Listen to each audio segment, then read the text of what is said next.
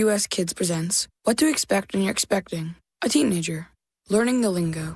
GOAT, G-O-A-T, acronym, stands for Greatest of All Time. As in, spaghetti sandwiches for dinner? They're my fave. Dad, you're the GOAT.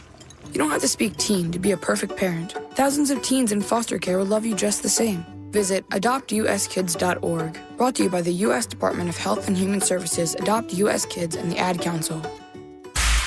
You're listening to 95.7 The Game, KGMZ-FM in HD1 San Francisco, on Odyssey Sports Station and the home of the Golden State Warriors and Valkyries. Always live on the free Odyssey app and now coming to you live from the Laughing Monk Studios. Ready for the ultimate red and gold game day?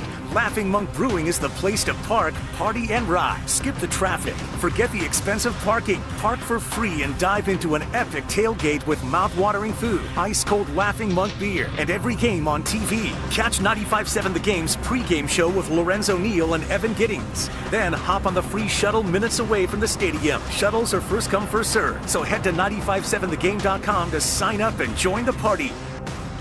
Running a business means wearing multiple hats. So if you're like me, you probably started out using your personal phone, taking client calls and texts nonstop. As my business grew, I needed something smarter. That's when I switched to Quo, the #1 business phone system. Quo works right on your phone or computer. No carrying 2 phones, no clunky landline, just one easy app you can try for free. Your team can share one number and handle calls and texts together like a shared inbox. Any teammate can jump into the conversation so customers get faster responses. And Quo's AI assistant summarizes your calls and responds to customers 24/7, so you never miss a lead or opportunity. All this starts at just $15 a month. That's basically 2 coffees. You can even keep your current business phone number. Find out why 90,000 businesses trust Quo. No missed calls, no missed customers. Try Quo for free at quo.com/sports. That's quo.com/sports to try Quo free. QUO.com/SPORTS.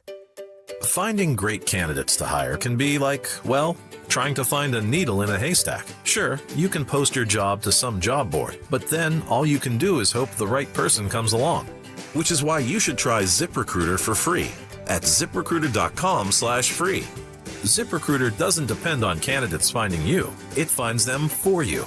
Its powerful technology identifies people with the right experience and actively invites them to apply to your job. You get qualified candidates fast. So while other companies might deliver a lot of hay, ZipRecruiter finds you what you're looking for. The needle in the haystack. See why 4 out of 5 employers who post a job on ZipRecruiter get a quality candidate within the first day. ZipRecruiter, the smartest way to hire. And right now, you can try ZipRecruiter for free. That's right, free at ZipRecruiter.com/free. That's ZipRecruiter.com/free. ZipRecruiter.com/free. ZipRecruiter. The following is an attorney advertisement. If you get sidelined by a workplace injury, the workers' compensation attorneys at Boxer and Gerson can help you get back in the game. Our team of skilled attorneys will fight by your side for the treatment and compensation you deserve. We care about justice for injured workers. That's what makes us Northern California's premier workers' comp law firm. Call Boxer and Gerson at 510-835-8870 or visit boxerlaw.com for a free consultation. Boxer and Gerson. Your life is worth the fight. The chase starts here. To make moments you'll never forget. Chase Center is rocking. The moment needs you on Warriors Day. Chase the moment. Buy tickets at Warriors.com. We've all been there. Sleepless nights, mind racing, wondering if your business's security service is really protecting what matters.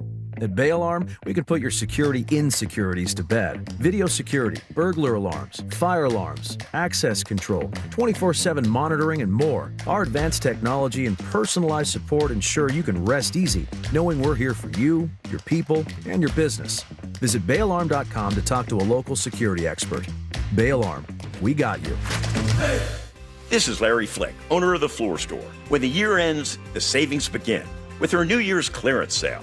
Now through January 12th, get up to 50% off store-wide on carpet, hardwood, laminate, waterproof flooring, and much more. Plus 2 years interest-free financing, and we pay your sales tax. All those savings add up to one thing: a happy new year from The Floor Store. Go to floorstores.com to find the nearest of our 11 showrooms from Santa Rosa to San Jose. The Floor Store, your Bay Area flooring authority.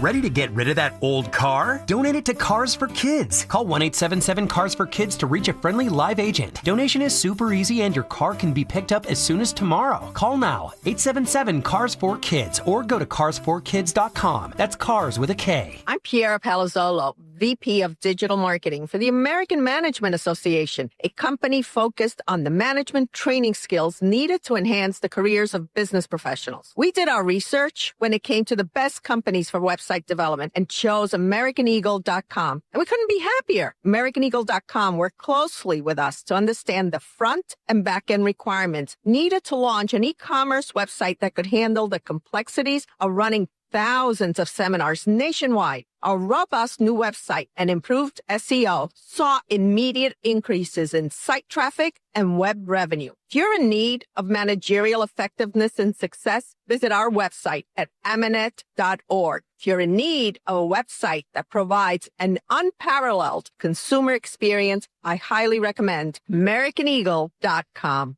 Transform your business today. Dial 877-WebNow1 for a free digital consultation with AmericanEagle.com. In San Francisco today, breezy with occasional rain and a high of 56. Weather brought to you by Staples. 2026 is here, and at Staples, deals mean business. Like up to $100 off custom print orders. Head into the new year looking good for less. Staples. That was easy. Ends 1/31. Wake up. It's time to wake on up. Wake up, wake up.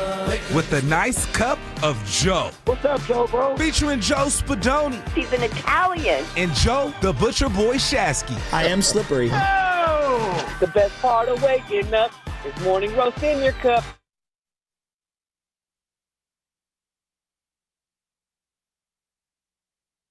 Kyle Shanahan in year number 9, and there is second-year head coach Mike McDonald.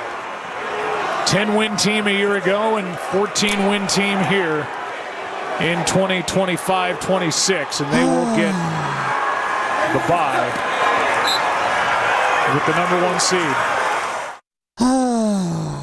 Joe Buck on the call. ABC on ESPN. 13-3 the final at Levi Stadium. The Seahawks have clinched the number 1 overall seed in the NFC. The Niners fall all the way down to the 6th spot, and they will now have a date with the Philadelphia Eagles in Philadelphia next Sunday, 1:30 local time. We have all week to dive into that matchup. Trust me, we will. It's Eagles, it's Niners, it's Philly. A lot of history there. But for today, I want to dive into that match and that matchup that took place on Saturday night. It wasn't raining. The elements were nice. It was prime time. The defense, if you just look it up, hey, they gave up 13 points. Wow. That's the same amount they gave up in week 1 when you got to win up in Seattle. Okay. Look, Sam Darnold wasn't amazing. There were things that happened in that game that I want to dive into, Joe. But if you just look at the box score, because people are just going to do that today. Well, you look up, you scored 3 points. 3 points. That's where a lot of people are going to go this morning, and I get it. And I want to hear from all of them. 888-957-9570. There are so many different ways we could go with this game. But first and foremost, you were there. I want to get the bird's eye view of what Joe Shasky saw, because I think a lot of people are curious to hear you and your feelings about that game, and which was overall, Joe, a disappointment, I think. Yeah, it really was. The team laid a big egg and got body bagged by a better team. That's what happened on Saturday night. And what really sucks is I felt like the vibes heading into the stadium were at an all-time high. Like, I've been to that stadium for every single playoff game except the Green Bay one in the rain because my son had just been born. I've been to all the big home games during the regular season. I never miss any of them.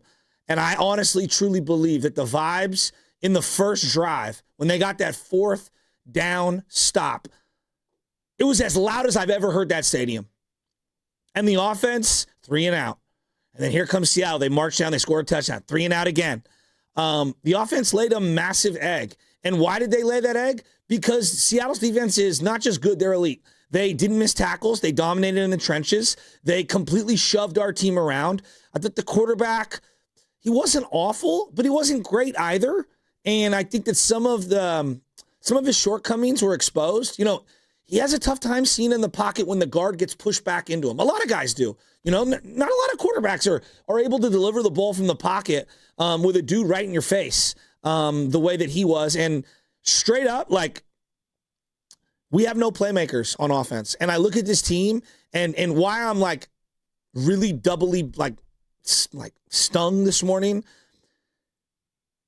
I don't know how they pick themselves up off the mat and get ready for the big game this weekend. And I know we got to get to them, and it's just the worst possible outcome. You went from having a bye and time off, and maybe you get Trent back. I don't know if Trent plays. Even if Trent does play in this game, I don't think he's going to be 100%. I don't think Pleasance was bad in this game. It wasn't bad, but they missed him. They missed Trent. They missed Ricky Pearsall. The glass man's got to get out on the field.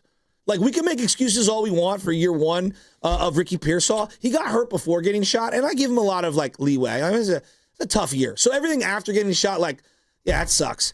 But straight up, he ain't looking like a first-round pick. No. Now, part of that is availability. Part of that is you don't have Brandon Ayuk. I mean, boy, you missed him.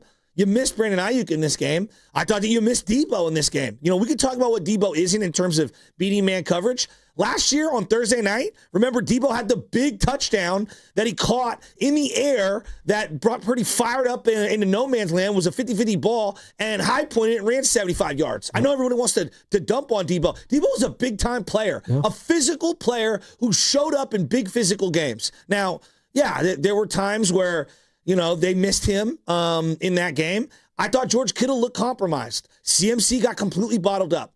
Both their running backs, both of them outplayed CMC in this game. Wasn't a lot of room to run. And then they get to the interception. Oof. He's got to make that play. I thought Purdy was slightly late getting rid of the ball. It got tipped. It was behind him because of the tip. But CMC's got to make that play. That's a play he's got to have. That's now 2 games, big-time games, Super Bowl and this one, where CMC has either put the ball on the ground or not made the big play. And when you want to be remembered as an all-time legend in 49er history, you got to step up and make those plays. It sucks. He's a great player. I love him. But, you got to make those plays. And Sam Darnold, I thought, did a better job in this game making plays with the pocket he was given by their offensive line that dominated the trenches. And then I get to the defense. And you brought it up. Look, you might have gave up 13 in this game. You couldn't get off the field. No. You gave up an 8-minute drive at the end of that game, and you got lucky that they missed 2 field goals. Yeah. They should have scored 30. Seattle should have scored 30. Darnold did not put the ball in harm's way. But also, can you put a hand on JSN? What is this soft zone, 9 yards off Jackson Smith and Jigba? Renardo Green has been a god-awful second-round pick. Awful. Diomino Lenore made 1 big play in this game. And that was a tackle for a loss, which basically set up a big punt. Outside of that, he was a non-factor, had a penalty in the end zone on JSN. I don't know why. Diomino Lenore, it feels the need to put stuff on Instagram. Pipe down, doggy. We got body bagged by the better team. Kenneth Walker ran through our soul. Now I get to the linebacker play. Who the hell is 49? Who is he? Now, I know Nick Martin was put on IR. Garrett Wallow. I know, really? Yeah. Tatum Bethune was on the ground every other play. D. Winters, he got shook so bad on that Darnold sack where he came flying through. It wasn't a sack. He got stepped on by a lineman, but at the same time, Darnold damn near tore his Achilles on juking him out. Can any safety make a play? Jair Brown and Malik Mustafa, they are the 2 true outcome safeties. Massive tackle for loss, massive whiff in space. There's no in between. There's no in between. No, honestly. And Garrett Wallow, the 49, had the face mask too, didn't they? There were 2 guys that made plays in this game. Upton Stout looked like he wanted to play. Upton Stout deserves credit today. He's a 5'8" slot corner. That's who you took in one of your high picks. He showed up. You know who they took? Emin Wari, who looks like a superstar safety. Okay, they took him 36th overall. Meanwhile, you have 3 rotational D tackles in CJ West, Alfred Collins, and Michael Williams, who's injured right now. This was about not only that team outplaying us, this was also about that GM, John Snyder, who came down onto the field late in the game as I rewatched the game for the 3rd time yesterday. And our GM, punching air in the box. You picked Jair Brown. You picked Malik Mustafa. John, you played safety. You could not pick 2 worst safeties when it comes to making big plays in the NFL right now. You handpicked them. Meanwhile, their handpicked safety dominated us. This was a game about one team hitting their stride and being a better team right now, and that coach having our number, and us coming up small. And I'll get to Kyle in a little bit. But the Niners got body bagged by the better team. They are the better team. They are. They are. You have to tip your hat to them. They're the best team by record in the NFC, and right now, the way they are playing, I don't want to play them. Like, I wouldn't want to. They got the bye. They earned it. They went into Levi Stadium. They look great. And you know what? And I talked about it all week because I thought the difference in the game was going to come down to whether or not Sam Darnold would make the big fat mistake. And you know what? For a second, Joe, he did make the mistake. He got stepped on by his lineman. He went to go hand the ball off. It falls on the ground. And this guy, Yetur Gross-Matos. Yeah, hit him right in the hands. Right in the hands, Joe. Their guy made a play who played maybe like 10 snaps, their linebacker, this random linebacker. We don't even know his name. Thomas. Drake Thomas. Yeah, okay. Who? The ball hit him in the hands. He made a play. Our guy, the ball hits you in the hands and you don't make a play. I don't ever want to hear from Yetur Gross-Matos ever again. It was Jaworski's Tart level of when they showed him on the big screen and he missed the ball. Everyone in the stadium, Carter was there, everyone in the stadium was like, get this guy off the field right now. I think he stinks. There's just certain things, Niner fans, and I hate to do this, we just run guys out of time. Was it YG? What do they call him? What's the nickname, the acronym? Yetur Gross-Matos, YGM, whatever? Yeah, YGM, okay. Sure. Get out of here. See ya. Bryce Huff has been a non-factor for weeks on end. Tatum Bethune on the ground every other play. God bless his soul. He's trying hard. The D. Winters is not good. Like, he's just not good. This defense, though they had a couple of moments where they got bailed out by misses, and I thought it was just hubris by them going for it on fourth down early in the game. It was a terrible play call. Darnold earlier in the drive the worst sack I've ever seen in my life. Terrible. Their defense is awful. How are you worse at stopping the run when we knew you were one of the worst teams at stopping the run last year? They ran for almost 200 yards. And that's before I get to how you defend Jackson Smith-Njigba. If I watch Renardo Green play 9.5 yards off a guy and then still backpedal as the guy's catching the ball, my head's going to explode. I don't think you ever see this in today's NFL where you have two running backs basically share the same load. 16 carries for Kenneth Walker, 17 carries for Zach Charbonnet. And both of them averaging 6.1 and 4.4 respectively on the ground. Joe, it's unheard of today. Joe, let's have a real conversation about why the Niners are where they're at right now. And it sucks. Like that game to me was all of the failed draft picks coming home to roost on one night. And I contrast that. And I'm just going to go just this year, just real quick as I go through my notes here. There's so much about this game that bugged me. They kept showing John Schneider in the GM's booth. And I kept thinking, like, John Schneider's the sweaty pits too. He's a better personnel guy right now than our guy. And yeah, look, are we out Nick Bosa? Yeah. Are we out Fred Warner? Yeah. Like, guys, our last few drafts have netted us nothing. Nothing. And as great as CMC's been, as great as Kittle's been, as great as Purdy's been. Like, let's call it. Purdy was a great draft pick. 2023, 2024, 2025 have been abysmal draft picks. Just in that game, your first round pick on the sidelines, okay? Michael Williams. Let's call it what it is. Like, Michael's probably never going to be a 10-sack, 15-sack guy. He's a run-stuffing, rotational D tackle. A horrific pick. I wouldn't bet on it right now, yeah. Okay? There were 24 other rookies who had more sacks. And I had to stop. 24 other rookies who had more sacks than our entire draft class. 24 other rookies individually had more sacks than our entire draft class. You know who leads the team from the draft class in sacks? Who? Upton Stout and Michael Williams, Oh, my God. Two.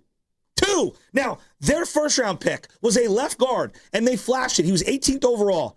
He is one of 12 guys to start every single game as a rookie this year in the NFL from North Dakota State. This guy, Zabel. Their second-round pick. Zabel, yeah.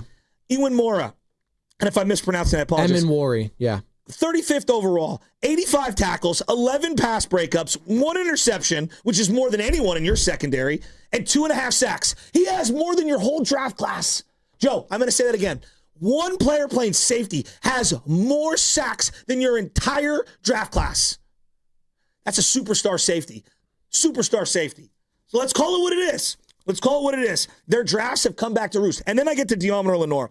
You want to tweet and you want to post things on Instagram. You better show up. You know who leads the Niners in penalties this year? Diomino Lenore with 10.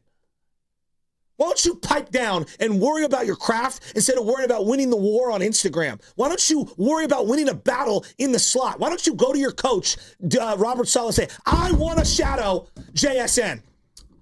For those of you who don't know what Shasty's talking about with Diomino Lenore, he posted on it's since deleted, by the way, on Instagram. Of course he deleted it, because that's what everyone does. On his story. They tweet things and then they delete it. Upton Stout showed up. Diomino Lenore, I'm still waiting for you to arrive. This is what he tweeted, quote, y'all think I give a F what Troy Aikman has to say? Clearly his eyes rolling in the back of his head when the game is on. Y'all show me where 11, Jackson Smith and Jigba, gave me work. Post every route, every matchup, end quote. Look, Jackson Smith and Jigba is more explosive than every player on the Niners, both sides of the ball. You guys can, we can all. That's not even close. No, he's the offensive player. He's an amazing player. Yes. He's an amazing player. They gave this guy, he didn't even get touched. One time Diomino Lenore guarded him in the slot and he pressed him a little. Joe, that was like a C game for JSN. That's what I'm saying. Well, a C game for him would be like an A+ for any Niners receiver. Joe, they didn't need to. He had 6 receptions for 84 yards. Joe, they didn't need to. You know why? Because they were running the ball down our throats. And when they needed first downs, they were like, oh, where's Renardo Green? Yeah, let's attack that matchup. I mean, Eric Saubert, ex-49er Eric Saubert is getting laid off. We're laying off him like he's... Like, what is he, prime Tony Gonzalez? I know. A.J. Barner, another guy. Look, everybody wants to talk about how great the offense was worse than the defense. So I'm stuck on the defense right now. Let me get to the offense. Kyle Shanahan. I'm waiting for this one. I think people are waiting for the Shanahan. Kyle Shanahan. Dear God, have you seen? What are we trying to accomplish? No one fears Kyle Juszczyk. No one. Jake Tonjes needed to be out on that field at some point. You needed to get him out there. Juwan Jennings is not a number one, okay? When JSN walks off the bus, this is a football coach terminology. When he walks off the bus, you back up 3 steps because you're afraid he's going to take the top off the defense. Juwan Jennings fears no one. No one fears him in the league. Mm-hmm. He's a good player. He'll make contested catches. He's not dictating coverage, all right? And so they played their entire offense. The Niners played in a 5-yard box, a phone booth all day. Now, the offensive line got caved in. I didn't think Brock had a lot of time to throw. I also think he struggles. This is an area where, let's get nuanced. He's small. He struggles at times when the guards get pushed into him to see over the pocket, when he's stuck in the pocket. Shanahan, move the pocket every 3 or 4 plays. Get him on the boot. Get him moving. His best attributes in this game were when he was moving to his left and to his right and being able to throw downfield. Let's call it what it is. Move the pocket for him. George Kittle looked compromised. They needed playmakers. Where's Kendrick Bourne? I know. What a sad sentence. Where's Kendrick Bourne? But he's one of the few separators. And then I get to Ricky Pearsall. Your failed first-round draft pick can't get on the field. That's a problem. That's a problem. And when I look at him in contrast to what this team needs right now, he's a nice player. He'll never be a number one. He can't line up on the line of scrimmage like JSN can and win in press coverage. He's a complimentary player, and we're dying for him to be out there. That is the indictment of where this offense is. Where are the young players? Where's my backup running back? Where's Garendo? Haven't seen him for months. Nope. Another draft pick failed. Where's Jacob Cowing? He hasn't even been in uniform for 2 years. All right. Where's Jordan Watkins? Can't get on the field? Yeah. We're relying on garbage DeMarcus Robinson, who can't understand route concepts and is in the same spot where Juwan Jennings is all year. Like, what? This team struggled to get separation. It is the same thing that ailed them during the Jimmy G era. Can anyone take the top off the defense? And this is why I go back to the Brandon Ayuk. This is why the Brandon Ayuk thing is so frustrating, because he's the one guy, when he was healthy, who could take the top off the defense, and you had to honor him. They don't have a weapon on the outside that anyone cares about. There were multiple times their cornerbacks stayed on the outside of the receiver, okay?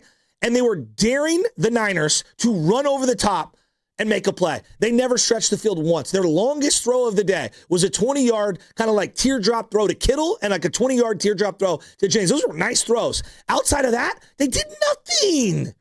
They did nothing. And I would argue one of those plays was an impromptu play by Purdy. Purdy's feet were the best part of this game for their offense. What a horrific, cowardly game plan from Kyle Shanahan. You get a sack with and I know I'm rolling here. You get a sack with 54 seconds left in the half, all right? It's 10-3. You finally muster up a field goal, okay? You've got all 3 timeouts. You get a sack on the first down. It's going to be 2nd and 17. There's 55 seconds. I'm yelling, timeout! Right. Timeout! Call a timeout! Get the ball back! They're running the ball down your throat. This is going to be a limited possession game. Look at the clock, Kyle. Look at the amount of possessions that you've had. You've been 3 and out, 3 and out, 3 and out. At one point in the game, your third possession, they had run 24 plays and had the ball for 15 minutes. You ran 6 plays. They had 10 first downs. You had none. So when the score was 10-3 and it's 55 seconds to go and you get that sack on 2nd and 17, call the timeout. Be aggressive. You have a franchise quarterback. Let's go. No huddle. Let's go. We're trying to win the division. We're trying to get a bye week. We're trying to get the most favorable matchup.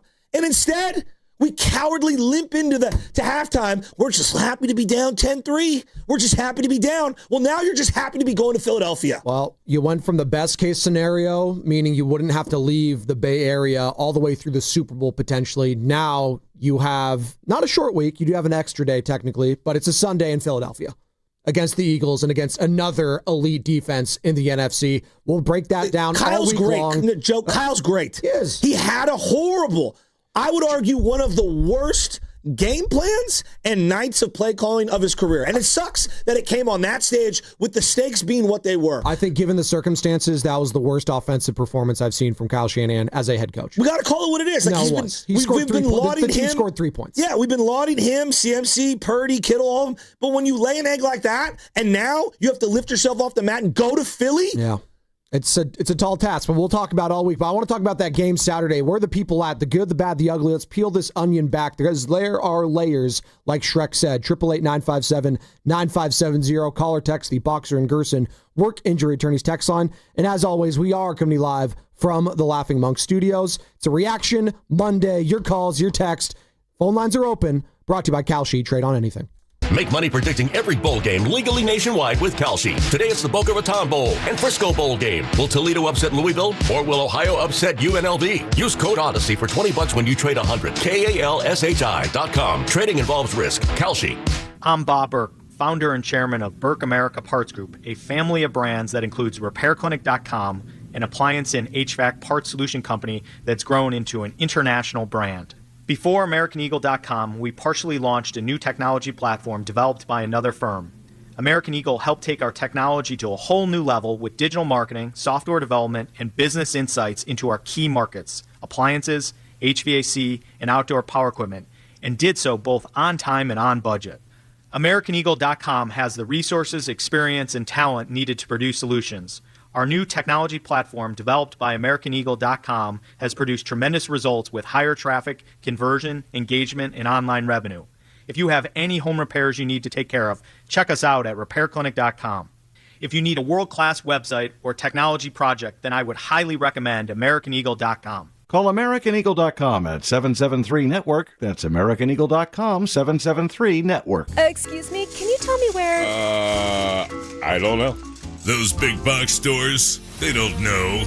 But Dolan's knows. For 60 years, Dolan's Lumber has been serving the Bay Area with the materials and the knowledge to make your next home improvement project stellar. Lumber, doors, windows, you name it. Dolan's knows exactly what you need. So skip the guessing. Go with the experts. Remember, Dolan's knows. Call now for a quote, 800-9-DOLANS, or visit DolanLumber.com. Dan owed an unbelievable amount of money to the IRS. I got behind on my taxes. It's a horrible feeling. He was in denial. And when I got those letters from the IRS, you wanted to act like they didn't exist. Finally, Dan turned to Optima Tax Relief, the leading tax resolution firm. A-plus rated by the Better Business Bureau, they've resolved over $1 billion for their clients. Optima got me a settlement with the IRS. These people are really people-friendly. It was every bit of a new lease on life for me. The fast action and the great results made Dan's head spin. I felt like I was in a dream, but it's real, and I have paperwork to prove it. They got the job done, and life is good. For tax help you can trust, call Optima now for a free consultation. If you're worried about what's going to happen with the IRS, stop worrying.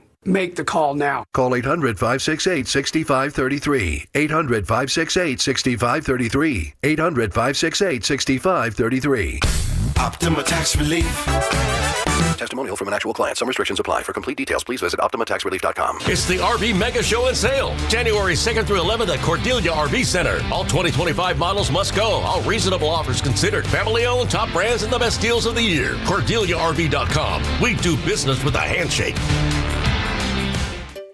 Finding great candidates to hire can be like, well, trying to find a needle in a haystack. Sure, you can post your job to some job board, but then all you can do is hope the right person comes along. Which is why you should try ZipRecruiter for free at ZipRecruiter.com/free. ZipRecruiter doesn't depend on candidates finding you. It finds them for you. Its powerful technology identifies people with the right experience and actively invites them to apply to your job. You get qualified candidates fast. So while other companies might deliver a lot of hay, ZipRecruiter finds you what you're looking for.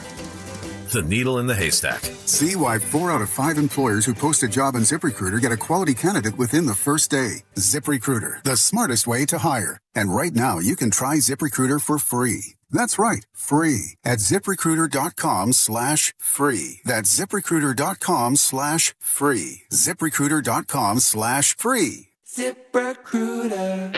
At Big O Tires, now through January 25th, get $80 to $120 instant savings on 4 select in-stock tires with installation purchase. Disposal fees extra, not good with other offers. See your locally owned Big O Tire store for pricing and book an appointment online today. Tune in to 95.7 The Game for Warriors Live, 60 minutes before tip-off. Every Warriors game throughout the season as we get ready for the action. Presented by Xfinity, your home court advantage. Brought to you by Xfinity. Watch all your favorite teams all in one place. Xfinity, imagine that. This is your college football postseason update, presented by Factor. Eat like a pro. College postseason drama is heating up, and this weekend powerhouse programs delivered when it mattered most, with top seeds punching their tickets and surviving must-win matchups to keep their championship hopes alive. As the playoff picture tightens, every drive, every decision, every moment matters. Just like the athletes leaving it all on the field, Factor meals fuel performance with pro-level nutrition delivered to your door, ready when you are. Factor. Eat like a pro. Welcome back to Winter Hack Radio, the place for clever hacks to survive the season. Icy driveway? Well, try spreading sand or birdseed to help with traction. Snowy puppy paws? Well, grab a whisk, brush it off, done. Catch COVID-19? Well, just get... Actually, there's no hack for COVID-19. But if you test positive, prescription medications for COVID exist. Ask your doctor if they're right for you. Visit PfizerForAll.com to learn more. Sponsored by Pfizer.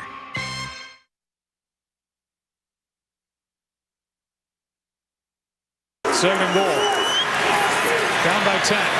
That ball was tipped, I think, and picked off. Off the hands of McCaffrey and into the arms of Drake Thomas. I think that ball was tipped out of the hand of Purdy.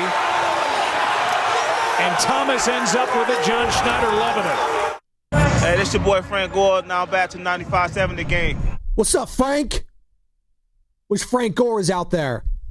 Needed that energy, needed that boost.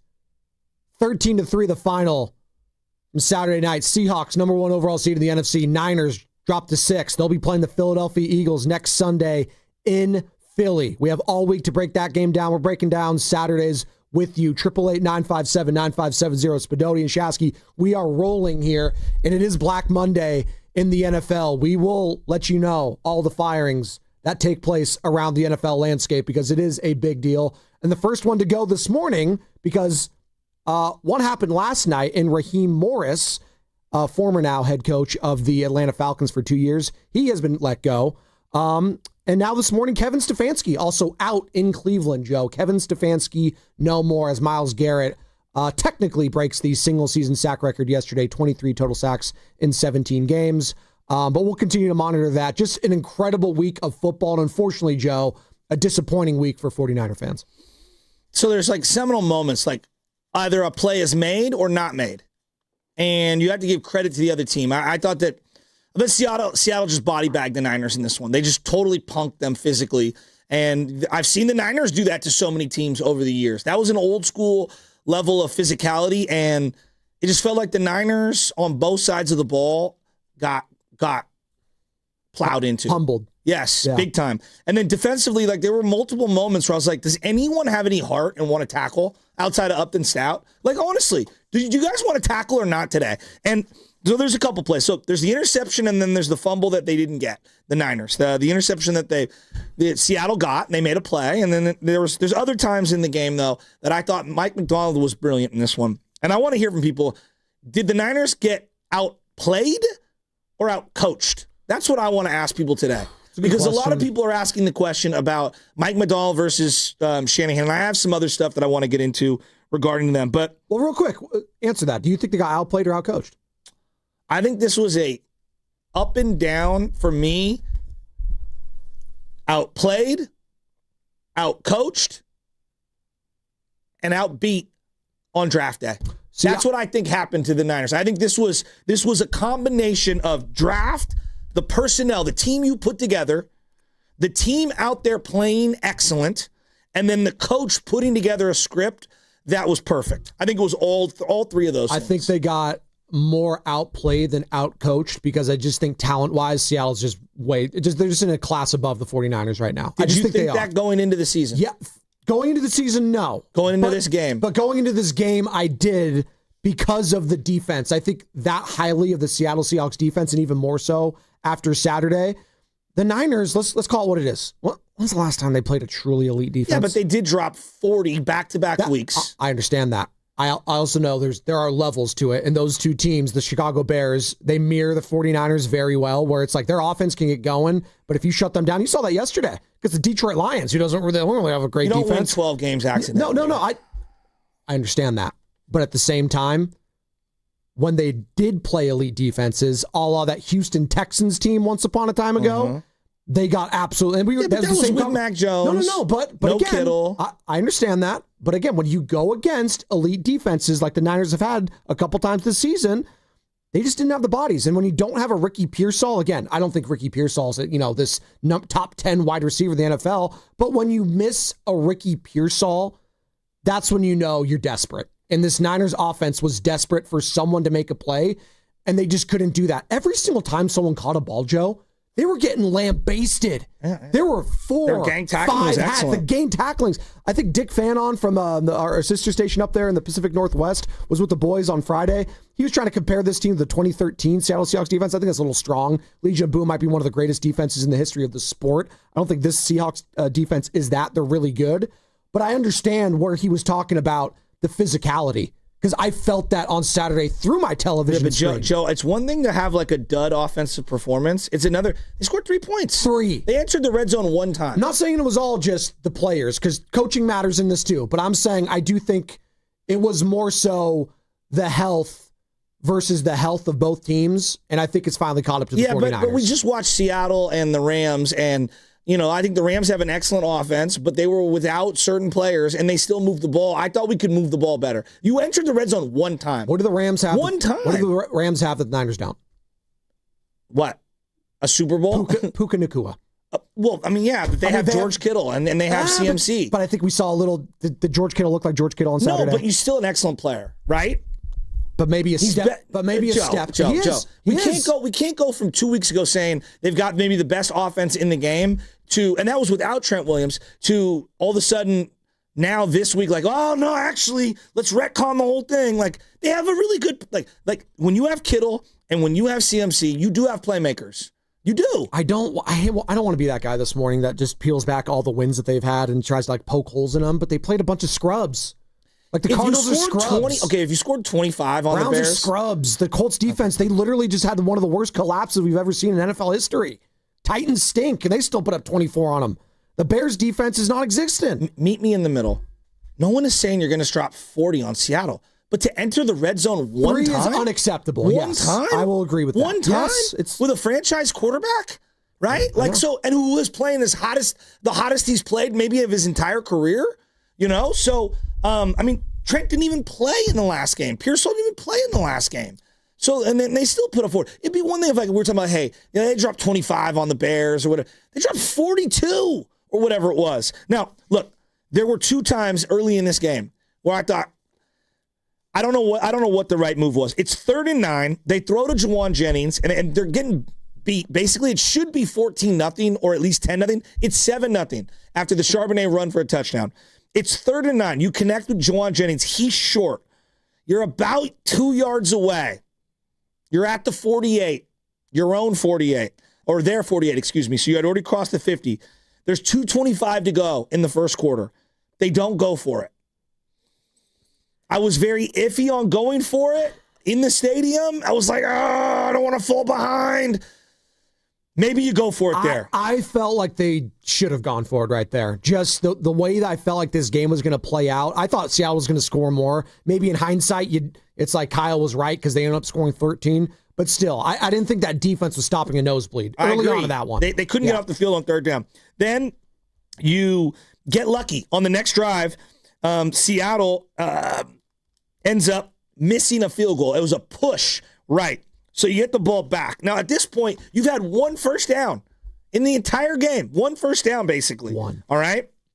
And you get the ball, and on 3rd and 11, they go 5 wide. All right? You finally cross the 50, and Brock scrambles and dives out of bounds. He's short of the first down. Now, I'm watching Mike McDonald. He's, like, talking to the ref, and then the Niners line up in a shotgun formation. It's like 4th and 1, 1.5, maybe 2.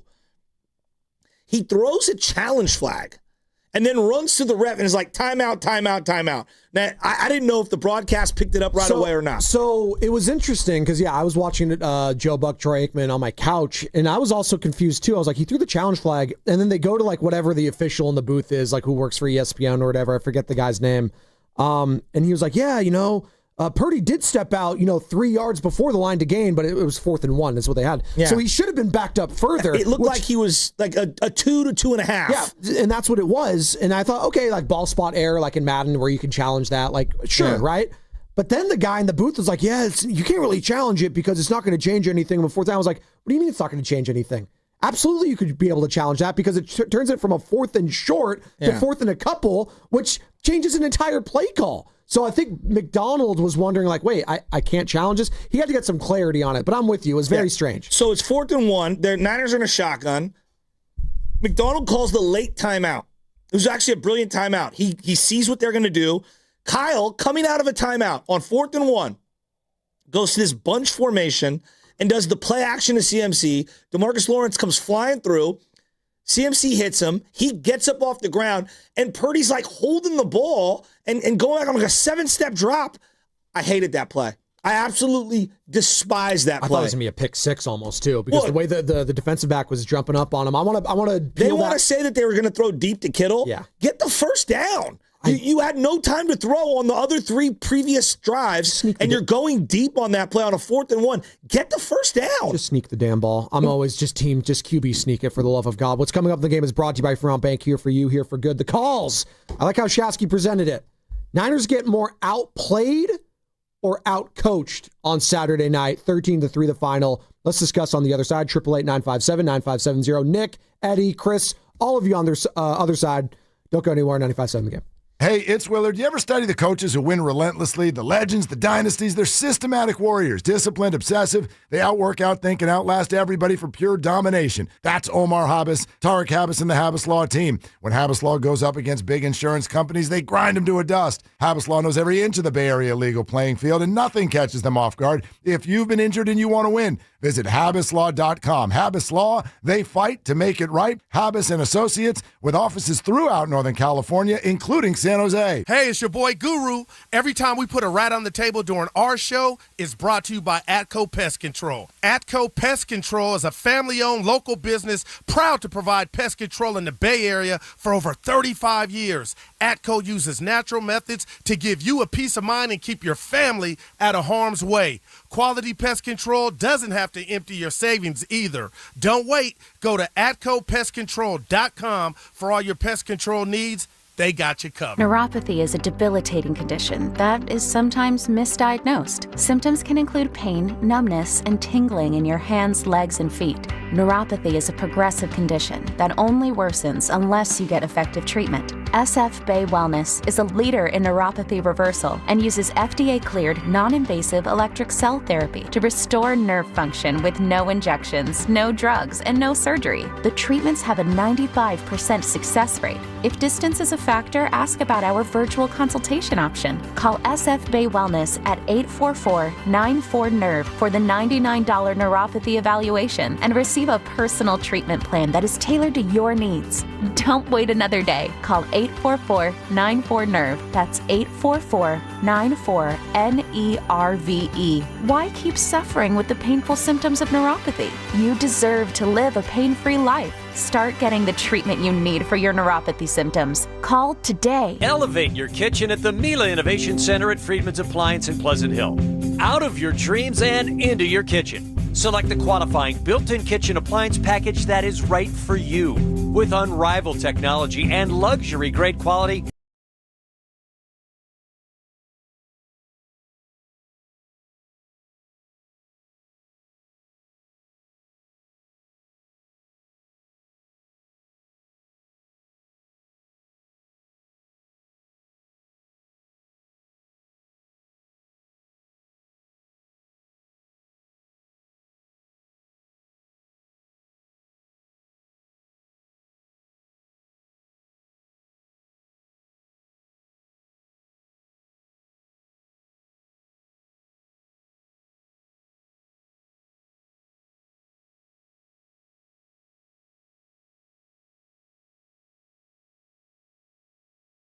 Finding great candidates to hire can be like, well, trying to find a needle in a haystack. Sure, you can post your job to some job board, but then all you can do is hope the right person comes along. Which is why you should try ZipRecruiter for free at ZipRecruiter.com/free. ZipRecruiter doesn't depend on candidates finding you. It finds them for you. Its powerful technology identifies people with the right experience and actively invites them to apply to your job. You get qualified candidates fast. So while other companies might deliver a lot of hay, ZipRecruiter finds you what you're looking for. The needle in the haystack. See why 4 out of 5 employers who post a job on ZipRecruiter get a quality candidate within the first day. ZipRecruiter, the smartest way to hire. And right now, you can try ZipRecruiter for free. That's right, free at ZipRecruiter.com/free. That's ZipRecruiter.com/free. ZipRecruiter.com/free. ZipRecruiter.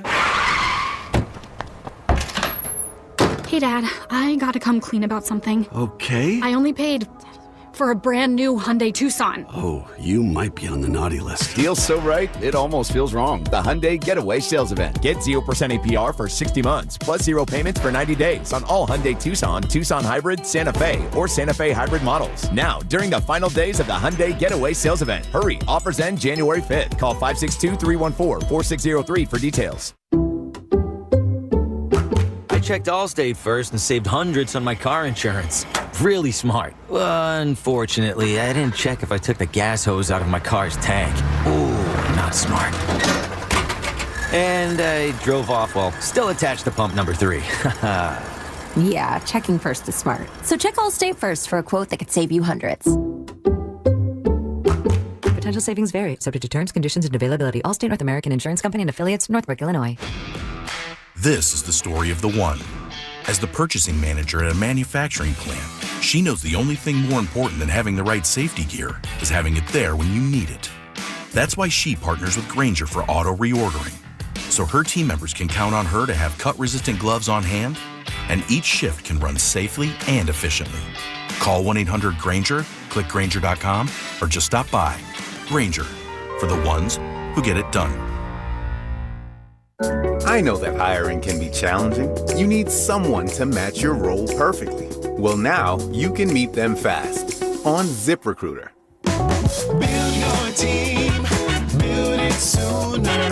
Meet your match on ZipRecruiter. Just head to ZipRecruiter.com/free right now to try it for free. That's ZipRecruiter.com/free. Meet your match on ZipRecruiter. Try it free.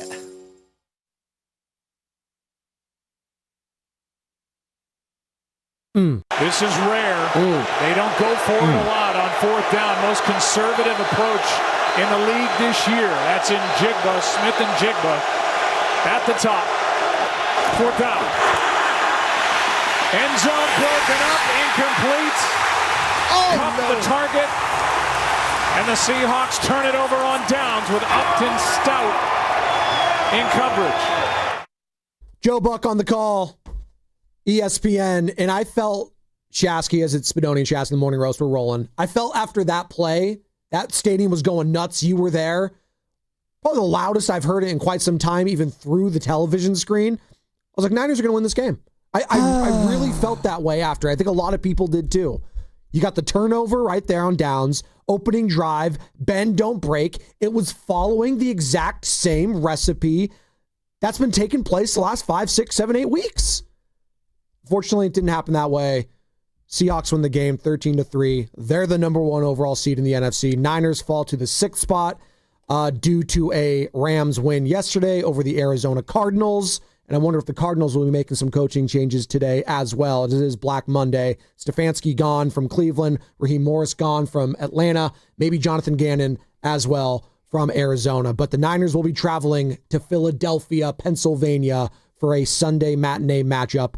And going from the 1 seed to that is hard to swallow for a lot of fans. Given how poor the Niners were at stopping the run and getting stops on third down, I felt like this was a game where each possession that you can get that was an extra possession was a premium.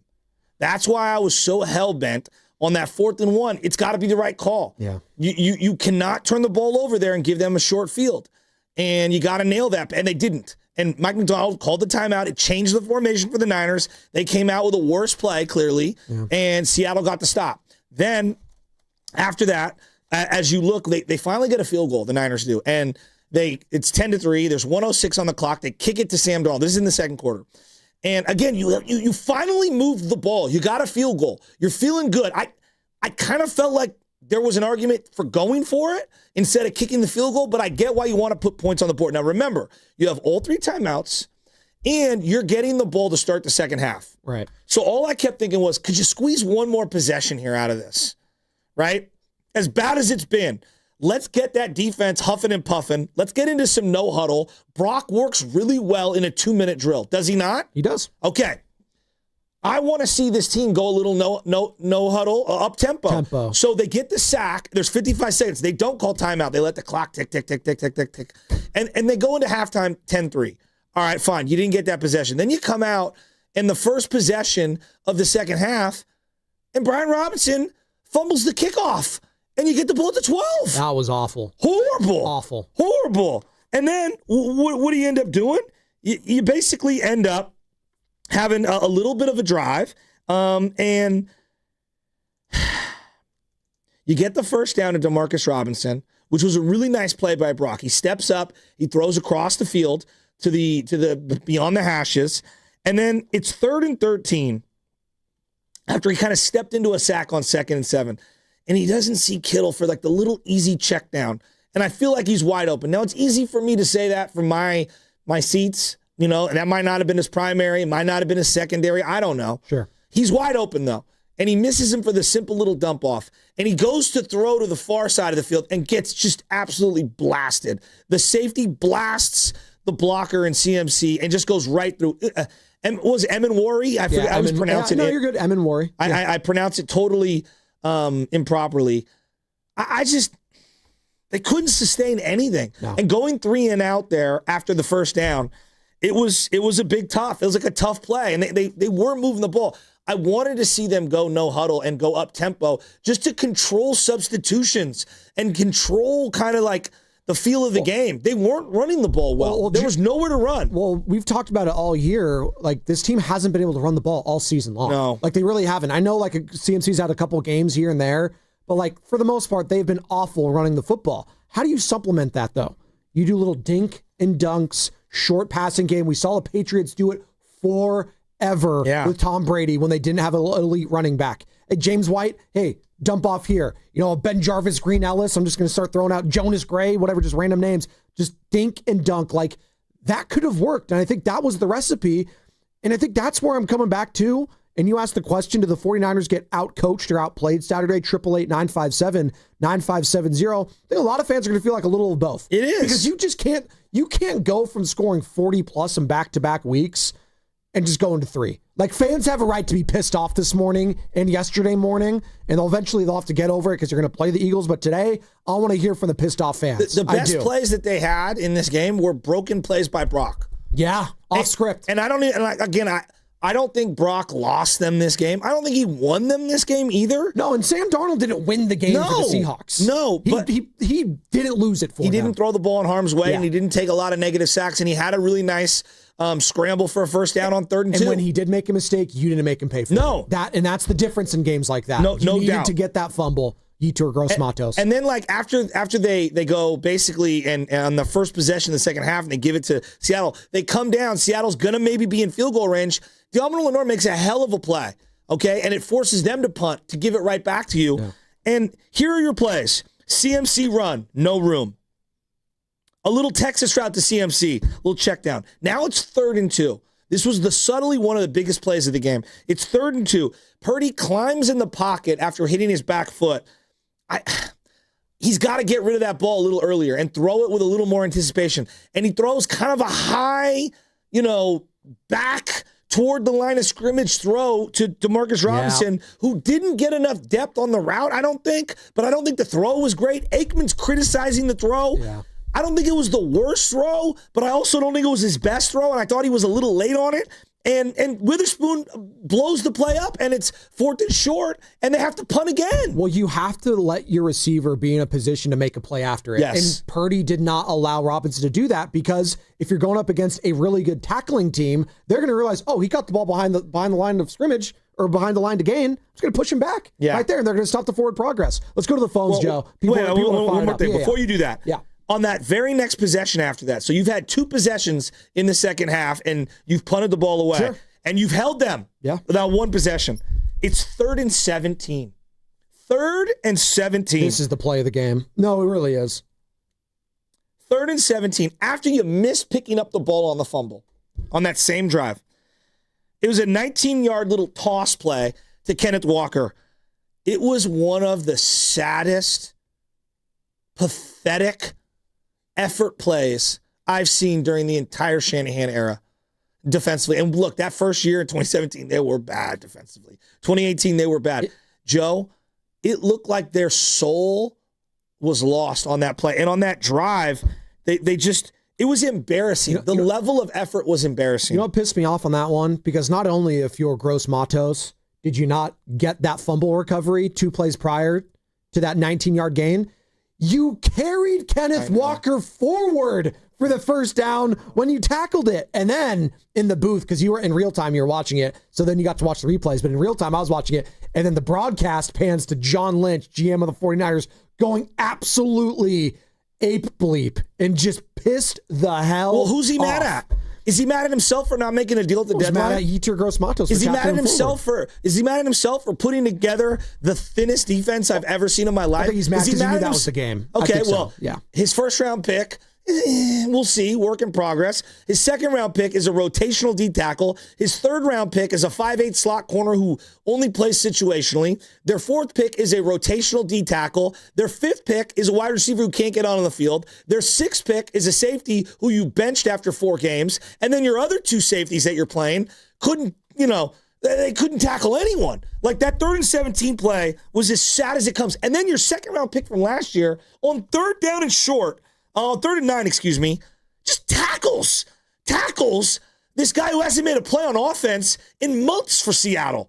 And then he's celebrating like he made a play. Ronaldo Green sucks. Yikes. No, he sucks right now. He had his hand all over Rashid Shaheed's neck. They kick a 31-yard field goal. They go up 13-3 at the start of the fourth quarter. 2 scores. You're down 10. And Kyle is huddling up the entire fourth quarter. Guys, we're not getting stops. We have got to go no huddle. So I think it was a combination of personnel, players getting, beat one-on-one, just straight up. They were better than us, and we got outcoached. 888-957-9570. Let's kick it off with Eddie in Oxnard. What's up, Eddie? You're on the roast. Hey, man. I think you're absolutely right. They were outcoached, outplayed, as well as outdrafted. That Seahawks team looked fast. They're young. we're at times holding on to old vestiges of failed Super Bowls. At some point, you have to move on. I don't know why we're still using a fullback. I don't know why Tonjes wasn't out there. Why didn't we see Jordan Watkins or Jordan James? We look slow on offense. Kyle cannot come back from a 7-point deficit going into the fourth quarter when you're 1 for 38. That means you're unable to adapt and have counter punches for the offense. The defense is terrible, but they're injured. Alfred Collins, I think, is going to work out. He looks pretty good. Mykal Williams, Nick Bosa, as well as Fred Warner being out really hurt the defense. But the defense is so decimated by injury that you know that the offense needs to carry the team forward. And the offense can't do that because it's stagnant, it's old. Kyle has very bad personnel groups. He had very bad play calling that game. It was just bad all around. I was at the Seahawks Thanksgiving game back in 2015. It looked like that. It looked like the team had no answers, no heart. It was just done. That's Eddie and Oxnard. Eddie, let me double down. So George Kittle, Nick Bosa, Fred Warner, and Deebo Samuel were all drafted from 2017 to 2019. And there's 17 Pro Bowlers and Pro Bowl selections amongst them, okay? 17 from 2017 to 2019. Mm-hmm. Of the players drafted since 2020, Pro Bowl, that's not even the All-Pro. Pro Bowl, they've only had 2 Pro Bowl selections. Brock Purdy one time, Talanoa Hufanga one time. Since 2020. That's 5 years of drafts. Damn. And we know where Talanoa Hufanga is playing currently. Denver, yeah. This segment is brought to you by Golden State, serving the Bay Area for 3 generations. When you succeed, we succeed. Visit GoldenStateLumber.com. And you are listening to 95.7 The Game, KGMZ FM and HD1 San Francisco and Odyssey Sports Station, and the home of the Golden State Warriors and Valkyries, always live in the Free Odyssey app, coming live from the Laughing Monk Studios. And the Warriors have won 6 of their last 8, by the way, and they are taking on the Los Angeles Clippers tonight in LA. 7 o'clock tip right here, 95.7 The Game, 6 o'clock. Warriors live. And yes, there is stuff that is happening there. A lot of comments from Steve Kerr last week. And don't you know it, as soon as Niner fans turn off the Niners game Saturday and put the Warriors game on, taking on the Jazz, Draymond Green gets ejected. So there you go, Saturday night. But they still end up getting that win. Let's go to our guy. You want to squeeze in real quick? No, it's just like we got to call it what it is. Like they got slapped around, the Niners. They got humbled. It should have been like everyone's like, the defense played good. They missed 2 field goals. All right, Seattle did. And they were on a 4th and goal, and you got to stop. So you get credit for that. You got to stop there. The Niners were lucky that they didn't hang 25 to 30 on them in this game. Yeah. And there weren't a lot of possessions because they ran the ball really well. They had an 8-minute drive after the interception where Brock Purdy, and look, they were down 10 when he threw that interception. So, it's already, I don't want to say game over, but, your likelihood of getting stops and coming back into that game, we would all admit, would have been difficult. The degree of difficulty in the comeback there was pretty high. Absolutely. Right, and that was with whatever. They turned it over with 10 minutes to go. The Niners didn't get the ball back till 2 minutes left with 24 seconds, 2:24 on the clock. Joe, they had a 7.5, 8-minute drive. It didn't matter that they doinked it because the game was over at that point. It really was. There was 2 scores. The time was what they needed, and it was gone at that point. And to your point, it wasn't a foregone conclusion even if they got the score, but it would have put pressure on Sam Darnold. And when he pressures Sam Darnold, you put some pressure on him. All right, Sam, you're going to have to get a first down here to ice this game, or a couple of them. They didn't even put him in that position. They didn't even need to do that. I mean, after that 3rd and 17, I just keep coming back. I mean, everyone's going to keep coming back to that play, but I felt John Lynch, and I know you don't want to hear that, you don't want to see that, but I think John Lynch was feeling like a lot of Niner fans, dude, how did that just happen? I'll tell you how it happened. John, you picked these guys. Okay, here's a good example. I know he's on IR right now. I know, because of the concussion thing. They clearly don't like Nick Martin. You took him, not Joe Shasky. You took him. You drafted Malik Mustafa. You took Marquise Siegel, who can only play special teams, to be the other safety. You drafted Jair Brown. You put Jair Brown back out on the field. You're the one that brought in Jason Pinnock. You're the one that drafted D. Winters. You're the one that didn't re-sign Dre Greenlaw, which is fine. You can't afford everyone. I get it. You got to make tough decisions. Now, it sucks that Fred Warner's out. You drafted Tatum Bethune. You brought in this guy, Wallow, who I've never even heard of, who's the worst linebacker of all time. Joe, there was a moment, I think there was at least a play or two, where there was no D. Winters or Tatum Bethune on the field. And this guy, Garrett Wallow, and Eric Kendricks, who's 50 years old, was out there. Like, oh my John can be as mad as he wants. I was banging the table at the deadline. What was I saying? You wanted to get someone. Yeah. Yeah. This team needed help. Yeah. They needed help. And the difference between getting a bye week and maybe the most favorable matchup and not is a couple stops. That's literally what it is. Right. What's crazy, remember the Chase Young trade a couple years ago? Yeah. And everyone lost their mind about Chase Young and how weak he is. Since Chase Young left the Niners, he's had 15 and a half sacks the last 2 years. Now, that's not a lot. He showed up in the Super Bowl. I'll give him that. He did. No, like you were there. Like, okay. He showed up there. But yeah, like, you want to hear the saddest thing? Last 2 years, Nick Bosa, 11 sacks. Last 2 years, Leonard Floyd on the Niners had 8. Sam Okawanu, last 2 years, 6 sacks. Malik Collins, 5. Cleve Farrell, 4. Chase Young, again, 2 years removed, 15 and a half sacks. And I'm looking at their draft class. Let's just go their last 2 years draft class. Sam Okawanu was an undrafted free agent. You don't get credit. Upton Stout has 1. C.J. West has 1. Michael Williams has 1. The starting safety for the Seahawks has 2.5 sacks. That says it all right there. 13-3, the final in San Francisco, and they are going to be going to Philadelphia next Sunday. We'll be breaking it all down, but right now we're breaking down that performance, or I guess I should say lack thereof, on Saturday from the offense. Just 3 points in what I am calling the worst offensive just game in Kyle Shanahan's head coaching career. I can't speak to him as a coordinator back in the day, but as head coach of the San Francisco 49ers, given the circumstances, Joe, number 1 overall seed on the line at home against your division rival, you put up 3 points. That's the worst offense I've ever seen under Kyle Shanahan. Well, they don't have any weapons on the outside. They don't. And everybody wants to pound the table. Like, Jawan Jennings is a nice player, okay? The difference between being a guy that teams fear and being a nice player is pretty big, right? And, look at JSN. You have got to give that guy space if you're not an elite speed guy who can turn their hips defensively. So they're backing off the guy, 12 to 8 yards on every single possession.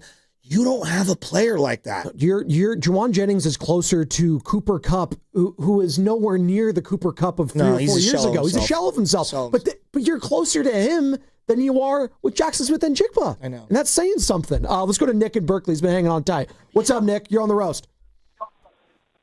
Man, did anybody check Sam Darnold's pockets before he left the Niners? Because, man, they knew our plays, man. I'm telling you right now, they outplayed us. We ran the ball 12 times. They ran it 39. They had literally 1/3 more time of possession than we did. Our first 3 possessions were 4 possessions were horrible. I mean, it's like, dude, what part of you didn't sign Metcalf or you didn't sign any of these other receivers, and we're sitting up here playing games with a malcontent in Ayuk, and we should have been just kicked him to the curb. It's like, man, I don't know what's going on with the front office and the signings that they're doing. Like when we drafted, what's his name, the little man who was out again. He was hurt when we drafted him. Again, another player, a small wide receiver that's hurt when we drafted him. I don't understand what are you trying to accomplish when you draft players that are hurting or recovering from injury before they even come to camp. It doesn't make sense. It's like, man, come on, man. It's like, dude, there's plenty of free agents out there, and Lynch don't make no moves, and we're sitting up there paying for it right now. And, they act all ho-hum, like Shanahan's no big deal. It's a big deal to the fans, though, Shanahan. It's a big deal to a blue-collar worker like me, bro, that pays money for season tickets, and you're ho-humming it like it's no big deal that I don't get to watch a playoff game at Levi's with my daughter, bro. That's the big deal to us. You know what I'm saying? May not be to you, but you just think your arrogance and you think everything that you do on offense can overcome anything. Well, 12 rushing plays ain't gonna cut it. You know what I'm saying? Todd just didn't even get a reception. You know what I'm saying? Neither did Kendrick Bourne, and they put up major yards in big games this year. So I don't even know what you were two tight end, double tight end set. Nothing, dude, nothing. They knew our play. I watched the game 4 times. If you watch their defense, they knew exactly where we were going on every play. They didn't even flinch. They were mirroring our plays. They knew our plays, man, and the cadence. I'm telling you right now. I'm telling you, it's crazy. It sounds crazy, I know. They whooped us. Good job, Seattle. Hopefully we can win at Philly. That's all I got. There you go. It's Nick in Berkeley. I'll defend Kyle Shanahan when it comes to this. he can't just say, we're devastated and we're not going to recover from this loss. They have to play next Sunday. So you have to pivot really fast. I know that's what fans don't want to hear. You want to hurt. And he's telling his players hey, this is going to hurt. Use that as fuel next week. Try to use that as fuel and embrace going on the road. But that's really hard to do. And I think Troy Aikman did a really good job on the broadcast, breaking it all down throughout the game because he kept saying it. Loser of this game is just going to be absolutely spent emotionally. Getting to this point and losing this game is going to either both ways, he said, whether you're the Seahawks or the Niners. I just don't know how you could mentally overcome that hurdle in a week's time. And it's going to be very difficult. We'll have all week to talk about it, but I was in total agreement with Troy. I thought he hit the nail on the head. The tone of that game throughout, whoever loses is going to be absolutely devastated, and fans are, rightfully so. All right, so now McDonald has been Baltimore, D.C. before he was with Seattle. Correct, and the Michigan prior to that. Yeah. Shanahan versus McDonald. Shanahan's record is 2-3. He's been outscored 103-92.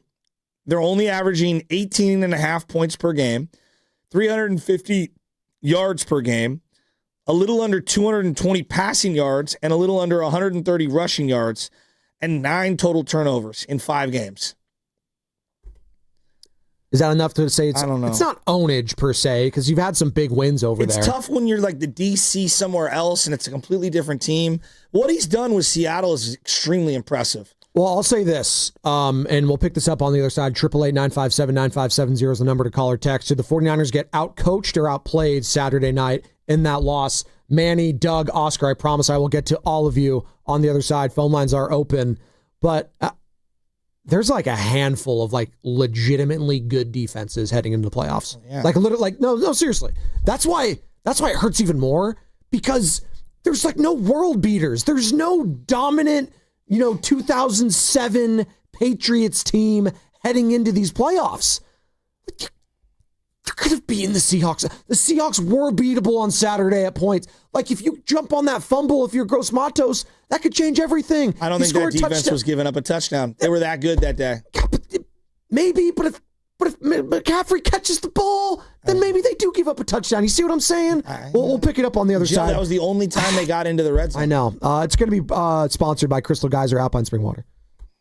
What makes Crystal Geyser Alpine Spring Water different? We always bottle our Alpine Spring Water less than 1.5 miles from the spring source, and all our bottles are made with 50% recycled plastic from our own recycling plants. Crystal Geyser, bottled at the spring source. Hi, I'm Chris. I'm David. And I'm John Margevisi with Jack's Restaurant and Bar. Dude, what's with that voice? Bro, it's my radio voice. People say I have a great voice for radio. Bro, people say you have a great face for radio. Oh, you have a radio Guys, face. not again. We're here to talk about Jack's. Mom taught us everything we know. Use the best ingredients. Cook everything homemade. Treat everyone like family. Don't forget the bar. With amazing cocktails. Of course. Full bar. Amazing cocktails. Let's stay focused. You're right. I'm sorry, bro. I'm sorry, too. That's better. Besides, you're twins. You have the same face for radio. Why, you little I love Jax.com. This is Larry Flick, owner of The Floor Store. When the year ends, the savings begin. With our New Year's clearance sale, get up to 50% off store-wide, 2 years free financing, and we pay your sales tax. It's our way of saying Happy New Year. The Floor Store, your Bay Area flooring authority. Boxer and Gerson,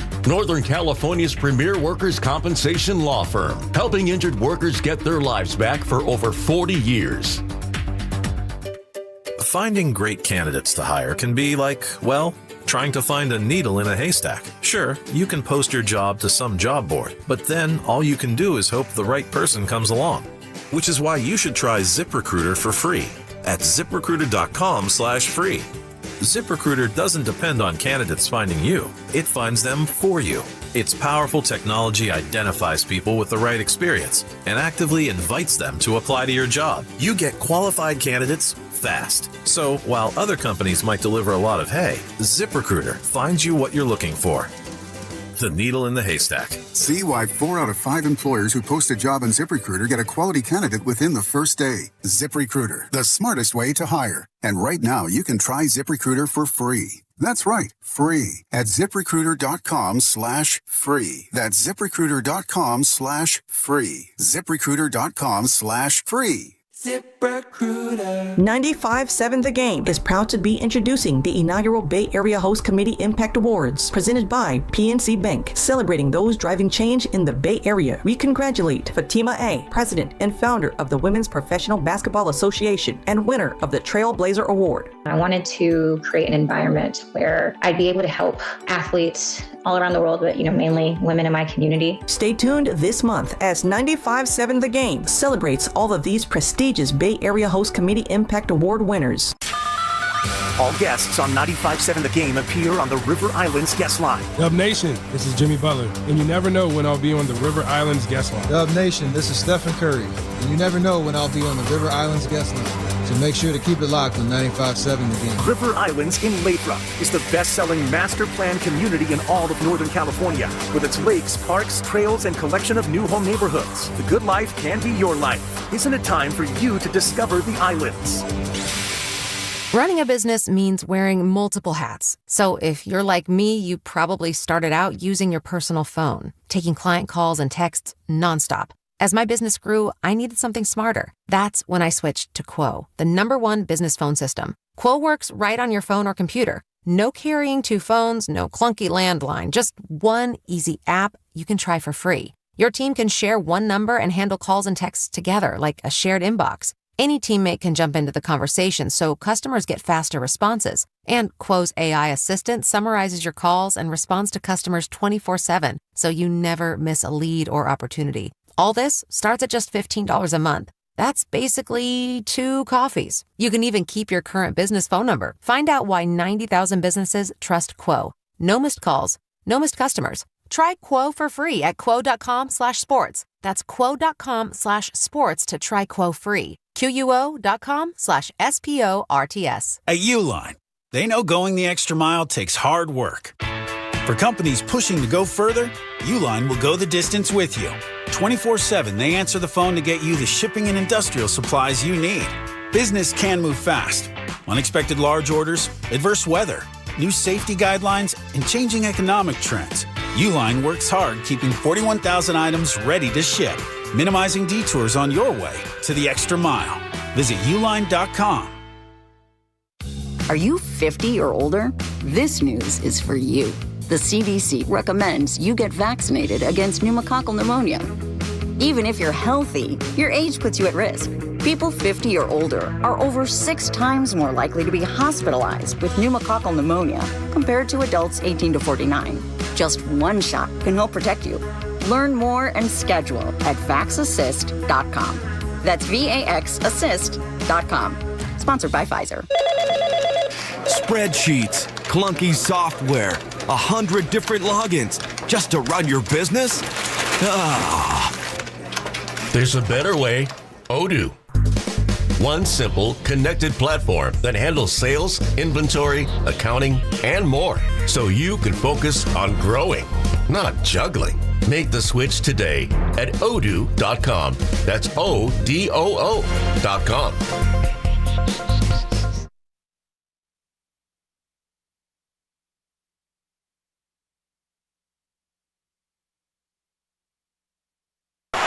They're down in 2. Charbonnet. He's got it and plenty more. Oh, no. Touchdown, Seattle. He got the first down, then was one-on-one with Malik Mustafa, who couldn't bring him down, and it's a 27-yard touchdown run on 3rd and 2. Good morning, Rose. This is the Morning Roast with Joe Saboni and Joe Strasky. We'll be right back after the break. My favorite part of that is that we come back from the break playing that. So there you go. 13-3 the final. 39 carries for the Seattle Seahawks for 180 yards on the ground. They tripled the 49ers total carries. Niners finished with 12 carries for 53 yards. Let me say that one more time. 39-12. That's what Kyle Shanahan, when he's at his best, does to other teams. And I'm going to keep bringing up what you said this morning because I think it's a great point, Joe. That was a Jimmy Garoppolo-led 49ers type of performance that I saw on Saturday by the Seattle Seahawks. Like, I remember the Niners doing that to teams a few years ago. Hey, Jimmy, Just don't lose us the game, bro. Just don't have those oh-no throws. Just we'll figure it out. Have some timely first downs. Just don't lose us the game.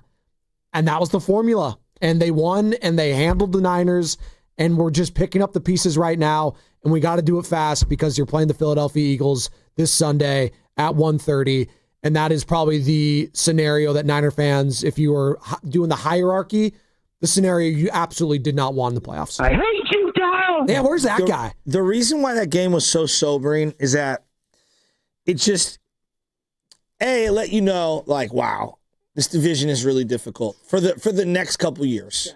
Rams, Seahawks, wow. They've got two great coaches. They draft really well. Like, both teams have outdrafted you in the last 2 years, 3 years. It's inarguable. Does it bother you that? Sorry.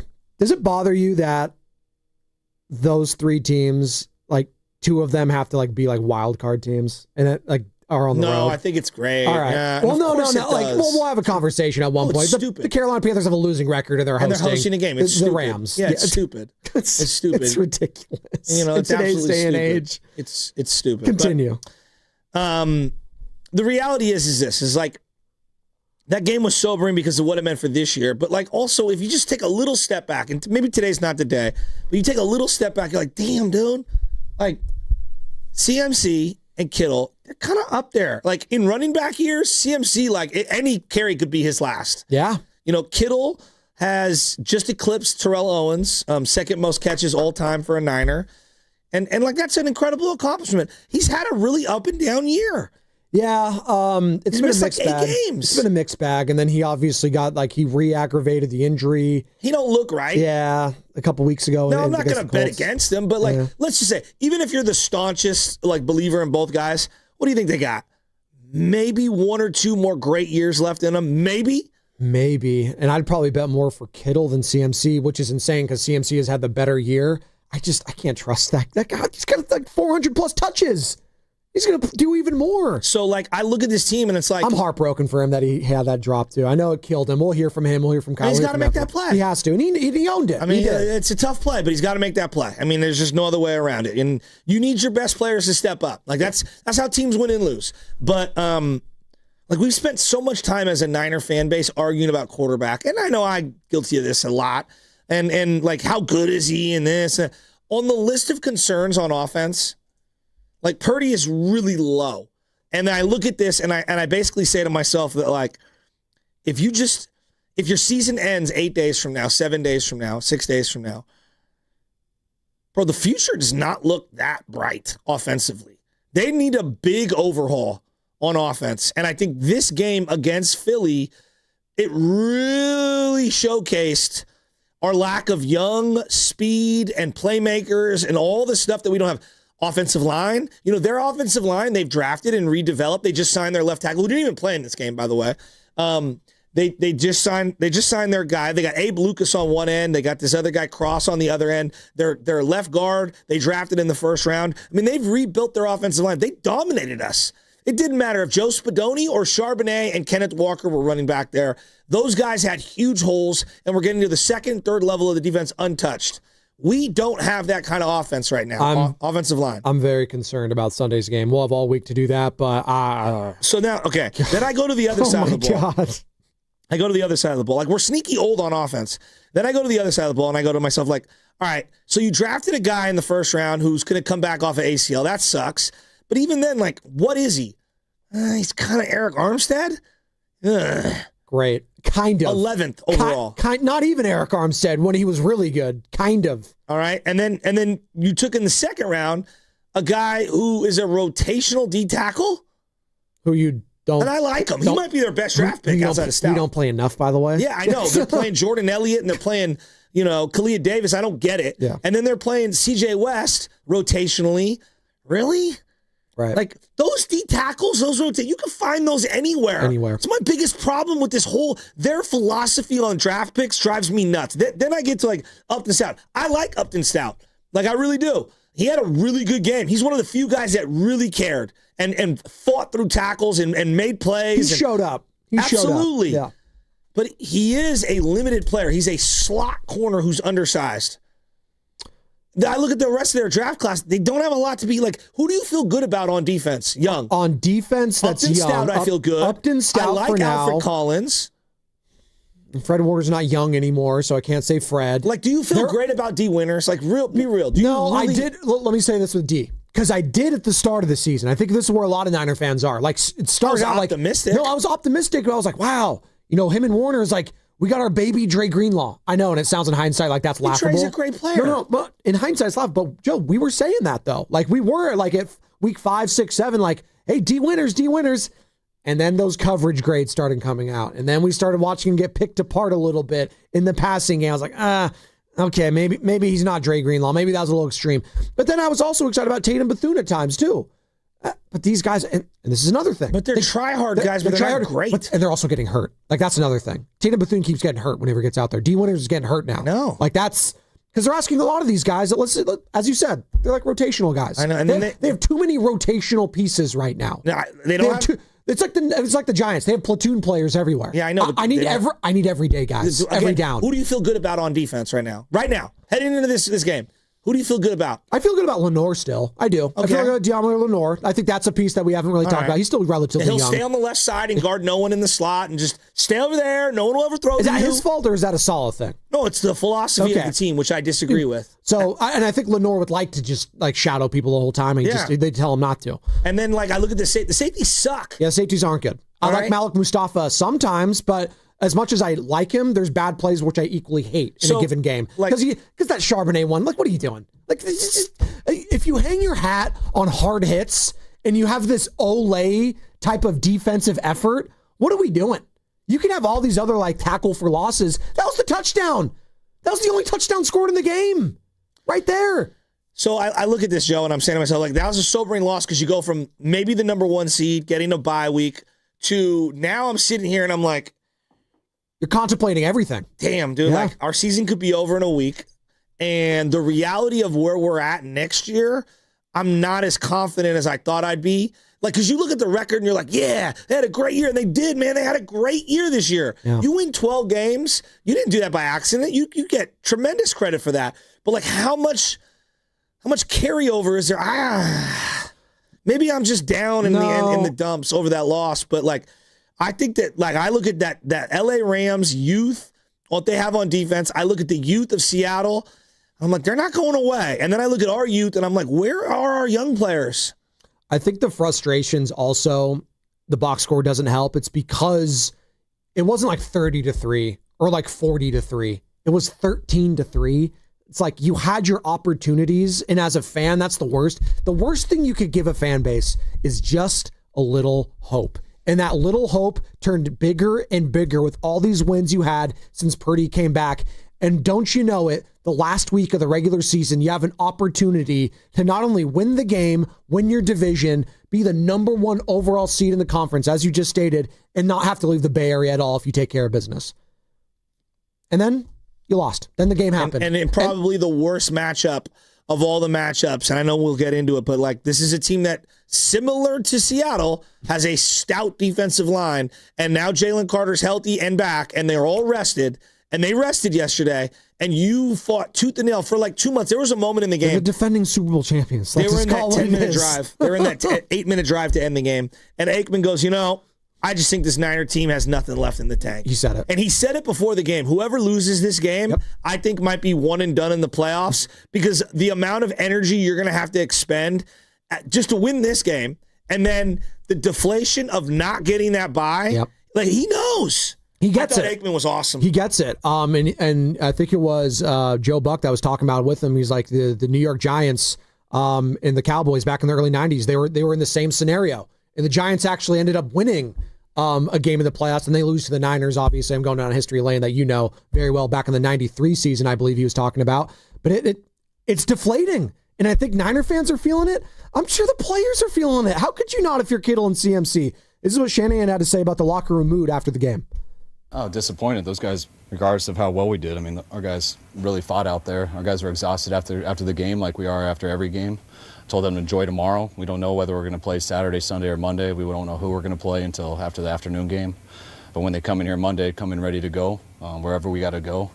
and hopefully we can earn it a chance to see that team again. And Shanahan and, Kittle, they probably are all in agreement. Like, yeah, I'd rather play the Carolina Panthers. Kittle was like, hey, go Budda Baker, go Trey McBride, because he clearly was like, the Cardinals need to win that game, so we don't have to play the Eagles. The players are feeling it. They didn't want to have to play Philly. And by the way, do you know what the spread is in that Rams-Panthers game? 10.5. I don't even care. 10.5 points. It's a joke that they're hosting anything. One last thing. One thing I don't want to hear, and I heard Kyle kind of like, he was like getting at it in the postgame. He's like, Trent and Pearsall might have played if the game was on Sunday. I don't want to hear that. I don't want to hear that. Wait. Like, Trent has a really serious hamstring injury. They didn't practice all week. And Pearsall, wake me up when Pearsall can get through an entire game without limping off. I mean, come on. He can't even get through the tackle. For him, but come on. Let's go to Oscar in Fresno. Has been hanging on tight. There's paper that's tougher than Ricky Pearsall right now. 888-957-9570. Jack Smith and Jigba's laminated then in that scenario. What's up, Oscar? Oh. JSN made a play over the middle where he contorted his body, and I turned to everybody in the section, and I was like, that reminded me of Jerry Rice. That guy's ridiculous. I don't say that lightly. He's ridiculous. Where he contorted his body. No, he had that catch. He contorted his body, and then on the way down, Joe, he caught his own momentum. So it was like as soon as his feet hit the ground, he was in pursuit already to try and unreal. It was unreal how he was able to do that. I'm in total agreement with you. And it was like a C game for him. He didn't get a touchdown. He didn't eclipse 90 yards. But he had important catches in important moments, and that's what you need from your number one wide receivers. And unfortunately, the Niners weren't able to do that. Well, I think that their playmakers, Kenneth Walker, Charbonnet, both their tight ends and their wide receiver in JSN, they just looked way more explosive than anything we have. And then a clutch-ass catch from Cooper Kupp, who's not the Cooper Kupp he was of garbage. A couple of years ago. Yeah. He hasn't been good all season. I know. But he's had some key moments. He had that brutal fumble against the Rams a couple weeks ago on Thursday Night Football, but he also had a clutch catch after that in a must-need drive. So, big moments, people make plays. And unfortunately, the play that needed to be made from the 49ers end, Christian McCaffrey didn't. And he wants that one back. It's a play that I have to make, absolutely have to make. Expect nothing less but to make that play, and it's completely on me. There you go. That's all you can say. You have to own it. Manny on the Dumbarton. What's up, Manny? Good morning, everybody. Just listening to the callers and trying to soak the season in. The only thing I can say is that if Kenneth Walker and Charbonnet did that to our defense, I can only imagine what Saquon is thinking right now. For all you 49er fans that were MVPing Kyle as Coach of the Year, I don't want to hear any negative comments coming out of your pie holes at all. Period. Now, going to this team, we played JV teams like the Browns, the Titans, the Colts, the Panthers, and this was a sobering reality check of where we really are as a team overall. There's no escaping it. I've been a proponent of this team is great, but it's not going to get us to where we needed to be. And Saturday showed it. When the lights shone the brightest, when everything was on the line, they puckered up and wilted. And I'm, as a 49er fan, not disappointed because I expected it. I really did. We overachieved all season, and great for us. That showed a lot of gumption on everybody's part. But the reality is that talent-wise, we are not going to be able to, and I hate to say it, and I hate to sound like a negative Nelly, but talent-wise, the young guys, they just don't got the gas that it takes to be able to reach the top. And they had it all set for them. The table was set. They were at home. It's not like they had to go to Seattle to win this thing. They had it easy. All they had to do was win. And it was, like you guys said, it was a 13-3 fight. It was theirs for the taking, and they didn't step up to the plate. You know why Troy Aikman could say that it looks like they're going to be deflated? Because he punched our teeth out 3 times. That's why he knows. He sees a championship team's heart, and now as a Niner fan, I'm going to question theirs. Not only the veterans, but the young ones as well. If you want to prove that you can wear that uniform, you had the chance to do it. You really did. I mean, call, third Manny. and 17. I know. Third and 17. I know. Yeah, thanks, Manny. And he said, the uniforms. A lot of people are pissed off that they wore the black jerseys in that game, the most important game of the season. You know where I stand. Well, just for the audience that doesn't know where you stand on those, the black unis. Designed by George Kittle, I guess. Helped design them. Well, the number one, I don't ever listen to players who are like, I love George. George is a great player. Niner lifer. Oh, yeah, Niner lifer. He has no idea about the history of the 49ers, right? He might know portions and bits and whatever. He don't even know who Russ Francis is. So I'm not trying to hear George Kittle. George Kittle designed these. Like, great. Fantastic.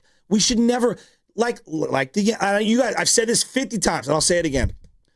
Teams that have iconic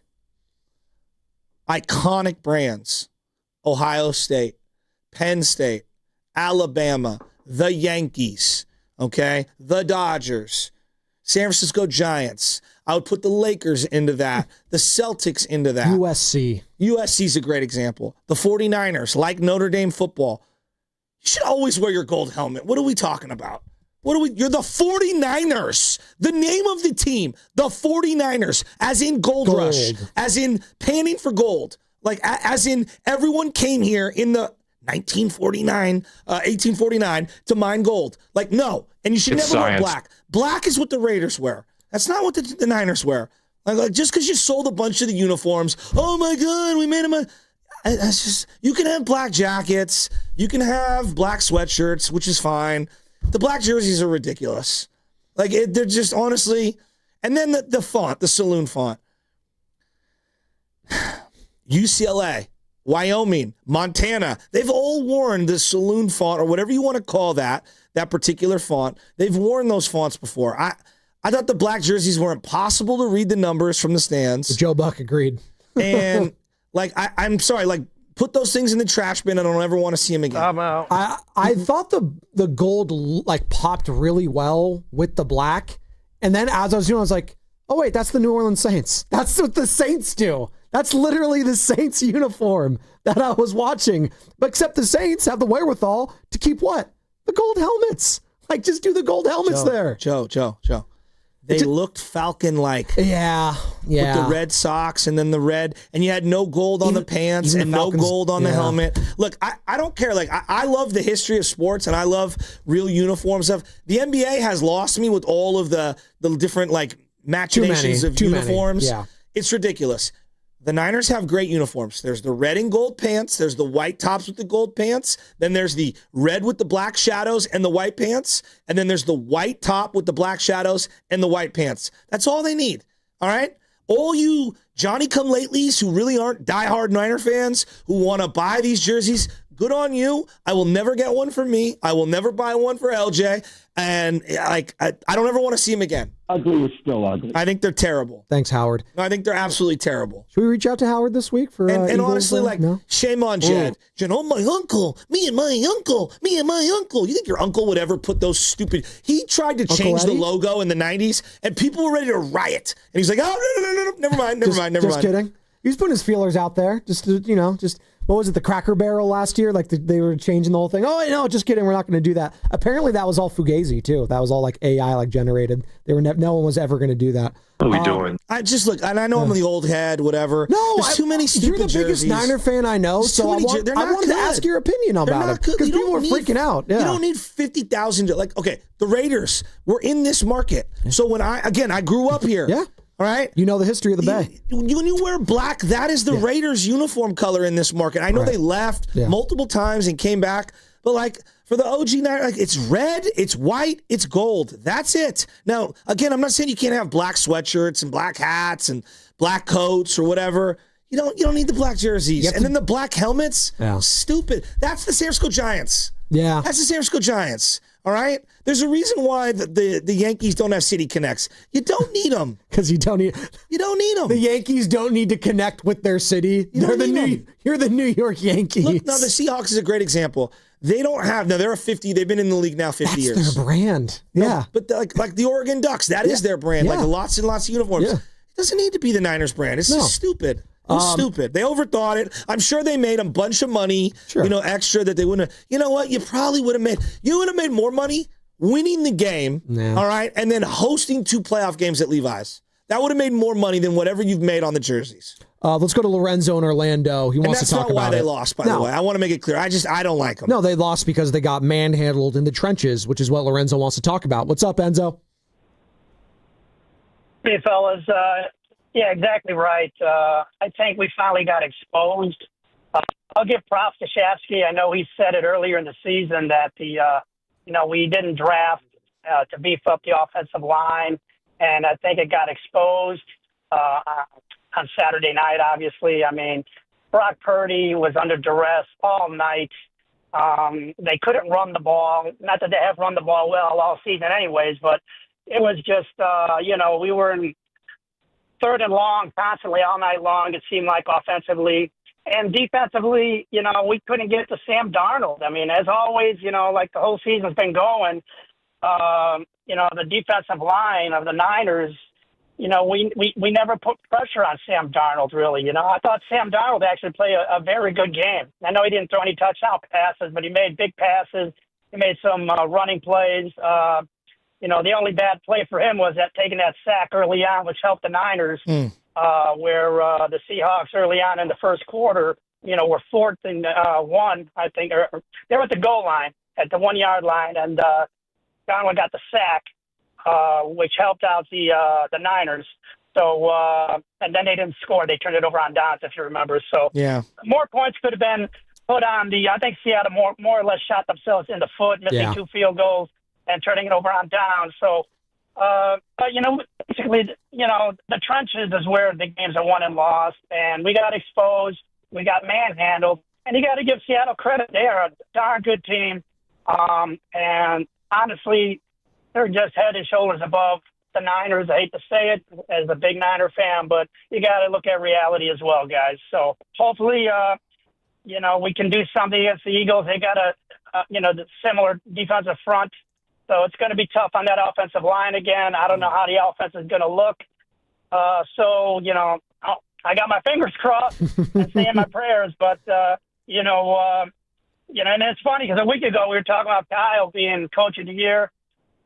He might have got out-coached a little. I'm not going to put it all on Kyle. I know he only scored 3 points, but I just think, the offensive and defensive fronts, were finally exposed to a real solid team. Thanks, Lorenzo in Orlando. 888-957-9570. That's interesting. Now that I'm thinking about it, did the 49ers get exposed on Saturday? And what does that mean? Like he was saying, listen, like this is who the Niners have been all along kind of a thing. Because when you say exposed, it means you've just been skating by. The Niners have been like putting up 40 points on teams that were also like desperate for either seeding or trying to make the playoffs. Exposed feels really strong for me right now. No, I don't think exposed is the right word. I get what he's trying to say. I think they just ran out of gas. Like they've run the momentum and they've been finding ways. They need to be in more of those, like, it's very similar to a basketball team. They need to be in like a shootout game. Yeah. That's where they're better. Like, that's why like the Bears would have been a better matchup as we like kind of slightly look toward. Because I know like, hey, we can move the ball on them. They can move the ball on us. Like, I feel like there's more leeway. These grinded out, slow games, they're not built this year like that. In years past, it's exactly the game they want to get into. But they don't have the defense like they need to be able to perform in those games. And I would say they ran out of pixie dust. It just felt like they did. Now, on the defensive thing, I'm seeing a lot of people like the defense played really well. Look, the offense was so bad. Yes, the defense outplayed the offense. Yes. But when you give up almost 50% on third down, 6 of 13, when you give up 40 minutes time of possession and the other team misses 3 field goals, like, no, I cannot take you as a good defense. The opposition had 40 carries. Like they ran the ball 40 times. For almost 200 yards. 40! Almost That's 200. Unheard of. So, like, was the defense better than the offense? By a lot. Was the defense good? Not really. That's a stretch. Yeah. And so I think that this is where the nuance comes in. Dude, they gave up 23 first downs. And that's what but we kind of expected that because what we've seen with the Niners, what we've said about is bend, don't break. And for the most part, they did that. Now you got to get some luck when it's bend, don't break, and they did because the kicker missed a couple of kicks. He had a doink there at the end. That wasn't a September bend, don't break game where like, oh, we're going to have, let's say 7 possessions or 6 possessions in a half. Sure. That's a game, like, again, I'll go through it, but like, Joe, because they were running the ball, you need to look up and go, all right, I'm only going to get, a couple possessions a quarter if I'm lucky. Yeah. I mean, you're giving up 8-minute drives. They did it enough to where you could have won the game if the offense had a pulse. I think that's where Niner fans are at. Sustain drives. But you just when you have the interception, when you have the turnover on downs, you're not building any momentum. And again, credit to Mike McDonald, credit to the other Kubiak brother. That's probably going to be a head coach here in a couple weeks' time. Like, they had the game plan and they stuck by it and they won the game. Sam Darnold, to the caller's point, who was it, Enzo? Like, yeah, he wasn't amazing, but you know what? He made plays when he needed to. He scrambled when he needed to. And the one play where you could have made him pay, when he puts the ball on the grass, Gross Matos didn't make the play. Who was it? Sharpen ended up jumping on top of it. In hindsight, that might have been the game too. Kyle Shanahan, by the way, and we haven't really mentioned this, like the end of the game, Brock Purdy got absolutely blasted. Not good. Not once, Joe. A couple times. His thumb was bleeding. He ended up having the stinger. Is that going to linger this week, Kyle? Possibly with Tatum and D. I'm not sure about Luke. They said Purdy would have gone back in. He checked out all right, but that's what we got now. And they said Purdy had the stinger, so possibly with a couple of your guys that, hey, great, we're going to miss a couple linebackers now. That was already a thin position. It just, and you said it, and Troy Aikman said on the broadcast, like, you're just spent. Like, you have answered the bell, and people want to come at Kyle Shanahan because of the performance. Listen, I understand if you want to go at Kyle. I get it. That was the most important game of the year. You could be frustrated. What I'm not going to do is have this revisionist history, like, he never should have been the coach of the year. It's like, no, he was coach of the year for a candidate for a reason, right? And now Mike McDonald had a better coaching performance on Saturday. And maybe Mike should win it now. Them's the breaks sometimes. But it's a freaking award, right? At the end of the day, you wanted the number 1 seed. That's what Kyle wanted. That's what the fans wanted. That's what everyone wanted. And you didn't get it. And it sucks. But what I'm not going to do here is just absolutely just dog Kyle the entire show because of one game. It was an important game. And you could be frustrated. You could be angry. 3 points is unacceptable. And Kyle will be the first one to tell you that. And they couldn't run the ball. I mean, I think when you have, having 40 plays, couldn't get the run game going. I think we only had 12 runs. I think we converted 1 third down in the first half. That was a series, I think, the only series that we got the score on. But you convert 2 third downs in a game. They control the clock for 40 minutes. Versus good, it's kind of the opposite of what happened last game. I thought we did better on our third downs. We played them in week 1. We had the ball for 40 minutes. We averaged about 3 yards a carry in that game, but we stayed on the field, so we were able to get 36 runs.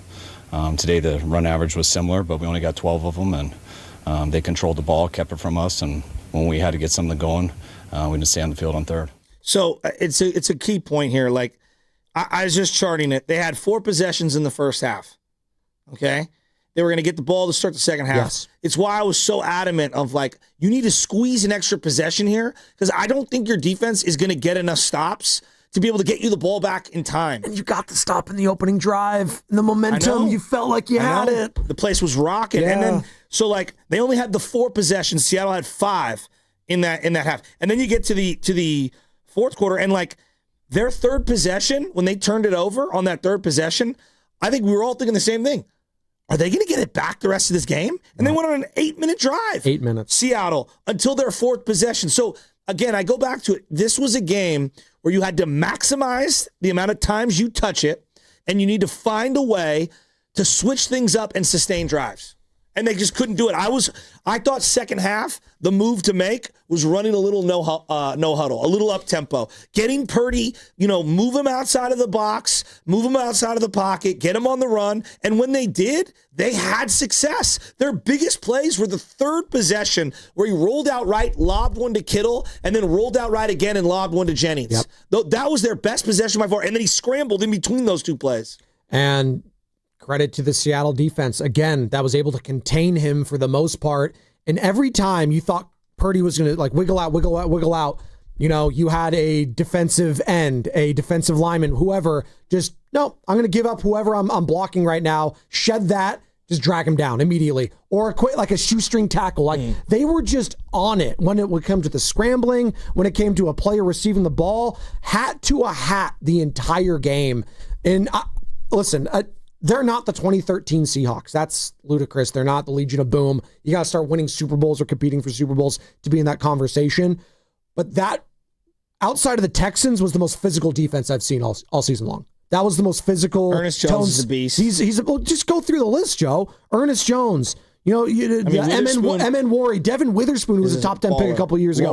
Byron Murphy, like all these guys. Yeah, Reek Woolen, who we forget, he had some tackles for losses. Williams has been good for a long time. All these guys. I mean, even Jerron Reed, who it feels like he's been on the Seahawks forever. DeMarcus Lawrence. Had a sack. DeMarcus Lawrence is like an afterthought on there sometimes. No, he was good. He was good, but like you forget that he's even on there. Yeah. He was a Cowboy for so long. Let's go to Jose in Oakland. What's up, Jose? Hey, good morning, guys. Look, this game is not even on Brock Purdy. I think it's on Kyle. Kyle, it's a brilliant play caller. Sometimes I think he kind of thinks too much of himself and his game plan to change it. I'm surprised he didn't make any adjustments. You know, Bill Belichick used to be famous for adjusting his game plans according to the weaknesses of the team he was going to play. It seems like the Niners did just that, only to the reverse. They played to their own weaknesses. They knew what was coming with the Seahawks, and it seems like they didn't make any adjustments at all. Granted, there were some injuries and all, but 3 points, it's not acceptable. Honestly, the defense, as much as we can, say that they're not a good defense, they held the Seahawks to only 13 points, which is more than the Rams did when they played the Seahawks. It seems like McDonald's has Kyle's number going back to that game with the Baltimore Ravens. If we're able to get past this game against Philadelphia, which I highly doubt it, I give them a 25% chance of winning that game. There's a great chance we're gonna see the Seahawks again or the Bears, and both of them are just gonna have a field day because they seem to be able to make adjustments. While Kyle's, he feels that this is my game plan, it's going to work, and I'm not gonna change it. Honestly, that was a really poorly coached game by him. I don't know if it was bad preparation or if he just took it for granted. I hope he didn't, but that was a really disappointing game, honestly. That's a fun. And I think that's the right, emotion to be feeling. You're just disappointed. You can be mad. Like, there's how many stages of, grief and law, whatever. You can be, acceptance, anger, bargaining, whatever. Disappointment's the overall, theme, I think, for what Niner fans are feeling. But it's hard, too, because you also have to have short-term memory and just move on. But, can they? I'm asking you, Joe, can they compartmentalize this type of loss in the season that they've had? And when you get the news, too, before the game or the article, whatever comes out, hey, Fred Warner's targeting the divisional round, that he could return. It's like, oh, now I need to get this bye, right? Because I want to get Fred Warner back. They're saying he's going to come back. This is what he's targeting. This is what he's targeting. And for them to lose it, and you could be one and done in the playoffs, and then it's just the what-if scenario, like Stephen Curry, right? Man, if we had just won a game, maybe Steph comes back. Man, if we just won a game. I hate that, though. It didn't happen. I know. And that's what I don't want to happen and what could be happening for Niner fans. If he didn't strike me out, I was going to hit a home run. I know, right? It's the most ridiculous thing we do in sports. If Wilmer Flores didn't check swing and they didn't call it, I know. It always goes back to that, game 5 against the Dodgers. But that's what we do as fans. It seems irrational at the time.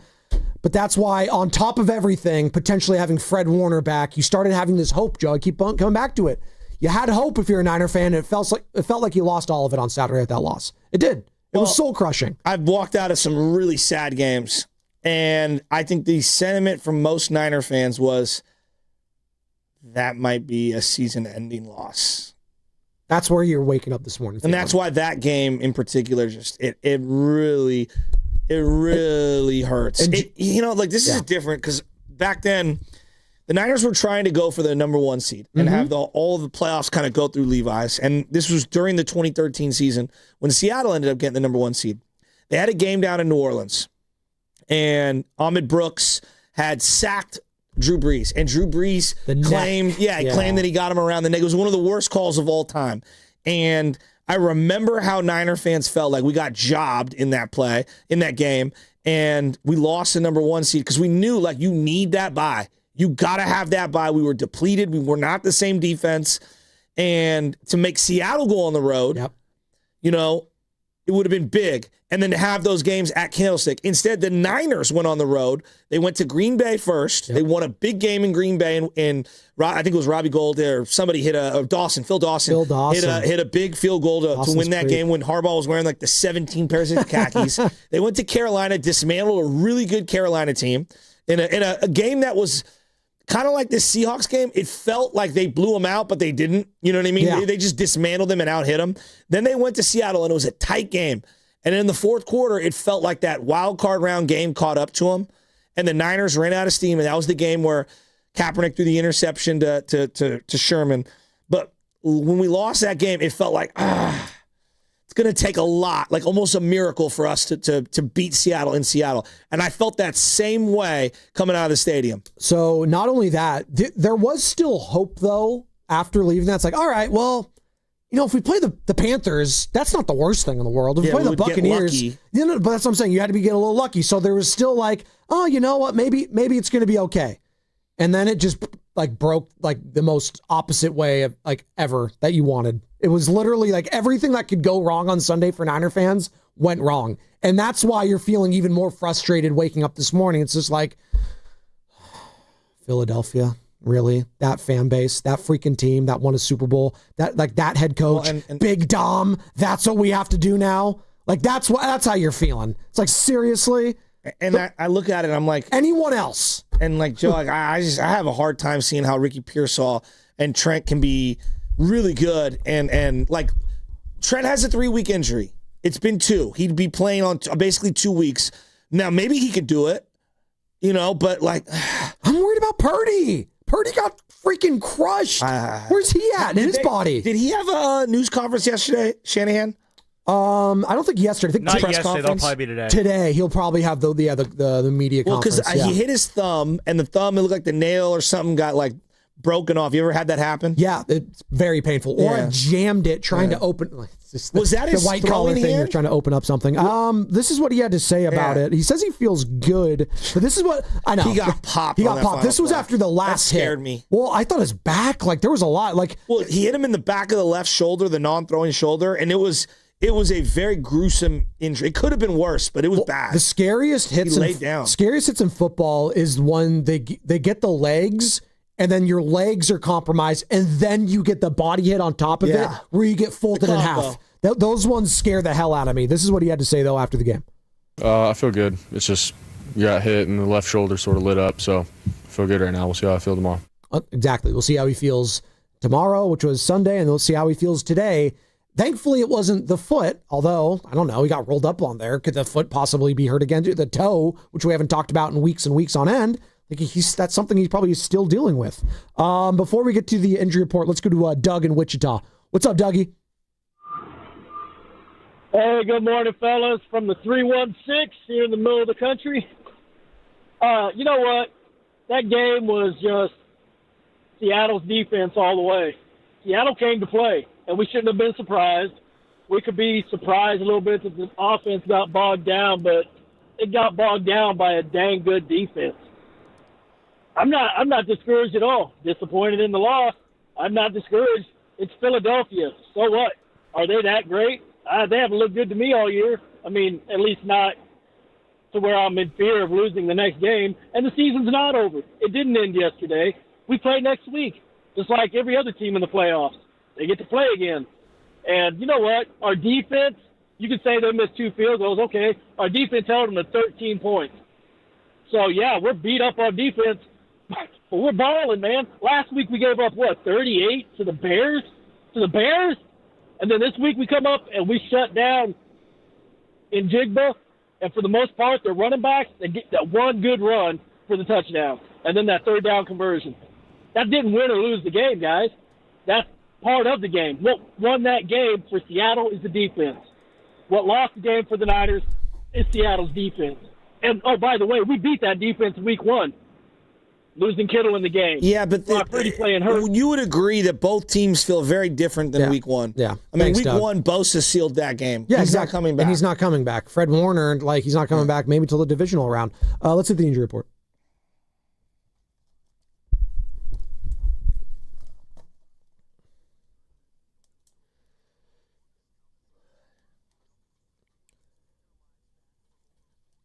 The 49ers lost both their linebackers in Saturday night's defeat at the hands of the Seahawks. D. Winters suffered an ankle injury, and Tatum Bethune had a groin injury. Kyle Shanahan said after the game that there was a possibility both injuries could linger into this upcoming week, putting their status against the Eagles on Sunday in doubt. The injury report was brought to you by Boxer & Gerson, Northern California's premier workers' compensation law firm, helping injured workers get their lives back for over 40 years.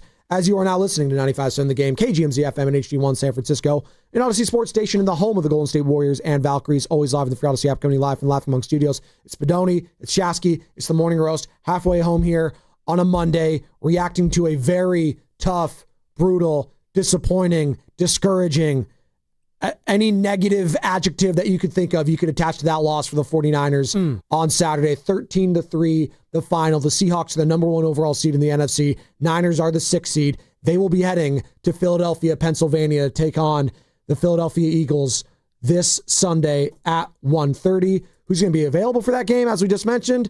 Who knows? Brock Purdy, how's he going to be feeling after a couple days taking those hits? You know, I hear what Doug in Wichita is saying, like, hey, we still got to play next week. I don't fear the Eagles. I don't fear anyone. I don't fear the Eagles. I respect the hell out of them, though. Like, he's saying, like, what have they done? They're the Super Bowl champions still. So till someone knocks them out, Joe, they're the champs. And they're at home. We can dissect their quarterback all we want. He's a big game player. Yes. And has been his entire life.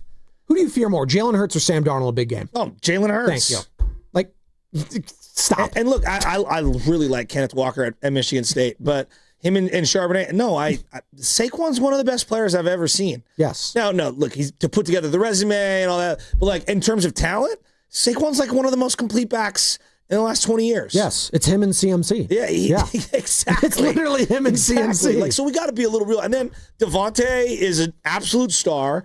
So is A.J. Brown, even though he's completely insane. Dallas Goedert's no scrub. Lane Johnson will probably be back. They rested everyone. It's going to take a lot to beat that team. And the players told you who they'd rather see after the game. George Kittle literally said after it, go Budda Baker, go Trey McBride.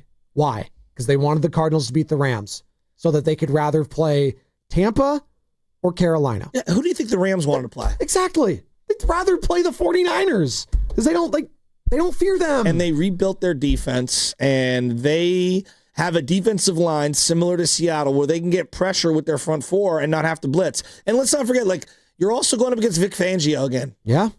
Yeah. This is it. Like, it's like of all the coordinators, like, this is a tough one. This is going to be interesting. I'll give you another little piece, too. Oh, little nuggie? There's a chance of rain this weekend in No. Philadelphia. Is that good that or was bad? Saturday. I don't know about Sunday. Yeah, Saturday it's supposed to go into the early morning on Sunday potentially. So we'll see. We got lucky this weekend. Well, I was gonna say, how was the weather? You were there because it was great. Buck on the broadcast. It's cold, but it was. Well, he it was kept fun. saying it was windy. No, he was wrong. Okay, he was wrong. Okay, I was up top, and usually if it's up top, it's windy. Yeah, it can be windy down. I didn't feel any wind. Did you? There was no. I thought it was nothing. actually like a perfect night. It was literally perfect. Yeah, it was like a perfect night. Perfect night to drop 3 points. Like that's another thing. The Bud Light Plaza was insane. Where I was. Was it? Insane. How many Seahawks fans actually came out? Like not a lot. Decent amount. No. A couple losers here and there. A couple losers here and there. This one kid. I was like, no. I'm like, now that you're here. Samita went with her son, right? Remember she called last week, my son's a Seattle Seahawks fan? Call in, Samita. He was on like TikTok Live, and he I went to go to the bathroom. He like ran into me, and he was like, "My bad, OG," and I was like, "I'm not no OG." Oh no! I was hella pissed. Called you old man. And he's like, "Ha Niners losing." Da da da da. And I was like, "Shut up, shut up." My bad, OG. That hurt his soul. I can see it. Excuse me, sir. Do you need help getting back to your seat?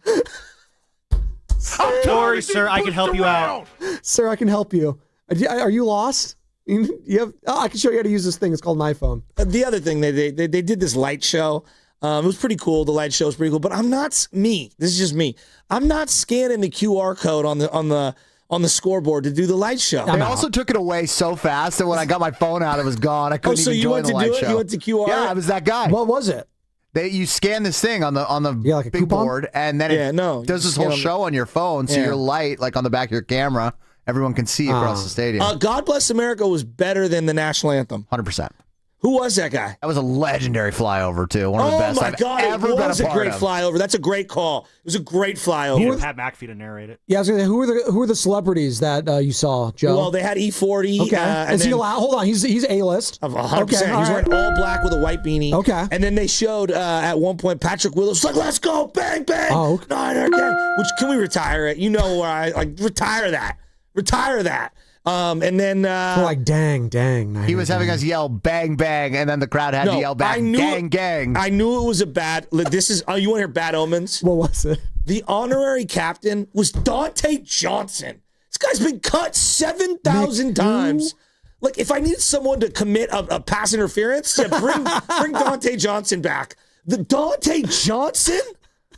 Your boy, dude. What? Dante's Inferno. The move to make was honorary captain Richard Sherman wearing Niner gear. That was the move to make.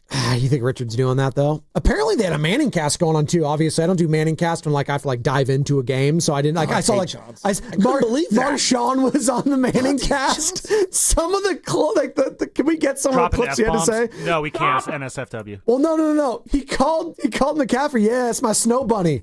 I was like, excuse me? Who said that? Like I said, it's NSFW. Marshawn! He said CMC's a snow bunny. Who is more mainstream? Snoop Dogg, who had a Snoop Dogg bowl, or Marshawn? Snoop, for sure. He's also a fan of every single team that's ever been Snoop Dogg. There's not been a fan base that he hasn't liked. Who went more corporate when they got on TV? Snoop Dogg or Bonte? Oh, Snoop. Well, until Bonte has a show with Martha Stewart, he's not coming close to Snoop. Are you kidding? Martha Stewart? All right, can you give me 24-second shot clock real quick on the Warriors? Okay, yeah. When you're ready, let me know. All right, I'll go. Draymond Green. I love how everyone's come here 2 years late. There you go. He knows it. He knows it. Like, he's giving up mid-play again.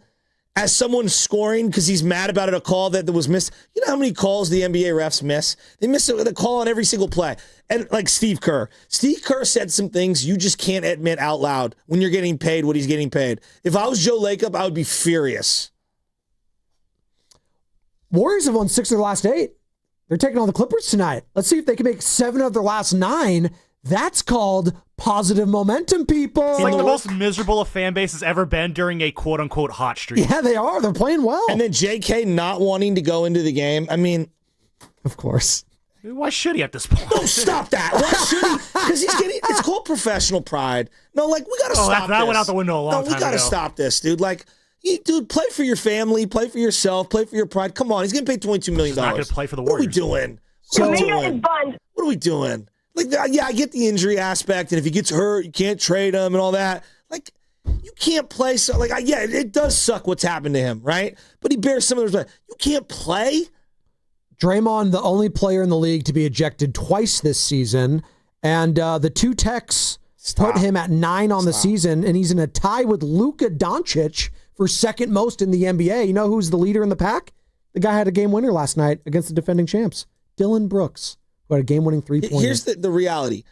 Kerr, Draymond, and JK should all be off this roster. Well, they might be in a couple months' time. That being said, they play tonight, 7 o'clock tip right here, 95.7 The Game. Warriors live at 6. Thank God you'll be locked in. We have the Niners. You'll be locked in the Clippers. Well, how long do we have the Niners? I hope they last as long as they can. That's another disappointing thing. So I can thing. avoid talking about the Warriors. That's another thing why the sports talk radio people and us are like, God, please win this game so we can have content for weeks football-wise. Now it could be all gone in a week. You used to say this about the Warriors preventing us from talking Giants. Yeah. It's crazy how this stuff is just so cyclical. Friday night versus OKC, and no one played. None. It was embarrassing, quite frankly. We got and I know my buddy John Antonini went to the game, and I'm thinking to myself, do you know how much money he probably spent to go to that game? And no one's playing. No one. And well, you got to see the champs at least. You got to see Shai Gilgeous on the broadcast. I rewatched the game yesterday morning. You want apoplectic? Fitz is Draymond's having a great year. Fitz, stop, dude. Pat Spencer, 11 assists. That was pretty cool. Radnich had this thing where he's like, look at this manure. Where he was talking about how when the Warriors sucked, they would try to shine up poop and be like, look at how Fitz. Shining up a turd. Yeah. This Kai Bowman guy. I love Fitz, and I get it, dude. I get it. Trust me, I do. I understand. I love Draymond is not having a great year. Please. Just please. Had a couple of moments. He's not had a great year. Well, now, definitely not now because we're 5 months into this year and he's already been ejected. So there you go, Draymond Green. That was our 24 seconds, a la couple minutes on the Dubs, who, again, are playing the Clippers tonight. They've won 6 of their last 8. You know who's having a great year so far? Austin Redwood City. I know he's having a great year. What's up, Austin? Hey, ain't nothing much, and I am having a great year so far. I hope y'all having the same thing. But look, check me out. Hey, I'm not going to sit here and say they're completely better than us. I just felt like Cal Shanahan just came out flat. We just came out flat this time, go around. With that being said, it's just a major step back for a major comeback. Brock Purdy get his rematch with Philadelphia. That's what I'm looking at. A rematch for Philadelphia and get to knock the champs out. What y'all think about that? Well, it's kind of poetic you bring that up, Austin Redwood City. A main reason why the Eagles stayed where they're staying and taking on the 49ers is in part because they lost to the Washington Commanders. You know who was the quarterback in that game? 39-year-old Josh Johnson from Oakland.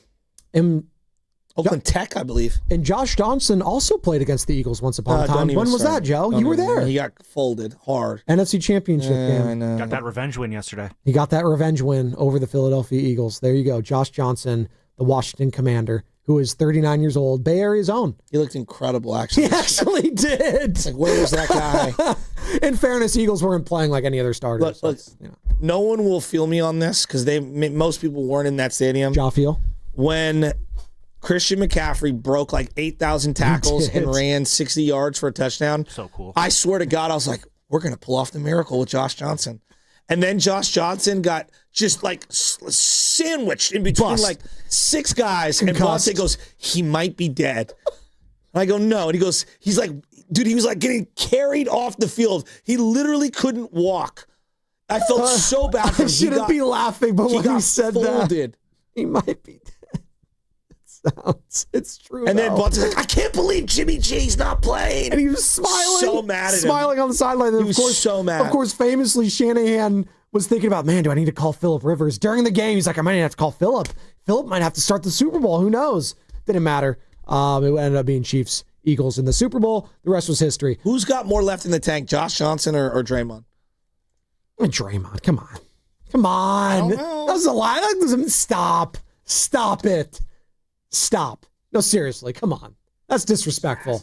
I'm just asking and questions. I'm telling you, that's You can answer them. That's disrespectful to There's no dumb questions. I remember once upon a time I had this field trip. No, field trip strong. We went to Washington, D.C. You know, sometimes you do like 8th grade, you like do like this old class trip. Okay. Like we went to D.C. and we had this like this tour guide. His name was Billy. He had a rainbow umbrella, dressed very nice. He walked around a bunch. He was like our tour guide for the area. Okay. And he had this like southern accent. Hey, children, just let you know, children, all questions are good. Okay. Like, that's how he'd ask. So whenever he's saying, there's no dumb questions, all questions are good, that's what it reminded me there. Billy. Yes, to your point, Joe, too. Billy the tour guide, circa 2005 in Washington, D.C. There you go. The rest is history, as they say. You're an idiot. What's coming up with the game is brought to you by Fremont Bank.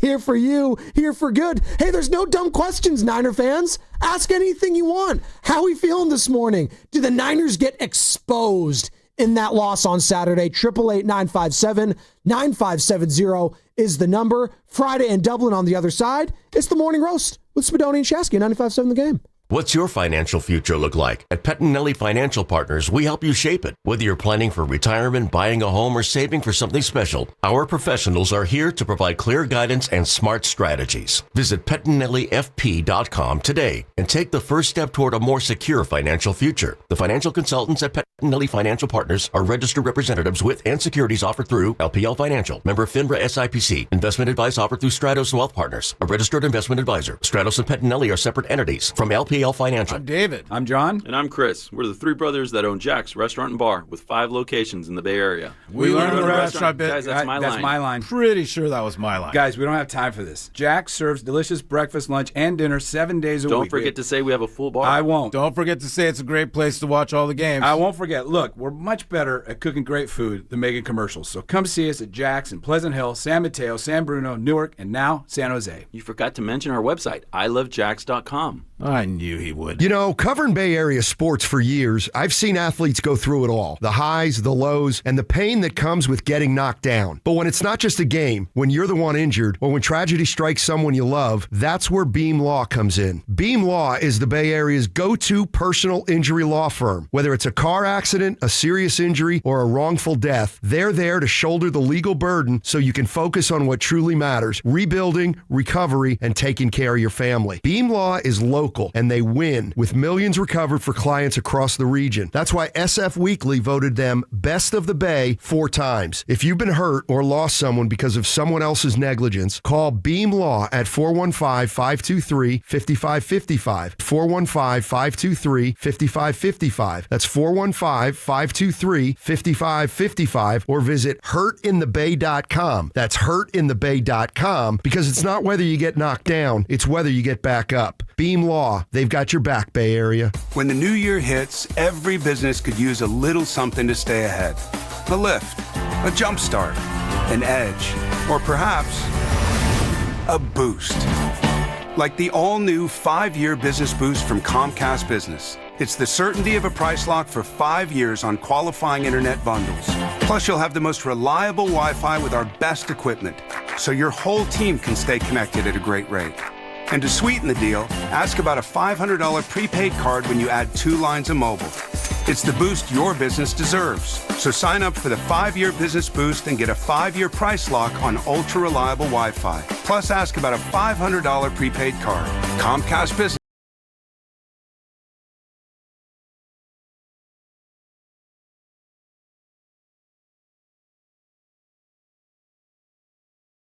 Best Wi-Fi based on Open Signal Awards USA.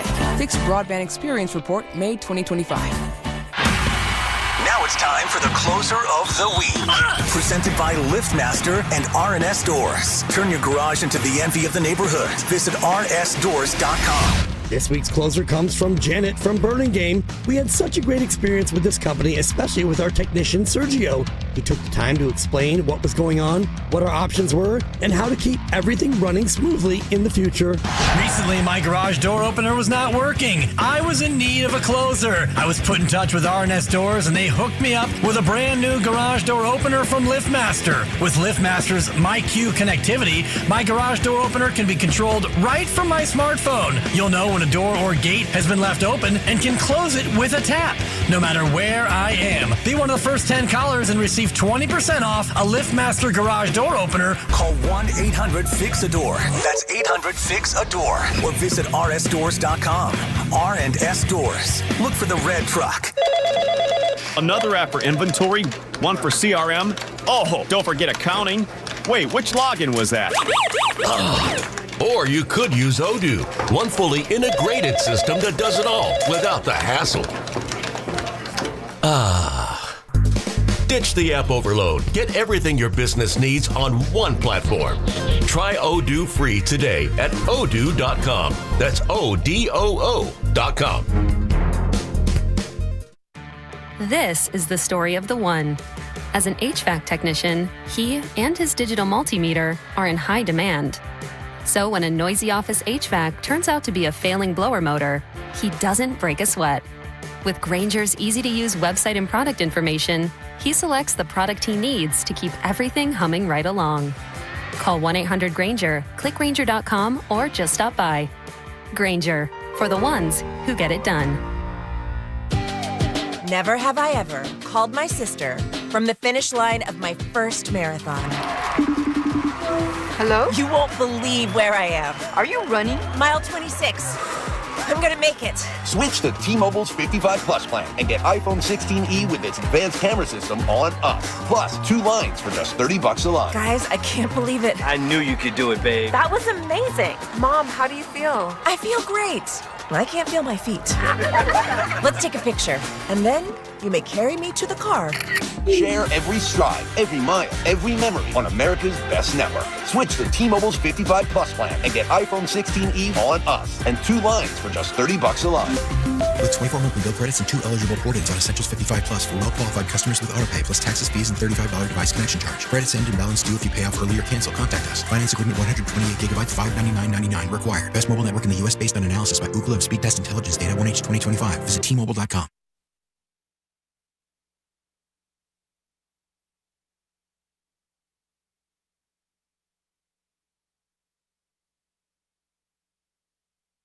This is John with Jack's Restaurant and Bar. Welcome back to the Morning Roast with Spadoni and Shasky. These guys are no ordinary Joes, and Jack's is no ordinary restaurant. It really isn't. Shout out Jack's. Were popping on Saturday. But unfortunately, a lot of the fans left in disappointment unless you were a Seattle Seahawks fan. And again, don't really care about them right now. Care about what the Niner fans are feeling. 888-957-9570, 13-3. And it sounds insane whenever I just bring up the final score. 3 points for a Kyle Shanahan offense is unheard of. It really is. Did you have the stat, Joe, last time they scored, failed to score a touchdown, I think, under Kyle Shanahan? Was the Carolina game in 2017. Was it his first game? It might have been. I thought it was the Washington Commanders game as well. I think it was then Redskins. Well, no, they scored 9. There was 9 points total. There was a touchdown. 3 field goals. That was in that horrific rainstorm where Bosa went sliding in after the sack. But I'm talking about just 3 points. That was the moment. That's the lowest that they've had. I think that Carolina game, if memory serves, that was the game where Reuben Foster made a huge hit and then got hurt. Reuben Foster. That's a name I haven't heard in a minute. One of the many linebackers we've missed on. So I'm going through their schedule this season. They scored 16 points against the Cardinals in a win. That was in week 3. Mm-hmm. They scored 19. That was in a loss against the Bucs. Yeah, the only other game where they scored fewer than 20 was the Niners win against the Cardinals, and then when you beat the Seattle Seahawks in week 1, in which the Seahawks scored 13 points as well. So both games, the Seahawks scored 13 points, just a little bit different on the second go-around. And it's interesting, that little quirk. It rarely happens where it's the first game and last game of the season. It's the division rival, and you got that then. And it was great theater. It was all leading up to and I think it was Manny and Dunbarton saying everything was going the Niners' way early on. Weather-wise, everything how it was shaping up. Hey, the crowd was hyped. The crowd was pumped up. You get the turnover on downs on the first drive. It was all looking the 49ers' way until it wasn't. Then you get a couple 3-and-outs, and then you started feeling it, Joe. That first quarter where it's oh boy, we might be getting smacked tonight. And I hate feeling and people are gonna say, oh, you didn't think that little game. They might have still had a chance to win, but they were getting clapped the entire game. They the out physicalness. I'm just making up words here, but the out physical nature of that game was totally in the corner of the Seattle Seahawks. They just kicked their ass. Yeah. And I think it's hard for me coming off what we saw for weeks and weeks and weeks when you're dropping 37, 48, and 42 heading into this game, Joe, to put up 3 points. Not only is it disappointing, it's extremely disappointing. It's discouraging now heading into a playoff game because they have to play a playoff game, Joe. That's in the back of all of our minds this morning, and we're going to have all week to break down Philly, San Francisco. I get it. But they have a game to play still. Oh, and the latest from Black Monday in the NFL, the Raiders have just fired head coach Pete Carroll. Oh, we were just about to hit the breaking news. There you go. So Stefanski gone today. Pete Carroll gone today. Is it breaking news that the Raiders fired a head coach? No, it's not. I mean, it's like an annual tradition. Well, we know one thing. It's the Tuck Rule's fault. You know, it always comes back to the Tuck Rule. I'm glad you brought that up, Carter. It always does. How ironic, though, is it that after McDonald wins basically the biggest game in Seattle regular season history. That's what people were saying. It's one of the biggest games in the regular season in the history of the Seattle franchise, which was an insane sentence. But that's what Seattle sports fans are saying. Pete Carroll, arguably their best coach. Ever. No, he is. He's the greatest coach in the history of the Seahawks. Holmgren had some years. I agree. I know he won the Super Bowl. He but won the 2. Yeah. God, he gets fired the very next Monday. That's crazy. Well, and it's crazy because if you go back to that week 1 and the overreactions we have in week 1, remember what happened in week 1? This is crazy. The Raiders beat the Patriots, And it's like, oh, Geno Smith looked really good. He was in New England. Oh, did the Seahawks make a mistake bringing in Sam Darnold? Like, because they lost. The same Geno who ended the Niners season the year prior. The night. First game. And he's cooked. He's going to be one and done too with Pete. Like, it just. That one loss killed the Patriots, by the way. Yep. They would have had the 1 seed. They would have had the 1 seed, 100%. And by the way, and they wouldn't have had to play yesterday. I like the Chargers in that game early. I think I like the Chargers in that one. I think Harbaugh does too. Yeah. Is he going to be wearing? That's why he rested him. Hey, is he going to be wearing 50 khakis too? What's the weather going to be like in Foxborough? We got Harbaugh back in the playoffs, baby. Outside, I should say. Let's go to Friday in Dublin. It's Friday on a Monday on the roast. Sad. I know, Joe. Don't worry. You'll fire yourself back up. We'll do that. But you can be sad today. I think that's an appropriate. It's a tough loss. It's very tough. The better team won. I would agree with that. What's up, Friday?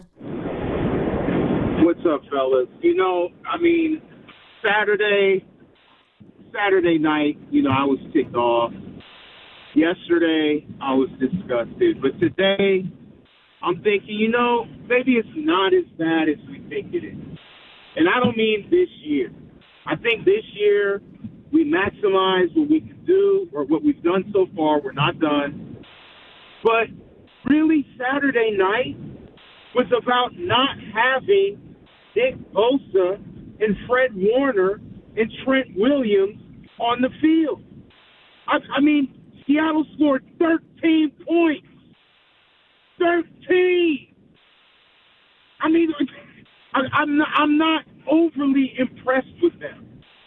Going forward, looking into, next year and beyond, the 49ers really have to address. When you got to play the Seahawks twice and the Rams twice with those defensive lines, they need to address their offensive line. We need to have an impenetrable wall so that Brock Purdy can operate, because that's what he does. When he has to run around for his life and make plays, it becomes a disaster. So, Seahawks, God bless them. They won the game. We'll see what they do in the playoffs. There you go. That's Friday in Dublin. And listen, I don't know if we can sit in a place here this morning and say the Seahawks aren't an elite team. That's an elite defense. And you know what? They got elite guys on the offensive side of the ball. If Sam Darnold can get hot, and I know it sounds insane, if Sam Darnold plays mistake-free, they might get all the way back to Levi Stadium. They might. If he just plays mistake-free football, now he's going to have to make some throws like he did against the 49ers. They could ride that defense, man. They can. And Jackson Smith-Njigba, he's unguardable. He really is. Like, you can try to bottle him up like the Rams did a couple weeks ago, but even then, he broke free in overtime and he had the game-winning touchdown. Or game-tying, whatever it was. They're a really good team. I think their defense is amazing. They may not have that, Lawrence Taylor or Reggie White type of player in the middle of that defensive line. Right. Jalen Carter being in the middle of Philly's defense, it legitimizes everything. Sure. Right? I'm talking about nationally. They don't have that guy, but I would argue that their secondary, though they're not household names, Witherspoon is as good of a corner and hitter as anyone in the game. And he reminds me of Ronnie Lott. I always felt like in terms of versatility, he can play safety or corner. And when the Legion of Boom, and again, they're not the Legion of Boom, but this is a really good defense, and they're getting comp to it, so we'll talk about it. I always thought about that secondary first and foremost. Of course. Always.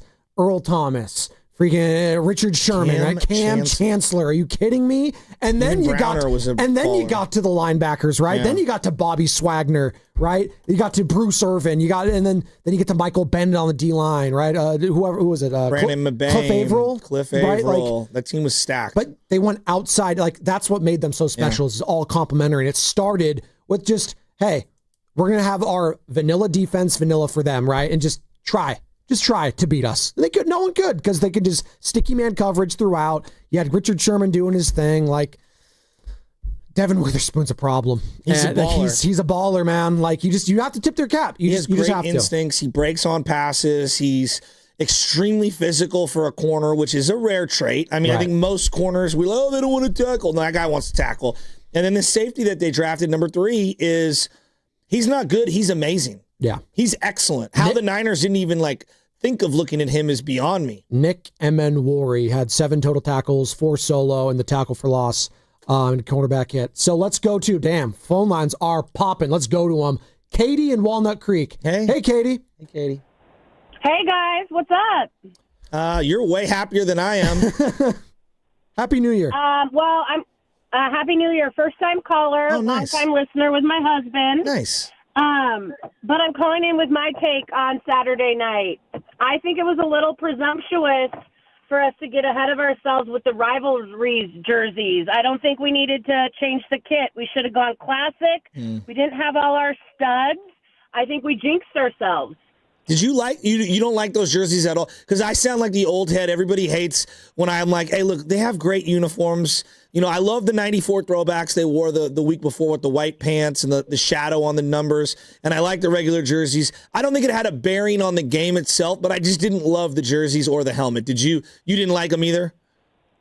No, I actually love them, but I'm a little superstitious. And when you got a good thing going, you should just keep the kit. Oh, interesting. That's a different take. Katie, I like that you call it a kit. Are you a big soccer fan?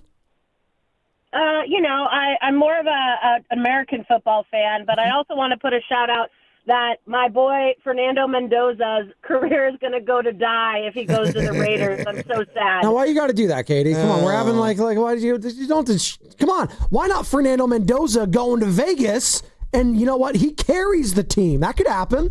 I got the U this week. I'm taking the U. Dude, Ruben Bain. Oh, my God. Hey, Sammy, we haven't got a chance. Shout out to you, baby. Everyone doubting them. It's all about the U. Let's freaking go, baby. Did you see what happened in the pregame at the Niner game?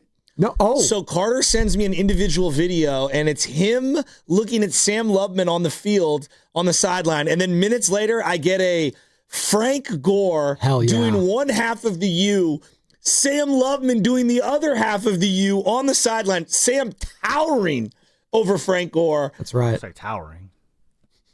We're about the same height. You were bigger taller. than him. You were taller. God, and by the way, just take the compliment, Sammy. Just say thank you. Oh, all right? Thank you. You're welcome.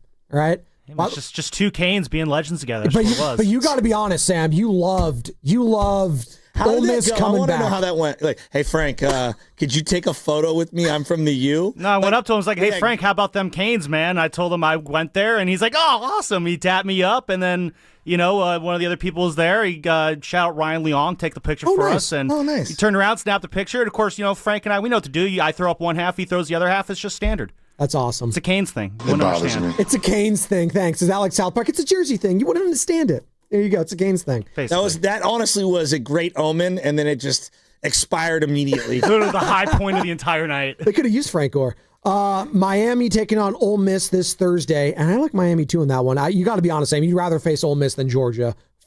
So I went to the game. We're going to get back to the game. And then Oregon, Indiana on Friday. We'll get to the college at some point. I got to shout out Mike from El Dorado. He has 2 seats in front of me, and I guess whoever didn't come in one of the seats. And so, I had one of my family member, or Danny, Uncle Danny was out at the game, and he got to sit next to Mike from El Dorado, and Mike was super cool and super chill about it. The whole section was fired up. I'm telling you, Joe, I've been to many, many Niner games. I truly believe probably 200 Niner games. Damn. I don't think I've ever heard it as loud. It was as loud as any game I've ever been to in the first quarter. Just when they had that goal line stand situation, it was as loud as any game I've ever been to. The crowd was ready. The offense didn't give them anything to cheer for. And you got to do that. Like, that's what I also hate. It bugs me. Well, it bugs me too when people are coming out of the game saying, "Oh, that's that corporate crowd." No, that wouldn't have happened at Candlestick. You have to give the fans a reason to be happy. 100%. It's the same with the Warriors when it's always the Chase Center's fault. It's I was like, well, sorry, Steph Curry's got to make some more 3-pointers sometimes, or Jimmy Butler's got to do you got to stop a nosebleed, and they couldn't do it. Those long, sustaining drives, which is why I'm not poo-pooing the Seahawks, because that formula they just had on Saturday, that wins in the playoffs. Like, that's why everyone's trying to like poo-pooing the Eagles too. It's like, I don't buy the Eagles. They're like, no. Ground and pound, take care of the football, opportunistic defense wins in the playoffs. Were the Chiefs some world beaters offensively the last couple of years in the playoffs? No. What'd they do? They capitalized on defense and they ran the football. It's hard to use the Chiefs algorithm for any other team in the league because they seem to be the outlier, not the rule. Sure, but they transitioned to an offensive to a defensive team. Is why I'm saying that. In an era where it's offensively dominated and all the rules cater to the offense, defense still shows up. Yeah, and that won them the game on Saturday when the offense, only had 13 points. Let's go to more of the phone calls here. Matos has just got to come up with that fumble. It was and then on 3rd and 17, 2 plays later, you got to stop him. I mean, that sequence was just backbreaking. And Kittle, where was the heart? That's the thing that I kept thinking about. Like, you could be undermanned on defense. It just felt like they weren't even trying to tackle. That one right there. That was the part that Gross really bugged Matos carried Charbonnet or Walker, whichever one for the first down. It was Walker. And then when Jackson Smith and Jigba tiptoed the sideline, lucky for the Niners, he stepped out because no one was touching him. And there was like 4 bodies that just do. Renardo Green getting his ass blocked not good. 30 yards down the field by Cooper Kupp, who's like 50 years old. Like, what was that? Renardo Green is not good. Oh. The Niners have 20 penalties in their secondary. Just Denominator Lenore has 10. Upton Stout, who had a great game. Upton Stout's played a lot better. He did. He has 7. Troy Aikman loves him some Upton And then Stout. Renardo Green's got 3. Not only is Renardo Green always banged up, but he's always grabbing people and getting beat on these double moves. He got smoked on the double move where Jair Brown ended up breaking up the pass. Darnold should have thrown that out for a touchdown to JSN. This is what Kittle had to say after the game, talking about Shanahan trying to find rhythm before the tipped interception. I feel like we kind of did have an answer there at the end, and then, you have a tip ball, it's a weird, and then another tip for an interception at the 2-yard line. Like, we score a touchdown there, and it's 10-13, and, yeah, who knows? It's a completely different game. So, I mean, I think Kyle, kind of found a rhythm right there, and then that happens. I mean, then they take, 7 minutes off the clock, they go down and doink a field goal, but, you're still down 2 scores at that point. So, I think Kyle had found his rhythm. I think our offense was starting to find a rhythm, and then, hey, tip ball, it's tough. So, my beef with the second to last possession, it starts at the beginning of the 4th quarter, okay? They should have been running no huddle the entire time. Now, they marched down the field fairly quickly, but there was no sense of urgency. And I'm in my seats and I'm saying, guys, there's no guarantee we're going to get any stops. Right. We need to just we got to hustle. Let's go. And they're taking their sweet time and they're huddling up and they're running all these pre-snap motions. And I'm like, let's go. And now, once they got into the low red zone, I was thinking to myself, because everyone was arguing, run the ball. And I'm thinking, maybe I pass. I move Purdy around. You don't want to move him around too much because then you shorten the field and it's difficult to throw back to the other side. And so I don't know, man. The final play, I know the interception it's a hell of a play by that linebacker. To that ball hits you in the gut and he got both feet down. He made a hell of a play on it. It's a game of making plays and the Niners didn't make any. Drake Thomas was the name in that one. And I'm with you when he said both feet down because I was like, he was bobbling a little bit. Can they get lucky? Was it a real catch? He got multiple. He made sure to tiptoe a couple times before getting out of bounds. Seattle was only penalized 1 time in this game? I believe so. Yes. And it was that false start at the end of the quarter where I thought they got kind of jobbed on it. Yeah. They played an almost perfect game in terms of execution. They didn't shoot themselves in the foot. And then when they had the opportunity to do that, or they did do it, Gross Matos didn't jump on the ball. Yeah. Also, I will say this. There was an opportunity. Was it Green that ended up getting his hands and catching the ball, but he only had 1 foot in, where he was throwing to Jackson Smith and Jigba. Yeah, he threw it way over him. Yeah. Right over him, and it was tipped. And I was like, better feet aware. It would have been an incredible play. So that's kind of unfair for me to say that. But in a game like that, you get that interception, Joe, you never know. The hard part for me to see, and this is where I'm going to have a real hard time. I got to pick myself off the mat and find a way that we can, beat Philly. But if Jair Brown and Malik Mustafa are your 2 starting safeties, and they're going to play as bad as they've played over the last couple of weeks, I don't think we have any shot. To hell with the safeties. You don't even have linebackers. No, but you have no linebackers. In our scheme, the safeties have to fill the gaps to tackle, and they're horrible. They're horrible at picking angles. They're horrible at wrapping up. They'll get a tackle for loss, and then they'll beat their chest and talk smack to the sideline, and on the very next play, just get smoked in coverage. Let me ask you this. Fred Warner tells you can go this week. You put him out there? I mean, absolutely. Oh, are you? Against this Eagles team? Yeah. Okay. As long as he can't further hurt himself, okay. I'll take Fred at 5% over whatever. 49. Did you watch him? Yeah, I didn't even know who he was. He's terrible. That's who he is. Yeah. Yeah. I don't ever want to see him again. Yeah, that was Garrett Wallow. I keep following Wallow. Garrett Wallow. He's like, it's funny that he's 49 playing on the 49ers. This is like, he's perfect. He's like a creative player. Like, here you go, 49 for the 49ers. Who? Garrett Wallow.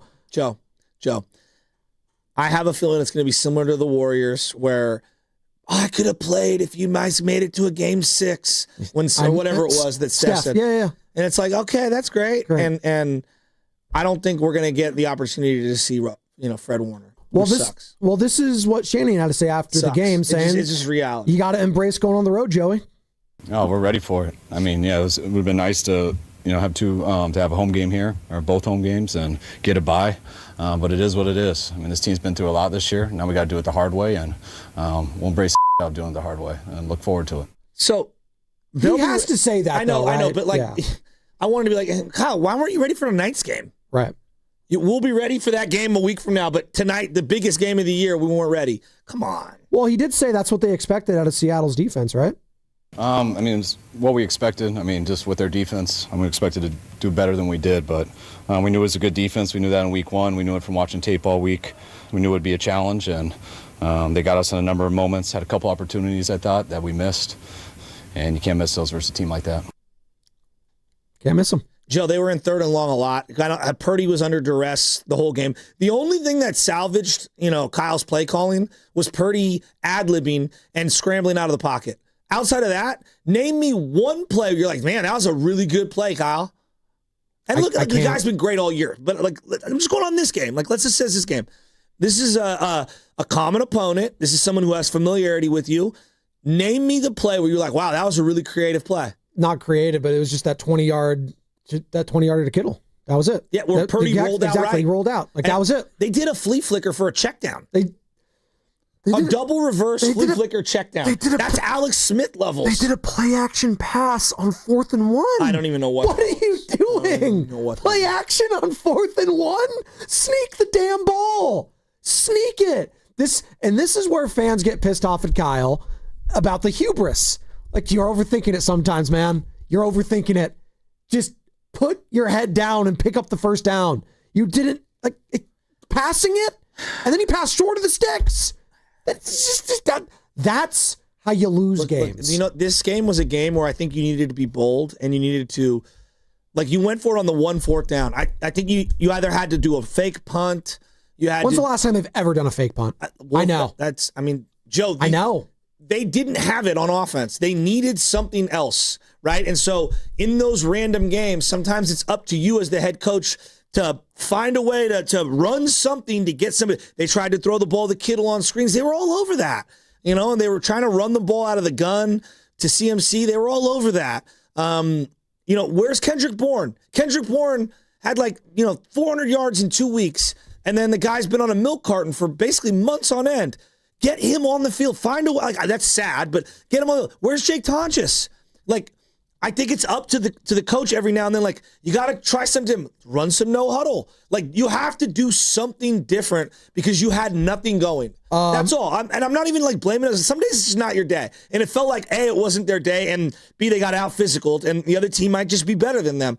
All those could be true, but you got to do something. Show me some life. Thankfully, Kendrick Bourne hit his milestone that he needed to hit to get his incentives kicked in the other week. Juwan Jennings also earned his $2.4 million playtime incentive during Saturday night's loss to Seattle, and Jennings can make another $600,000 if he plays 35 snaps in the playoffs.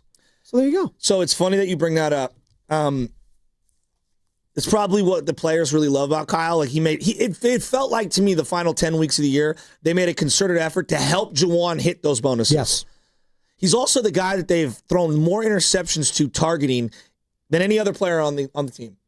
And it feels like he's a useful player when you get it to him when he's open. When you're forcing, he's not the type of player, and he's a good player, he's a solid player, has a 2 or 3. He's not the type of player, hey, we're going to run the offense around Juwan Jennings. What are you talking about? No, what? Now, you don't have Pearsall, so it makes things difficult, but you can't be force-feeding Juwan Jennings. He's not. You force-feed Jackson Smith and Jigba. Right. You force-feed, Brandon Ayuk when you had him, which they never did, or Debo, but you don't do Juwan Jennings. And he's a good player, but no. 888-957-9570 is the number. Some phone lines are open. It's been action-packed all morning long. We want to hear from you. Rob, BPA, Samita, Richie Rich. We'll get to all of you on the other side. Were the 49ers exposed on Saturday in their loss to the Seattle Seahawks?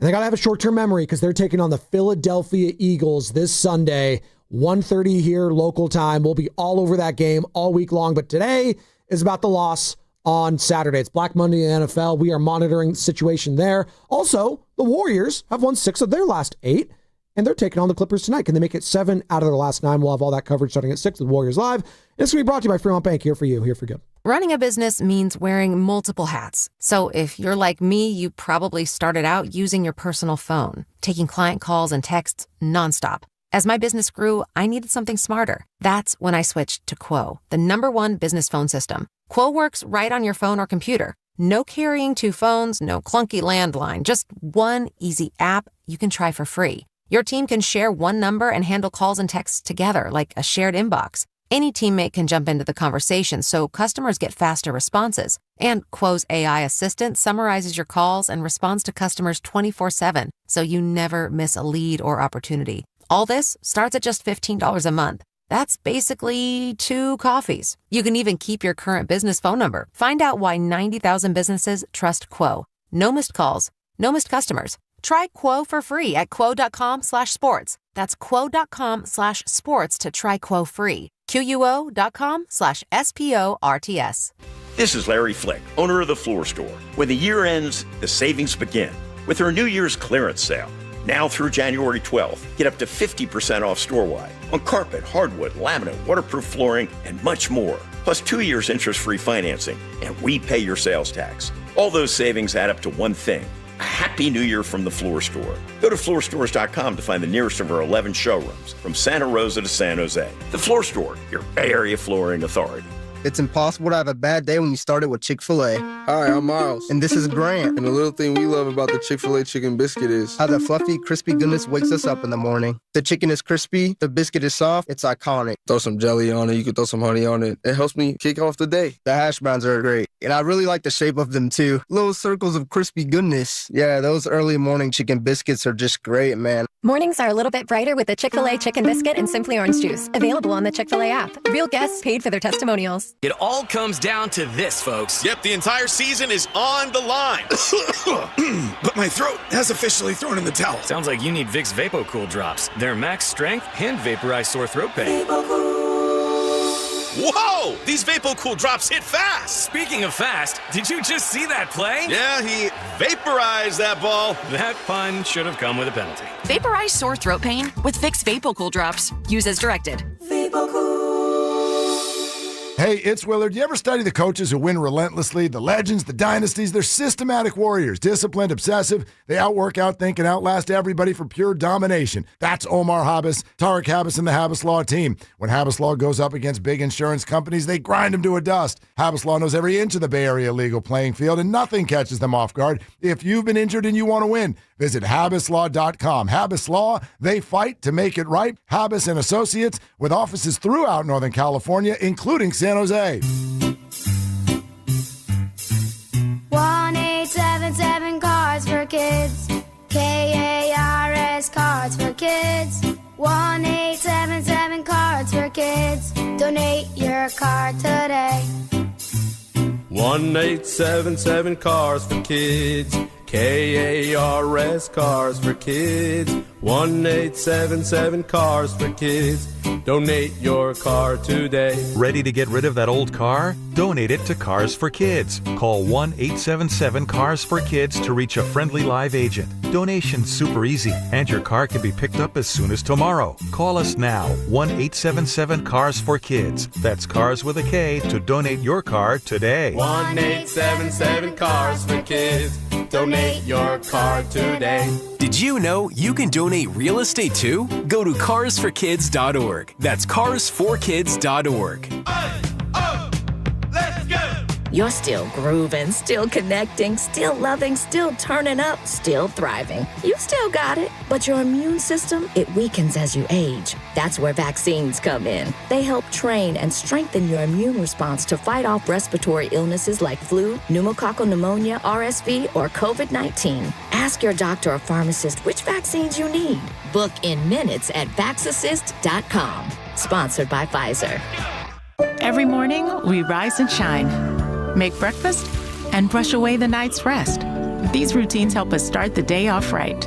Nature-Made vitamins are a simple step in that daily care regimen.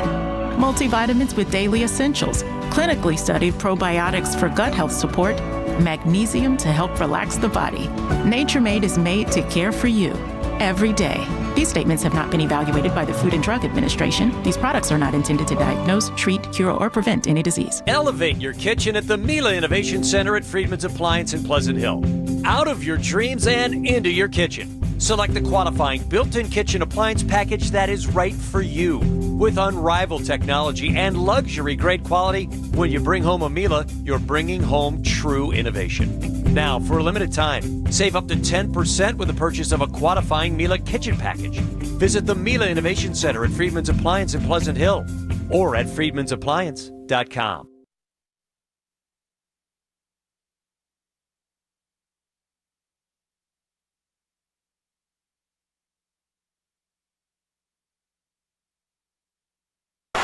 They're down and 2. Charbonnet. He's got it and plenty more. Touchdown, Seattle. He got the first down, then was one-on-one with Malik Mustafa, who couldn't bring him down, and it's a 27-yard touchdown run on 3rd and 2. Hey, it's Willard from Willard and Dibs coming up at 2 o'clock today. Now back to the Joes on the morning roast. Shasky, you're my guy, but calm down. No, I'm going to have my teammates back here. He doesn't need to calm down. He can be frustrated. He can be disappointed. 145 is he going to come in and tell us how we're all wrong? Well, yeah. Well, because he's had a couple shows to formulate, opinions off of. I would like that. I only got 2 pros and a cup of Joe for 30 minutes before I can get onto my show. So it's all right. It's fine. That's a deep cut by there for people that wake up very early for Fox Sports Radio. By the way, look, my opinions are my opinions. Yeah, Mac Mull. But I listen to others, and sometimes they'll enlighten me or make me think of something that maybe I hadn't thought of. And in fairness, I listen to Mark and Dan's show in the afternoon, and sometimes they something that triggers a response from me that I bring up on our show. So it's a cyclical thing. And you can check them out at the crossover at 145 with Steiny and Goo. Steiny and Goo coming up a little over an hour, but in the meantime, Rob, BPA, Samita, Richie Rich, we'll get to all of you. 888-957-9570. Niners head into Philly as the 6th seed in the NFC after losing the potential 1 seed on Saturday to the Seattle Seahawks. Seahawks get the bye. And in the AFC side, because you know what, we haven't really mentioned everything, but in the totality of it, this is how it breaks down. Broncos get the bye. Seahawks get the bye. You got the Rams and Panthers on Saturday morning, Joe. You got Eagles, Niners on Sunday. And then on Saturday night, you have Bears, Packers. That's the Amazon Prime Video game. So your guy Kirk Herbstreit and Al Michaels going to be on the call for that one. I'm actually excited about that. That one is probably the sneaky, for me, best matchup of the weekend because it's divisional. Bears, Packers. I don't know what to expect. You might disagree. That's fine. I don't know. That last game they played was insane. I think we're forgetting it. It was pretty freaking cool. But anyways, we have all week to break that down. I want to get to the calls here. Let's go to Rob in Fremont to get things started. What's up, Rob? How's it going, fellas? How you doing? So just kind of wanted to talk about, the way that the schedule played out for us in the last 7 games is basically like 7 must-win games for us because of the way our division was doing.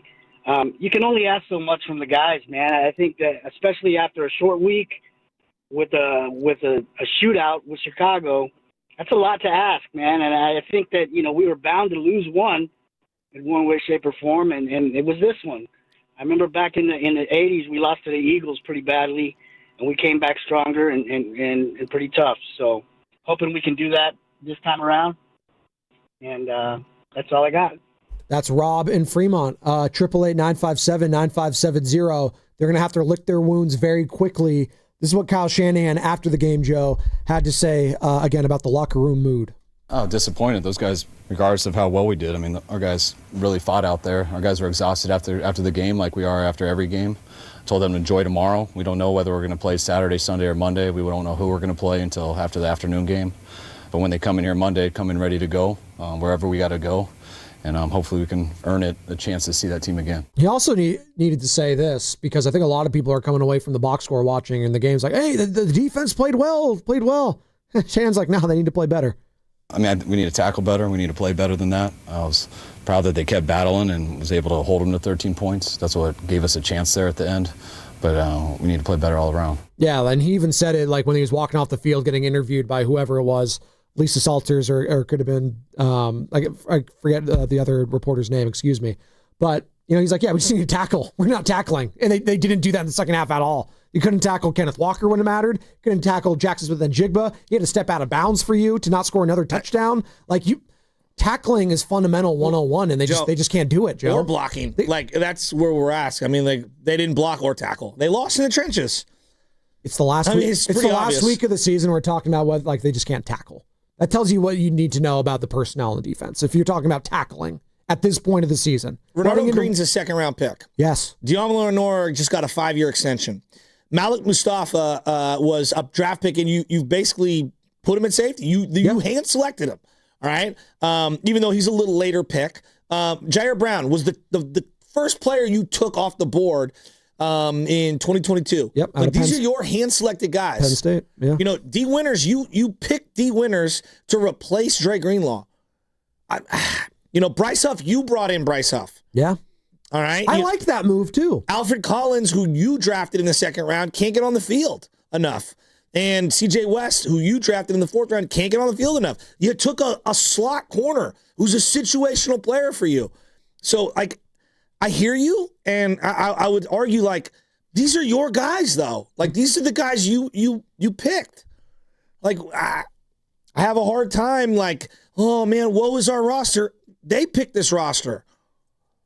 Right? They now, the did. Injuries, look. It's hard to overcome two Hall of Fame injuries. It's very difficult to do that. But Joe, some of your young guys have to show hope. And if Upton Stout's the only guy showing any promise, that's pretty bleak. Him and Alfred Collins. Yeah, but Alfred doesn't play much. Correct. Well, I'm giving you examples. Count? I'm giving you examples. I hear you. Can you give me the snap count, Lubman, when you get a chance? I'm just curious because, it felt to me like Kalia Davis and Jordan Elliott were playing twice as much as him and Sam CJ West. Okwanu, too. We never bring him up, but Sam Okwanu makes plays. He does. He's been making plays all year. I want to give him some respect. Sure. Because Sam O plays hard, and he's made some plays. Hard. He does. And, I like Keenan White. He's made some plays. He actually made a play in this one to kind of, pressure Darnold. But, they're not enough. No, they're not. And Sam Okwanu actually probably was their best defensive player on the line anyways. He had 2 tackles for loss. He had a sack, a couple quarterback hits for Sam O. Let's go to our guy, Brian in Palo Alto has some thoughts on the Niners loss. What's up, BPA?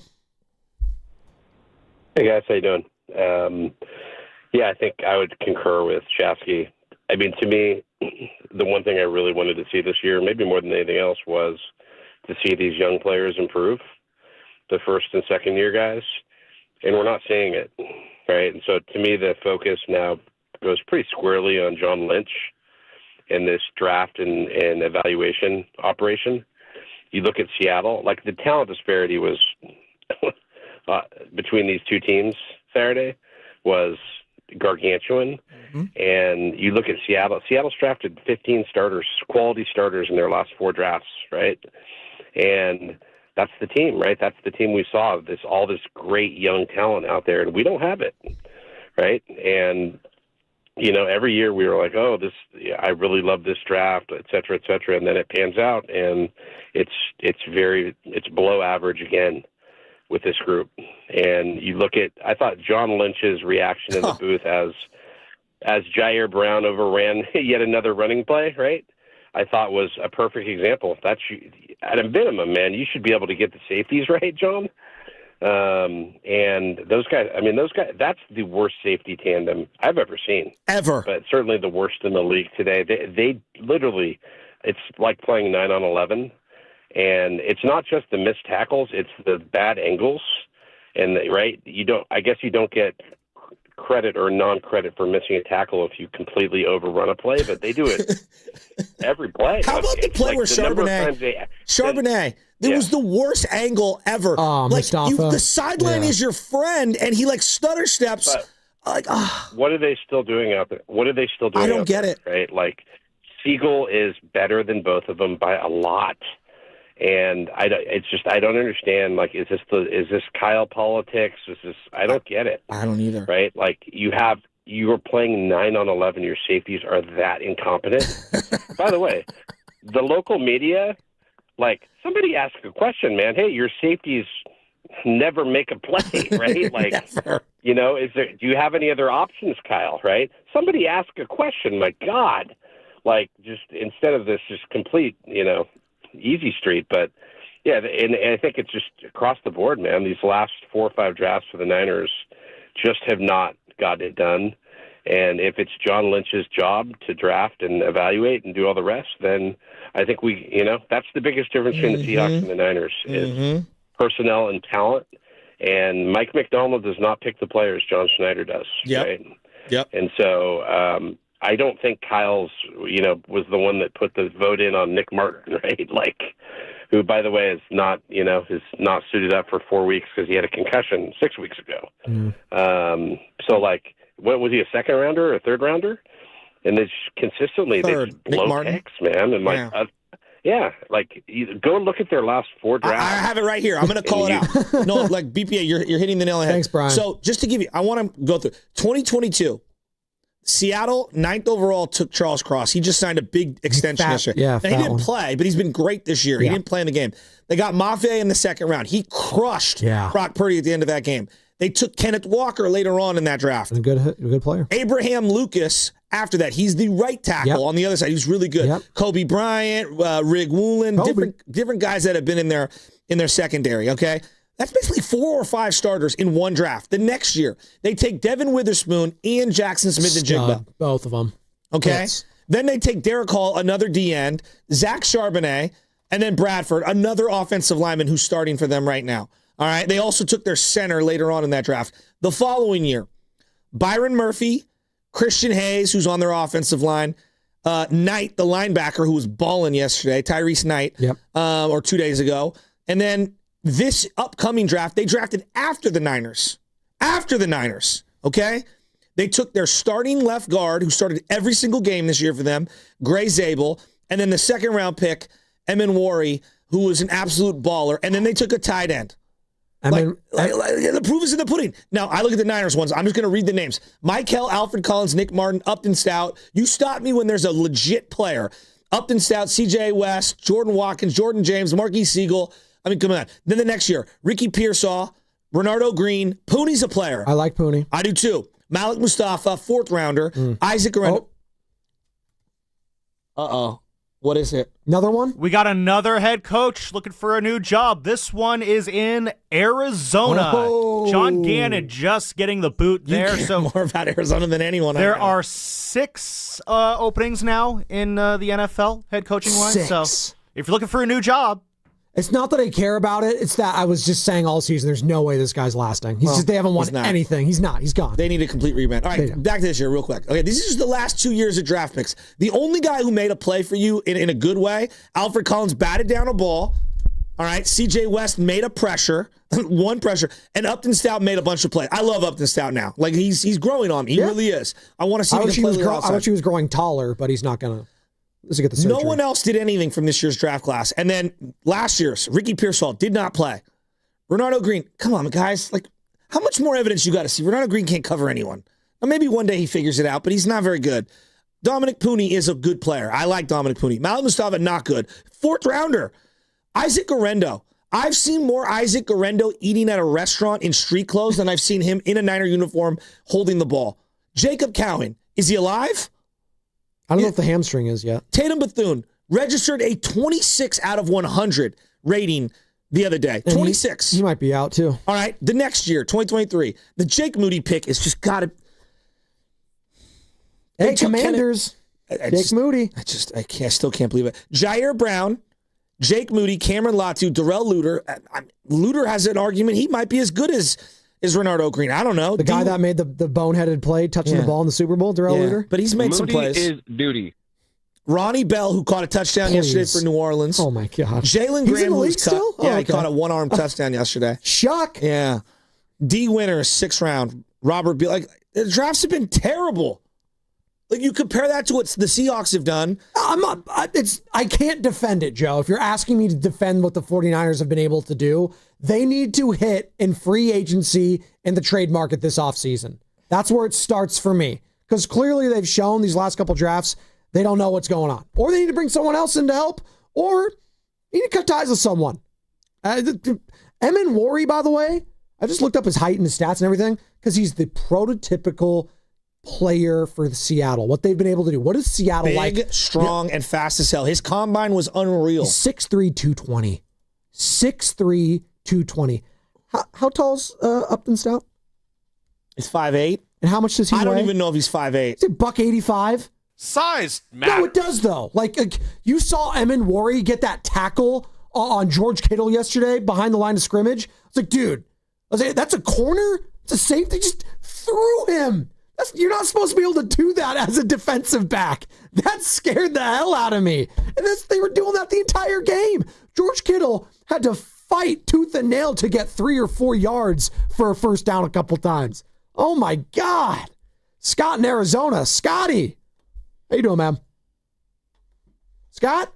No, I haven't talked to you before, and I've been dying to talk to you guys about this game because my cable went out, so I had to watch the phone on ESPN Gamecast so you could decide how horrible that was to watch. Oh, no. And so I had two different takes on this game because the first take I had was just the horrible tackling that I could see via the Gamecast, and mainly it was that 3rd and 17 play. I'm going, okay, fine, we're going to get decent field position, possibly get the ball back, and then they run the ball for, 18, 19 yards, and I just decided it was all about bad tackling, over-pursuing, nobody in the right position, bad angling, whatever it was, because I couldn't see it.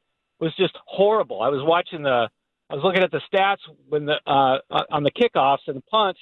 These guys were getting 30, 35 yards on returns. And it was just like, where are the tacklers? There aren't any. And so then I was able to catch the actual replays on my phone the next morning, and I'm going, what was going on with the offensive line? Brock Purdy is not 6'5", he's not 265, and he was getting crushed inside the pocket. And he wasn't able to why weren't they creating plays to get him out of the pocket? He does so much better out of the pocket when you give him the option to either run or to pass, to be able to see downfield. So anyway, that's my take. I love you guys. I've been a Niner fan since 1967. I've just retired back in Arizona. I love it. I was in Hershey when you guys were in Philly for that playoff game. I felt you the whole time. Philadelphia is a horrible place to be. Horrible, but a great sports town. But anyway, love you guys. Thanks for taking my call. Love you too, Scott. That's Scott in Arizona, 888-957-9570. And yep, Philadelphia, that's where the 49ers will be heading this Sunday. So the offensive line thing is actually interesting. How many picks, now they've got a lot of picks, how many picks has Seattle invested the last 3 drafts? You just said it, into right? the O-line. You just said I counted it out. 5? 10. Oh, my God. 10. And that's historically where they've struggled. Remember Russell Wilson always running for his life because they never had an offensive line. Yeah. Now, the Niners took 2 in 2022. They didn't take any in 2023. 2024, I'm going back 3 drafts. They took 2 more, so that's 4. And then this last year, they took the 1, Connor Colby. I mean, the difference, and that's going back an extra draft. Right. They don't prioritize it, Joe. And they need to. Is Trent Williams going to be able to go this week? Do you want him to play? Austin Pleasance, he wasn't bad. Like, he was fine. Like, well, here's the hard part about like Trent's still a really good player, right? And the tough part is that he's now worn down a variety of times at the end of the year. 2023, he had a couple of little nagging things at the end of the year, but it was really 2021 where he had the high ankle sprain and 2022 where he had the ankle sprain. Mm-hmm. And look, those things do happen, but they happen more, often when you're older. And him getting hurt right now, it's just the worst possible timing for the injury, and it sucks. And they don't have a legitimate backup. Like Austin Pleasance, he did fine. He's not a real backup. You know who's been really good this year, who I think we all owe an apology to, just overall? Colton. Like Colton McKivitz. Colton McKivit's been good. Colton McKivit's been really good. He got crushed when they paid him initially. I didn't love it, but you know what? Colton McKivitz has been good. That's one of the few late draft picks on the O-line that they actually have developed. You're listening to 95.7 The Game, KGMZ FM and HD1 San Francisco and Odyssey Sports Station, in the home of the Golden State Warriors and Valkyries, always live in the for Odyssey app, coming live from the Laughing Monk Studios. 1 hour to go here on the Morning Roast. Spadoni and Shasky, we are breaking it all down from Saturday ahead of this Sunday's game in the wild card round. Yes, Sam, you had all the snap counts on your screen? I did, yes. I went away from that screen, but if I pull it up right now, it should be right there. As soon as it loads, there it is. Who do you want? Okay, just give me the defensive line snap counts. The defensive line snap counts. So we got Keon White led the way with 39. 39, okay. Sam O had 37. Okay, those are more edge, even though Keon will line up inside on third down. Keep going. That's where it gets fun now. CJ West had 31. Wow, he had way more than I thought. Okay. Exactly. I must have had his numbers mixed up. Understandable. All the numbers look the same out there. 31, not bad. Alfred Collins with 30. Way more than I thought. Yep. Bryce Huff had 30. Only 30, wow. Yeah. Eater Gross Matos had 29. Jordan Elliott had 28. Cleve Farrell, 28. And Kalia Davis with 25. You know, I stand corrected. Collins and CJ played way more than I thought. But again, you wouldn't know it. How many total snaps on defense? I believe they had 72 defensive plays. So again, like as we think about this, the first round pick, just this is why I'm like so hell-bent on the D-tackle thing. 75. Okay. The left guard who was drafted in the first round, Zabel, plays every snap. So if you want to maximize that 18th overall pick, that's good value, right? Really good value. He's playing every pick. That second rounder and that fourth rounder combined are playing half your snaps. Right. You know? Together are only playing half the snaps. Like that's, you want those every down players in the first round. Well, what's even more in the second round. Well, it's more frustrating. You're mentioning all the offensive line. How many for depth. Stout? I'm sorry, one second. How many for Stout? Snaps? Yeah. Upton Stout had 27 snaps at corner. By comparison, Demo had 68, Renardo 68. Okay, so again, as we talk about the draft from last year, this is why I lost my mind. They took 3 rotational D tackles and they took a slot corner. Just where's the value? You get what I'm going? Like those guys aren't playing 70 snaps, 65, 70 snaps. Where's the value there? Like if they were drafting like niches and these little holes. It's like, guys, we need like plug and play. Don't worry about it. You're going to play every snap of every game. Now, Michael would probably play, I would say, the bulk of the snaps. I would say Michael's one of the few, but I just don't love him as a player. Again, go get the proven commodity if it's not working in the draft. Like go out there and go get some. The problem is, remember they did that once upon a time with who? Javon Hargrave. And what was the return investment on that one, Joe? Not very good. It was a bust of a signing for them. No, it was horrible. It was awful. So I want to have faith that they could go out if it's not working in the draft and go do the F them picks, less Snead. But you haven't really shown that you can do that in recent years. Yeah, you hit with Christian McCaffrey. That was a big one. You hit with Trent Williams. Yeah. Those were big, right? How many years ago was that? Like that was a long time ago. I'm trying to you need to go out and do something that's awesome. Max Crosby, are you in a position to go give up 2 first-rounders for him? Is this a team that needs more young player? They need both, but it sounds great. Trade for Max Crosby. Right. It sounds great. But your holes are still going to be Joe, they need 2 wide receivers. They need another running back. Right. They need more offensive line help. They need 2 safeties. They need another corner. They probably need multiple edge guys. And how many linebackers do they need? Oh, all of them. Okay, so trading for Max Crosby. Except for Fred. And having less picks, how does that help you? Well, the idea is him and Nick Bosa would be the greatest tandem in the NFL, and they'd be amazing. And you know that's how you supplement a bad secondary, a poor secondary is sacking the quarterback a bunch. But mind you, Max Crosby also has the highest usage rate out of any other defensive player. He'll play every snap, no doubt. But when does that fall off the bridge, right? When does that start to rear its ugly head? You know what I'm saying? And I'm not giving a third contract. This is the same thing with Bosa coming up. If I hear Bosa talking about I need to be renegotiated, I'm not giving third contracts to these defensive players anymore. They get hurt. The game is physical. And he got hurt this year. I'm not doing it. What's coming up with the game is brought to you by Crystal Geyser, Alpine Spring Water. We'll put a bow on this conversation. Also kind of look ahead around the NFL, what took place and what's going on right now. Coach is getting fired. It's Black Monday. Pete Carroll, gone. Kevin Stefanski, gone. Jonathan Gannon, gone. Yesterday, Raheem Morris, gone. Who's my guy in Tennessee who got fired early this year? Callahan, gone. Anyone else? We'll see. Lou, Richie Rich on the other side, presented by Crystal Geyser Alpine Spring Water. What makes Crystal Geyser Alpine Spring Water different? We always bottle our Alpine Spring Water less than 1.5 miles from the spring source, and all our bottles are made with 50% recycled plastic from our own recycling plants. Crystal Geyser, bottled at the spring source. We've all been there, sleepless nights, wondering if your business's security service is really protecting what matters. At Bay Alarm, we can put your security insecurities to bed. Our advanced technology and personalized support ensure you can rest easy knowing we're here for you. BayAlarm.com. Guys, thanks for helping me carry my Christmas tree. Zoe, this thing weighs a ton. Drewski, lift with your legs, man. Santa!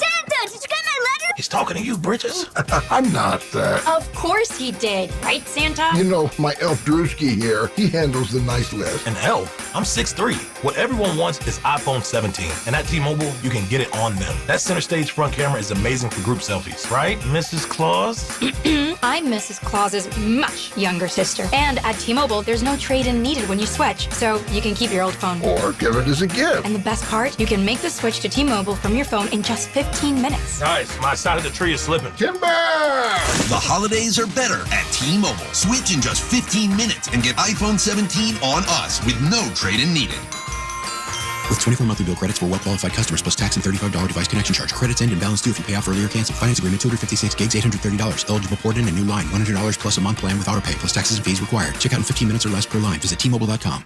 95.7 The Game and Great Clips have teamed up for the new basketball season. We want our listeners to look fresh with a great haircut from Great Clips. Each week, we'll pick a lucky winner to score a gift card. For a chance to win, courtesy of Great Clips, enter online at 957thegame.com. If you're one of the millions of Americans behind on your taxes, if you're afraid to open your mail because IRS collection letters could be coming, listen carefully. The IRS is cracking down, taking paychecks, freezing bank accounts, revoking passports. That's a fact. But here's what most people don't know. There are official tax relief programs designed to help struggling taxpayers. Programs that could save you thousands if you qualify. No one knows these programs better than the experts at Optima Tax Relief. Optima's award-winning team will fight to protect your paycheck, your passport, and your property. Their tax attorneys and licensed tax professionals will work tirelessly to get you the best deal possible with the IRS. Every day, penalties and interest keep piling up, so don't wait. Call Optima now for a free consultation. Call 800-568-6533. 800-568-6533. 800-568-6533. Optima Tax Relief. Some restrictions apply. For complete details, please visit OptimaTaxRelief.com. Join History San Jose for South Bay Flashback, Riffs, Rhythms, and Revolution. This new exhibit celebrates San Jose's forgotten music scene of the 1960s through over 200 show posters, artifacts, and stories. Whether you danced to these beats the first time around or you're discovering the roots of rock history, this free exhibit will take you back to this psychedelic moment. Now open select weekends at the Paseta House in History Park. Visit historysanjose.org or 408-287-2290 to plan your visit. Ready for the ultimate red and gold game day?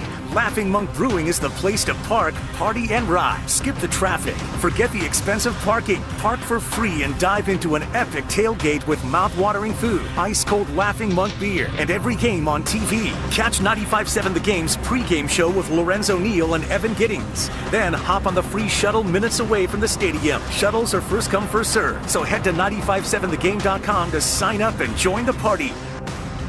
The NFL is taking over the Bay Area with Super Bowl Experience presented by Jersey Mike's, February 3rd through 7th at the Moscone Center, North and South. Dive into an immersive football festival celebrating all 32 teams, plus interactive games, player autographs, photos with the Vince Lombardi Trophy, exclusive NFL shop merchandise, and much more. It's the ultimate Super Bowl week event with fun for all ages. Tickets start at just $40 and kids 12 and under attend for free. Visit superbowl.com to buy your tickets today. It's impossible to have a bad day when you started with Chick-fil-A. Hi, I'm Miles. And this is Grant. And the little thing we love about the Chick-fil-A chicken biscuit is how the fluffy, crispy goodness wakes us up in the morning. The chicken is crispy, the biscuit is soft, it's iconic. Throw some jelly on it, you can throw some honey on it. It helps me kick off the day. The hash browns are great. And I really like the shape of them too. Little circles of crispy goodness. Yeah, those early morning chicken biscuits are just great, man. Mornings are a little bit brighter with the Chick-fil-A chicken biscuit and Simply Orange Juice. Available on the Chick-fil-A app. Real guests paid for their testimonials.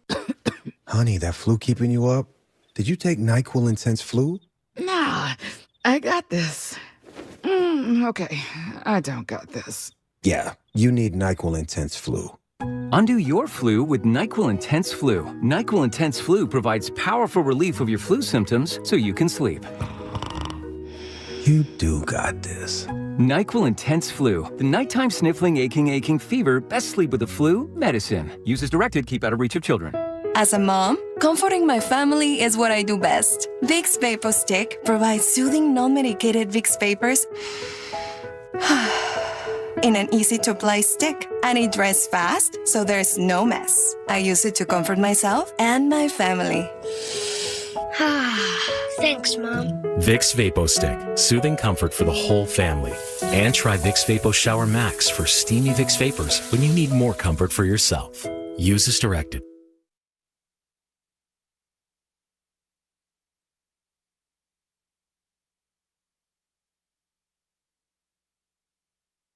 This is Matt Steinmetz, and you're listening to The Morning Show with Spadoni and Shasky. This ought to be good. What's up, Steiner? This is going to be a legacy weekend for him. That guy can drink like a fish. I want him to pick his allegiance, the state of Pennsylvania or his real home, California. Bay Area, because he likes to say, I'm a Bay Area guy now. Yeah, he likes to claim it. He's lived more here in the Bay than he ever did in Pennsylvania. This guy is such a D. He did. He chose to. You always say, if you choose to live here, you look at them even in a more shinier light, if you will. Yes. There you go. I like that. That's nice. You're a glass half full kind of a guy, aren't you? As he does a deep exhale. No. Can you be glass half full about the Niners and that loss at all? A very humbling loss. How would you spin this? Like, if I was trying to do like a spin on this and try to do like a... Here. How do you pull up David Lombardi's tweets? Oh, God. Come on. No. This is how you do it. Like, if I wanted to be homerific, play some music, like some clown music or something, so I could be super homerific. Some people want the hard path. Some people want the easy path. I prefer the hardest path. No, this is like, honest to God, this is what the homer people sound like. We had short rest. Trent Williams wasn't healthy.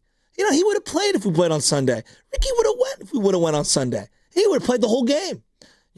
Seattle had a good one-off game. The Niners will never have an offensive performance like that ever again this year. It's a one-off. 14 games. It's a one-off. All right. Our defense will tackle better next time. Bryce Huff will actually show up in the month of December and January. Robert Saleh is not going to give 15 yards of, ground on both edges with our corners in the next matchup against A.J. Brown and Devontae Smith. Jalen Hurts can't throw. Like, that's what people are going to say. They're going to talk themselves into it. You're having a hard time doing that this morning. I get today, it. And I always, look at Bill Walsh used to get agonized over the losses. And then by Thursday, Friday, Saturday, he would will himself back up off the ground and talk himself into why he would win. That's just this part of the evolution of coaching is you kill yourself and crush yourself with the losses and all the things you woulda, coulda, shoulda done better. And you agonize over all those things. And then you got to get ready for the next game. 3.5 points. That's what I see right now. The Philadelphia's Eagles, I should say, are favored at home by 3.5 points. This according to DraftKings. Curious to see how that shifts throughout the week. 888-957-9570. Let's go to Richie Rich in Livermore. He's been very patient hanging on. Appreciate it, Rich. What's up, man? What's up, fellas? How you doing, man? Look, I'm going to look at it at a different angle. And you know me, Shafty, I'm a realist. I'm a sicko. I watch the game 3 times and I go back and I look at everything. Why the hell do I do it? I don't know why. But everyone's surprised. I'm not surprised. The reality is our defense is trash and it's been held up by pins and needles all season, right? Like, you take away Bosa and Warner, that's the heart of the defense, man. But they did bend and not break Saturday. Like, 13 points against a juggernaut offense. How many teams have done that this year? Not a lot. So the end result is if you score 2 touchdowns, you do win that game. And in order to be a playoff and a Super Bowl team, you got to have good defense. But what beats good defense is a great offense. And I also do not think it's a fluke that the Niners, for the last 5 weeks besides Saturday, have put up some crazy numbers and have whooped everyone's ass with their offense. So I think Kyle got outcoached, right? He got fancy. He didn't stick to the basics. You dink and dunk. You open up the big plays over the middle. And that's what our offense is pretty much on, right? And they didn't do that, man. They went away from it. They tried to get cute. I mean, I knew it was over on 3rd and 17 when they ran the ball down the throat. It looked like a Madden joystick, man, and no one could tackle, right? So, but this is the reality of it, guys. I'm going to leave you with this one. We are part of the 7-team standing, and it's not over. And I think he needs to get back to the basics. They need to prep for this Eagles front defense, because this front defense you're facing is better than Seattle's front defense. Now, hands down, they are. But Eagles offense ain't been that great. You held Jonathan Taylor to under 50 yards rushing. You could do it again if you just play it right, man. But you guys got to tackle, and the offense got to do their job. I mean, any team that scores 13, you should be able to win in today's age.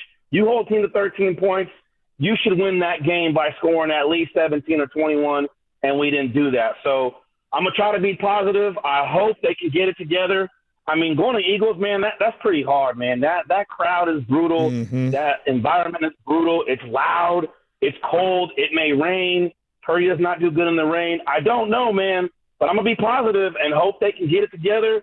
Kittle can do his job, and C-Mac can put in work, and we can go. Because in order to be the best, you got to play the best. And eventually we're going to have to play a good team, whether it's next week or the week after. And, hey, if you're going to kick us out, do it now. Yeah. I don't want to go all the way to the end and then have a heartbreaker. You know what I'm saying? Do that now, get it over with, let's go. Well, it's interesting. It's interesting, Rich, and we appreciate the call. Kyle Shanahan's never been one and done in the playoffs, so that's going to be interesting. He has never been one and done in the offseason. I hate when we do that. We did that with Steve Kerr. Like, he's never lost a Western Conference thing. I know, until it happens. Every team is different. Sure. Every year is different. I'm just telling you. It's just he's never been one and done in the offseason, which is a testament to him and the teams he's had.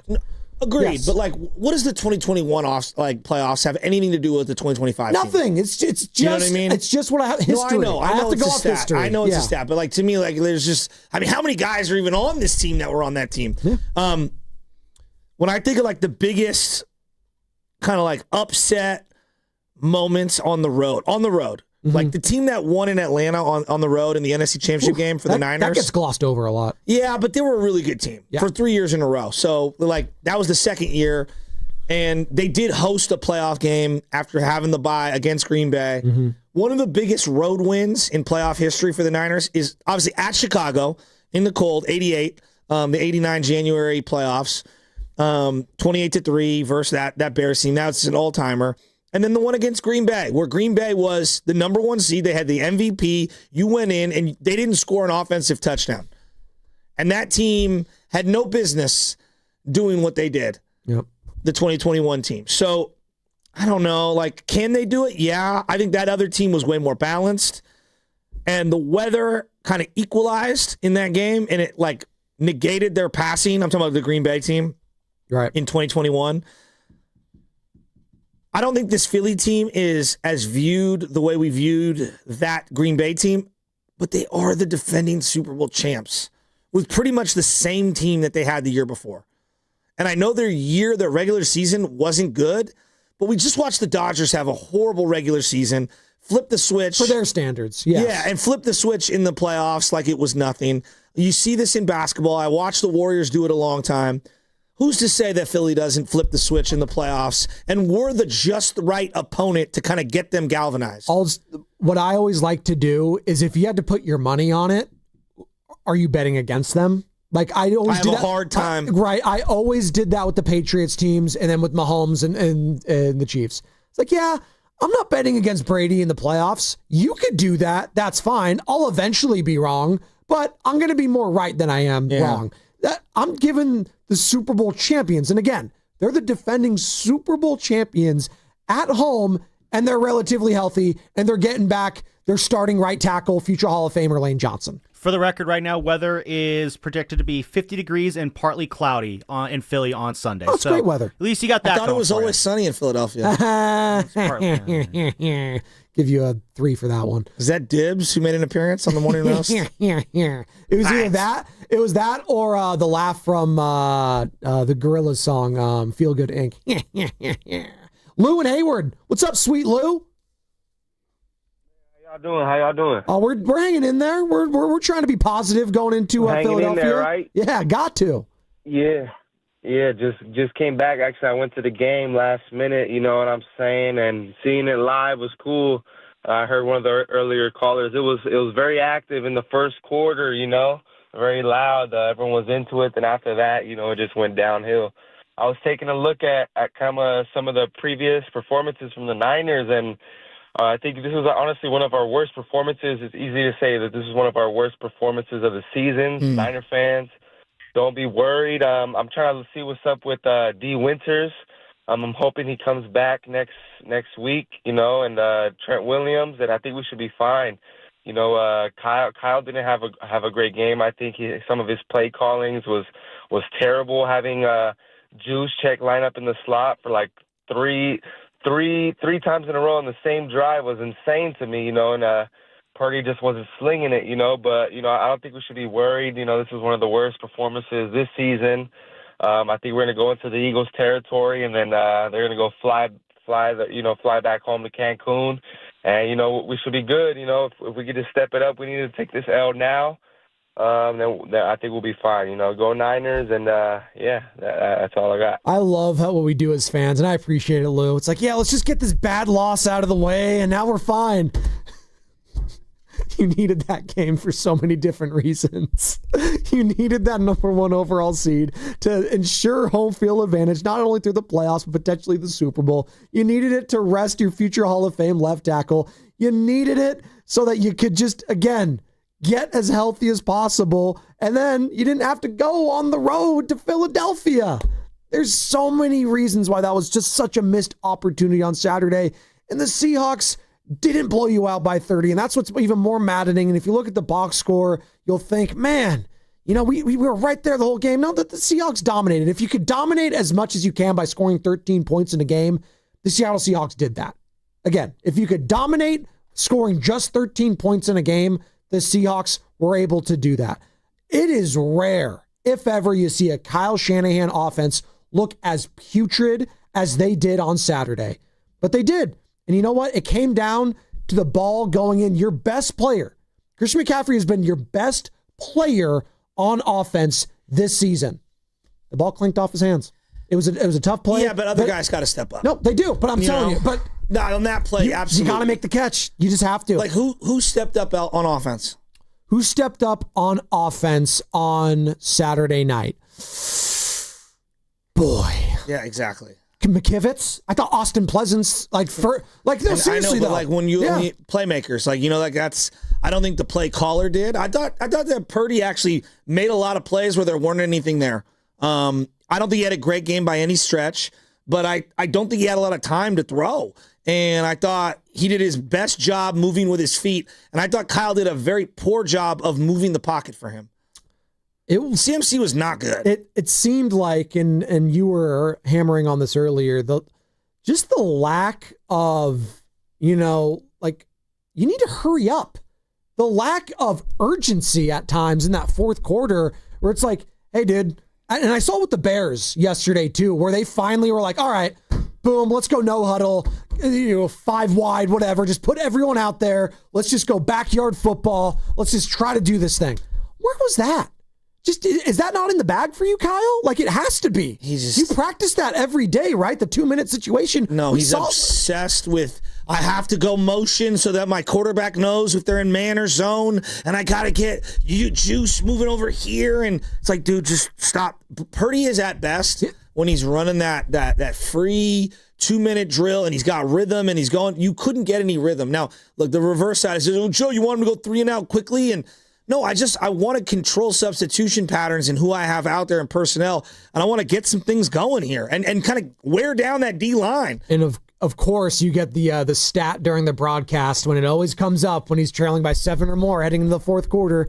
Kyle Shanahan, 1 in 39, including the playoffs, when trailing by 7 points or more entering the fourth quarter. I do have to say this, though. Not that it's a misleading. The stat's the stat. They don't come back usually. It's hard. I think the last time they won, if they brought on the broadcast, it was 2023 playoffs against the Packers, as you mentioned, Joe, in the rain. They're trailing by 7 or more heading into the fourth quarter in that game. Most teams have most head coaches have similar records to that. But it is what it is. Over? It has one. He's won against the Packers, as I just mentioned a couple of years ago in the playoffs. I know, but in the regular season, over? Kansas City has the best winning percentage during this stretch, is 6-14. So like it's still like it's like unless you have Patrick Mahomes or I think Green Bay's the next best at 7-34 or something. Like it's very difficult, is what I'm saying. They've only been down 21 times in the fourth quarter by that much. That's the Chiefs. I know that's the other part. It's like they have a lead heading into it. Let's go to Steve in San Francisco. He says the 10-point loss is a misrepresentation. What's up, Steve? Yeah, it felt like a 25-point loss. It's exactly what's going on, fellas. It was brutal, and I think, to me, that felt, as a fan, I'm 40 years old, that felt like the Super Bowl for them this year. Like, if you told me at the beginning of the season, I thought the goal was 10 wins before Bosa, Warner, Michael Williams. I thought, I can see them getting 10, and I would be thrilled with that. 11, I thought was max. This team going 12-5, nobody's going to take it away. There's nothing short. It's nothing short of miraculous. But I think, I've never gone into the playoffs as a Niners fan, not to be doom and gloom, but feeling this dour. I totally agree. I have never, ever, every single time they've been in, I've been excited, and I've also felt like they had a shot. I think setting up for this game, it will be. I'm hoping for the best, expecting the worst, but I do think that if they somehow pull it off, it would have to be the biggest in my lifetime, the biggest upset in my eyes as far as them being able to take down Philly, given everything. Steve, now, did you go to the game on Saturday? No, I wish I would have been there. We were on the East Coast, so it was killing me. So no, it's all good. I was there. I had the same sense that you had. Like, thanks, Steve. It just felt like there was so much on the line, and like, if you got here you go. If you win the game, you get the number 1 seed. Yep. Every game's at home. Yep. You don't have to worry about Trent Pearsall getting ready in 1 week's time. Nope. You can rest Kittle a little more. He needs it. CMC, gosh, he needs some rest. Your whole team on defense needs to get healthier. Now you're out 1, 2, maybe 3 linebackers. Who knows about Trent? Who knows about Pearsall? I'm doubtful Pearsall is going to play. I mean, how can anyone feel good about Pearsall playing? All right. Well, my quarterback will play a snap if he does, and then get tackled immediately, and then he might be out. My quarterback took not 1 but 2 big shots at the end of that game when they were down big. His thumb is bleeding. Right. Yeah. And now you got to travel to the East Coast, and probably not going to get Fred Warner back at any point. Like, so all those things have now come into the fold, and that's a lot. That's a lot of what I call blunt reality. It's always an interesting exercise, too, because he brings up a good point, and I was with him. I was like, I had this team winning 10 games and being a fringe playoff team before the season, before all the injuries. I had them there. If I was to tell most Niner fans, hey, you'd win 12 games and you'd be a 6 seed, you'd be like, oh, you know what? I'd take that. It's hard to not believe after the way they won against the Bears and the Colts. Right. And, you got kind of sucked into it. I get it. And, you're flip-flopping. No, it's like, dude, you get caught up in it. And in fairness, no, but I also want to say this. When we were talking about those games, they were big wins. But we also all understood in real time this defense sucks. Like it wasn't like we were sugarcoating anything defensively, Joe. See, that's where I think there is a misnomer. It's like, you guys thought this, that, and that. I was like, no, we said the offense needs to be damn near perfect every week. Like, the offense was awful on Saturday. They had no shot because the offense was that horrible. They weren't winning any game playing that poorly offensively. We talked about it in those wins against the Colts, in those wins against the Bears. You have to play bend, don't break. And you know what? Those opportunities early on in that Bears game, what happened? There's a couple 3-and-outs for Chicago. That allowed the Niners to get a lead. They needed a lead. And the fact that the Seahawks got that lead early and just sat on that and said, you know what? Mike Manal said, I don't want them to score a freaking point in this game. You know what? They scored 3. It's as close as a perfect performance you could have from a defense. This version of the Niners can only, the reason why we thought they had a chance is because it's about matchups, right? So, against the Bears, that's a perfect matchup. Even the Rams, to me, is a better matchup because they want to get up and down the field. Correct. Both teams want to get up and down the field. The slow prodding, we're going to run the ball, be methodical, throw situationally. Seahawks, Eagles. Yep. This is why I even think Green Bay, because Green Bay does run the ball pretty well. Yeah. No, Joe, you're feeling that, and I think the players are to an extent. When you have George Kittle, who is the leader of this team, going out of his way to say, go Buda Baker and go Trey McBride, he's telling you how the team is feeling. I don't want to go to Philadelphia.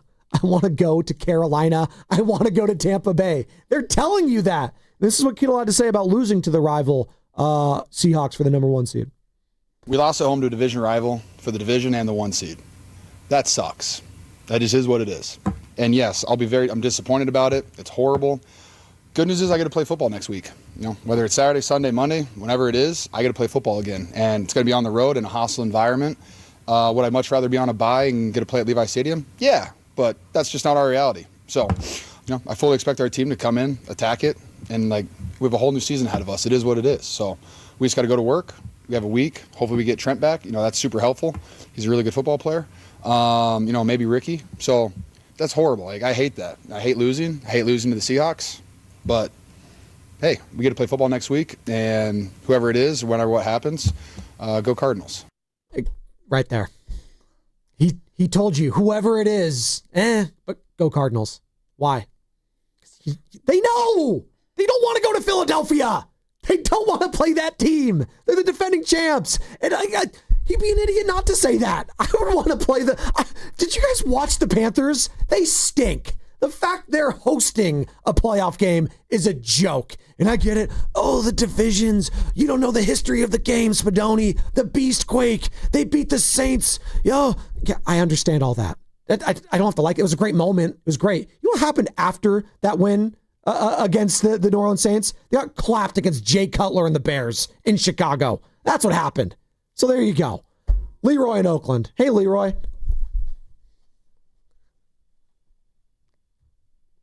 Leroy, 1, 2, 3, gone. Leroy was going to say, though, it said too much panic with the 49er fans. We're panicking too much. How about we're just assessing the game we just saw? Are we panicking? I'm not saying that the Niners can't win next week. I'm just saying, of all the matchups and scenarios that could have taken place, this is the one you didn't want. You had an opportunity to be the number 1 overall seed. We're assessing it. We'll preview the Eagles versus the Niners all week long. This is what you did not need. We talked about it all last week, Joe, about the best case and worst case. It's the worst case scenario for San Francisco. But as George Kittle said, I get to play football next week. So the fact that they are a playoff team still, yes, you could celebrate that at the very least. Kyle Shanahan on Trent Williams and Ricky Pearsall, because that is going to be a topic of conversation all week long. Is Trent and or Ricky going to be available next week? They were pushing it. It would have been too risky to play him, though. But they pushed it all the way up to the end, but it would have been the smartest decision by us to let them. There you go. Would have been the smartest decision. But they would have been better had the game been on Sunday? Is that what he said? I didn't hear that. He had said that, basically. It's just Shanahan with the coach speak.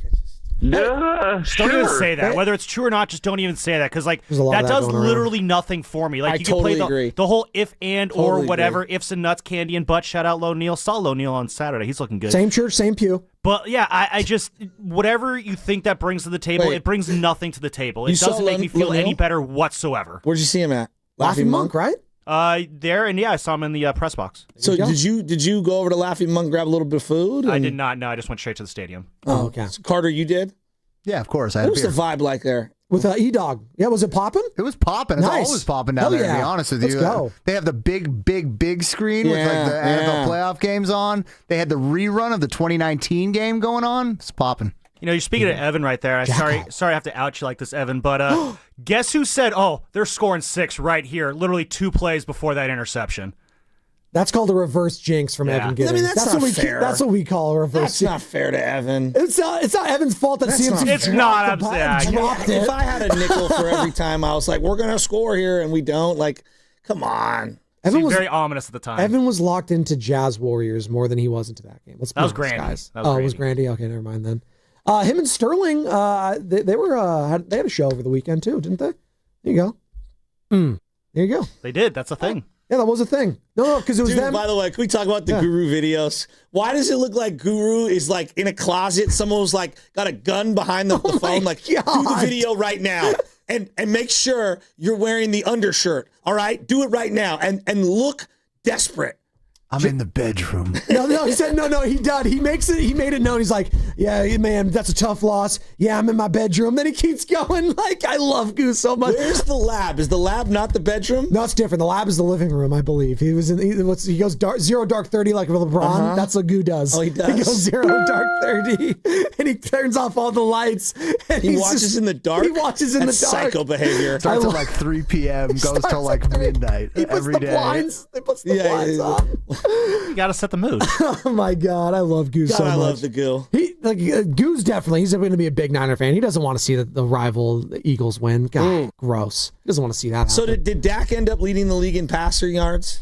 I think I have all of the. Yeah, let me see the. They said Goose turning down the blinds because he's got the lotion ready. What? That's so bad. That's why'd just you so read bad. that? You could is read so any bad. sort of message off possible, That and is that's the one you so went with. bad. Come on. That is so By the way, bad. Dak third in passing yards behind Stafford and Goff. So Stafford ended up. He's the favorite. They totally stat padded him in that game and tried to win the MVP. Stat Padford? There's not a he's probably going to get it, but I don't think he deserves it. That's a Dibs. Dibs did the Stat Padford, so I'm copying. No, they got that timeout. He got that from dude who did the show with Chris Broussard, who was in Detroit for many, many years, who doesn't like Curry. What's the guy's name? He's the one who came up with Stat Rob Padford. Parker, there you go. He's the Gamote. Well, I heard that from him 10 years ago because he's a Detroit guy. Well, then I'll back off there. MVP frontrunner right now, according to DraftKings, Matt Stafford minus 180. They needed to win that game, though, so how could we say it was stat padding when they needed to win the game? No, it's just it felt like it. It felt like it because they needed to score touchdowns and beat the Cardinals. It was shaky there for a second. By the way, they must have switched up the tiebreakers this year as opposed to years past. I know there was common opponents. It used to be NFC first, then common opponents. Your NFC, it was the NFC West, then NFC, then common opponents. I hate the tie-breaking scenarios. Apparently, like the Raiders get the number 1 overall pick too, but they don't pick first in the second round. The Jets do. Yeah, that's been a thing for a while. But what is that? I don't get it. I don't get it. Remember when the Niners and the Raiders, they had the coin flip? Okay, they did the coin flip, and then they flip-flopped in the second. Well, you guys got McGlinchey, and the Raiders got Colton Miller, who's been Instead there of Derwin James. Yeah, who remembers? Who remembers? Chargers taking on the Patriots. That's going to be sexy. That's the Sunday Night Football matchup next Sunday on Peacock and NBC. You excited about that one? Of all the non-Niner games, what intrigues you? I don't care about any other game but the Niner game. I know I'm not trying to be that guy. I'm just being real. Like, damn. I thought you loved the game, Joe. Of course I love the game. Come on. Like, I mean, I barely watched like the Steelers Ravens. I was, scrolling on my phone. That was an insane game. The fourth quarter was out of control. Oh my but once we God. lost Saturday night, it ruined Sunday morning for me. I put understand. on the Warrior game. I rewatched the game the first time, and I watched it back, and it's just like, Well, not only do you get punched in the gut, you got kicked in the balls on Sunday if you're a Niner fan too, because you needed the Cardinals. Like anytime, by the way, you're relying on the Arizona Cardinals, Jacoby Brissett, to do anything. It's like the Tampa Bay fans waking up. We need the Saints to win. What did the Saints want anything? The Cardinals are a pure poverty franchise. They're done. In all of sports. They need a complete rebrand. They need new names. I don't ever want to see them on my television ever again. I hate them. We'll schedule in 2 wins against them next year. Whoever. We always play them very difficult, and they end up doing things I don't expect them to. You swept them this year. Yeah, with 2 different quarterbacks. This year. They ended us last year. The Kyler Murray, bye-bye. That's true. Tony in Oakland. Hey, Tony. Happy New Year. Yes, Happy New Year. Well, as I said, I thought we were going to win, but I said McDonald was the hitch because that dude has all the stuff. And Shanahan does not have what he has. Shanahan, once he has a battlefield plan, he can never change it. That's why if we're behind by 8 or more, we always lose. It's like 2-38 or something. But the thing is Shanahan, he's one of those people, he hasn't gone to God enough because otherwise we're relegated by our DNA. He has no creativity. Any idiot would have known to go to the air and throw it downfield continuously till we, get it into a touchdown. But we can't. He practically killed Purdy, and Christian McCaffrey is those guys are so big, and any battlefield commander would have known to go to the air air and throw touchdowns. It's amazing how people can't change up their game. Once he has a battlefield plan, he never changes it. Thanks, Tony. That's Tony in Oakland. Battlefield Commanders. You think she's commanded a lot of battles in her days, Tony Oakland? What is going on here? I'd follow General Tony in the battle. I watched, speaking of battles, the one battle after another. Good movie. Saw that one with Leonardo DiCaprio and Sean Penn. It's entertaining. Did you watch the end of Stranger Things? I don't watch that show. I've never seen it. Did anyone here? I did. Okay. Has enough time lifted? Are we allowed to discuss it? Sure, I don't care. I'm never going to watch that show. I never felt. Can I just, I don't think she made it. Game of Thrones There's a had a cliffhanger? bad final season. This was horrible. I thought it was way better than Game of Thrones' final season. I mean, That's I guess. pretty bad then. Game of Thrones is god awful. No, he's wrong. Stranger Okay. Things finale was so much better than Game of Okay. Thrones. It wasn't. Was it First like off- Succession had a better ending than Stranger Things? All of a sudden- I don't know if that all of a really What was works better, out. the Niners offense on Saturday night or the Stranger Things ending? Stranger Things. Okay. Okay, the Stranger Things went from like Goonies and all this, and like she's got a machine gun and she's shooting like a giant Godzilla spider. now Yeah, that's the pretty whole cool. thing was no, it was not. It was Now not I'm in. realistic. Come on, what Well, really? the problem is, Joe, is these all started off as like kids a decade ago, right? And they're all like 30 now. No, that's not even the problem. You know what the problem is? Everything now can't just live on its own in a season or 2 or 3. It has to be a multiverse They gotta milk and a it. spin-off. Oh, yeah. And Oh, they set up a couple spin-offs too. I don't like. well, that that's at the all. problem. No, but that's the problem. And like, so which brings me to you want to Corporate know greed? the movie of the year? Yeah, man. Shout out money. The movie of the year. It is a sad movie. I will admit that to you. The movie of the year is Train Dreams on Netflix. Train Dreams. It's about a man and he's living in the early 1900s and he's a logger and it's very Joel sad. Edgerton. He's Yeah. excellent. Played Excellent. Buchanan in Great Gatsby. He's an also absolute. Lars Owen, I believe. He's an Owen absolute Lars. excellent. He is Lars. Yeah. Excellent movie, and I highly recommend it. It's really sad, like really sad, but in a good way. So unique, so refreshing, so different. It blends spirituality, emotion, reality. It's man, it's crazy. That's a great movie. I don't need a multiverse. Not everything needs a multiverse. I watched. Speaking of the multiverse, the Avengers Doomsday trailers are starting to trickle out now. I did not. I saw the new trailer. I saw a lot of trailers yesterday because I took the kids rainy day to see the new SpongeBob movie. How was it? It was okay. I don't like the animation they do now. Let's say the computer. Are there it's just like, no new yeah. ideas? Is that what it is? Was just no new ideas? Well, you know what trailer I saw? Toy Story 5. Because what we needed is a fifth one. And I love Pixar. I do. It's a Bay Area, like... The fourth one seemed like no, too much. you just needed to stop at 3. Andy got old. He gave his toys to another kid. It's a perfect ending. Quentin Tarantino was right on that. It is a perfect trilogy. No, I Leave it agree. alone. I agree. It's like Back to the Future. Don't touch it. But you know what's a Leave problem? it alone. You know what's a problem? Because I talked to someone that works at Pixar. I won't out who they are. But he's like, the reason they have to keep making those is because it's a cash cow for them. I know. It's like Star Wars. And They just- unfortunately, when they churn out new things in Pixar, they don't like them. Like the people aren't people going. want the old stuff. They want the old stuff. I know. And that's the only thing which sucks because then we don't get creativity. I agree. Yeah. The one of the best things that I've seen in the last 15 years, the Spider-Man cartoon one into the multiverse was excellent because they kind of loop in all these different things. It's just we have no new ideas. Oh yeah, no, yeah. Andrew Garfield was in that one, right? Yeah, your boy. Was he? No, this was the cartoon. Oh, not the one with Tom Holland. That one wasn't bad. Okay. I'm talking about the cartoon one where from the 90s? No. He's talking about the recent one that was like Academy nominated. Into the Spider-Verse. Into the Spider-Verse, and then Across the Spider-Verse is the second one. It's and then they're gonna have a third one. animated or whatever. It's really cartoon. good. Yeah, I know it's excellent. It is. Just like Final Thoughts.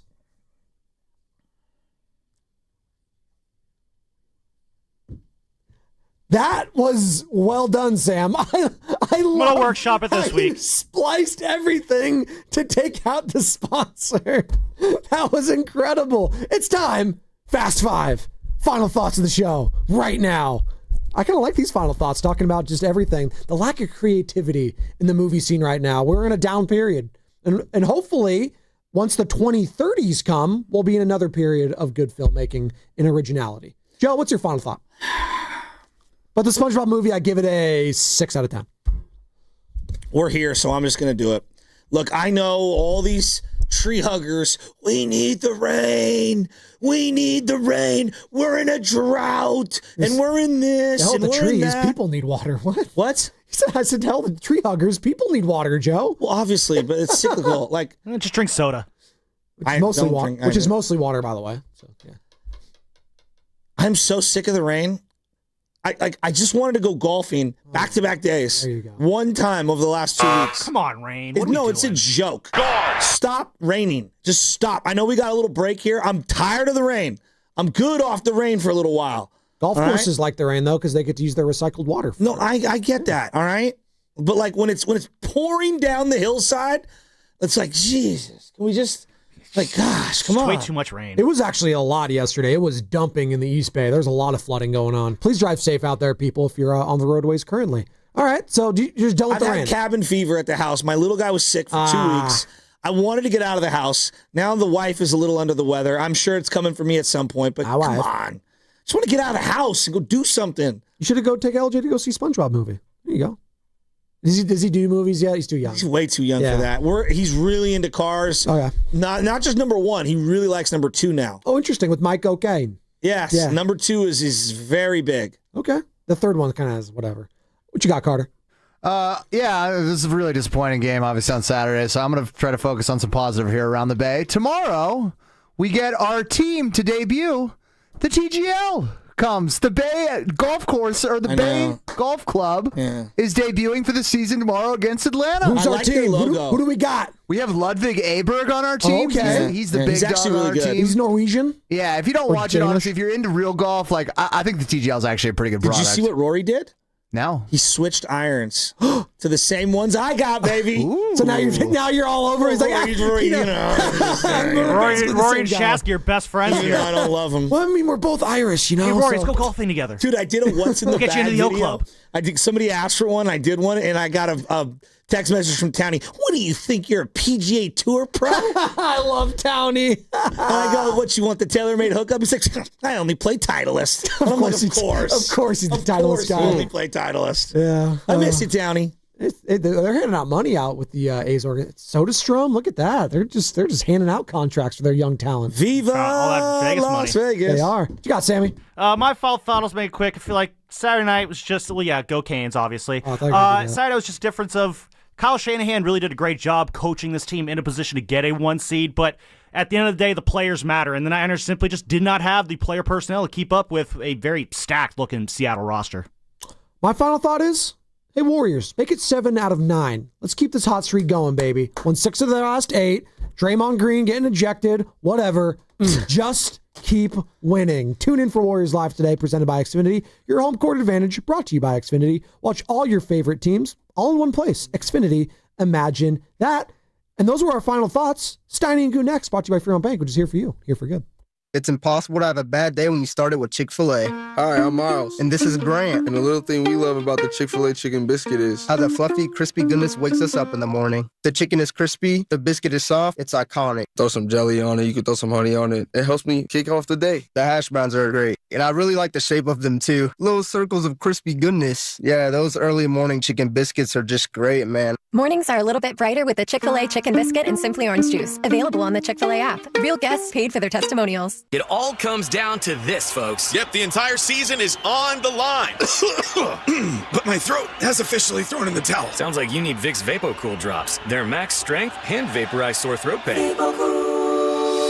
Whoa! These VapoCool drops hit fast! Speaking of fast, did you just see that play? Yeah, he vaporized that ball. That pun should have come with a penalty. Vaporize sore throat pain with Vicks VapoCool drops. Use as directed. Hi, I'm John with Jack's Restaurant and Bar. My brothers and I recorded our first commercial a while back. It got a little chaotic, so I'm here today. What's going on here, bro? Are you recording a commercial without us? Guys, no, I'm just trying to what? Take all the credit for our half-pound all-natural burgers? Or the best fish and chips or around? 7 mac and cheeses and 14 sandwiches, including a French dip that will change your life? Or homemade meatloaf, pot roast, and next-level lamb chops? Or that people can order takeout and delivery by visiting ilovejacks.com? Guys, no, I'm just went behind our backs. I knew he would. Wait till we tell Mom. Oh, please don't tell Mom. Real family, great food, ilovejacks.com. Excuse me, can you tell me where... I don't know. Those big box stores, they don't know. But Dolan's knows. For 60 years, Dolan's Lumber has been serving the Bay Area with the materials and the knowledge to make your next home improvement project stellar. Lumber, doors, windows, you name it. Dolan's knows exactly what you need. So skip the guessing. Go with the experts. Remember, Dolan's knows. Call now for a quote, 800-9DOLANS, or visit dolanlumber.com. Running a business means wearing multiple hats. So if you're like me, you probably started out using your personal phone, taking client calls and texts nonstop. As my business grew, I needed something smarter. That's when I switched to Quo, the #1 business phone system. Quo works right on your phone or computer. No carrying 2 phones, no clunky landline, just one easy app you can try for free. Your team can share one number and handle calls and texts together like a shared inbox. Any teammate can jump into the conversation so customers get faster responses. And Quo's AI assistant summarizes your calls and responds to customers 24/7, so you never miss a lead or opportunity. All this starts at just $15 a month. That's basically 2 coffees. You can even keep your current business phone number. Find out why 90,000 businesses trust Quo. No missed calls, no missed customers. Try Quo for free at quo.com/sports. That's quo.com/sports to try Quo free. QUO.com/SPORTS. Finding great candidates to hire can be like, well, trying to find a needle in a haystack. Sure, you can post your job to some job board, but then all you can do is hope the right person comes along. Which is why you should try ZipRecruiter for free at ZipRecruiter.com/free. ZipRecruiter doesn't depend on candidates finding you. It finds them for you. Its powerful technology identifies people with the right experience and actively invites them to apply to your job. You get qualified candidates fast. So while other companies might deliver a lot of hay, ZipRecruiter finds you what you're looking for. The needle in the haystack. See why 4 out of 5 employers who post a job on ZipRecruiter get a quality candidate within the first day. ZipRecruiter, the smartest way to hire. And right now, you can try ZipRecruiter for free. That's right, free at ZipRecruiter.com/free. That's ZipRecruiter.com/free. ZipRecruiter.com/free. ZipRecruiter. Injured at work? Don't wait. Every day you delay can mean lost wages, delayed medical care, and more stress for your family. At Boxer and Gerson, we fight for people just like you. Construction workers, delivery drivers, factory workers, restaurant staff, hardworking folks who get hurt just trying to earn a living. We won't back down. We get results. You work hard, you deserve real help. Call Boxer and Gerson now at 510-835-8870 or visit boxerlaw.com. The consultation is free, but waiting could cost you. Boxer and Gerson. Justice for workers. Flame Bearers goes beyond scores to bring real stories from women Olympians and Paralympians who've beat the odds. Hear from legends like Sue Bird, Caster Semenya, and more about what it takes to be a champion. Tune into Flame Bearers wherever you get your podcasts. I'm Bob Burke, founder and chairman of Burke America Parts Group, a family of brands that includes RepairClinic.com, an appliance and HVAC parts solution company that's grown into an international brand. Before AmericanEagle.com, we partially launched a new technology platform developed by another firm. American Eagle helped take our technology to a whole new level with digital marketing, software development, and business insights into our key markets, appliances, HVAC, and outdoor power equipment, and did so both on time and on budget. AmericanEagle.com has the resources, experience, and talent needed to produce solutions.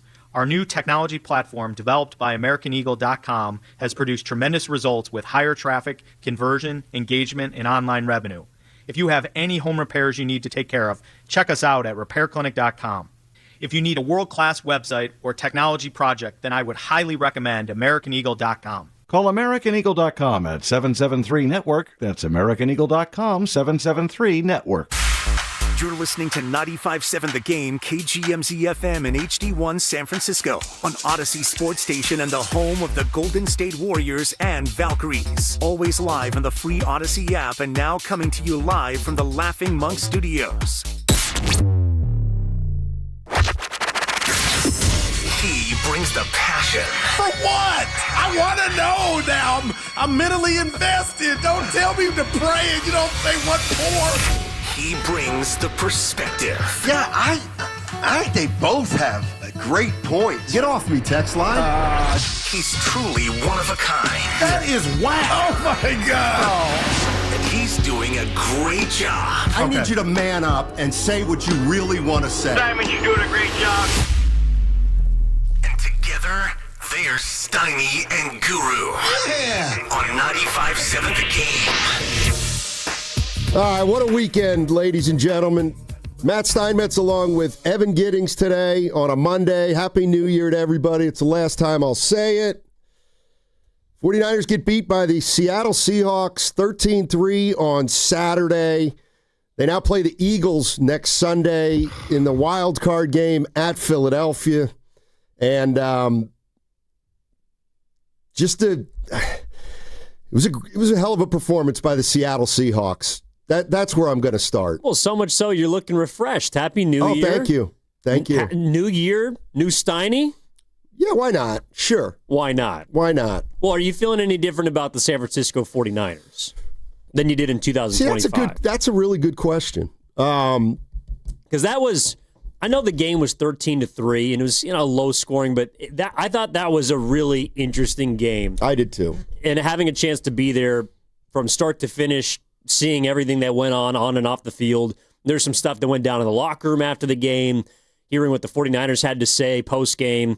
I mean, just all of it. I know that it was anticlimactic because the Niners obviously got kind of handled, but that was a game that had the build, and while it didn't finish the way, say, Pittsburgh-Baltimore did last night, I thought that was a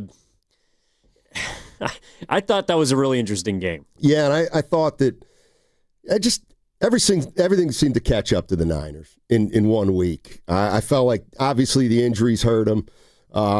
Obviously they've had trouble running the football this year. That came to bite them.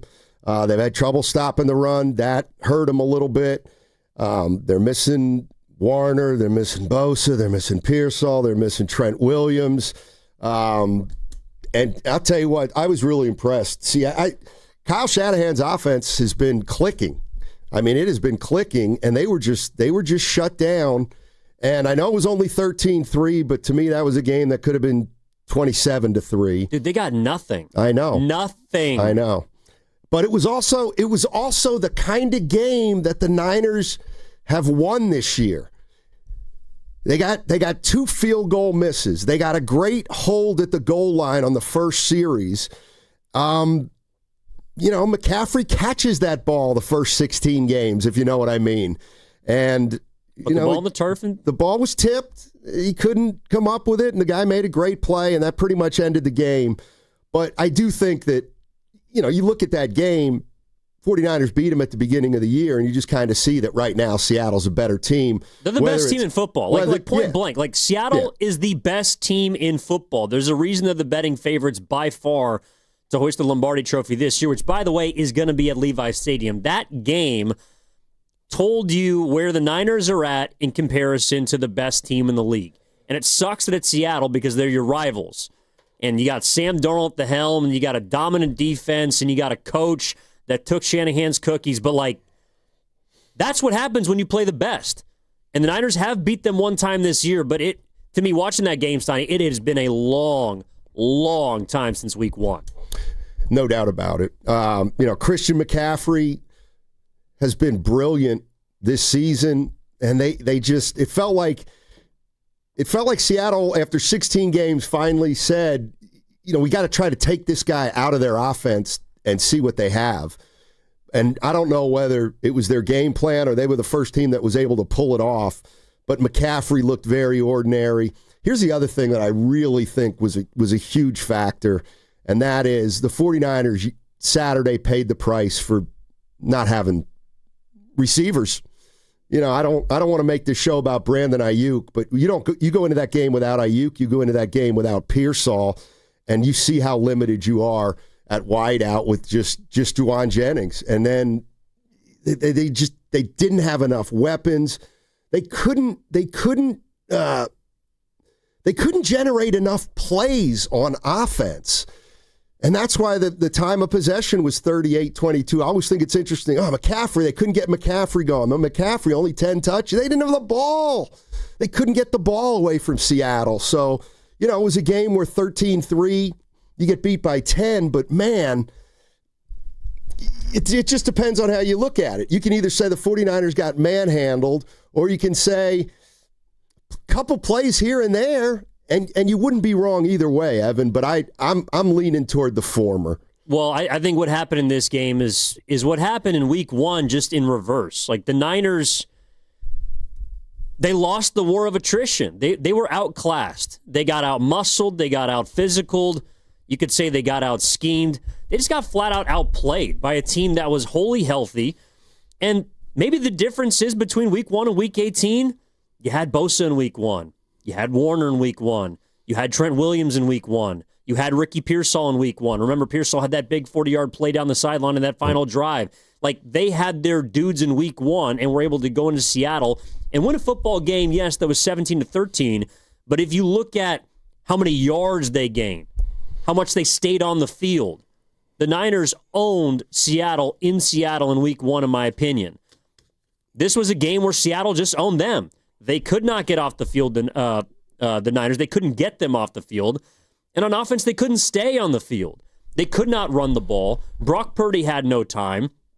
And it just feels like the Niners, all the things that a lot of people have been saying about this team that have been wrong for the last 6 weeks as the Niners have looked like an amped-up unit with Brock Purdy at the helm, the chickens kind of came home to roost. Yeah, I almost feel like there is no I told you so, because if for all the people that were that were saying, like me, the schedule I thought was very favorable to them. I thought they got breaks. Well, then you were right, or you were right. You were right on Saturday. There's no doubt about it. The 49ers, if you look at their schedule, they finished 12-5. Who are their losses to? Rams, playoffs. Seattle, playoffs. Jacksonville, playoffs. Houston, playoffs.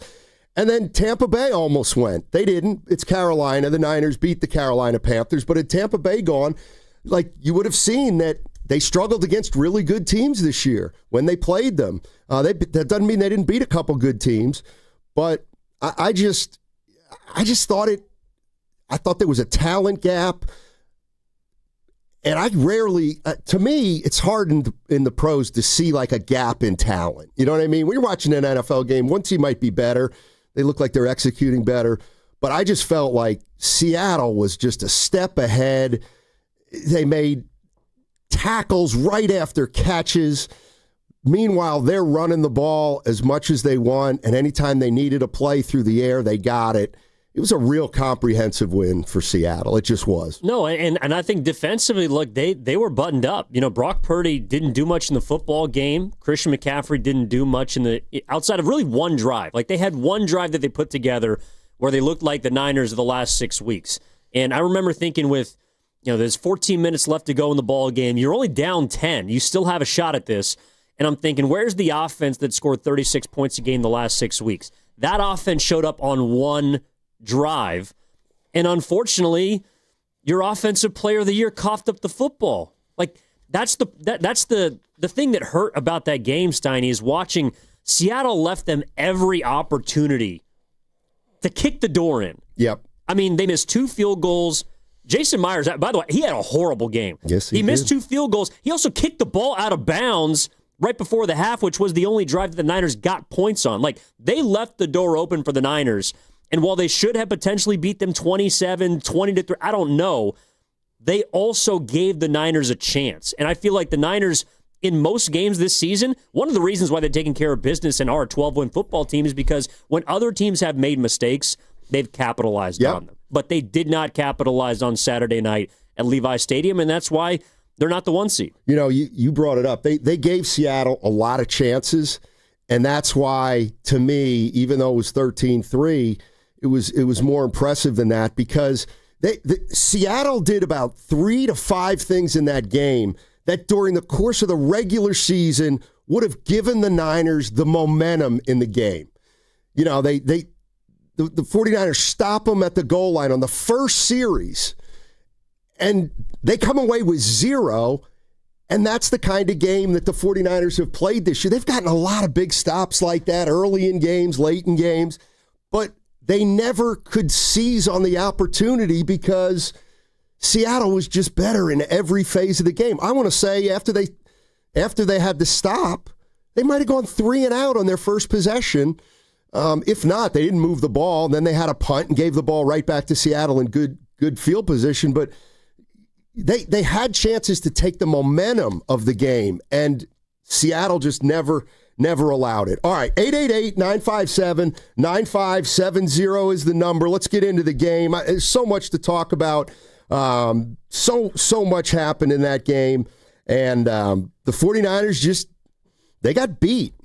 I don't think they lost that game. I think they got beat by a better team, and now they got to go to Philly, take their chances, and see what happens. 888-957-9570 is the number. What's coming up on the game is brought to you by Fremont Bank. Here for you, here for good. I know that hiring can be challenging. You need someone to match your role perfectly. Well, now you can meet them fast on ZipRecruiter. Build your team, build it sooner. Meet your match on ZipRecruiter. Just head to ZipRecruiter.com/free right now to try it for free. That's ZipRecruiter.com/free. Meet your match on ZipRecruiter. Try it free.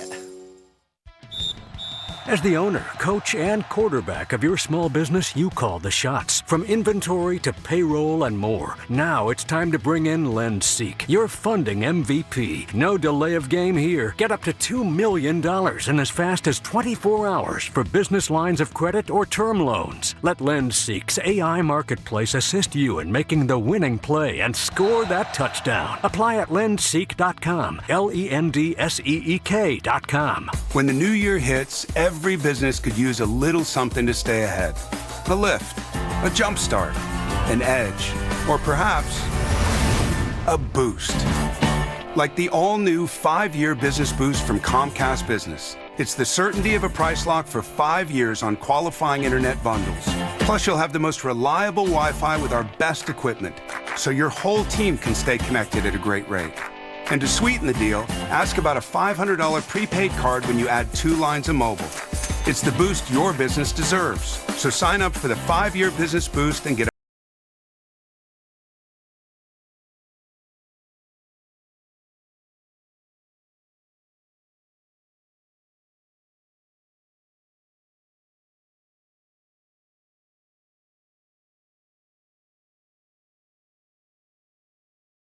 Awards USA.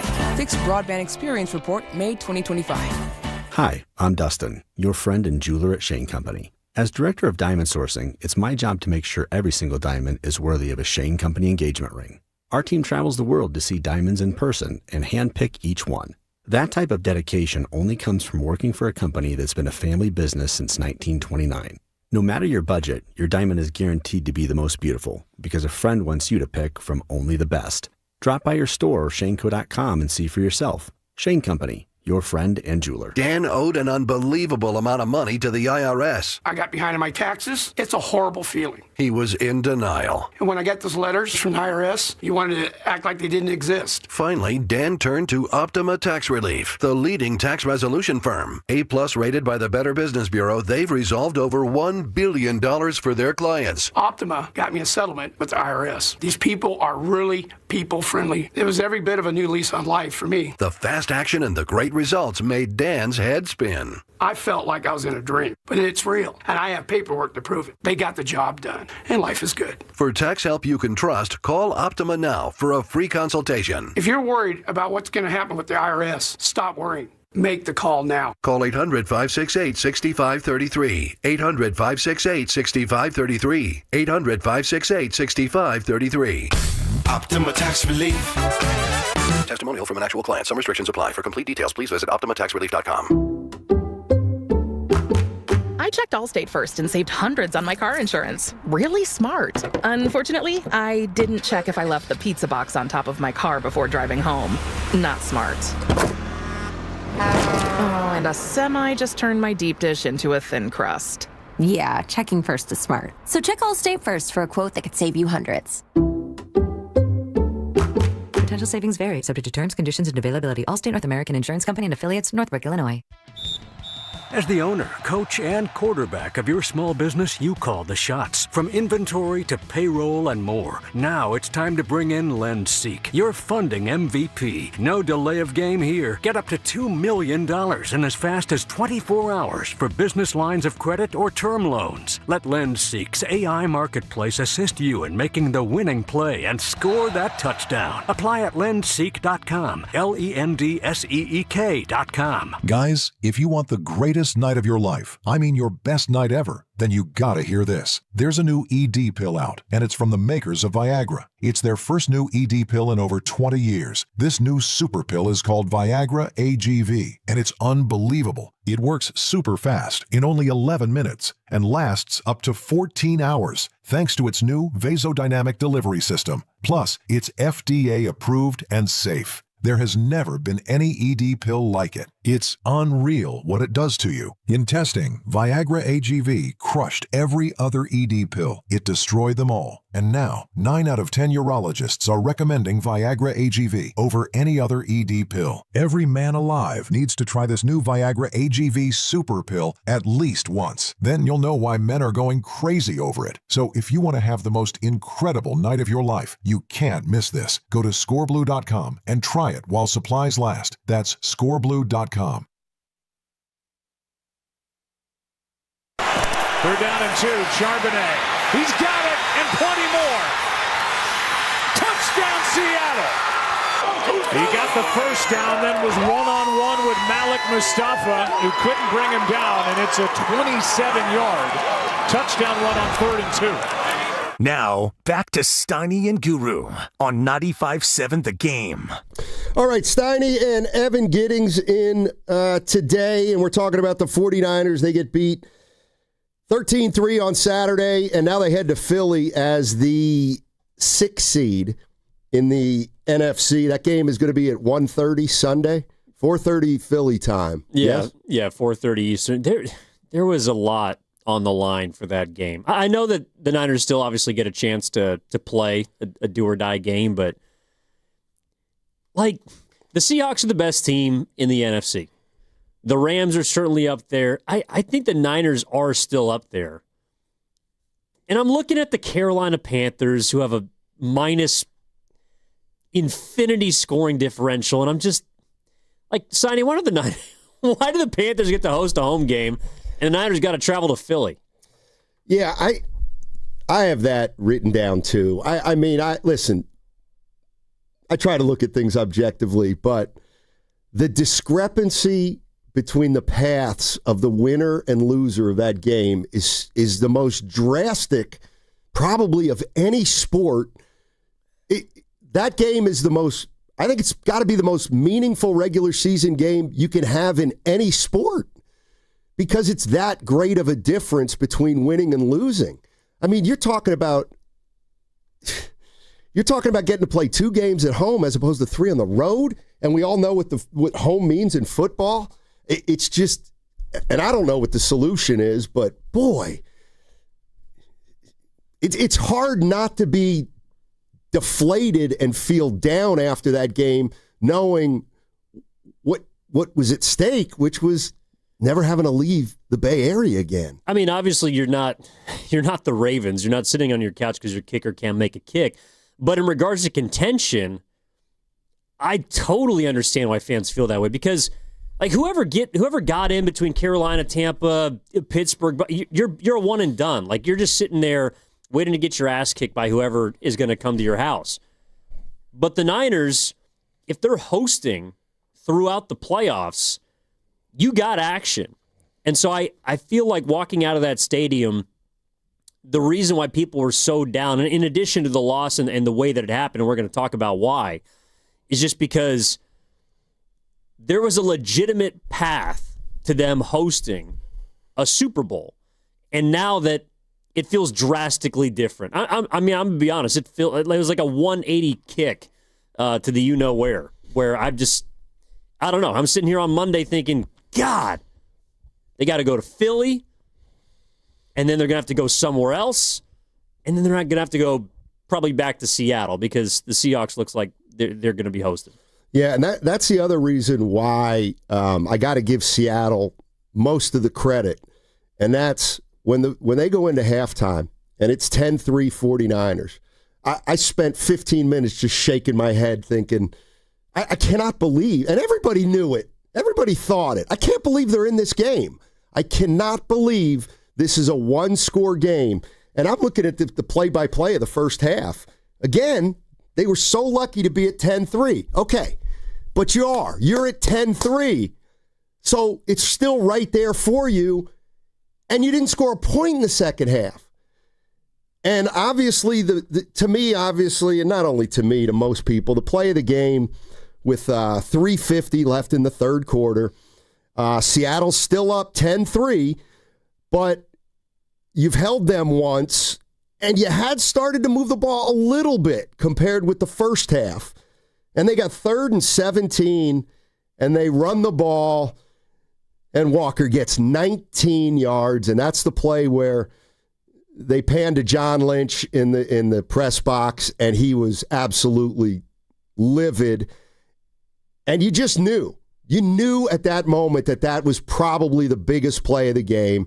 And then sure enough, they go down and get 3, and now it's 13-3. It's a 2-score game, and everything changes. I don't know that I've seen a team kind of give up on the first down and get it anyway, but I did realize that they'd done it the week before, but nevertheless. But that play, the 3rd and 17 conversion was symbolic of the entire game, which is you do all the work necessary to put yourself in a position of success, and you can't make the final play. Like, you can't make the play to get them off the field. It wasn't just that he got 19 yards, Kenneth Walker did. He was largely untouched that play. Just simple toss right, couple of offensive linemen kick out, start clearing a path, and he weaves his way for, it was almost like an easy play. That was the frustrating part, too. It wasn't like Sam Darnold dropped back and throws it into triple coverage, or there's a BS penalty that comes flying in at the end.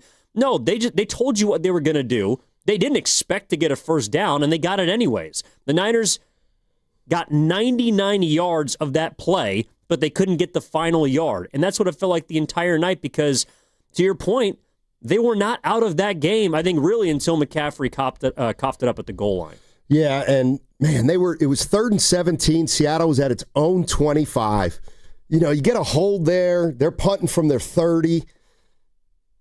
You may have the ball at the 30 or 40. You're still only down 1. And that's why, when you talk about the biggest plays of the game, obviously the McCaffrey drop that turned into an interception was huge. But the reason I don't think that was the biggest play was because at that time they were down 2 scores and it was late.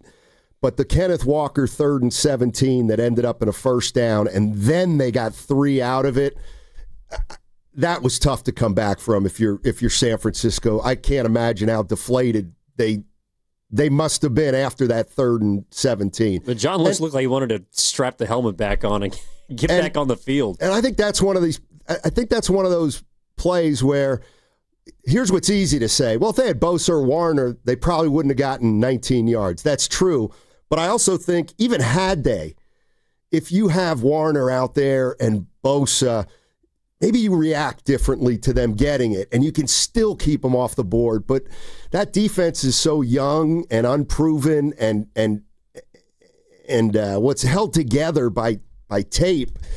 It just was too much for them. Go ahead. No, I was going to say, but the defense still made some plays. They did. I mean, I know they had the backbreaker on 3rd and 17, but they got 2 sacks. I mean, for this Niners team, that's a whole hell of a lot. I want to say they had 10% of their sacks in that football game of the season.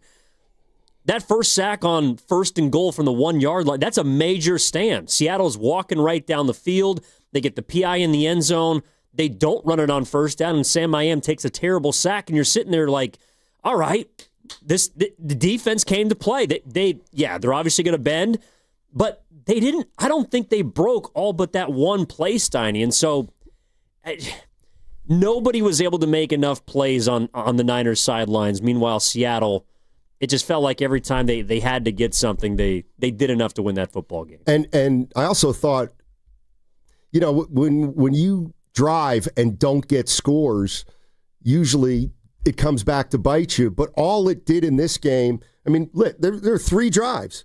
There was a goal line stand by the Niners, 2 missed field goals by the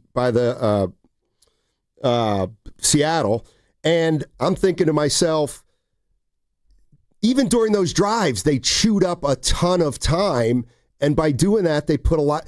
I felt like it was one of those games where every time the Niners had the ball, you were wondering if they could move it, and that hasn't been the case for them this year. You always felt like they were going to be able to move the football a little bit. At halftime, because I texted the thread this, did you feel like the Niners were going to steal that game? I thought there was a chance, absolutely. Because I thought it was trending in that direction. I felt like in some way, and I can't put my finger on it, it was starting to resemble some of the games they have won this year. I feel like in a lot of the games they won, Barrows had that stat late in the season. No team has had more field goals missed against them than the Niners. I feel like looking at their team they've gotten a lot of fourth down stops. I think their defense has made some big plays. Offense has made some timely plays, but they weren't there this game. They've always made enough plays during the regular season to win the game, but they couldn't make any plays against Seattle, even though Seattle gave them a half dozen opportunities to either make a play or drive the football after they gave it up. It just felt like it took them 50 minutes to get going in the football game, and then that crowd at Levi's Stadium was as quiet as I've heard it in a long time. And I walked down to the, kind of like the second level just to get a feel for it, and you could hear conversations. People were they were waiting for something to happen. Yeah, you could hear crickets. Thank you, Kenny. But the moment that they started to drive, that final, I think it was their longest drive of the game. They 8 plays. Brock had a couple dimes on that drive. Jennings on the sideline to put him in the red zone, where he layered it over the linebacker right in front of the corner. It was a great throw. You could feel the crowd starting to get into it. And I'll be damned. Like, if they were going to get in on that drive, before McCaffrey dropped that football, I thought for sure the Niners were going to score a touchdown. And at that point, you put all the pressure on Seattle, because Seattle, they outplayed them the entire game. There's no doubt about it. But they didn't have the points to show for it. And that's what it was one of the most deflating plays in recent memory for the Niners, because it was at home. The crowd was starting to get loud. And it was loud before the game. I mean, it was deafening. But that point, that turning point, God, it just sucked all the air out of the building. It did, and it still was, relatively early. They still had 10 and a half minutes left in the third quarter. But that's the other thing. So now Seattle's got the ball at their own 3, though. And this is kind of what I mean about how you respond. Seattle makes that big play, and then they hold the ball for 6 minutes, and it's over. Yeah, but that was another back-breaking play, though. And the defense not even out there for 35 minutes. No doubt. Absolutely. I'm not saying they should have, but I just felt like, I wouldn't say that was an opportunity, but, once again, they had, they put the game away is what they ended up doing on that. So, no, I'm not saying blaming the defense for giving up a drive after the interception. I'm just saying, under different circumstances, maybe you're healthy, maybe you're more whole, that your defense can get a hold there and turn the pressure right back on. But they were also, they're outmanned. They're overmatched defensively. I think that was pretty obvious. They just didn't have enough frontline players. Well, on both sides of the ball. Yeah. They couldn't run it themselves. I think that was the biggest issue that I had with the offense is they couldn't run the football. And when Kyle Shanahan can't run the ball, Christian McCaffrey, I thought their best running back in that game might have been, at least on the ground, Brian Robinson. But he's the guy who had a little bit of juice. He's the battering ram. And you couldn't even put anything together with that. It was like they're just running into a wall every single play. And part of that is Trent Williams not being out there. Part of that is the fact that Seattle has one of the best defensive lines in football.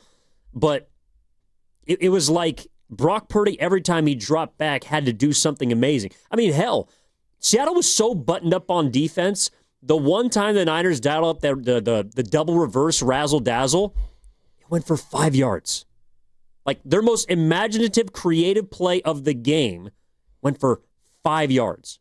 And they still kicked the field goal on that drive. 888-957-9570 is the number. All right, let's get into it. 49ers are going to Philly as a wild card team. They lose 13-3 against Seattle. And it was a game where, we talk. I just find it interesting that they're having a great year, but we do talk about some of the things they struggle with and everything we said during the year that we were either worried about or they needed to get better at. It just showed up. Their offensive and defensive lines, whether it's injury or not, they cost them. They cost them on both sides on Saturday. The lack of receivers hurt them, no doubt about it. Their ground game, which hasn't been gaining the average yards per attempt it has, was back to where it always was, but they couldn't extend any series. They'd been great on third down this year.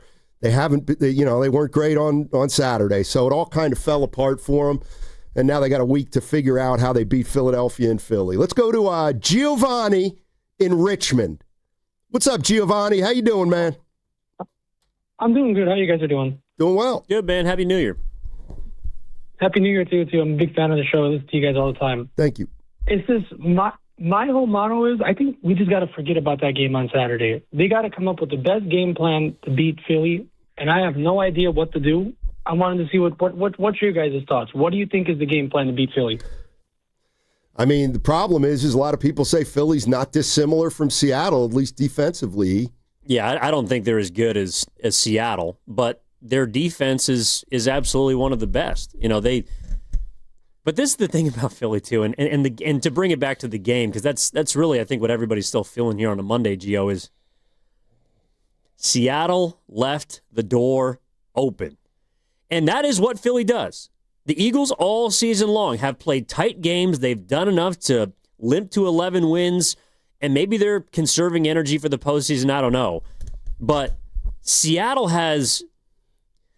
had blow-up potential in that game, and they have blown out, I think, the most teams in the NFL. I mean, that's why they have the best scoring differential in the league, and it's not even close. But that was a game that was still in, I don't want to say control, but it was within the Niners' grasp. Again, they're marching down the field after being dormant for like 50 minutes of the game. But they still had hope. And that's, I guess, what would give me hope if I'm a Niners fan is like you kind of got dog walked on Saturday. I mean, you look at the difference in yardage. It was, I think, 200. You didn't have the ball. They had the ball. You didn't keep drives going. They had third down conversions galore. And you still had a chance to win that football game. And you know what else they needed in that game? And it could have come at any time, but for them to win that game, they needed to get a turnover. Seattle didn't turn the ball over. So so in other words, Seattle's owning time of possession, and not one time during the game can you just change it with a snap of a finger. And they've been doing that a lot this year too, they've gotten timely stops and timely turnovers. And that's where I got to give Seattle a lot of credit. What do you do when you're on the road? You don't turn it over. You try to run the ball. You try to, win the possession game. And they did it all. They just didn't score as many points as they should have, or you would expect them to score with all the numbers they compiled. Adam is in San Jose. Let's talk about Brock Purdy. Hey, Adam. How you doing? What's up, gentlemen? How are you guys? Doing well. Yo. On draft night, one of the analysts for when Brock Purdy was drafted, one of the analysts were talking about how one of the concerns for Brock Purdy coming out of college was that he holds on to the ball too long, and we see that translate here in the NFL. When he drops back, it seems like he's holding on to the ball for way too long. You feel that pocket getting smaller and smaller and eventually collapsing. Too often he's looking for the deep shot. He needs to be able to read the defense quicker, get the ball out in the flat, check it down, or scramble, or do something. But I'd like to hear your guys' thoughts on that, because it felt like on Sunday there were a lot of the reasons why they weren't on the field for too long was because Purdy couldn't decide on what he wanted to do soon enough. Yeah, I mean, that's always kind of, I mean, you got to try to buy yourself some time. I don't know if the quick hitters weren't there like they have been, but for whatever reason, McCaffrey didn't catch his normal amount of passes 7 yards downfield for a chance to get 15 total yards. He didn't have a lot of time, Brock Purdy. He was trying to manufacture stuff. Well, and you brought it up earlier. How many times can you remember the Niners catching a ball and running? Like, how many times can you remember catching a ball in space and yards after catch? There was one, and I think it was the Kittle pass over the middle in the second half, and that last drive that obviously resulted in the McCaffrey bobble into the interception. That's the only one that really comes to mind. There may have been a couple, but I mean that's why Seattle is. If they're not one, they're two. You know, it's them and Houston to me in this league, and I don't think it's a coincidence that the two games that the Niners offense has looked the most inept has been against those two teams. That's what they do. You know, I thought, and we were at Laughing Monk Brewing before the game, Lorenzo Neal and I, and had a great time. We were talking about every single week we set a point bar for the Niners of what they need to score in order to win the football game. On Sunday Night Football against the Bears, we said it was 30. They got to score 30 in order to win that game. Turned out they had to score 40 to win that football game. Against the Seattle Seahawks, you got to get at least 2 touchdowns. You have to score in the 17, and I would say 20 range, honestly, to beat that football team, which is what you would have had to score had they made their 2 field goals. And this offense just could not do it. I mean, I think you got to give a lot of credit to the Seahawks, but Steiny, I mean, was there anything that left you feeling like Brock Purdy and Kyle Shanahan left something on the table on Saturday? Not really. I think it was like they just ran out of ammunition on both sides. I'm not sitting here saying I knew the Seattle Seahawks would win. In fact, I was talking to a buddy before the game, and he told me the Niners were 1.5 point underdogs, something like that. It ended up being 2.5. I mean, there's a lot of money on the Seahawks. I mean, I didn't bet it, but I was like, how do you, what do you like? And he was like, I like Seattle, and I'm like, I like the Niners. But anyway, what I'm getting at is I knew the Niners were in trouble. I'm being serious here. With how much time late in the first quarter, when a player named Wallow committed a face mask penalty. Well, they picked him up a couple weeks ago. But that's my point. I'm looking like 49. the names that you were hearing on Saturday were the 49ers second level players. They just were. But that's been their defense the whole. I understand. How many times you see Luke Gifford make a play on defense? You're like, who is Luke Gifford? But that's what got him. Like Seattle was just too good. It's taken us a year to learn Sam Okawanu's name, and he was on the team last year. I'm just saying. Yes. So how can you, like, when you hear all those foreign and strange names that you haven't heard, you can only conclude that they're missing their top line players. So why would you expect them to be? I mean, they gave up 13 points. They're not going to play any better than that. That defense will give up more than 13 points to Philadelphia. I mean, I know it's the easiest thing to say in the world. They missed 2 field goals. But that's kind of what I mean. I mean, these second-line players, to their own credit, gave you a chance to win the game, even if Seattle gave them a lot of help. Sandy is in Philadelphia. Sandy. Oh, boy. Is in Philadelphia. What's up? Sammy, what's up? Yeah, same old. Sammy, come on, man. You got to get that right. Anyway, guys, I have to say, I've been listening to your station for years. I go back with Bonte and Chasky, but listening to you guys, you might think the ship has sailed. I mean, I'm not a Niner. I'm an Eagles fan, but man, okay, so you lost the game, but everything's just still in your lap. You're hosting the Super Bowl. Now you got to come through us, and we got a history with you.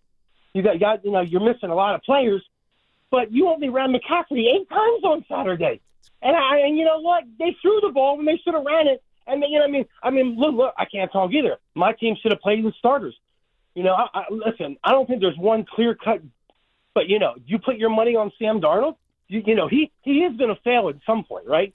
They have a stacked defense, but Sammy, are you really afraid to Sam Darnold in the end? No, but Sammy, I am afraid of the Kenneth Walker and Zach Charbonnet, though. Sammy, here's why it was such a gut punch, is because they were one win away from not playing any road games, not leaving the Bay Area, to now they got to win probably 3 road games to get to the Super Bowl, and we know it's a team that's really, really banged up. I mean, the job got infinitely harder with that loss. And 49er fans are smart enough to understand that. And by Friday or Saturday, we'll think, okay, can we go into Philly and win that game? Well, why not, really? And if they don't win it, we'll find out why not. But I give them a chance in Philly, absolutely. All right, 888-957-9570. We're talking about the Seattle game on Saturday, 13-3. Seattle wins, and they are the number 1 seed, so they do not have to play any road games. Tune in for Warriors Live today. Don't get me started on the Warriors. Presented by Xfinity. Your home court advantage brought to you by Xfinity. Watch all your favorite teams all in one place. Xfinity, imagine that. You've still got it, but your immune system weakens as you age, making it harder to fight flu, pneumococcal pneumonia, RSV, and COVID-19. Ask your doctor or pharmacist which vaccines you need. Sponsored by Pfizer. We asked parents to share their journey of adopting teens. They changed who I am because I can't see life without them in it. Visit adoptuskids.org to learn more. Brought to you by Adopt US Kids, the U.S. Department of Health and Human Services, and the Ad Council. Kohl's new clearance markdowns are intense. Up to 70% off is the kind of deal that'll leave you feeling stunned and make you whisper things like, "Where have you been my whole life?" to a cardigan. Just take a deep breath, steady your cart, and try to act normal. But it's not possible. The savings are just too good. Shop new clearance markdowns now in-store and online at Kohl's. Select styles. Some exclusions apply. See store or Kohls.com for details. Injured at work? Don't wait. Every moment counts. You may be entitled to medical care and financial compensation, but time matters. The attorneys at Boxer & Gerson are here to protect your rights and fight for the treatment and support you need. Boxer & Gerson have helped thousands of people across Northern California who were hurt on the job. Don't wait. Don't guess. Get answers. Call Boxer & Gerson today at 510-835-8870 or visit boxerlaw.com for a free consultation. Boxer & Gerson, your life is worth the fight. Now it's time for the closer of the week. Presented by LiftMaster and RNS Doors. Turn your garage into the envy of the neighborhood. Visit rnsdoors.com. This week's closer comes from Valerie from Fremont. Upon calling RNS, the receptionist was able to schedule a service technician for the next day. Edgar showed up in a timely manner, assessed the problem, had all the parts and new openers with him. Recently, my garage door opener was not working. I was in need of a closer. I was put in touch with RNS Doors, and they hooked me up with a brand new garage door opener from LiftMaster. With LiftMaster's MyQ connectivity, my garage door opener can be controlled right from my smartphone. You'll know when a door or gate has been left open and can close it with a tap, no matter where I am. Be one of the first 10 callers and receive 20% off a LiftMaster garage door opener. Call 1-800-FIX-A-DOOR. That's 800-FIX-A-DOOR. Or visit rsdoors.com. R&S Doors. Look for the red truck. 95.7 The Game and Great Clips have teamed up for the new basketball season. We want our listeners to look fresh with a great haircut from Great Clips. Each week, we'll pick a lucky winner to score a gift card. For a chance to win, courtesy of Great Clips, enter online at 957thegame.com. 1-877 Cars for Kids. K-A-R-S Cars for Kids. 1-877 Cars for Kids. Donate your car today. 1-877 Cars for Kids. K-A-R-S Cars for Kids. 1-877 Cars for Kids. Donate your car today. Ready to get rid of that old car? Donate it to Cars for Kids. Call 1-877-CARS-FOR-KIDS to reach a friendly live agent. Donation is super easy, and your car can be picked up as soon as tomorrow. Call us now, 877-CARS-FOR-KIDS. That's cars with a K to donate your car today. 1-877 Cars for Kids. K-A-R-S Cars for Kids. 1-877 Cars for Kids. Donate your Did Did you know you can donate real estate too? Go to carsforkids.org. That's carsforkids.org. Looking for something smart, soulful, and full of heart? I'm Jen Hatmaker, host of For the Love, the podcast where we talk about what really matters. Love and family, faith and purpose. Every week, I'm joined by incredible guests for honest conversations that invite all of us to live with more intention, more laughter, and more connection. Join us on For the Love wherever you get your podcasts. Officer, could I get your perspective as a man of the law? You know I'm a mall cop, right? You see this Hyundai Santa Fe? I only paid for it. Whoa. Right? I'm not in trouble, am I? Deal's so right, it almost feels wrong. The Hyundai Getaway Sales Event. Get 0% APR for 60 months, plus 0 payments for 90 days on all Hyundai Tucson, Tucson Hybrid, Santa Fe, or Santa Fe Hybrid models. Now, during the final days of the Hyundai Getaway Sales Event. Hurry, offers end January 5th. Call 562-314-4603 for details. Well, good morning, kiddo. I love that you're home from college. I've missed you. Still taking your nature-made vitamins? Every day. A multivitamin and a probiotic. And you better be taking yours. Still looking out for me, Mom. I'll never stop. Made to care for you every day. Nature Made, the #1 pharmacist-recommended vitamin and supplement brand. Find us in the vitamin aisle, based on a survey of pharmacists who recommend branded vitamins and supplements. Second and goal. Down by 10. That ball was tipped, I think, and picked off. Off the hands of McCaffrey and into the arms of Drake Thomas. I think that ball was tipped out of the hand of Purdy. And Thomas ends up with it. John Schneider loving it. Now, back to Steiny and Guru on 95.7 The Game. All right, Evan Giddings in for Darryl the Guru Johnson today. Real quick, listen to Christian McCaffrey. It's a play that I have to make, absolutely have to make. Expect nothing less but to make that play, and it's completely on me. It's not, Christian. It's not. That fingernail or tip of the finger was probably the difference between him catching it and not. It may have redirected the ball 6 inches. These things happen. It hit him in both hands. I'm just saying. Did he have 10 fingers? I'm just saying. Catch the ball. It's not all his fault. The ball got tipped. Dude, you're talking about wherewithal.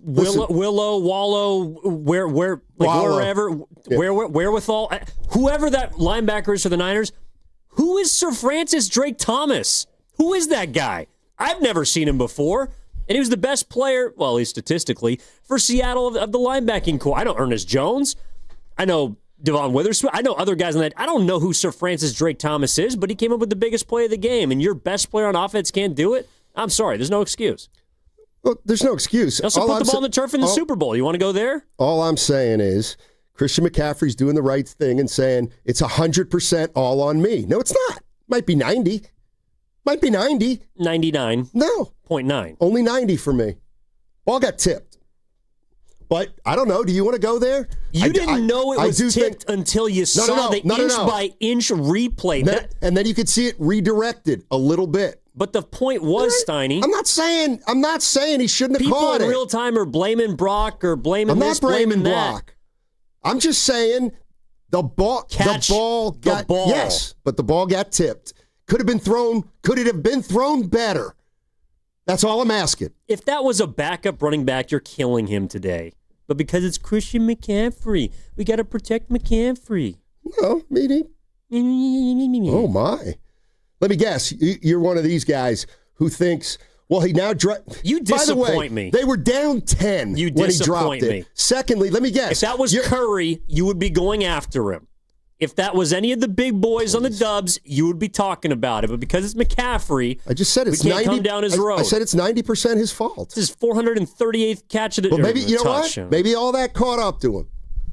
The touches, the Are you pounding. saying he's wearing down? Maybe he's declining. Possible. McCaffrey. Well, I'm just saying this year. You just got to look at his numbers and stuff. Yeah, his numbers are great, except in the biggest game of the year. By the way, and in all honesty, I'm having a little bit of fun. You couldn't just turn and give the ball to McCaffrey. Like you couldn't. I think it was Sam. You said that before the break. You couldn't just turn and hand the ball off to McCaffrey. You only had 12 rushes because you didn't have the ball. You didn't have the ball, and you couldn't run the ball. I know, like that to me, I'm with you. You know what you there. could do? You could throw it to him. Well, and they tried. I know. And he dropped it. I mean, what team has that been the only team this year that's taken McCaffrey out of the passing game? And then they also happen to do it in the running game, so he's no factor. Like, I mean, Houston, I guess. But that's the thing. It's like elite defenses can do that. And the Niners... Well, they're getting one next week. Ricky Pearsall. Well, they're getting an elite defense next week, aren't they?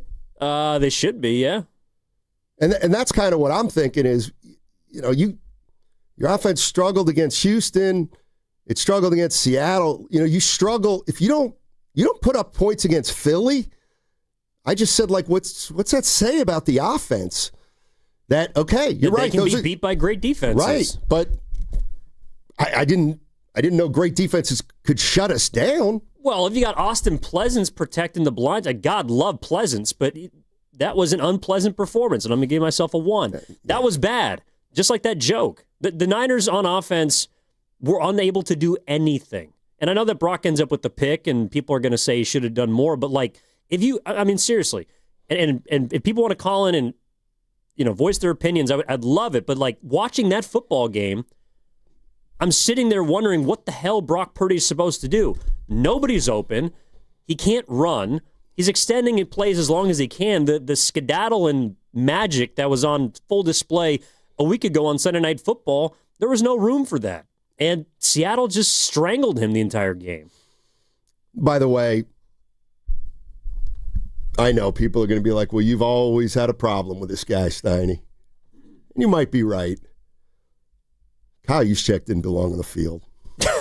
he didn't belong on the field. You are a new man in 2026. That game was overwhelming for him. Well, what's he supposed to do? I just saying. Turf? Well, no, he was a guy who was absolutely no factor. None. He Zero. Is no factor when it comes to gaining yards. Go to him on 4th and 1. Give me a break. Well, he caught a touchdown last week. Bottom line is like can the 49ers, who they're down Ayuk, they're down Pearsall, can they really afford to have an offensive player on the field that doesn't do anything but block when you're already down weapons? Oh, just a thought. He does a lot. Hey, how about part of this was also on the defense too. Did you see George Kittle's stat line at halftime? No. 4 catches for 9 yards. When has George Kittle ever had 4 catches for 9 yards in his life? He caught one behind the line of scrimmage and got hit for a loss of 5, and it was like he had nowhere to go. I've never seen him get tackled like that before. He's usually the one inflicting punishment, and that's also part of it too. It's like there were just so many plays where, and this is what happens when good football teams go to head-to-head. You find out which guy goes forward and which guy goes backwards. And more often than not, when Seattle, whether it was on offense or defense, was hitting someone, the Niners were the team going backwards. Yeah. And they still had a chance. Let's go to Dennis. Dennis is in San Francisco. Hey, Dennis, how you doing, man? Good morning, guys. How you doing today? Doing well, thank you. What's up, D? Good. Well, I thought that the Chicago game took a lot out of the Niners, and they surely didn't look ready to play against Seattle. But I think Seattle had a lot to do with that. The Niners. I didn't expect them to be there. I never expected them to be 12-5 this year. I mean, what they did in the off season, they didn't do anything in the off season except for watch people go out the door. So I don't think they expected to be there either, because if they would have, don't you think that they would have liked to have had some defensive help on Saturday? If they would have traded for somebody at the trade deadline, to help the defense. That defense they've known since those injuries has been, it's god awful. They can't tackle anybody. They can't guard anybody in the pass patterns, and they can't tackle anybody. And they've just had a tough time. I never expected them to be here, but I got caught up in 2, and I was hoping that I got caught up in the excitement because, like the offense, I've always been complaining about the offensive line, but I would say in the second half they played better. But you could see what happened to them on Saturday night. That offensive line was overwhelmed by Seattle's defensive front, and they had no answer for it. And that's basically the games are won and lost in the trenches. You know what I mean? I'm hoping they win in Philly, but I'm not really expecting them to win in Philly. Yeah, it's going to be a tough game. Thank you, Dennis. Appreciate the call. I will say this about the Chicago game, and I remember telling Goo this early last week. Remember how the Chicago game ended? It ended on the last play of the game, pretty much. Yeah, no, I mean, it did, yeah. And I remember after the game was over, there were about 5 49ers that just stayed on the ground. You know what I mean? Just the game was over. Not that they were hurt, but they were exhausted. And it was, you could tell, like, that was an emotional win for the Niners last week. And, I mean, of course, I'm not saying they weren't ready to play this week, but I do think sometimes that takes a toll. The week before takes a toll. And that was a monster win for them last week. Let's go to Richie in Queens. Hey, Richie, what's going on, man? Hey, boys. How are you? Happy New Year. Same to you. Rich. Hey, that was a tremendous defensive game by Seattle. They were totally overwhelmed. The thing I kind of attribute a little bit in the beginning. If you would have said that they give up 13 points, you probably would have sold. You would have said, wow, the way our offense is going, we're going to sneak in at least a couple of touchdowns, field goal. And then early enough where Donald, again, I know he played pretty good and there was no real mistakes, but with all the offense that they had, you would have thought they'd been up 21-0, and the Niners were in the game and had their opportunities, and then they slipped away. And I think, respectfully, that they really feel there's nobody going to beat them downfield. They played a lot of man-to-man. Ayuk is the guy that would open the field for them, open the screen passes, take away the linebackers a little bit where they have to play a little bit further back. So, yeah, I think those key look, everybody has injuries, but you guys lost some key guys. And, where you were 3 years ago with Samuel and Ayuk and guys like that just opened the field and made it so much better. And could it have been a better game plan, maybe, a little bit more screen passes, but it was dominance. Now, against the Eagles, I followed them. I'm up in PA now. They're an enigma because they have everything going for them, but they just go into funks. They were up 21-3 or 21-0 against Dallas. They were up 13-0 the other game. They almost lost to Buffalo. Hurts didn't throw a pass the second half. You look at their offense with Brown and Smith and Goddard and obviously Barkley, and you wonder why they're not better. And their defense, their secondary can be beat. Purdy's going to have to really make some big plays. So could they go into Philly and win? It's not going to be that cold this weekend, guys. The forecast is going to be in the 40s. Yeah, they can because, again, Philly is not the same team as last year. But for them, like you talked about, one game away from getting home field all the way. That's major, and it's probably going to come back and bite them. Yeah. Good stuff. Always a pleasure talking to you guys. Yeah, same to you, Richie. Have a great New Year. So how many years did McCaffrey overlap with Deebo Samuel? Was it just one? No? 1.5 because he was traded middle of 22. This is what I think Richie's talking about.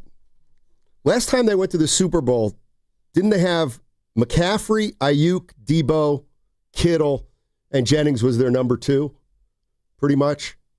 Yeah, essentially. So they went into that game yesterday with McCaffrey and Kittle. Yep, and you could make a case that Kittle was probably not 100% because he was out the week before. So that's the thing. They don't have a lot of weapons right now. You're listening to 95.7 The Game, KGMZ FM at HD1 San Francisco, an Odyssey sports station, always live on the free Odyssey app and now broadcasting from the Laughing Monk studios. I mean, yeah, we could talk about Philly all week. I mean, it's hard for me to imagine Philly's not going to want to run the football. I mean, this is when you can run Saquon Barkley 30 times if you need to, right?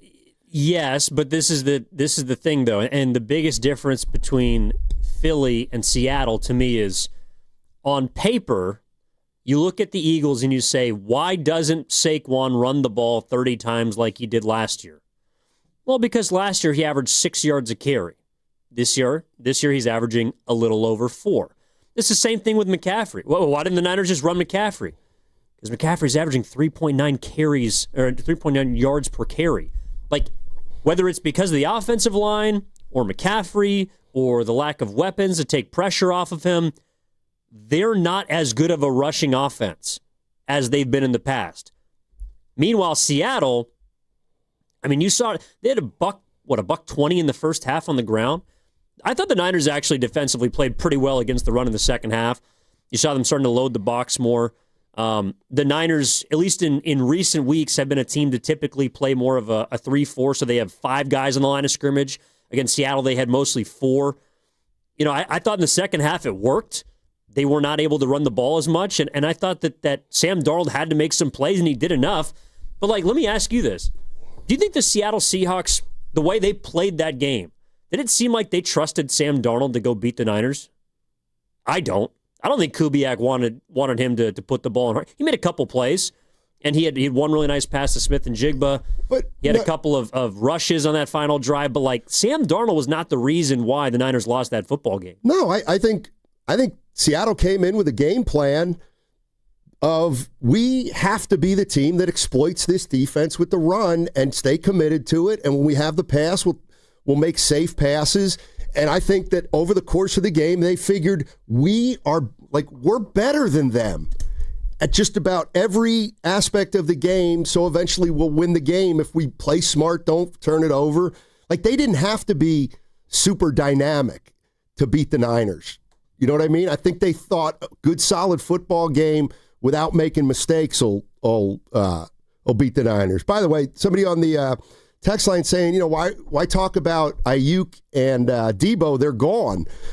You're right. I don't want to talk about them. I'm just saying compare the weapons on that Super Bowl team from a couple of years ago to the weapons that they're throwing out there, that they threw out there Saturday night, and it's not even close. I mean, the reality of the situation is Ricky Pearsall is injury prone, and something happened with Brandon Ayuk.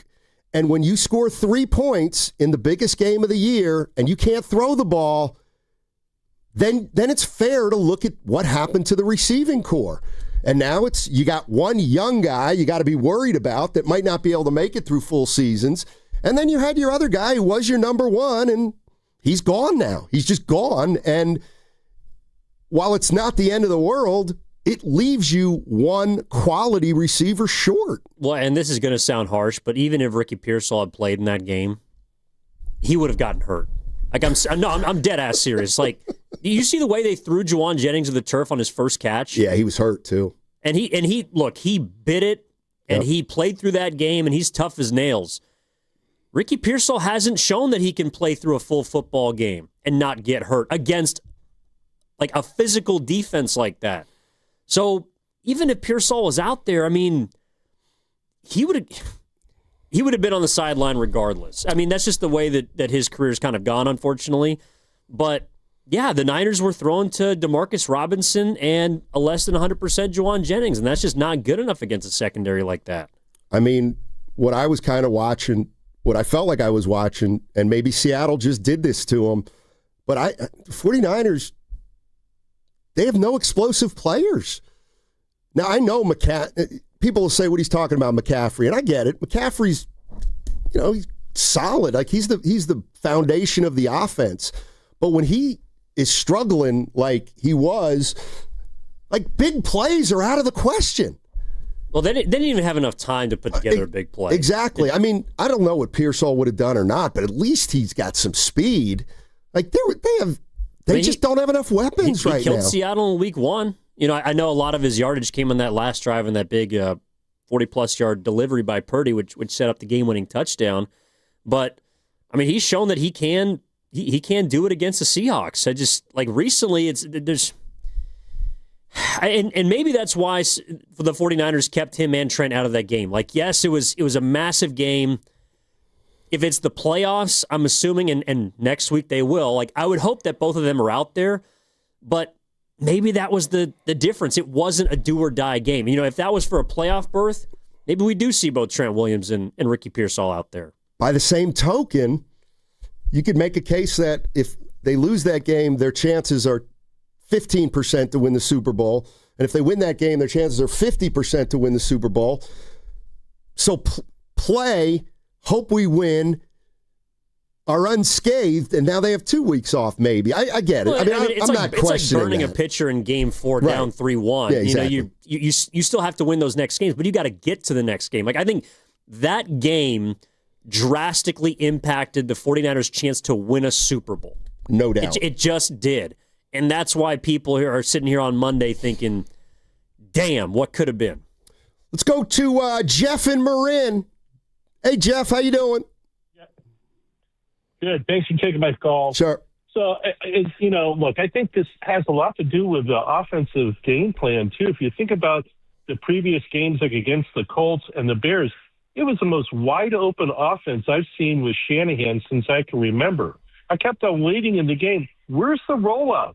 And when they finally, in the second half, had Purdy roll out, what happened? The offense started moving right down the field, on the ground and in the air, and but for that kind of fluky tipped ball that led it to, an interception of McCaffrey, they were right there on the doorstep about to score 7. So I think that's a big thing. I think also, people calling and say, well, Purdy was holding the ball too long.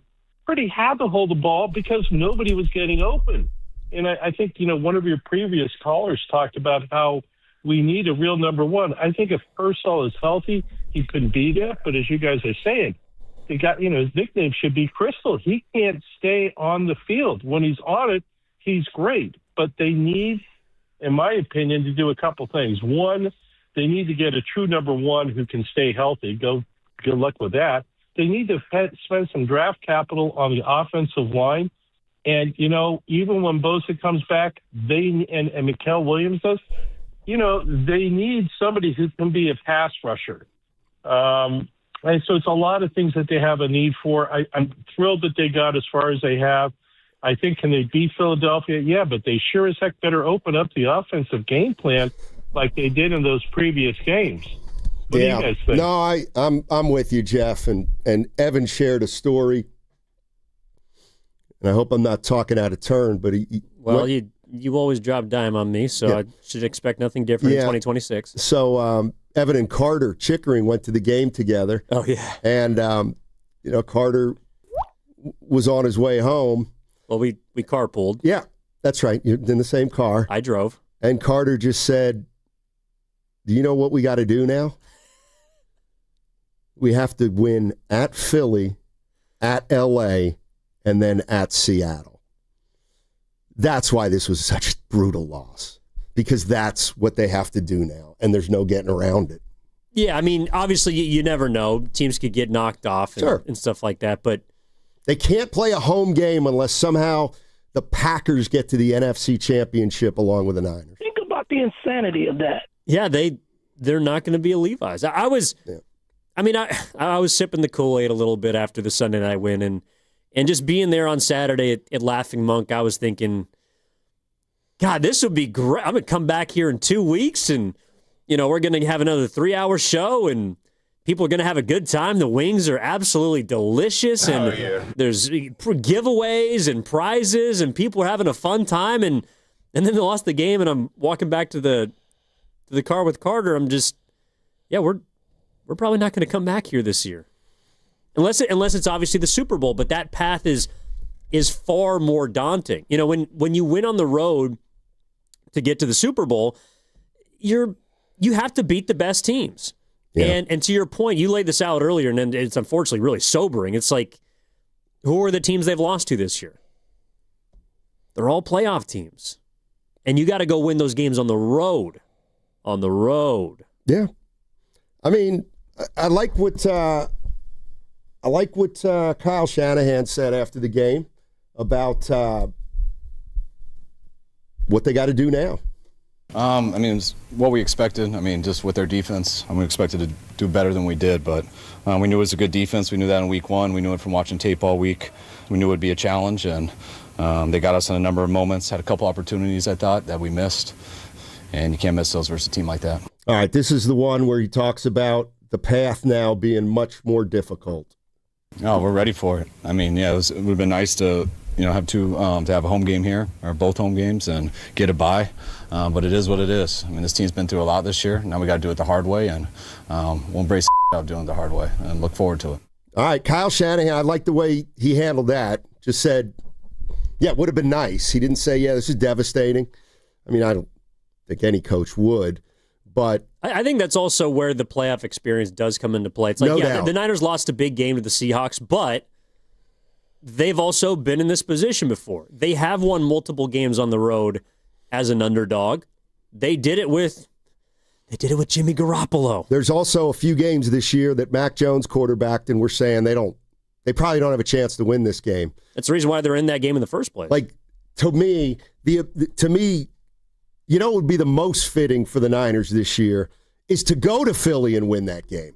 Like, that would continue the kind of season, to me, that they're having. That the minute you think, oh, you know what, everything's, we're not that good, and this is when they win the next game. 888-957-9570. I see calls. I'm going to get you on the other side. I want to give everybody a shot at it today.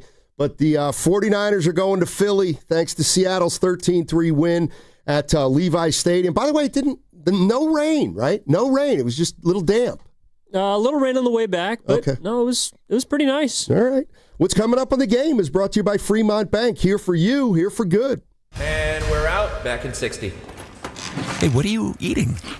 Chimichurri filet mignon. It's a Factor meal. Oh, nice. Wait, they let you eat like that in the pros? Oh, they insist on it. A pro's work starts on the plate. Oh, man, that does look good. Let me have a taste?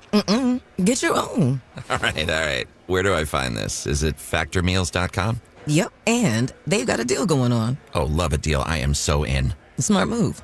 Pro move. All right. Factor. Eat like a pro. My name is Whitney Allen. I am a widow. My husband, Ryan, died. We never thought in a million years we'd have to use life insurance. The unexpected happened. With Ethos, it is so fast and easy. It's 100% online. You can get a quote in seconds, apply in minutes, and get same-day coverage. No medical exams, and you can get up to $3 million worth of coverage through Ethos. Get your free quote at ethos.com/radio. That's ethos.com/radio. Time spent on application may vary. Online health questions required. We've all been there. Sleepless nights, mind racing, wondering if your business's security service is really protecting what matters.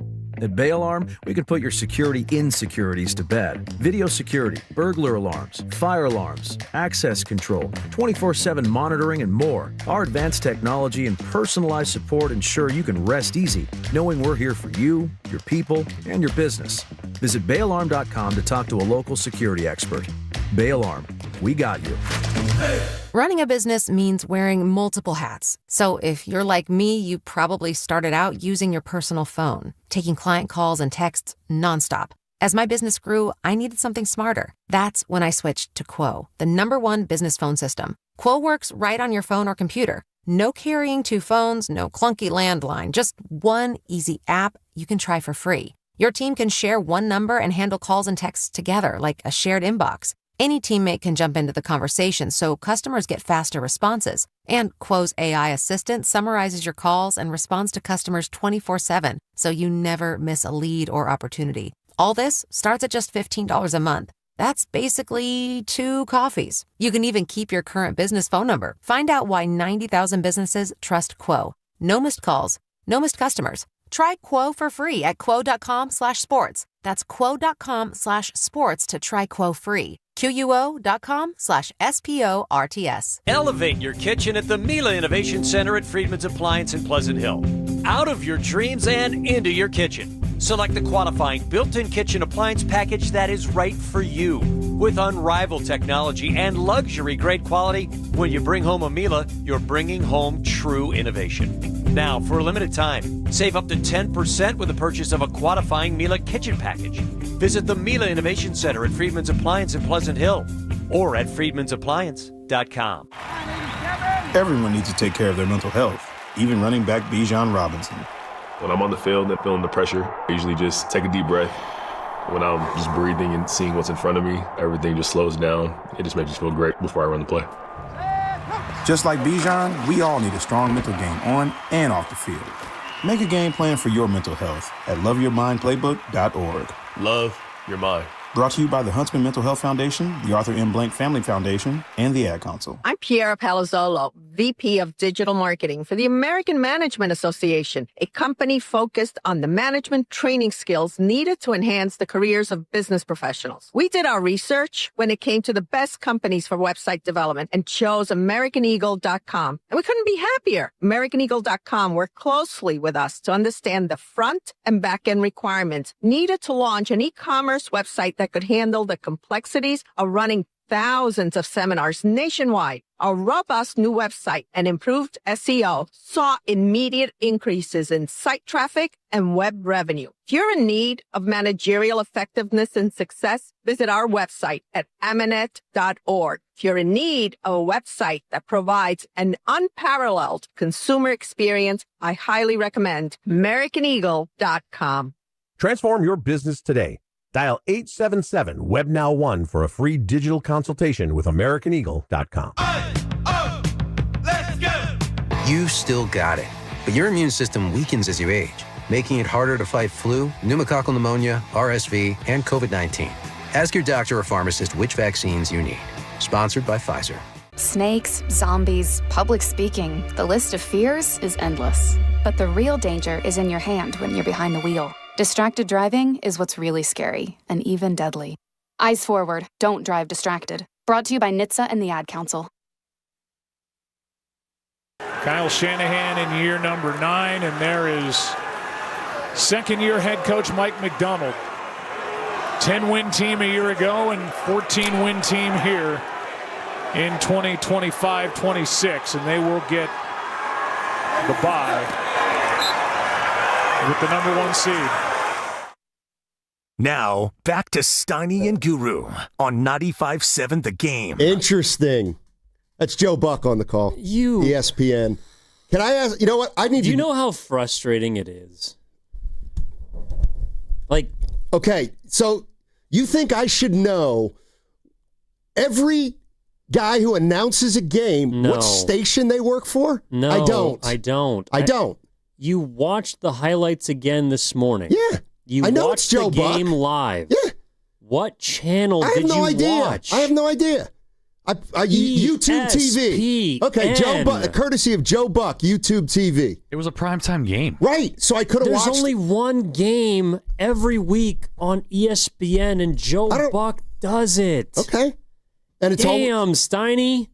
I don't He's been doing I cover games for sports, 30 not the media. years. I cover sports, He's not the done media. Literally only World Series and the NFL. Oh my God. I know 2 people, Fitz and Kalena Azubuike. They work for NBC Sports Bay Area. And Tim Roy on 95.7 The Game. Seriously, I understand if you don't I was watching the Eagles, the end of the Eagles game. Ross Tucker was on the call, by the way. You think I know who broadcast that game? Well, you should know that Ross Tucker works for CBS in addition to his work with Odyssey. It's and I'll be happy to tell him. He's your friend. Well, kind of. Not really. You guys have a fake relationship. But you think he knows we're an Odyssey station, Ross? Yes. Well, he might, but yes, I think he does. Now, I don't expect you to know. Okay, so yesterday the Browns-Bengals game, right? Myles Garrett gets his record-setting sack. Burrow kind of fell down. Garrett gets his record-setting sack. Tom McCarthy's on the call. I don't expect you to know who Tom McCarthy is, although he does call games for the Phillies, and so I thought you might have that connection. But the guy got suspended? No. No. That was Tom Brenneman. Anyways, for the Phillies, yes, he does those games, but he's like the 3rd or 4th voice on CBS. I know that. I don't expect you to know that. And I didn't. Neither here nor there. But Joe Buck, that guy's an institution. Whether you like him or hate him, he's been around. Who does he work for? ES. And he's worked for ESPN for 30 years?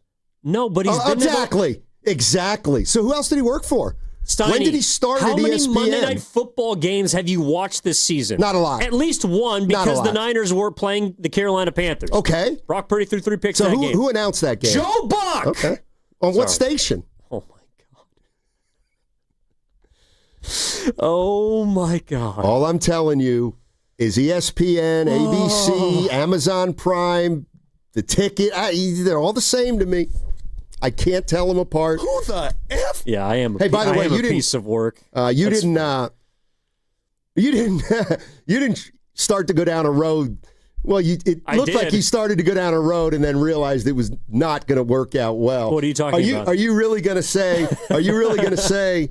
Are you really going to boil Christian McCaffrey's career as a San Francisco 49er? You're going to boil it down to a fumble on the opening drive of the Super Bowl and then a drop when they were 2 scores down in a fourth quarter. Hit the pike. Hey, look, Steiny. All I'm going to say is this. Yeah, go ahead. 2 biggest games of Christian McCaffrey's career. I know he didn't technically get the turnover on that play on Saturday. He should have.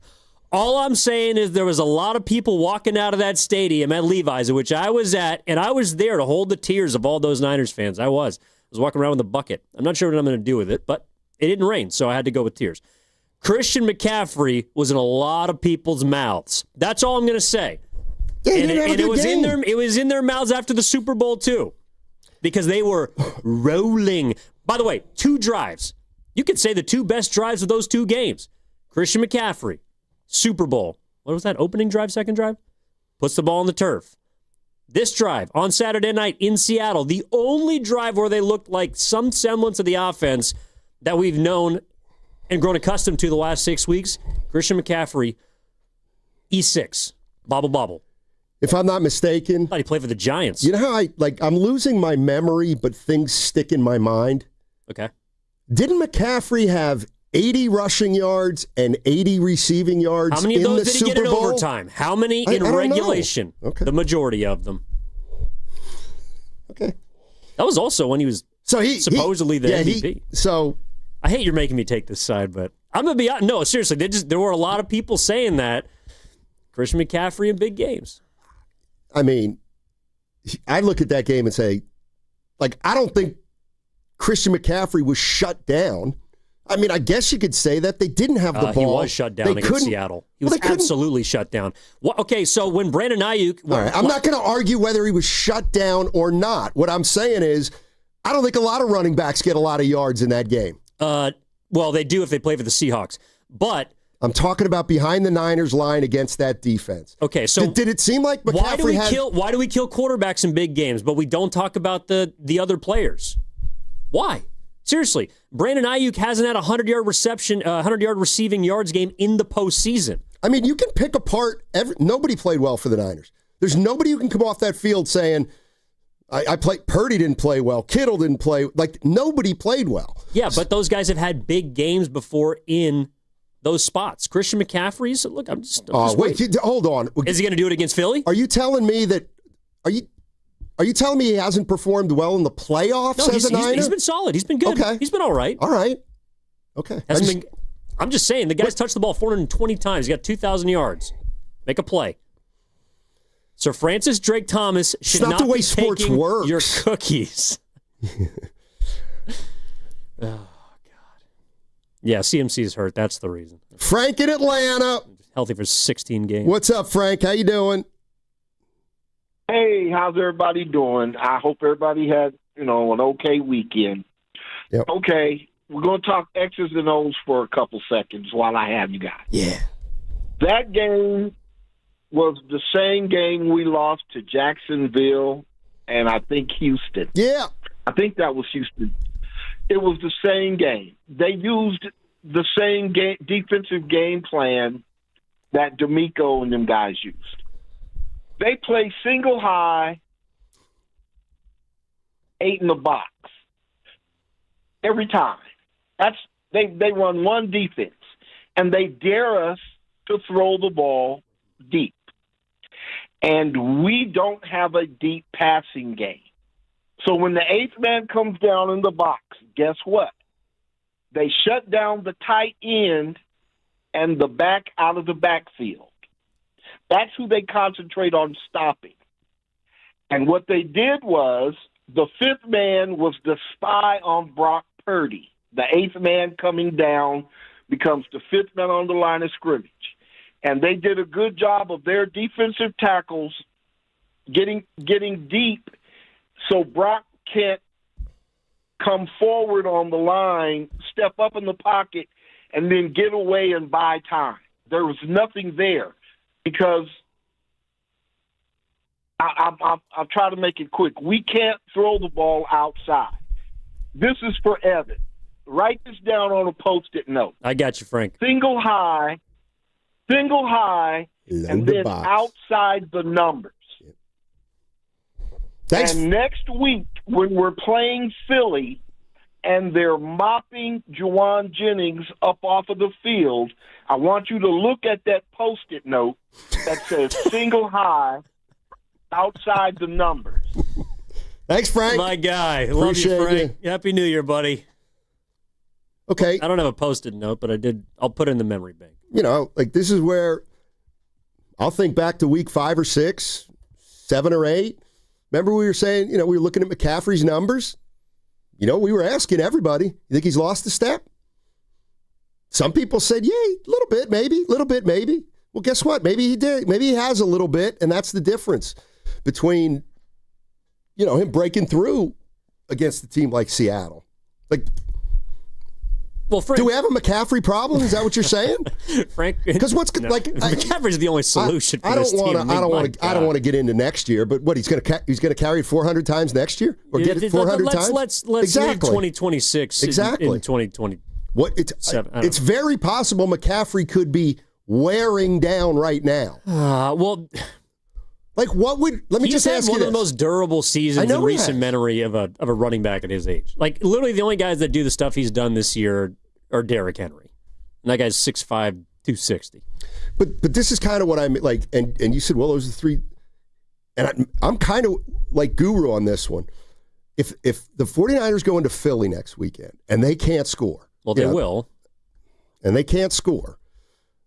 And then you have to think, and because I said to you, it did kind of remind me of the Houston game too. Okay, so Houston, Seattle, and then the Eagles will have really exposed them. Well, those are maybe the 3 or 4 best defenses in the league. Okay, I get, but this is all we can do? Like, this is all we can do with this offense. Well, but maybe it's because they don't have the personnel. Are we having a different conversation if they lose the game 13-10? Because I think they get in there. Like, if McCaffrey doesn't drop the ball, I think they score. And then the biggest issue is you couldn't stop the Seahawks from basically just running out the clock. I mean, they got the ball on their own 3-yard line with 6-ish, I want to say, minutes left in the game. It would have been hard to score twice because you're down by 10, but if you have 10 points, does that really make you feel that much better? You still lost, and because your offense couldn't do much. No, that's what I'm saying. I mean, if they scored 3, 10, 13 against Philly, then, maybe we got a problem on offense against really good teams. I think the biggest issue for me with the Niners this year is that, and they did it kind of against the Seahawks, but they don't get to the quarterback, and they do not turn over teams. And I realize turnovers are a bit of a coin flip sometimes. But, hey, and you're going to hate this, and I don't care. Yetur Gross Matos, fall on the ball. You're absolutely out of your gourd. The ball. Do you know how different that game looks in the first half if he falls on that football? Or sorry, in the second. I think it was in the second. That ball hit him so fast. Chest. He had no idea what was going on. He was like a drunk in an alley. Like, he was involved in his play. That's your best take of the day. And the next thing you know, like, the ball's there. And he reacts, but he's late because he's a big, slow lineman. No way. It's you know what?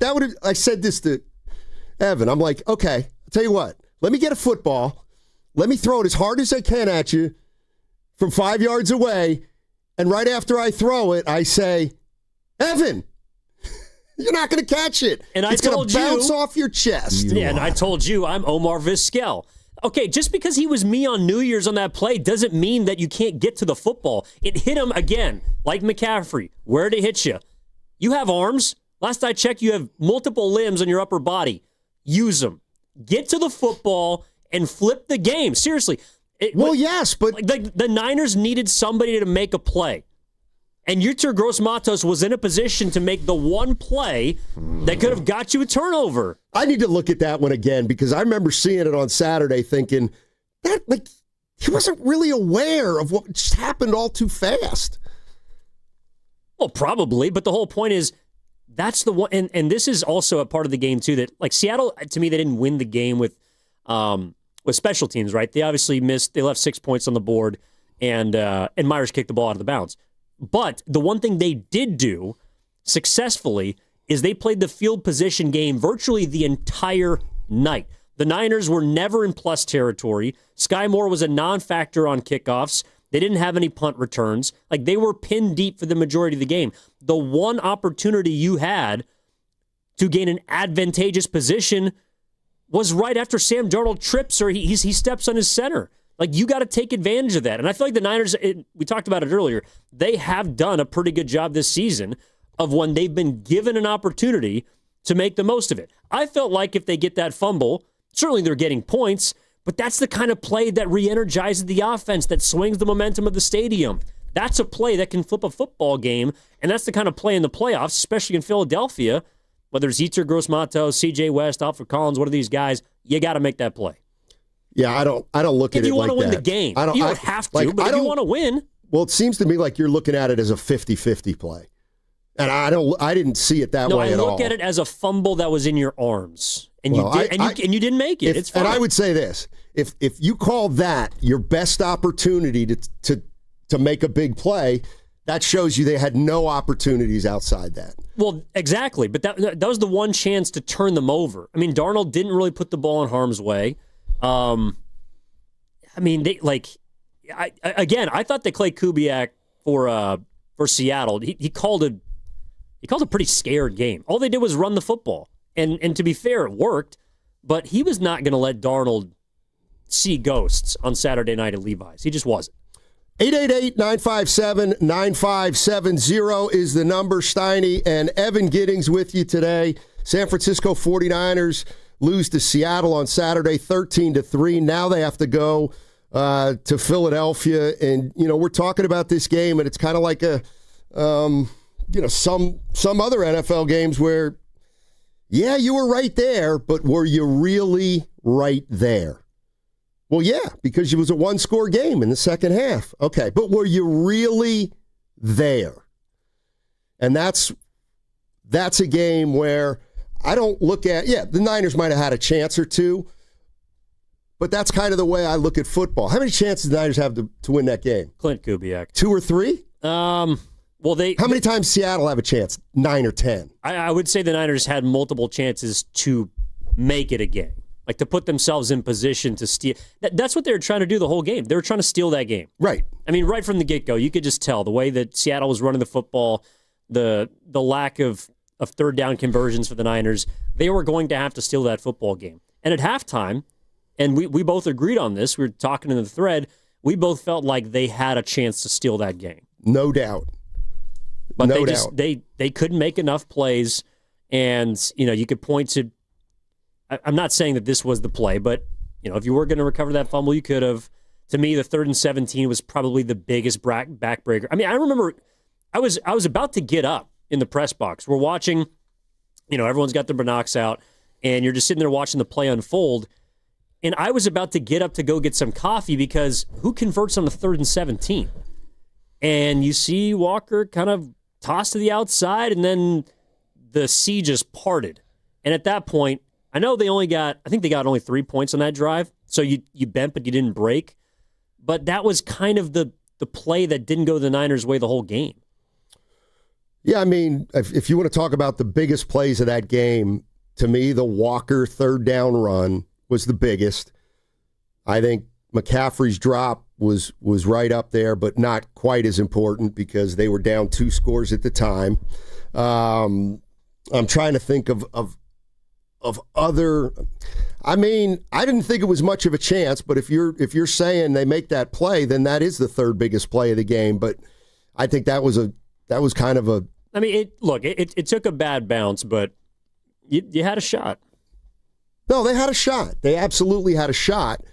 But the question is, does the fact that they had a shot make you feel differently about the way they performed as a whole? And that's where I think 49er fans realize that, it's twofold here. Not only do they have to play 3 on the road instead of 2 at home, in that last game that cost you home field, you may have gotten smacked in the face and realized all our shortcomings may show up in the playoffs. And if that's the case, we're probably going to get beat early. Wasn't that a truth across sports? When you lose, your flaws get highlighted. Like you get exposed. You figure out how good you are against the run, against the pass. If you can't run the football, you can't do this. And it always becomes abundantly clear. The one positive about that football game that the Niners can take away, and why I legitimately don't think they were despondent. Like I don't. What do you mean? I mean, after the football game, you heard Kyle, you heard McCaffrey. Yeah. I know it was a big loss. It was an emotional loss. But I don't think whatsoever the Niners are that game broke them. You played the best team in football, and you lost, but you also, this was something that we haven't been able to talk about, I think, the entire season because of the schedule, which is, okay, so the Niners got tested. Now, the next time they're tested, how do they perform? They've seen what the most, and I people might disagree, I believe the Seahawks are the most complete team in football. Okay, so you saw what that looks like. What do you have to do now to beat a team like that? They didn't know that before. The best team they played up until that point was, Houston, Jacksonville. They played the Seahawks back in week 1, but that felt like a year ago. You'd played the Rams, but you didn't, Indy wasn't who they were at the beginning of the year. Chicago's up there. Yeah. And that's the best team that you beat this season. At least late in the year, since you got Brock back. I just feel like that game it's a measuring stick game, but now you know what it feels like. I don't disagree with that one iota. You can't play, the Bears' defense isn't great. They faced a top 3 defense, top 3-5 defense, and they couldn't get anything done. You're right. So, and this is where Kyle Shanahan comes in. A great coach a great offensive coach, that won't happen 2 weeks in a row, right? Even if Philly's defense is really good. It can't happen 2 weeks in a row, right? It's the first time all year they haven't scored a touchdown. Right, that's why I'm saying. I would bet a lot of money that they'll score a touchdown next week in Philly, right? Or this upcoming weekend. I don't want to just whittle it down to a touchdown. I'm saying if the offense sputters in Philadelphia, and you have to look at yourself in the mirror and say, Houston shut us down, Seattle shut us down, and now Philly shut us down. So, we got to get better offensively. Well, they might, but I think you also proved that even after being shut down for the majority of the football game, you were still kind of in it. No, I get all that. I'm talking, I just meant specifically their offense. If their offense, Kyle Shanahan is their offense. And if we're saying 12 times a year, oh, he's in his bag, Kyle's in his bag, coach of the year, and I'm not laughing at that or making fun of that, but you just scored 3 points at home. And now you go to Philly. If you struggle against Philly offensively, then how much does it matter that you can score against a mediocre team? That's all I'm like. Will you tell me it's just a coincidence that Houston and the Seahawks and Philly did that? Well, I don't think it's a coincidence that the 2 games where they've looked the most outclassed were against Houston and the Seahawks. And I don't want to boil it down to one thing offensively, but against the Texans, you ran the ball for 48 yards. And I know you were trailing most of the game, but Seattle, you ran the ball for 53 yards. And I think Brock Purdy had 10 of them on a scramble. So you got virtually nothing on the ground. If this team cannot run the football, they will not win a playoff game. And by when I don't mean 150 yards. I just mean you have to be able to stay ahead of the chains. I mean, Brock Purdy was in a ton of just blatantly obvious passing downs. And against Seattle, I know that people are calling and saying they're stacking the box, and it's like, but they don't have to stack the box because their defensive linemen were winning every single play, run or pass. Brock Purdy was rushed. Brock Purdy had to extend plays.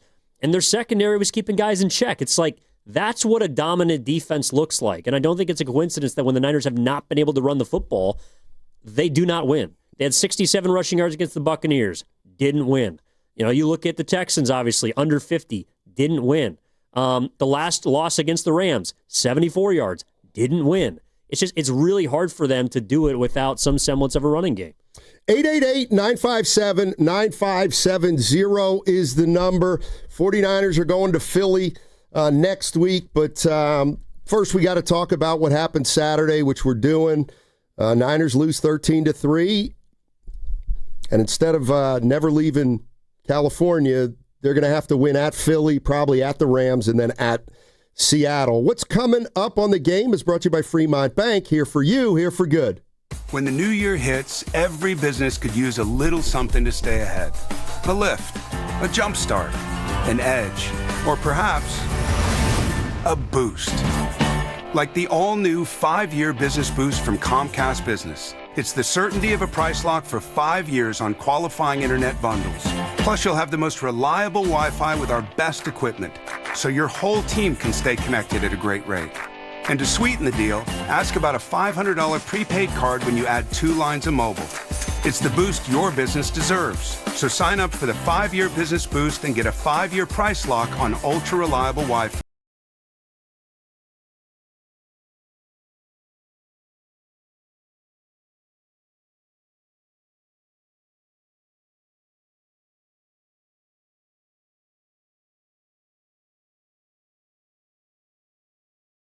Fixed Broadband Experience Report, May 2025.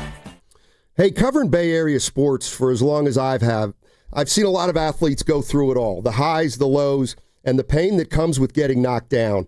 But when it's not just a game and when you're the one injured or when tragedy strikes someone you love, that's where Beam Law comes in.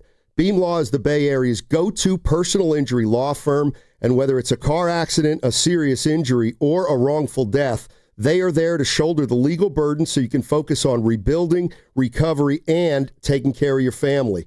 Beam Law is local, and they win, with millions recovered for clients across the region, and it's why SF Weekly voted them Best of the Bay 4 separate times.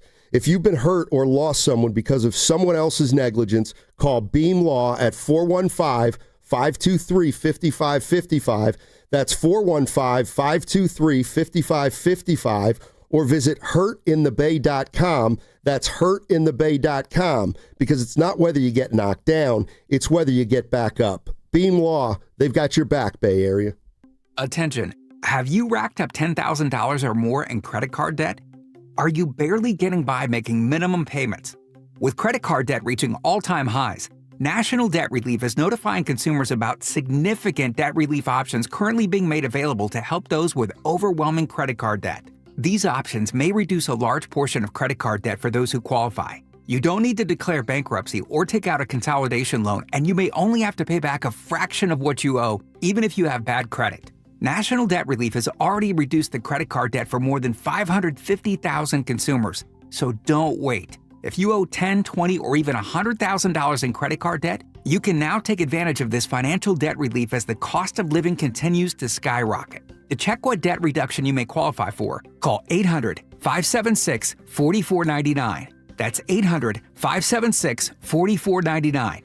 Once again, that's 800-576-4499. If you're one of the millions of Americans behind on your taxes, if you're afraid to open your mail because IRS collection letters could be coming, listen carefully. The IRS is cracking down, taking paychecks, freezing bank accounts, revoking passports. That's a fact. But here's what most people don't know. There are official tax relief programs designed to help struggling taxpayers. Programs that could save you thousands if you qualify. No one knows these programs better than the experts at Optima Tax Relief. Optima's award-winning team will fight to protect your paycheck, your passport, and your property. Their tax attorneys and licensed tax professionals will work tirelessly to get you the best deal possible with the IRS. Every day, penalties and interest keep piling up, so don't wait. Call Optima now for a free consultation. Call 800-568-6533. 800-568-6533. 800-568-6533. Optima Tax Relief.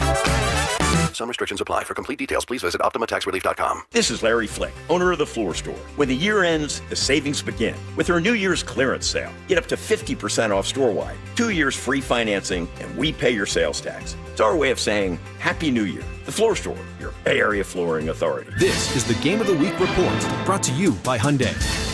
The College Football Subdivision National Championship is set for Illinois and Montana to go head-to-head on Monday night in Nashville to crown this season's winner. Montana hasn't won since 1984, and Illinois is looking to bring home their first title ever following a close loss in 2014. The Game of the Week report is brought to you by Hyundai. Get into the Hyundai Getaway Sales Event going on now.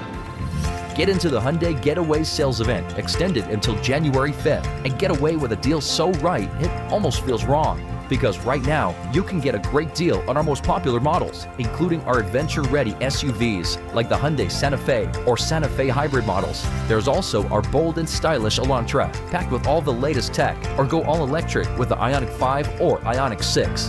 The Hyundai Getaway Sales Event extended until January 5th. Visit HyundaiUSA.com for details. That's HyundaiUSA.com. In Oakland today, breezy morning rain at times and a high of 55. Weather brought to you by Staples. 2026 is here, and at Staples, deals mean business. Like up to $100 off custom print orders. Head into the new year looking good for less. Staples. That was easy. Ends 1/31.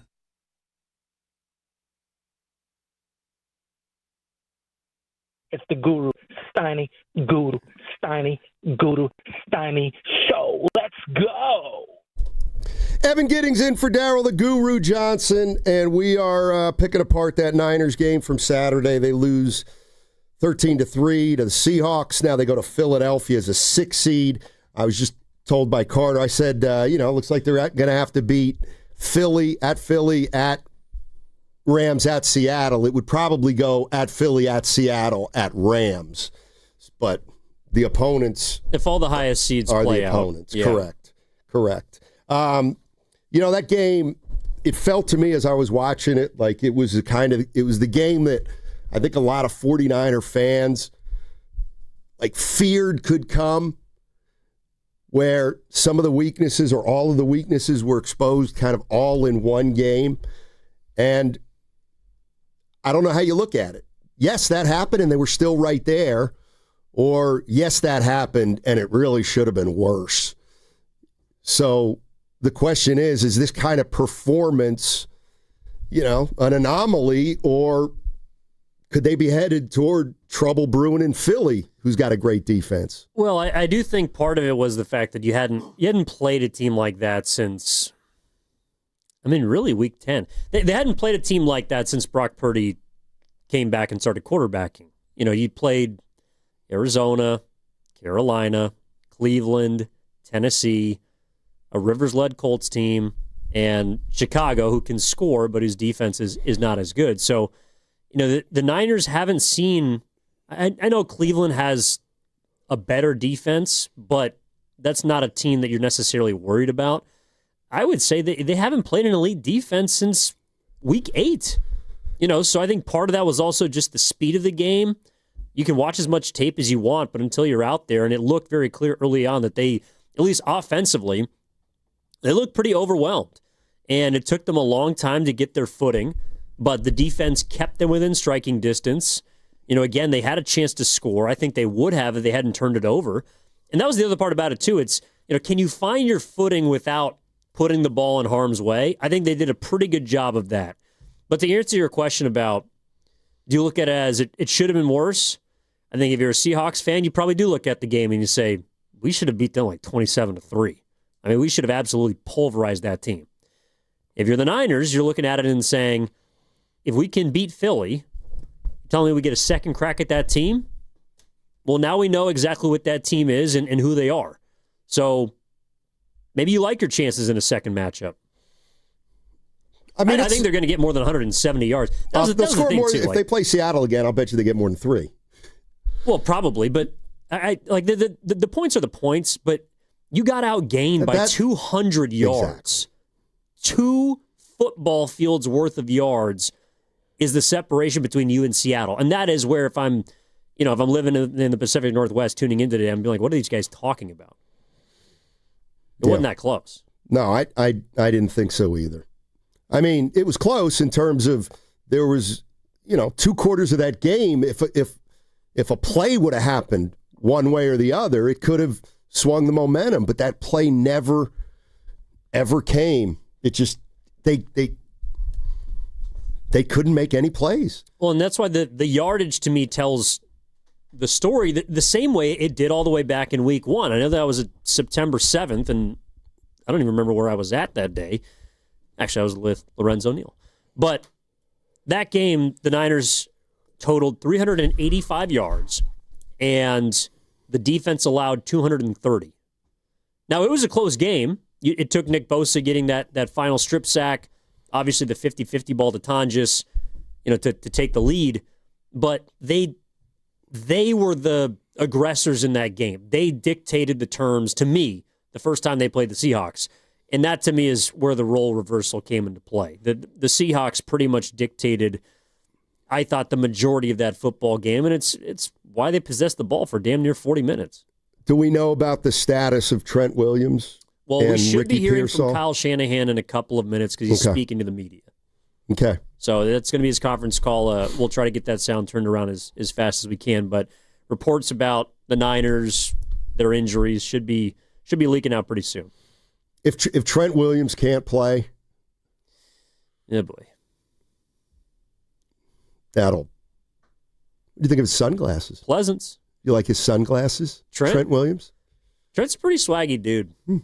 Yeah, he looked good on the sideline. So his locker in the locker room is kind of all by itself, and partially that's because, interesting. Partially because he's a massive, massive man. He can't really be shoulder to shoulder with people, but his locker's kind of off by itself. Dude, he's got style. Like there's always some. He's got money. No, but okay, but hey, actually, you know not what? Not everybody with money has true. style. I just checked myself. Not that I have money, but money wouldn't get me style. I mean, you see some of the big wigs. But also, and I want to take it full circle. I guarantee if Trent Williams didn't have money, he'd still have style. You know what I'm saying? Yeah, like Guru doesn't have money, but he has style. Sorry, that was. Let's go to my own General Evan. Let's go to Trevor in Rohnert Park. What's up, Trevor? How you doing? Hey, what's up, man? How you guys doing? Happy New Year's. Yep. Man, I just want to say a couple of things here because this all boils down. You guys are talking about the run. We didn't get much going there. The game was within grasp, I think, for a little while. The defense isn't awesome. We got a ton of injuries on the defensive side. We know our defense is not going to be top-notch compared to these other teams. But the fact that the game was 13-3, that they held them, and we could say, yeah, maybe Seattle should have won by a higher margin. They didn't. That game was within grasp for the first half of the game until the momentum shifted when Christian McCaffrey missed that ball and it got intercepted. You could feel it. You could watch it in the game. You could see it. You could feel after that the air was taken out of the stadium. But the bottom line to all of this is the same thing that I've been saying when I call in here. I've been calling in for last year is the offensive line. The offensive line is garbage, guys. How much time did Purdy get to actually look down the field and even check down? I mean, I don't think he had more than 2 seconds to throw the ball 95% of that game. So it all is the offensive line. Without Williams next week, we got really no chance. And you could see it in this game. If we had Williams on that line and he was fully healthy, then maybe Christian McCaffrey does get his yards. Maybe then the defense is not on the field a lot more than usual. Like look how much the defense on the Niners side of the ball was on the field. Like the Niners defense was on the field a lot. So by the third quarter, they were run down. Doesn't matter how good or bad their defense is. They were already run down by then because the offense couldn't stay on the field long enough to give them a breather. And That's because their offensive line is garbage. It's hot garbage. And for whatever reason, the Niners continue to ignore that issue every single offseason or make any trades during the regular season to upgrade their offensive line to protect their golden boy quarterback. I don't get it, guys. I mean, please explain that to me. Explain to me why they don't do something as important as protecting your quarterback and giving him time to throw the football. When you look at the Bears game, he had time to throw the ball, and guess what? He went off. He did excellent. No quarterback. Give me the best quarterback in the league. You give him that offensive line, he's going to struggle. It's just that's what's going to happen, and that's what happened. Appreciate it, Trevor. I mean, I guess, I never know how to answer when people say, how come the 49ers don't draft offensive linemen? Or why do the 49ers have so many players injured? I don't know. The philosophy clearly is they don't. I mean, the way I heard John Lynch explain it once was that, if an offensive lineman they project as a second-round pick, they're not going to take him in the first round just because they need an offensive lineman. But there's no doubt they've got a track record of not drafting a lot of offensive linemen, and they've got a lot of people hurt over the years, and I don't know what the answer is. I mean, I don't know what I'm sure Kyle Shanahan and Lynch, how come you guys don't draft offensive linemen? Well, we never saw value in an offensive lineman at the spots we were drafting. You know what I mean? That's what he's going to say. I do think that there is somewhat of a pattern of Kyle believing that he can kind of cobble together a good enough offensive line. And unfortunately, it's reared its ugly head in the worst kind of games. But, it is tough, I think, for fans to look across the other side and see Gray Zabel, who's a rookie guard for Seattle, absolutely plowing through linebackers and members of the secondary. Like, it's just tough. He's a rookie. He was the 18th overall pick, and he's been pretty damn good for them this season. He's played in every game, and he's been healthy. That is where you start to think about, all right, well, Seattle a couple years ago, by the way, when the Niners, I'm saying, torched them in that divisional round game on their road to the Super Bowl in 2023, they ran them out of the building. That was a Seahawks team. I think it might have been the last year, Pete Carroll. But they were pretty weak on the interior, right? They didn't have a good defensive line, didn't have a good offensive line. What did they do? They invested. They spent top 3-round picks on offensive linemen and defensive linemen, and some of those guys have hit. Byron Murphy was the first-round pick last year. He's got 7.5 sacks. They have found dudes that have contributed to now a team that looks like a pretty formidable trench, not just on defense, but also on offense. So I just think it's hard when you're watching a team that is a Jenga tower and the bottom block, it's one, and it's really big, but it's Trent Williams. And you saw what happens against a good team when you remove that piece. Yeah, 888-957-9570 is the number. Listen, I get today sucks, for sure. But I'll tell you what's going to happen. Well, you're not eliminated. No, that's the thing. I'll tell you what's going to happen. As we get toward Philadelphia Thursday and Friday, we'll start talking about how the 49ers can win the game. And they might be able to win the game. Look, there's no denying. Like, if you were to ask Steiny, since the 49ers won that game Saturday, they won it. Oh, yeah. Steiny, can the 49ers win the Super Bowl? Maybe. Well, they lost. Can they win the Super Bowl? Probably not. Like, that's where I think things went from a maybe to probably not. But that doesn't... they can go into Philadelphia and win the game. I think they can too, and we're obviously going to get to that throughout this week. Let me ask you this. Do you think that if the Niners had lost the game on Saturday in Seattle, you would be feeling different? They were underdogs, but they were also at home. It's a great question, and my initial one was no, it wouldn't have made any difference. But it might have, because, I know the Niners were underdogs, but, it was kind of a coin flip. But it's like, yeah, I hear what you're saying. I mean, just before the game, you are set up, right? You got it at home. It's for the 1 seed. Obviously, the injury luck isn't on your side throughout the season. But because you lost the game, you're not going to get to play at home for the remainder of the postseason until, if you make the Super Bowl. Yeah. You're listening to 95.7 The Game, KGMZ FM and HD1 San Francisco, an Odyssey sports station, always live on the free Odyssey app and now broadcasting from the Laughing Monk studios. Laughing Monk, righteously brewed in the city. The one thing, and you brought this up earlier, and if you're skeptical, you'll probably be out there rolling your eyes. But the one thing I completely agree with you on, and it's one of the reasons veterans talk more than the younger players after the game, like they're not done. Like they're not devastated. They're not demoralized. I mean, that's the beauty of having Purdy and Kittle and McCaffrey and Trent and the veterans that they have is because they'll treat it like a loss, like a regular loss, but they're playing next week. They got to put it behind them.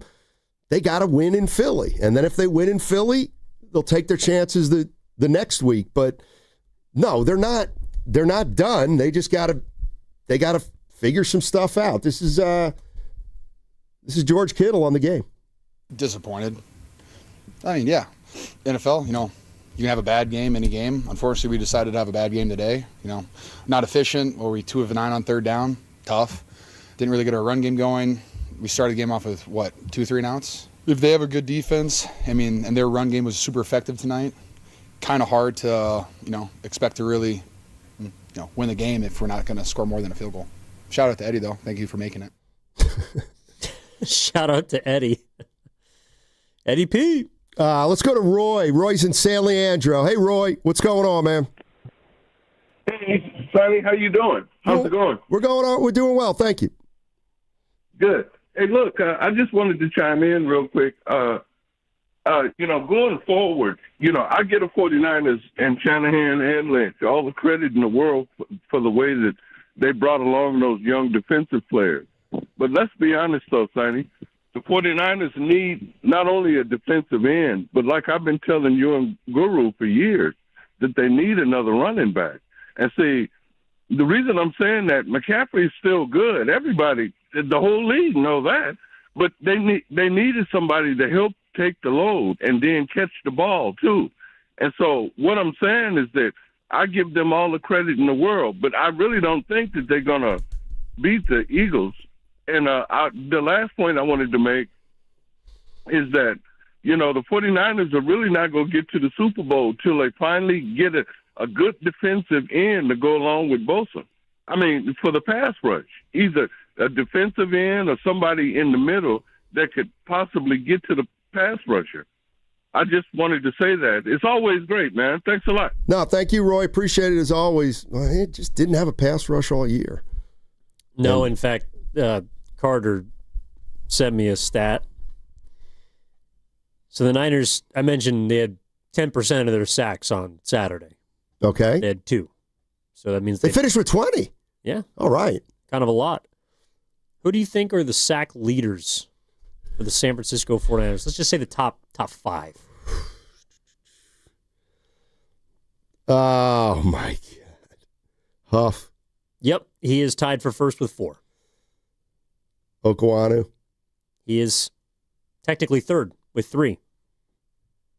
No, not Bethune. The guy who got Williams. He's just behind Williams, and he had his first sack over the weekend. Williams. Michael had 1. By the way, he's among the leaders. Then I've seen him come in and out of the, like a lot of the injured players are up there in the booth with the coordinators and right. Some of the assistant coaches up high, and so he always is walking around. Well, it's on crutches, so he's limping around to get to the elevator to go down after the game. That is one massive man. 1 also massive sack. The leader, tied with Bryce Huff, is Cleveland Farrell with 4. Oh, didn't he have 2 or 3 in a game? Yes. I don't think he's also been on the team the entire year. And then who's 4th? Bosa. Nick Bosa. He hasn't played since week 4. 5th is Keon White with 1.5, and he was obviously traded for at the deadline. They have not got pressure on a quarterback at all this season. Now, actually, interestingly enough, and this is for later in the week, but I just had a thought. It's not really going to determine whether or not they beat the Eagles if they can sack Jalen Hurts. I don't think that's the way that you want to beat Hurts. You want to keep him contained. You want to cage him. But, yeah, against a guy like Sam Darnold, and I guess they did get to the quarterback, it's like you have to get the guy on the ground. This is Brock Purdy on Seattle's defense. Yeah, I mean, obviously they're good defense, good front. Did a good job with making us, go through reads and checking the ball down. And, for me, it's like I just wish I could have been a little bit more efficient. And, they're going to make you work for the yards and make you have to convert on third down. And I just feel like third downs were definitely an area that I have to be better. Our offense as a whole, I feel like that's the part where if you got to win these kind of games, you got to be good on third down. So, they did a good job. That was Brock Purdy talking about the offense and their struggles. I mean, he wasn't bad. I didn't think he was bad. So he said he wasn't efficient, and I hear that. But he completed 70% of his passes. He was 19 for 27. I know he had the pick, which makes the overall rating look a lot worse than it actually was. But how many yards did he throw? 130. For? It was not a lot. Sacked 3 times. Obviously ran for a few. He had 21 yards on 2 rushers. I know he didn't do a lot, and you're asking your quarterback to be that guy against that defense, and that's really how you were going to win the game. I mean, I think everyone going into the game felt like Brock Purdy had to outplay Sam Darnold, and I don't think that he was worse than Darnold, but he certainly wasn't better than him. But his task was far more difficult than Darnold's was. Darnold had to literally not fumble the game away, and he almost did. But Yetur Gross-Matos, as we talked about, let him off the hook. Brock Purdy, meanwhile, had to go win that football game. And one quarterback accomplished their goal, the easier goal. I also think, and I don't, maybe it's an indictment on Sam Darnold, but I think the way Seattle's been playing coming into that game, knowing that their defense was playing at a really high level, and knowing that the 49ers defense was decimated, I just feel like they came in and said, we have better personnel than them right now. We should be able to run the football. We should be able to give them trouble. There's no need to take any crazy chances. There's no need to gimmick up the game. We're just going to run and pass safely, and that's pretty much what they did to win the game. And here's the other thing I was thinking when we were talking about how do you steal a game? Because that's what the Niners are going to have. How do you steal a game? Well, you need a big play. Okay, offensively, who's their big play guy? I mean, it's McCaffrey or Kittle in that game. Yeah, I mean, they don't have a 75-yard guy who can, make a play. And I mean, McCaffrey can, but he hasn't this year in terms of a big run. And I just think they, whether it's Bosa being out and Warner being out on defense, they couldn't make a big play defensively in that game. And offensively, I think it caught. And you know what? People out there saying, stop, no need to talk about Ayuk. Yeah, there is. There's absolutely a reason to talk about Ayuk. Not to say they would have won with him, but to say they needed receivers in this game. And whether you like it or not, the 49ers and Ayuk couldn't get along, and he's not on the team. And he should have been playing. If he were just a normal player and a normal receiver on a normal team under a normal circumstance, he probably would have played because he'd been healthy by now. So, yes, I think it's fair to bring up Ayuk not playing, particularly because Pearsall didn't play, and maybe for the most part because they had 130 yards passing. So, yeah, I think the 49ers, I'm not saying you drill them for it, but they were receivers short on Saturday. There's no doubt about it, whether it was Pearsall or Ayuk. Yeah, I mean, if that receiver's Jackson Smith and Jigba, you're feeling a lot better about yourself. You know, it's funny, like you said big play, and I kind of agree, but the big play potential to me for this Niners team might be on special teams. Honestly, I was waiting for Sky Moore to do something on punt return or kick return, because the offense was not moving the football. The defense was, they were getting gashed, but they weren't giving up points. They needed someone to light a fire, just like to kind of spark this group. And to me, it might sound crazy, but throughout this season, Sky Moore's been a guy that's given them that sort of jolt. But in terms of coverage, the Seahawks were buttoned up enough. All right. 888-957-957 is the number. Sam, we're talking about the 49ers. Tough loss on Saturday. You know, I always wonder, would a fan rather have a team stick around in a game like that and then, lament a play or two? Or would it have been better if the Seahawks scored on the first drive, led 16-3 at half? Okay, I was just wondering. Well, I don't know. No, I'm serious. Well, would you rather get blown out or lose by... Okay, well, I would have rather got blown out than lose the way the Baltimore Ravens did last night. Because, by the way, I guess now we got to hit a break here. There's only one person to blame for that kick, and it ain't the kicker. Loot? I'll tell you. All right, 888-957-9570 if you want to jump into the conversation. On the other side, we've got some updates on some 49er players injury-wise, some good, some not so good. We'll tell you on the other side on 95.7 The Game. This is the story of the one. As an HVAC technician, he and his digital multimeter are in high demand. So when a noisy office HVAC turns out to be a failing blower motor, he doesn't break a sweat. With Granger's easy-to-use website and product information, he selects the product he needs to keep everything humming right along.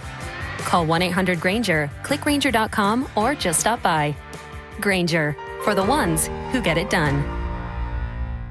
It all comes down to this, folks. Yep, the entire season is on the line. But my throat has officially thrown in the towel. Sounds like you need Vicks VapoCool drops. They're max strength and vaporize sore throat pain. Whoa! These VapoCool drops hit fast! Speaking of fast, did you just see that play? Yeah, he vaporized that ball. That pun should have come with a penalty. Vaporize sore throat pain with Vicks VapoCool drops. Use as directed.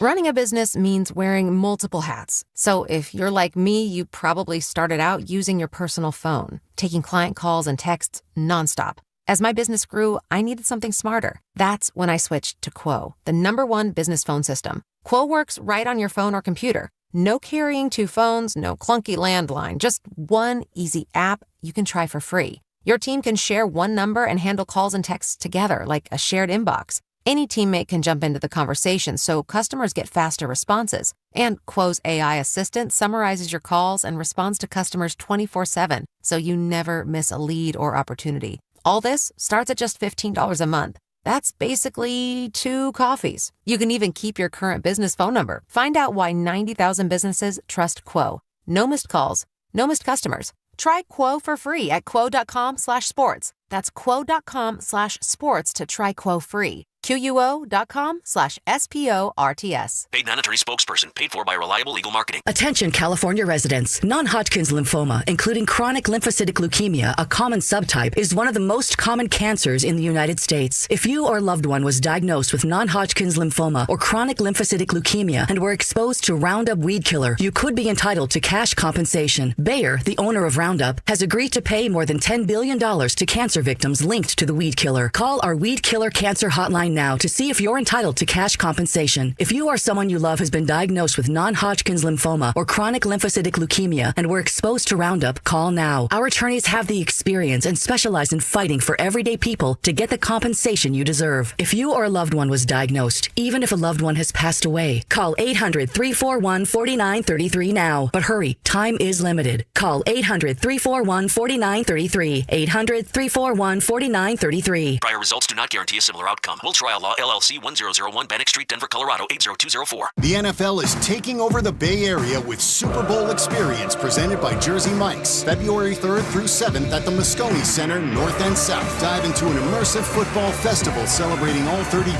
teams, plus interactive games, player autographs, photos with the Vince Lombardi Trophy, exclusive NFL shop merchandise, and much more. It's the ultimate Super Bowl week event with fun for all ages. Tickets start at just $40 and kids 12 and under attend for free. Visit superbowl.com to buy your tickets today. At Big O Tires, now through January 25th, get $80 to $120 instant savings on 4 select in-stock tires with installation purchase. Disposal fees extra, not good with other offers. See your locally owned Big O Tire store for pricing and book an appointment online today. 95.7 The Game is proud to be introducing the inaugural Bay Area Host Committee Impact Awards, presented by PNC Bank, celebrating those driving change in the Bay Area. We congratulate Lindsay Kaufman, founder and coach of Girls Unite, and winner of the Sports Business Champion Award. That's really what I want, is to know that their story, their journey matters, and that they can, when they become a little older, carry the torch in different ways. Stay tuned this month as 95.7 The Game celebrates all of these prestigious Bay Area Host Committee Impact Award winners. I know that hiring can be challenging. You need someone to match your role perfectly. Well, now you can meet them fast on ZipRecruiter. Build your team, build it sooner. Meet your match on ZipRecruiter. Just head to ZipRecruiter.com/free right now to try it for free. That's ZipRecruiter.com/free. Meet your match on ZipRecruiter. Try it free.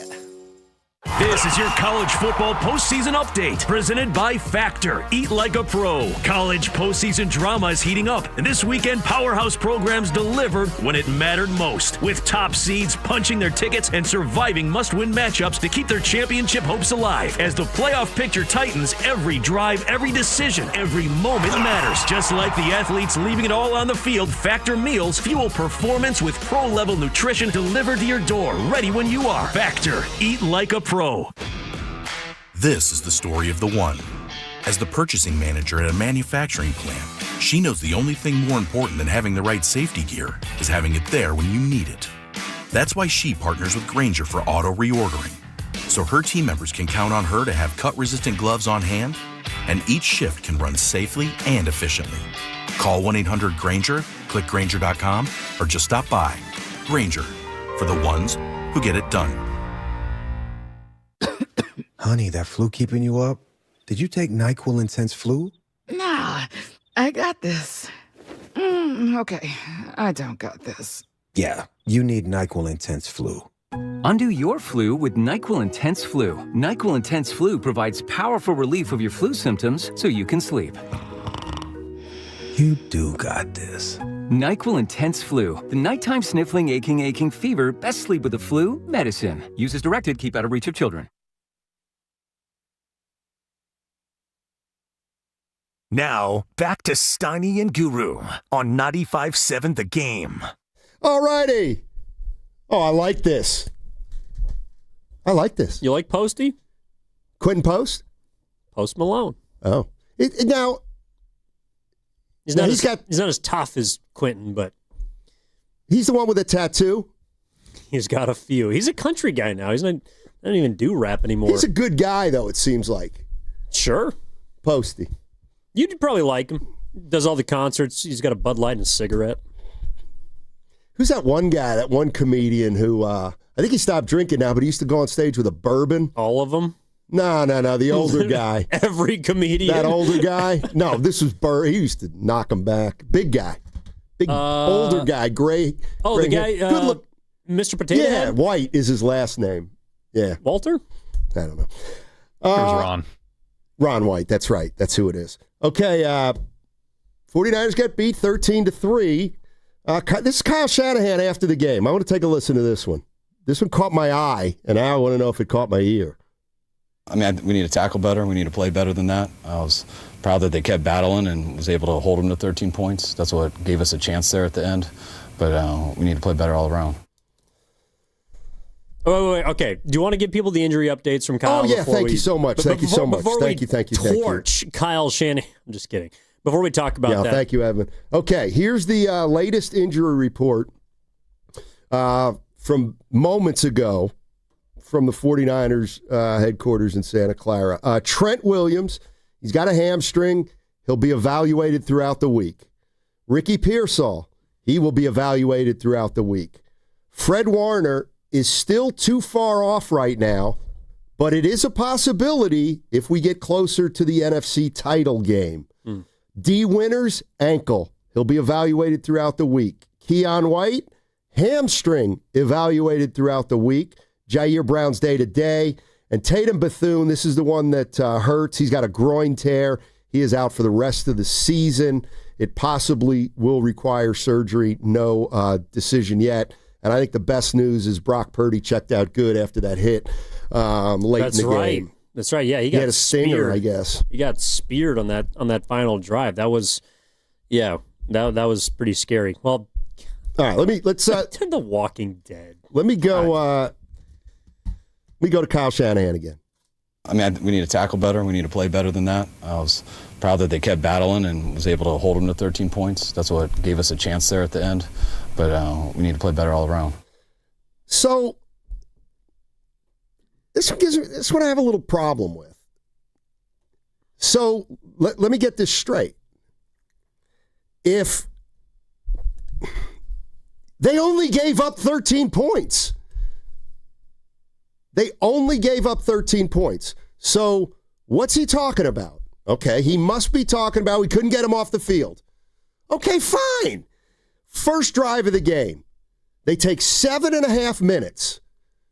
They get down to the goal line. You hold.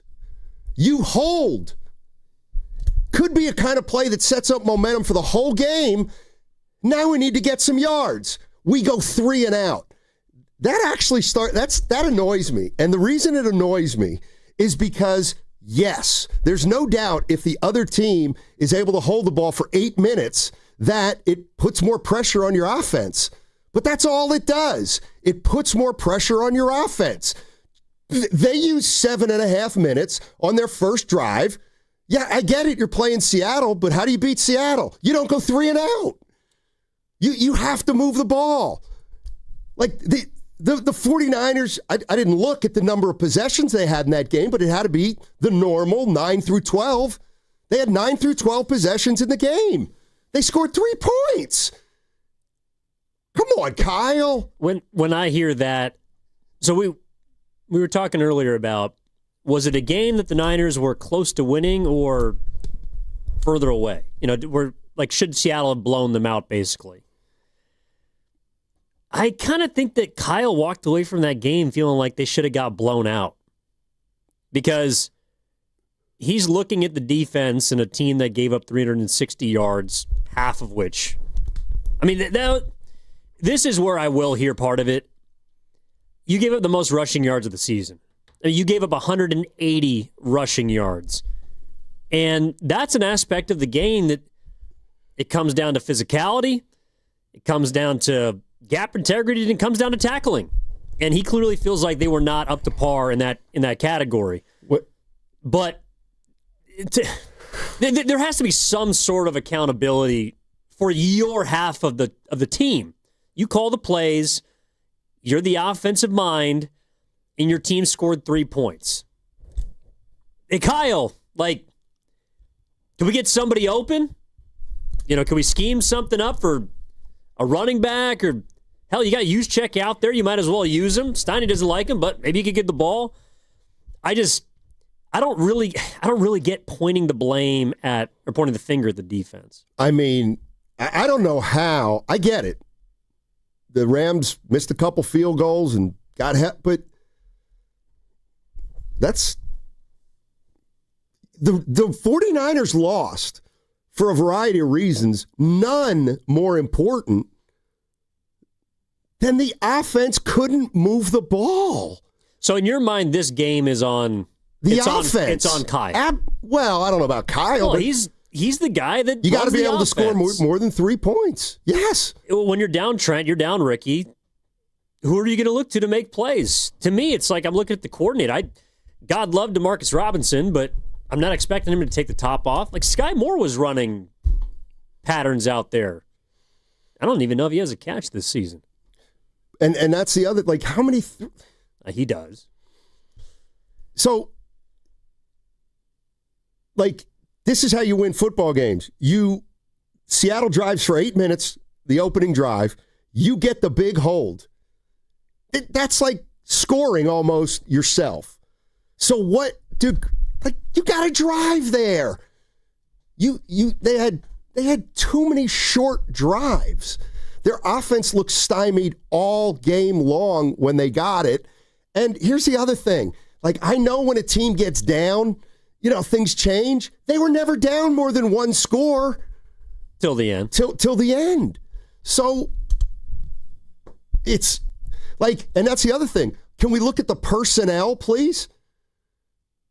The personnel dictates your offense needs to be better than your defense because your best players right now are on offense. It's not unfair. It's not unfair to want the offense to score more points than it did on Saturday. Like, that's on the offense. And you know what? As bad as the defense must have played, they still only gave up 13 points. Yes, that's the point. They were lucky to only give up 13 points, and you still couldn't score more than 3. No, but it's like, I do think that he's looking at the process of it and saying we got outgained by 200 yards, and our offense couldn't do much, but we should have given up more than 13 points. Just like he probably feels like they should have scored more than 3. We got to take it like man. I understand. I understand that part of it. Look, I don't. Wait, do you have a reader? No, I'm just looking at the play-by-play. Well, and that's what I'm looking at, too, because I think part of it is also this. So the Niners, it's really hard to score on a good defense. Everyone knows that. But it's especially difficult when you have to drive the length of the field. The Niners got the ball. Their first possession, they got the ball at the 5-yard line. Mm-hmm. You had a few possessions where you had it at the 35, the 37, the 40 in the first half. You did nothing with the first 2. You scored a field goal on the last one. But in the second half, you got the ball at the 12, the 9, the 20. Going 80-plus yards against a top 2 defense in the league, that is a tall task. And I know it's like that's what you're paid for. That's what you're supposed to do. But I don't know, man. But it's situational too. How, to me, the NFL, there's so much scoring now that defenses have to give up a lot of yards, but it's about situational stops and all that kind of stuff. Yeah. Like the 49ers gave up 80 yards in the first drive, but they came away with 0 points. So it's like, okay. That's a hold. Correct. That's when you got to get a first down or 2. I'm not even asking you to score on that play, on that drive. You went 3 and out. 3 and out. Then you kick. Then you punt. They score. Okay, now it's 7-0. You go 3 and out again. So your first 2 possessions, you go 3 and out. Like, how's that on the defense? Your first possession is in a 0-0 tie game. There's no pressure there. In fact, you should be sky high because you just made a huge play on 4th down. You go 3 and out. Now they score. Okay, they scored. Now let's hold the ball for a while. We can't. And we go 3 and out again. Like, come on, Kyle. And then what happened? Let me even look. I can't even remember. But 3 and out again. But this is where personnel also matters. So every single time that you're getting the ball, like how many times do the Niners have a play in that game where somebody makes a catch and then they're tackled immediately. There's nothing after. So you're having to literally throw the ball. If you want to move the ball downfield, you have to throw it 10, 15-plus air yards. And that's, like, those are rare shots. And what that also means is you need time. Seattle has so many ways to bust up a drive, whether it's a sack. I don't think the Niners actually had many penalties. They're pretty good in that regard. I'm saying their offense. Like they weren't self-inflicted wounds on offense. you got to get off of Wallow. Although he might be starting on Saturday, along with Eric Hendricks. But the Niners offensively, their first 2 drives, you're right, 3 and outs. First 2 plays, they went to McCaffrey. And where'd they go? Nowhere. You're not running the ball on them, so you don't have a chance to start each drive on a positive foot. You're not staying ahead of the chains, and then you need Brock Purdy to make a play, and guess what? He didn't. But the fact of the matter is, you were still down only 3 points. Or, 7 points after the touchdown. I just some of it is, yes, on Kyle, and it's on Brock. But I'm sorry, watching that football game, if you don't have dudes out there, which the Niners don't, you're not doing anything against Seattle. You're right. You're absolutely right. And you're looking at it from saying they couldn't get anything going. And I agree with you, whether it was personnel or scheme. But is that their fault? It's the 49ers' fault. For not getting anything going? Yes. You're not going to credit the defense on the other side? You have to. Mike McDonald's the same coordinator that forced Brock Purdy to throw 4 picks on Christmas Day in 2023. Okay, so they go 3 and out, 3 and out. I'm just saying, I get it. See, this is all I'm saying. I get it. Seattle dominated. You couldn't do anything offensively. Nothing. So don't talk to me about the defense. Yes, 2 things can be equally true. Your offense can stink, which it did. To me, that's what cost them this game. The third possession. They couldn't even generate drives to keep their defense. Their defense was on the field a lot because Seattle ran over them. That's only half the reason their defense was on the field a lot. The other half was because the offense could not move the ball, and that's what this coach and this offense hangs its hat on. So if I were Kyle Shanahan, I don't care how we actually played defensively in a way, because I know those guys are second-line guys. How about Kyle looking and saying, we got every break in the book, and we couldn't put more than 3 points on the board? But that's the thing, is the scoreboard doesn't tell the full story on the other side as well. Just because they had 13 doesn't mean you played well defensively. Who's more whole, the offense or defense? The offense. We know the defense is probably going to be the reason that they get done in, right? At some point, probably. Their defense, the personnel, the talent, it's going to let them down. Yeah, it partially you need more did. than 3 points. But the thing is, too, okay, you got your backup left tackle. Your offensive line isn't good to start with. Your running back is working on his 420th touch of the season and is broken down or worn down at the very least. You don't have your number 1 wide receiver because he's Sharman and he can't stay on the field. You don't have another wide receiver. This is the thing, too, and you brought it up earlier. Look at the Niners in 2023. Look at them now. Jawan Jennings was the number 3 receiver on that football team, and he made some big plays, especially in the Green Bay game in that divisional round range shootout. But he's now their number 1 wide receiver. Jawan Jennings ain't getting open against Seattle. He needs to be schemed open if he's the number 1 guy. And I'm sorry, Mike McDonald is not going to let Jawan Jennings beat him. So, So how many points can the Niners score against Seattle? Well, they could have scored 10 if a guy didn't drop a ball at the goal line. Right. So 10? You got it. But then you would have been in the game. You would have been right there in the game. Right. You didn't get the ball back after that. Right. They would have been in the game if they would have scored. Here's the thing. They were always in the game. They were never not in that game until midway through the fourth. Okay, so are you killing Kyle if McCaffrey doesn't cough that ball up and turn it over? Yeah, they got to score more than 10 points. Well, you scored 40. Have, Steiny. The point is that to me completely flipped everything to the point where the Niners just had no chance. But if they get in, 6 minutes left, but you got a shot. Right. But I'm also talking about all the offensive possessions we had leading up to the McCaffrey drop. I mean...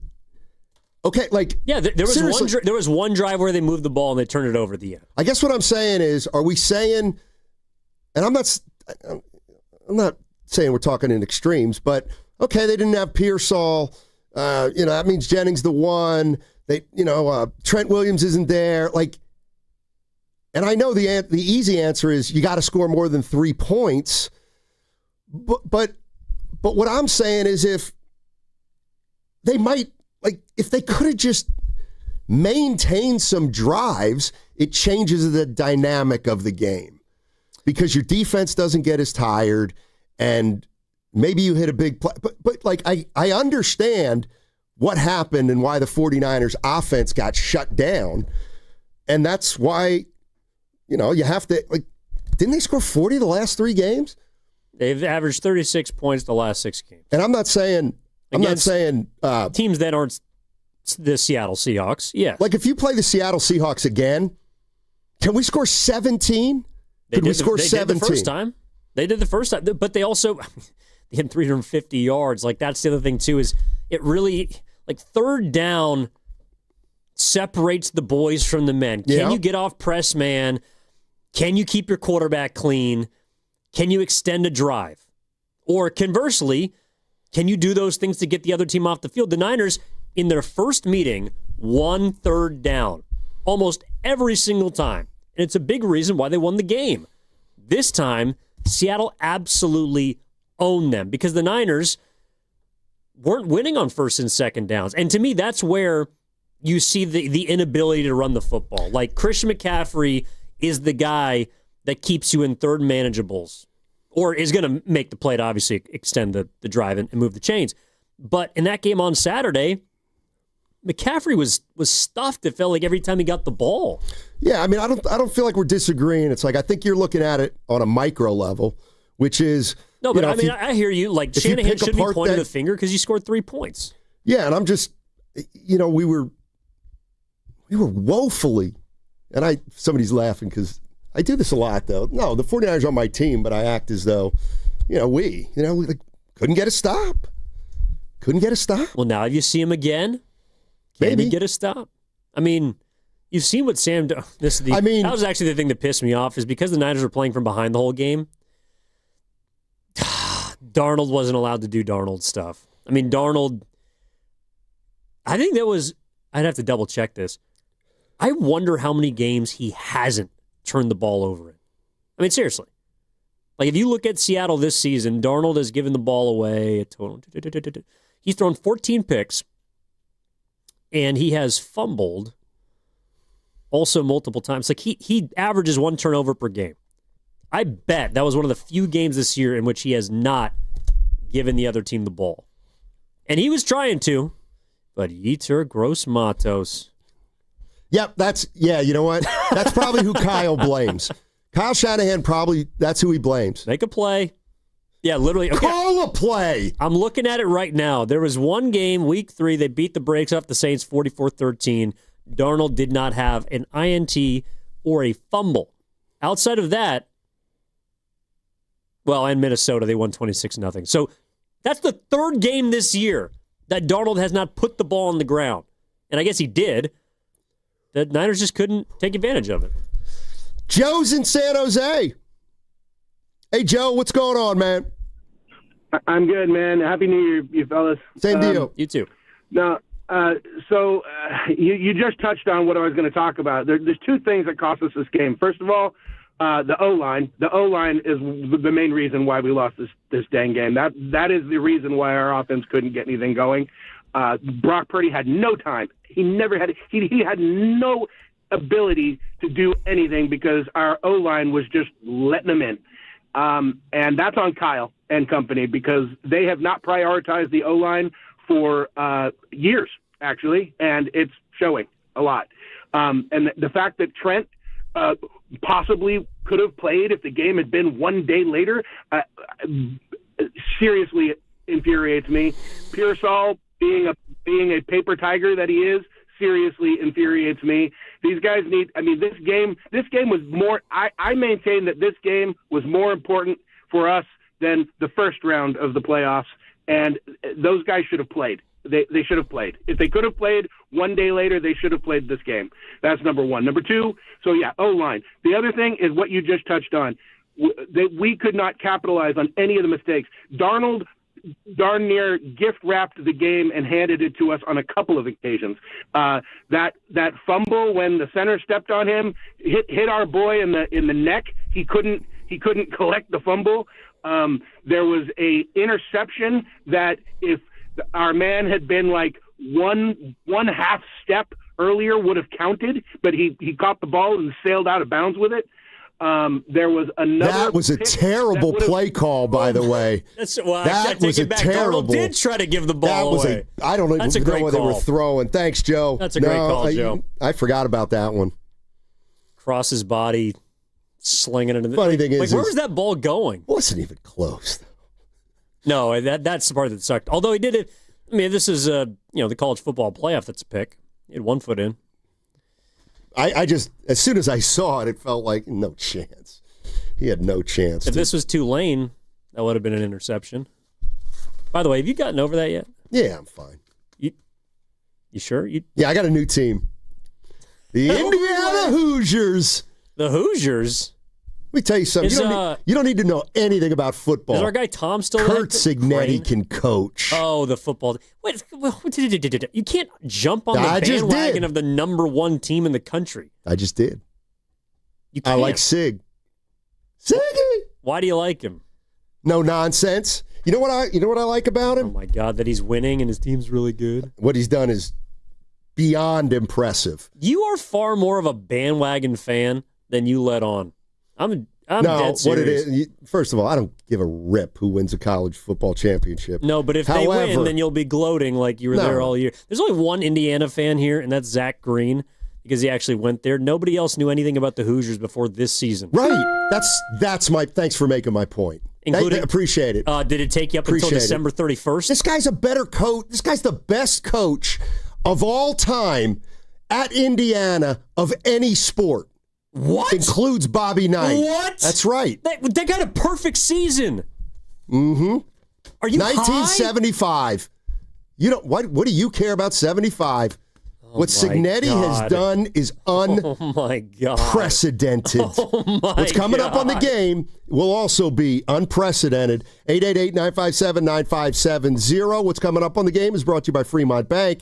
Here for you, here for good. Segment also brought to you by Bay Area Fast Track. Signetti. On January 1st, tolls went up on all the bridges except the Golden Gate. These funds will be used to maintain and rehabilitate the Bay Area's 7 state-owned bridges. Learn more at bayareafasttrack.org. Never have I ever called my sister from the finish line of my first marathon.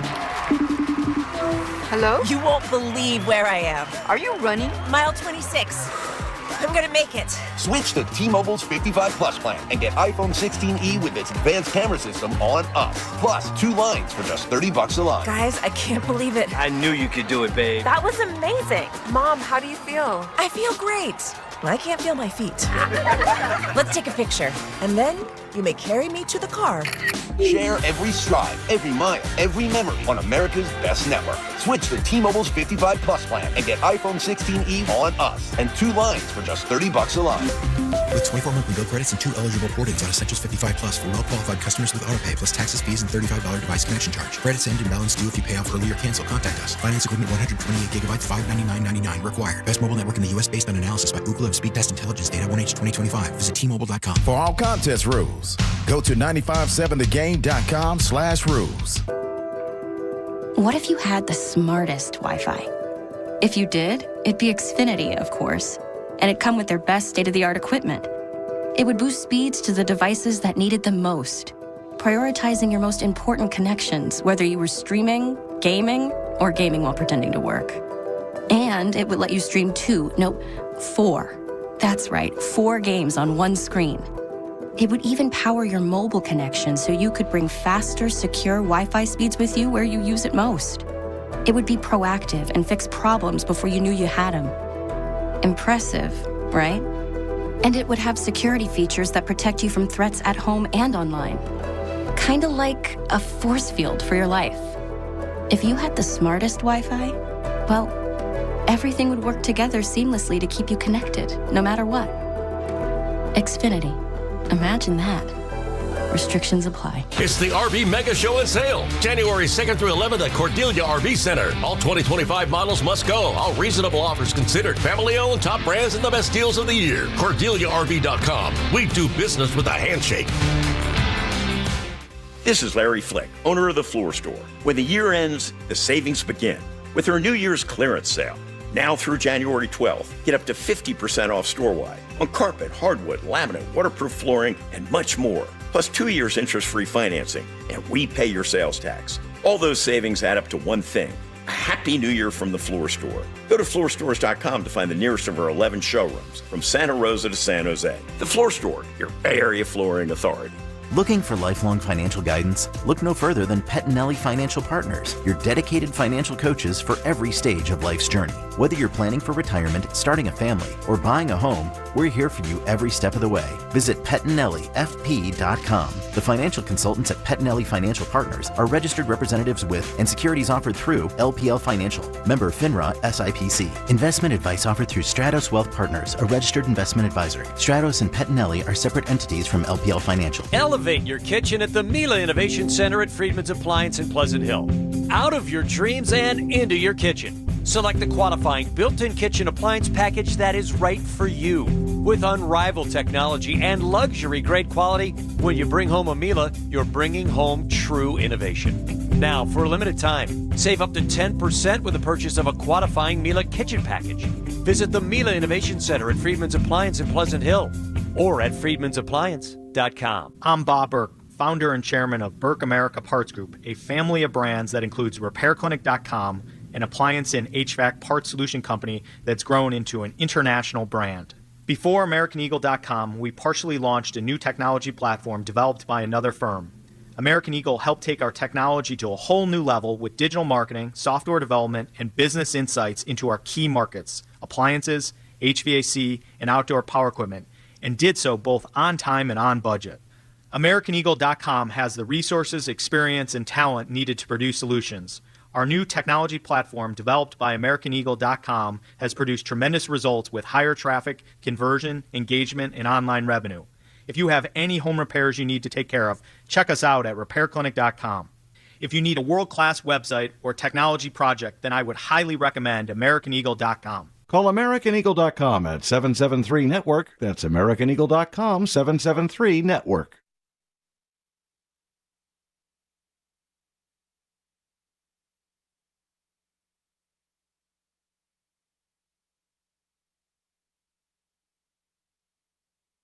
I like Sig. Siggy! You are far more of a bandwagon fan than you let on. Now, back to Steiny and Guru on 95.7 The Game. All right, Steiny and Giddings with you on a Monday. 49ers lose 13-3 on Saturday to Seattle. And let me put a rat on the table, sponsored by ATCO Pest Control. That game's on the offense, despite Kyle Shanahan saying this. I mean, we need to tackle better. We need to play better than that. I was proud that they kept battling and was able to hold them to 13 points. That's what gave us a chance there at the end. But we need to play better all around. Hey, Sala, you guys teach tackling drills? Do you? Because 180 yards rushing is not... It's not going to go unnoticed. No, you know what else isn't going to get unnoticed? Literally 7 3-and-outs, or however many it was. Every team in the NFL. You don't think Philadelphia's Saquon Barkley not licking his chops, watching that tape? That 3rd and 17 is going to be in... I don't know who calls plays for him anymore, but that's going to be in his back pocket. Just toss, crack right, 3rd and 17, easy 20-yard gain. We're good. No, 2 for 2 on that, apparently, in the last 2 weeks. Aikman said... that's right. The Bears had one. Well, I think that was... it was like 3rd and 15. One of them was an offsides. I thought the Bears had a free play, but... Oh, so you know Aikman. Oh, but you don't know Buck. But I don't know who Aikman works for. Yeah. He's consulting for some team. Yeah, the Dolphins. Nice. They're done. Don't get him and McCarthy together. Yeah, former quarterbacks in the front office. That's worked out lately. Mike McCarthy. You see the Raiders just Mike fired McDaniel. They just fired Pete Carroll. McDaniels, McMichael. There's too many mix out there. We had a mix-up on Saturday with McDonald. I mean the MC, not the other. And then there's also Jaden Daniels. So there's Jaden Daniels, Mike McDaniel, and it's Mike McDonald. McDaniel. Yeah, and Mike McDonald. Correct. Mike McCarthy, former Cowboys coach. Jaden McDaniels. Jaden Daniels. There's no mix. No, I'm talking about the NBA. Oh. The Timberwolves guy. Of course you would be. I mean, I'm all these guys. I'm sorry, that's on me. I should have known. All right. Let's go to, what do we got? Who's been waiting the longest? It's Bob in San Francisco. Hey, Bob, how you doing? I'm doing great. I saw the game, and I thought it was a great game by the 49ers. Yes, their offense wasn't that good, but their defense was amazing. If you had said something before the game to say, we're going to hold Seattle to 13 points, you would have been called crazy. Because Seattle's one of the top offensive teams. They're really a really good defensive team. I think the 49ers are going to have, if they get people back, Trent Williams back, I think that they're going to play better against Philadelphia. I think they have more of a chance against them than they did against Seattle. Yeah, Bob, I would agree with that. But that's now using hindsight and seeing how good Seattle was. Seattle was up close. But, look, Philly's fickle. They can be beaten. What? You going to say they stink? No, I was going to. I'm sure Willard will. I was going to talk later. I was going to talk about old people, but I didn't really want to do that in front of you. Philly's they're waiting to be put down. What if I were to say maybe they're just waiting for the playoffs? That doesn't work. What? How many teams, not named the Kansas City Chiefs, well, we'll see, play their worst football at the end of the season and win? Wait a minute. First of all, the last game doesn't mean anything. No. I'm talking about the last half of the season. They were probably 5-3. The Eagles have not been playing very good football against. I mean, yeah, they beat the Commanders. Sorry, they lost. This is what I think's funny. This is what I think's funny, though. Jalen Hurts turning the ball over. This is always funny. Saquon Barkley's limping to the finish line. If the 49ers you look good against the Raiders, sure. If the 49ers had won the Super Bowl last year, we'd be talking about the pedigree. So what? They're 6th seed. Big deal. They got the pedigree. The Eagles apparently get penalized for being a Super Bowl team last year. Well, you know where the pedigree showed up? At the podium. Sirianni? Oh, I'm not talking about the Eagles. Oh. I'm talking about the Niners. At the podium. Yeah. Because they're not feeling any worse than they were 7 days ago. And apparently, they just got to fix the defense. I mean, we need to tackle better. We need to play better than that. I was proud that they kept battling and was able to hold them to 13 points. That's what gave us a chance there at the end. But we need to play better all around. Yeah. Not Shanny's finest moment there. But okay, all right, let's be honest. You've known this guy for some time, you and Shanahan, and we've all gotten close and we've been able to kind of learn about each other and stuff. And when was the last time you heard him sound like he looked in a mirror? I mean, the guy doesn't point at himself. He's the kind of guy who forgets that when you point at someone, the thumb's pointed back at you, kind of thing. You know what I mean? Oh, I've never heard that one. I like it. Yeah, it makes sense. Yeah, let's go to all right. Let's go to Philmo Mike. They're four hey, Philmo, how you doing, buddy? What's up, Woody? Hey. Hey, man, it's unfortunate McCaffrey. Sometimes he do good the whole season, and we get down to a critical part of the game. I mean, it's really not his strong kind of, not fully his fault, but it touched him in the hand. He could have caught that, but it's annoying. Hey, Philmo, we got a bad connection, my main man. I know it's wet out there. Stay dry, Philmo, but call back. Let's go to one of the most beautiful areas on the coast, Gualala, and Gary. He's in Gualala. Hey, Gary. Gary. Hello. Hey, what's up, man? Hi, can you hear me? Yes, sir. Hey, I just got to give a shout out. This is my first call, and I'm just planning ahead for next year because I think this year ain't going to happen. Oh. And I was thinking if we get Trey Lance back, it might be good. All right, that'll do it. Oh, that will do it. Gualala was in the house. Gare Bear. I got something for Gary. So Shanahan did not take accountability or responsibility for the offense, but he was vindicated a little bit yesterday. How so? You see the way Jim Harbaugh used Trey Lance? As a pocket passer? eerily reminiscent of, I think it was 2022, week 1 in Chicago. Trey Lance ran the ball 13 times. Well, he didn't run the ball that much, but he was running a lot against Denver. You know, at first... By the way, he made $6 million this year, so good for Trey Lance. Well, you know what? The highest paid backup in football, I think. I think it was Saturday, or I don't know if it was at the party or not, but I was pontificating in a big way, and I was right on the money. Let me tell you something about Trey Lance. I'm going to tell you this right now. He is a great guy. He is a true... Listen, I know you're laughing. No.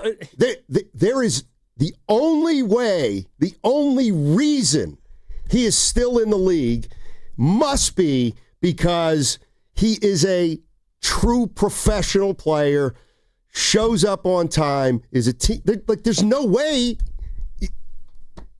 Like, he's got to be a great teammate. Seriously. No, I wasn't laughing at you that. were. Yeah, I you was were. laughing at your comment. So how many games you're going to tell me about Trey Lance? I literally covered the guy at North Dakota State. Yeah, I've never really seen him play.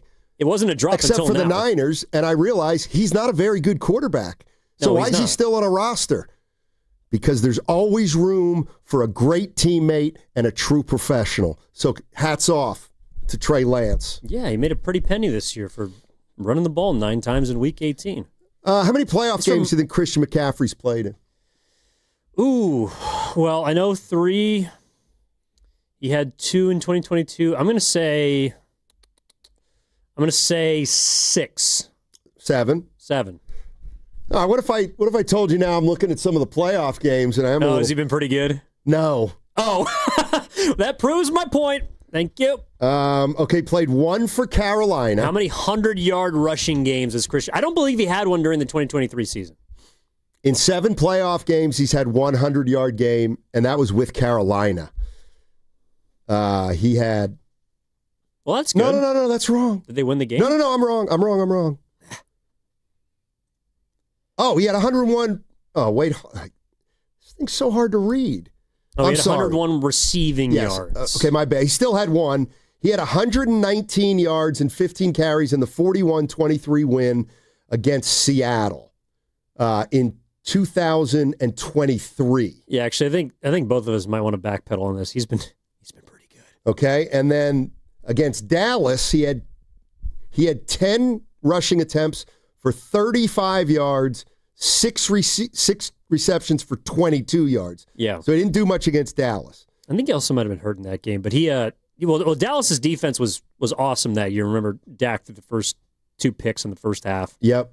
Against Philly in the 31-7 loss, he had 84 yards on 15 carries. Well, yeah, he was the quarterback by the end of the game. And so that's an outlier. Okay, in 2024, Green Bay, he had 17 for 98, 20 for 90, and then 22 for 80. Those are all rushing in the playoffs 2 years ago.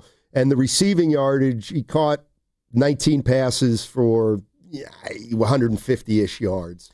Yeah, well, and this is the thing with McCaffrey and why he's had some untimely moments in big games, but you do have, whenever you evaluate McCaffrey, you have to look at he's lost 1 fumble, the total yards in the playoffs. He's scored 9 touchdowns in 7 games. He's had over 100 scrimmage yards and one fumble and 105 carries. Pretty good. Oh boy. All right.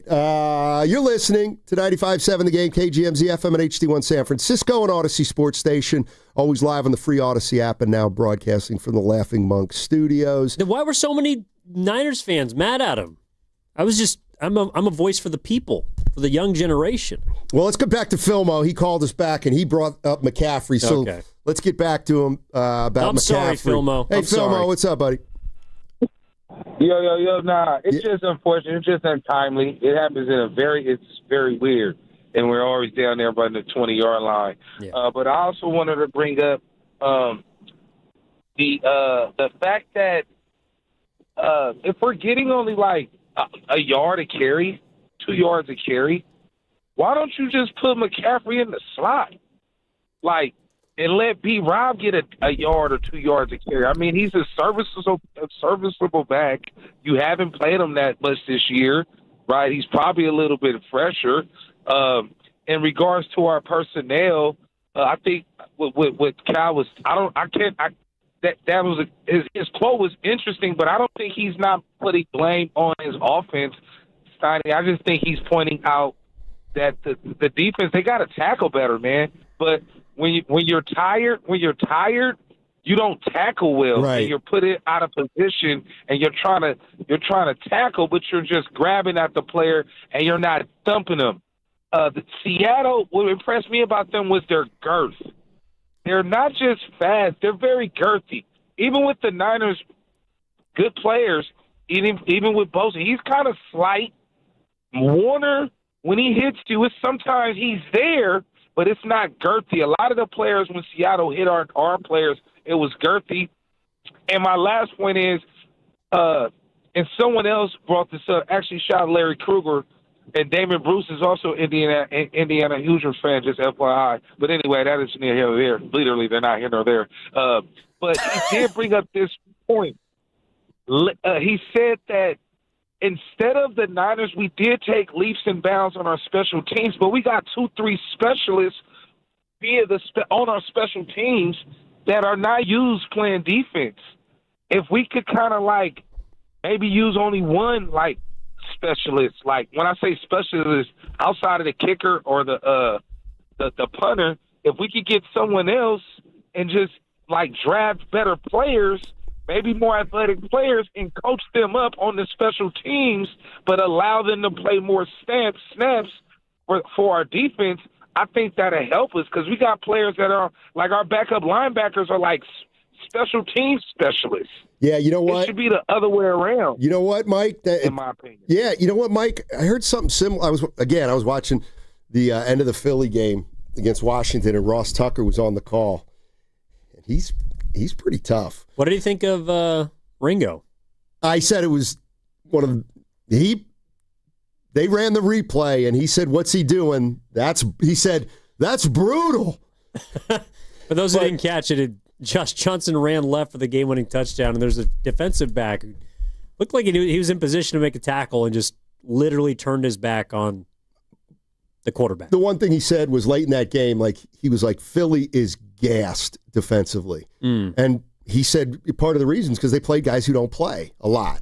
And that's, I think we're starting to see that with the Niners too. The more the non-star players or non-starters play, they might have fatigue issues, but they're also going to have, like, there might be a talent gap there too. Well, there's certainly a talent gap, especially on defense. I don't think it really matters who they play. I mean, you look at the postseason picture, and I think just about every defense probably has more talent on it. Maybe not Carolina, but they certainly have some dudes who can play. The point is, I think that take a guy like Tatum Bethune, and unfortunately he's out for the remainder of the season because he tore his groin. But I do think that the first few weeks, it was probably easier for Saleh to get more out of a guy like Tatum Bethune because he's fresh and he's ready to go, and he's in a physical condition to make every single play now. And I know he's missed some games, but he's played half the season. And Tatum Bethune is I think a 7th round, second-year play. He's never played this much football before. Yeah. And you're in week 18 now. And there's only a few guys. That is what makes, to me, Christian McCaffrey's season so special and miraculous. The fact that he's played 17 and he's touched the ball 400-umpteen times. But these guys that are playing backup spots on defense specifically, they are probably gassed because this is their first real big shot at a starting role, and it might be catching up with them. All right, I went down the 49ers injuries earlier, but I'm going to play the Kyle Shanahan sound on the injuries so you can hear what it sounds like. Here's Shanahan gone down the injury list as we head toward the wild card game against Philly. D. Winters with his ankle. We'll evaluate throughout this week. Luke Gifford with his quad, we'll evaluate throughout the week. Keon White, hamstring, we'll evaluate throughout the week. Jair Brown, rib, he's day-to-day. Kalia Davis, knee tendonitis, day-to-day. Tatum Bethune, groin, be out for the rest of the season. And updates on players who missed the game. Trent Williams and Ricky, both with hamstring and knee ankle. We'll evaluate them throughout this week. All right, that was Kyle Shanahan. Obviously, did that sound like the injury report from week 4, week 5, week 6? Remember, we'd play this sound going through on every Monday. Kyle does his press conference, his conference call, and it felt like every week it sounded just like that. 7 different names of guys that are hurt. Yeah. Let me ask you this. This is from the Boxer and Gerson Work Injury Attorneys text line from the 650. McCaffrey had a huge fumble on the opening drive in the Super Bowl. Fans, don't forget that. Mm-hmm. Is it possible? Isn't a huge fumble in the Super Bowl redundant? If you fumble in the Super Bowl, it's a big fumble. Yes. Well, I didn't realize this until you brought it up and forced me to actually eat crow, but not only is that the only fumble he's lost in a playoff game, that's the only time he's ever fumbled. Because you could fumble and have it be recovered by the offense, but it still can't. You still put the ball on the turf. He's never fumbled the ball. Oh, right. And, just at all. Yeah. That's the only time it's ever happened. So in the playoffs. Yeah, which sucks because, Steiny, they were moving the ball on that drive. Which one? In the Super Bowl, the first possession. They went right down the field. He had a big run, though, in that first possession, didn't he? And then he lost the ball at the end of it. That was like a 40-yard run? I don't know. It was a 40-yard run, but it was pretty good. And then they're moving the ball at the end of that drive. On Saturday against the Seahawks. They were bing, bang, boom, right down the field. Purdy, surgical. Yeah, and then McCaffrey. No, you're right.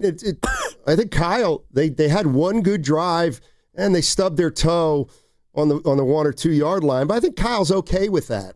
Apparently, one good drive a game. Yeah. It's almost good enough. Will in San Bruno is not happy about the injuries. Will, you're on.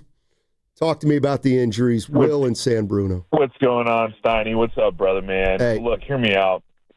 I'm going to need you to call the President of the United States. We need Delta Force to come in and invade Santa Clara because this is an absolute nightmare. A torn groin. I have seen football my entire adult life. I played it, scratched my butt on the sidelines in high school, as a bench warmer. Nothing. I have never heard of that. You've probably never heard of that. A torn groin. What is going on? The best ability is availability. We don't even have that. So I don't know what's going on. You can get, Delta Force, Air Force, Star Wars, whatever you want to call it. We need help. This is insane. Forget talking about, the uniforms we wore that looks like we're sponsored by Burger King, or forget, Brock Purdy might just be like the Tony Romo for the Niners, just around, but his highs are high, but his lows are really, really low. And forget how Kyle got outclassed by his own defensive coordinator because he did the job, right? So we got to talk about the medical staff, the training staff, because this is crazy. I've never seen anything like this. I'm not even a Donald Trump guy. We need help, Steiny, and I feel like you can make the call. You can help me out. Thank you, brother. I appreciate you. You guys have a great Monday, huh? All right, thanks, too. Will. I don't know if you want Steiny calling the press. I don't know. Yeah, that's true. I don't know what a torn groin is either. I just know I don't want to have one. You've never strained your groin? It's strained, not I don't even know what that is. Well, actually, I took liberties. It sounded like Kyle said groin injury. I don't know if that means it was torn, but he's out for the season. So it's obviously bad. But, yeah, people, it happens. You run in the inner part of your thigh. That's pretty much an Iron Man, during my day. I didn't miss games. Yeah, neither Certainly did I. Wouldn't miss the last game that was the difference between home field advantage and not. Well, I could have gone. Bethune didn't. He got hurt during the game. Are you talking about Trent? Trent and Pearsall are interesting. I got to play bigger games. No. Let me seriously. I want to play this because I thought I heard the same thing about Trent and Ricky. They were pushing it. It would have been too risky to play him, though. But they pushed it all the way up to the end, but it wouldn't have been the smartest decision by us to let him. Well, Pearsall, I get it. I mean, the guy's he's made of glass, but I could have sworn I heard a quote from Shanahan where he said, the one extra day didn't help or something like that. And we're down a day. And it almost made it sound like a day could have been the difference. Okay, well, then both of them should be out there on Sunday because you get an extra day of rest. Yes. You have 8 days instead of 7. They should be back there. If they were close, then they'll probably play. Yeah, and I think that should make a big difference. Yeah. A bigger difference, and Tatum Bethune's been solid for the Niners this year, especially stepping in for Warner. But having Trent and Ricky should be more game changers. Yeah. All right. 888-957-9570 is the number. We're putting to bed the 49ers regular season, but that's all we're putting to bed, the regular season. Now they go to the playoffs. And even though it's tough with this loss just 2 days ago, keep in mind, playoffs were the goal this year. They made the playoffs, and now they got to go to Philly. They got one game at a time. Philly can be beaten at home. They can be. Yeah, I mean, Philly's, if you listen to Eagles fans, Philly shouldn't even be in the playoffs. Yeah, exactly. All right. 888-957-9570. On the other side, we'll get to some calls and wrap it up on 95.7 The Game. Make money predicting sports, politics, culture, and more. Legally nationwide with Kalshi. From sports to Bitcoin, the Oscars, and even politics. If it matters, you can trade on it. Use code Odyssey for $20 when you trade 100. KALSHI.com. Trading involves risk. Kalshi. Covering Bay Area sports for years, I've seen athletes go through it all, the highs, the lows, and the pain that comes with getting knocked down. But when it's not just a game and when you're the one injured or when tragedy strikes someone you love, that's when Beam Law comes in. Beam Law is the Bay Area's go-to personal injury law firm. Whether it's a car accident, a serious injury, or a wrongful death, they are there to shoulder the legal burden so you can focus on rebuilding, recovery, and taking care of your family. Beam Law is local, and they win. Millions have been recovered for clients across the region, and it's why SF Weekly voted them Best of the Bay 4 times. So if you've been hurt or lost someone because of someone else's negligence, call Beam Law at 415-523-5555. That's 415-523-5555. Or visit hurtinthebay.com. That's hurtinthebay.com. It's not whether you get knocked down. It's whether you get back up. Beam Law, they've got your back, Bay Area. I know that hiring can be challenging. You need someone to match your role perfectly. Well, now you can meet them fast on ZipRecruiter. Build your team, build it sooner. Meet your match on ZipRecruiter. Just head to ZipRecruiter.com/free right now to try it for free. That's ZipRecruiter.com/free. Meet your match on ZipRecruiter. Try it free. It's your captain speaking. To the passenger with the Mirror Fast soft chews, smart move. No way am I letting travel constipation ruin this trip. Can't blame you. Mirror Fast works fast, but without the harsh side effects. Since I'm such a smart traveler, can I move to first class? No. Close the curtain, girl. From the makers of Miralax, new Mirafast soft chews work naturally with your body in as little as 30 minutes to give you a comfortable go on the go. Find Mirafast today at your local retailer. Use as directed for occasional constipation. Contains magnesium hydroxide. Running a business means wearing multiple hats. So if you're like me, you probably started out using your personal phone, taking client calls and texts nonstop. As my business grew, I needed something smarter. That's when I switched to Quo, the #1 business phone system. Quo works right on your phone or computer. No carrying 2 phones, no clunky landline, just one easy app you can try for free. Your team can share one number and handle calls and texts together like a shared inbox. Any teammate can jump into the conversation so customers get faster responses. And Quo's AI assistant summarizes your calls and responds to customers 24/7, so you never miss a lead or opportunity. All this starts at just $15 a month. That's basically 2 coffees. You can even keep your current business phone number. Find out why 90,000 businesses trust Quo.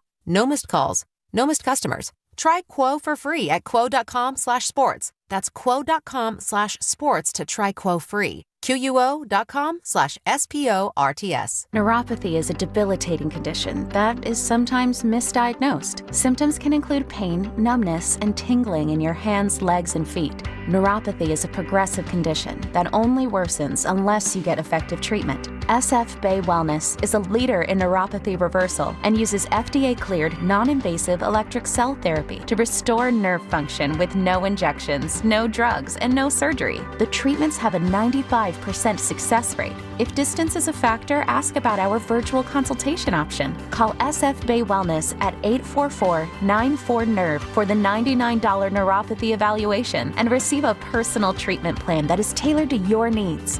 Don't wait another day. Call 844-94-NERVE. That's 844-94-NERVE. Why keep suffering with the painful symptoms of neuropathy? You deserve to live a pain-free life. Start getting the treatment you need for your neuropathy symptoms. Call today. Doors and loading dock equipment are a crucial part of your business, and one you probably don't think much about until they break. A broken door or dock leveler can be a real security threat, along with disturbing the flow of goods in your business. Luckily, R&S is here for all your commercial door, dock, and gate needs. From overhead doors and security shutters to fire-rated and personnel doors, R&S can provide your business with safety and security. Call 800-FIX-A-DOOR to schedule a free estimate or visit rsdoors.com. R&S Doors. Look for the red truck. Everyone needs to take care of their mental health, even running back Bijan Robinson. When I'm on the field and feeling the pressure, I usually just take a deep breath. When I'm just breathing and seeing what's in front of me, everything just slows down. It just makes me feel great before I run the play. Just like Bijan, we all need a strong mental game on and off the field. Make a game plan for your mental health at loveyourmindplaybook.org. Love your mind. Brought to you by the Huntsman Mental Health Foundation, the Arthur M. Blank Family Foundation, and the Ad Council.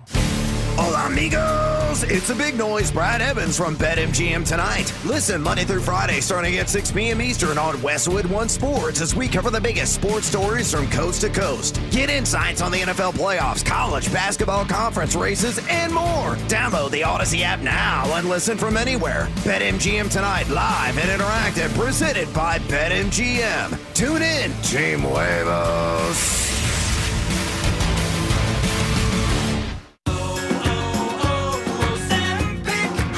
Maria, salon owner. You know the jingle. Now discover the facts about Ozempic, a GLP-1. There's only one FDA-approved Ozempic, made by Novo Nordisk. Learn about the real thing. Talk to your healthcare professional today. Call 1-833-OZEMPIC or visit Ozempic.com to view the medication guide and to learn more about Ozempic. Semaglutide injection 0.5, 1, and 2 milligrams.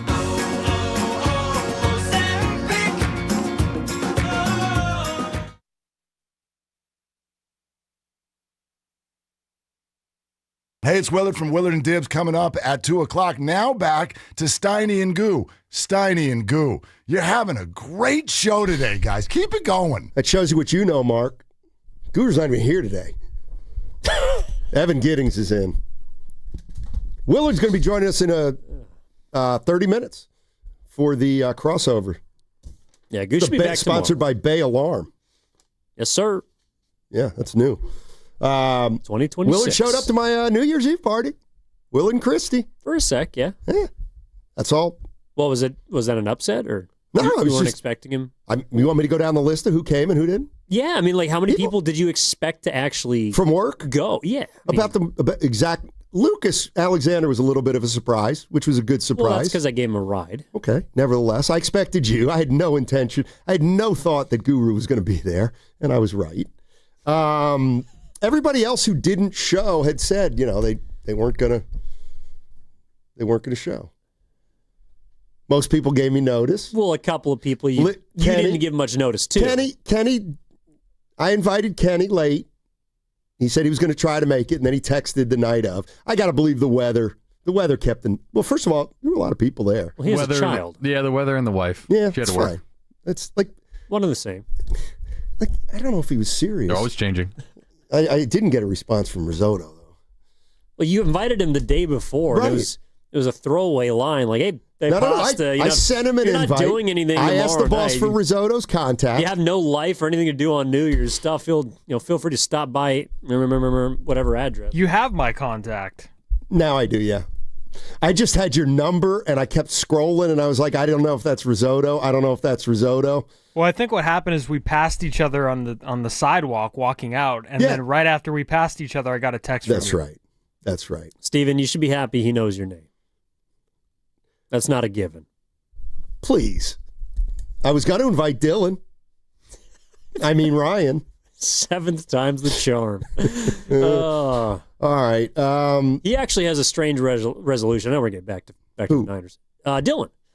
He said for the whole month of January, he wants to do home-cooked meals for every single meal he eats. I like that. Yeah, there's no chance. There's no chance that he's going to have a home-cooked meal. He cannot be that guy. Every single meal. You see, that is 90 meals. You realize he has a girlfriend. No, well, yeah, that's true. I didn't factor that in the equation. No, I don't mean it like that. I mean they could split the duties of making the meals together. You're about to step in it. Oh, please. Better be careful. All right. 49. Listen, I got some good news for 49er fans. You play on Sunday. Exactly. And if I would have told you before the season, look, when we thought this team might be healthy, we thought they were a 10 or 11 win team. They weren't healthy. They ended up winning 12 games. They're playing on the road. It's kind of about what we figured and what we, quite frankly, were hoping for. Yeah, no doubt it's disappointing because you had a shot to get the number one. But as you kind of said, the Niners right now are kind of where they're supposed to be. Yeah, that's why I don't know if I certainly don't think they've underachieved. I don't either. But based on the place that they're in, I don't know if they've really overachieved either. They're kind of, at the beginning of the season, I didn't have them at 12 wins. I'll be the first to admit that. Exactly. I did not think they were going to win 12 games. But I did think that they would be able to, by virtue of the schedule, sneak in as a wild card. I probably had them, well, maybe they'd be the last team, but I thought that they'd get in. So they're in a spot where they have the toughest, I think first round game. I'd personally rather go to Chicago than I would go to Philly. I would too. I think the Packers have an easier first round matchup. So you have the toughest road game in the first round of Wild Card Weekend. That's kind of what I thought the Niners would be staring at the beginning of the year. Now, obviously, everything plays out. If Bosa and Warner stays healthy, all the rest of the guys, who knows what happens with this team, which does suck. But I challenge anybody to call in and say they believe the Niners were going to be better than this at the beginning of the year. Exactly. So we made our predictions, everybody. I had them at 10 wins. Guru had them at 10 wins. Then they lost Bosa. Then they lost Warner. I forget when they lost Warner, what week it is. Well, it was. But, they had a winning record throughout the season. And I remember saying, I'm not dropping the win total because the injuries that occurred after they'd probably won, I don't know what week Warner got hurt in, but they were like 4-2 or something maybe. Well, Mac Jones won his first 3 games, I think. Yeah, exactly. So if the Niners, week 6, what if the Niners were healthy and they went 12-5 and lost that game? Would we feel better about them going into Philly and winning? Probably, but we'd still be really, the bottom line is they made the playoffs and they were really hit hard by injuries and they took advantage of a schedule we all knew they had. They're right where they should be right now. Let's go to Patrick in South City. Hey, Patrick, how you doing? Hey, how you guys doing today? Doing well, man. What's up, Pat? How you doing? Watching that game, that was totally Shanahan's fault, and it's his continued failure in big moments, big games to make adjustments. The Seattle Seahawks have a great defense. They put their front 7 up on us all game. He did nothing to soften up the defense like in the old days, like Bill Walsh would do, for example. No deep throws, no slants, no screen plays, nothing. He was just running the ball up the middle on a defense that was going to stop the run. He didn't have Brian Robinson, who's a stronger back, do more running. There was no creativity on offense at all. And all those guys did is put their front seven on the line and waited for us to do something. That really, really upset me watching that. I mean, we got to teach this quarterback how to do a quick release against defenses like this. It happens over and over. This guy is holding the ball way too long, and I attribute that to not correct play calling, and I wanted to see what you guys thought about that. Yeah, I just feel like they... A guy's got to be open for you to throw him the ball. I mean, and I will say that there was a few times where Shanahan had, a screen pass or, a quick little hitter to try and get the ball out quick, and they went nowhere. I mean, there was, I think it was on their second possession, or maybe it was their third after they got a first down, but, they're going down the field, and they run a tight end screen to Kittle, and he just gets absolutely buried. Like, gets the ball, turns around in the turf, play dead, 5-yard loss. So you can try and run whatever you want, but I think also Seattle, one of the reasons why they were so successful is they didn't have to bring pressure. They got pressure with 4 guys. Their linebackers are sideline to sideline, quick as hell. Their secondary also thumps. They're they're a really, really good defense. There's a reason why they're the number 1 scoring defense in the NFL. They give up 17 points a game, I think. Yeah, Philmo Mike called in about 30 minutes ago, and he mentioned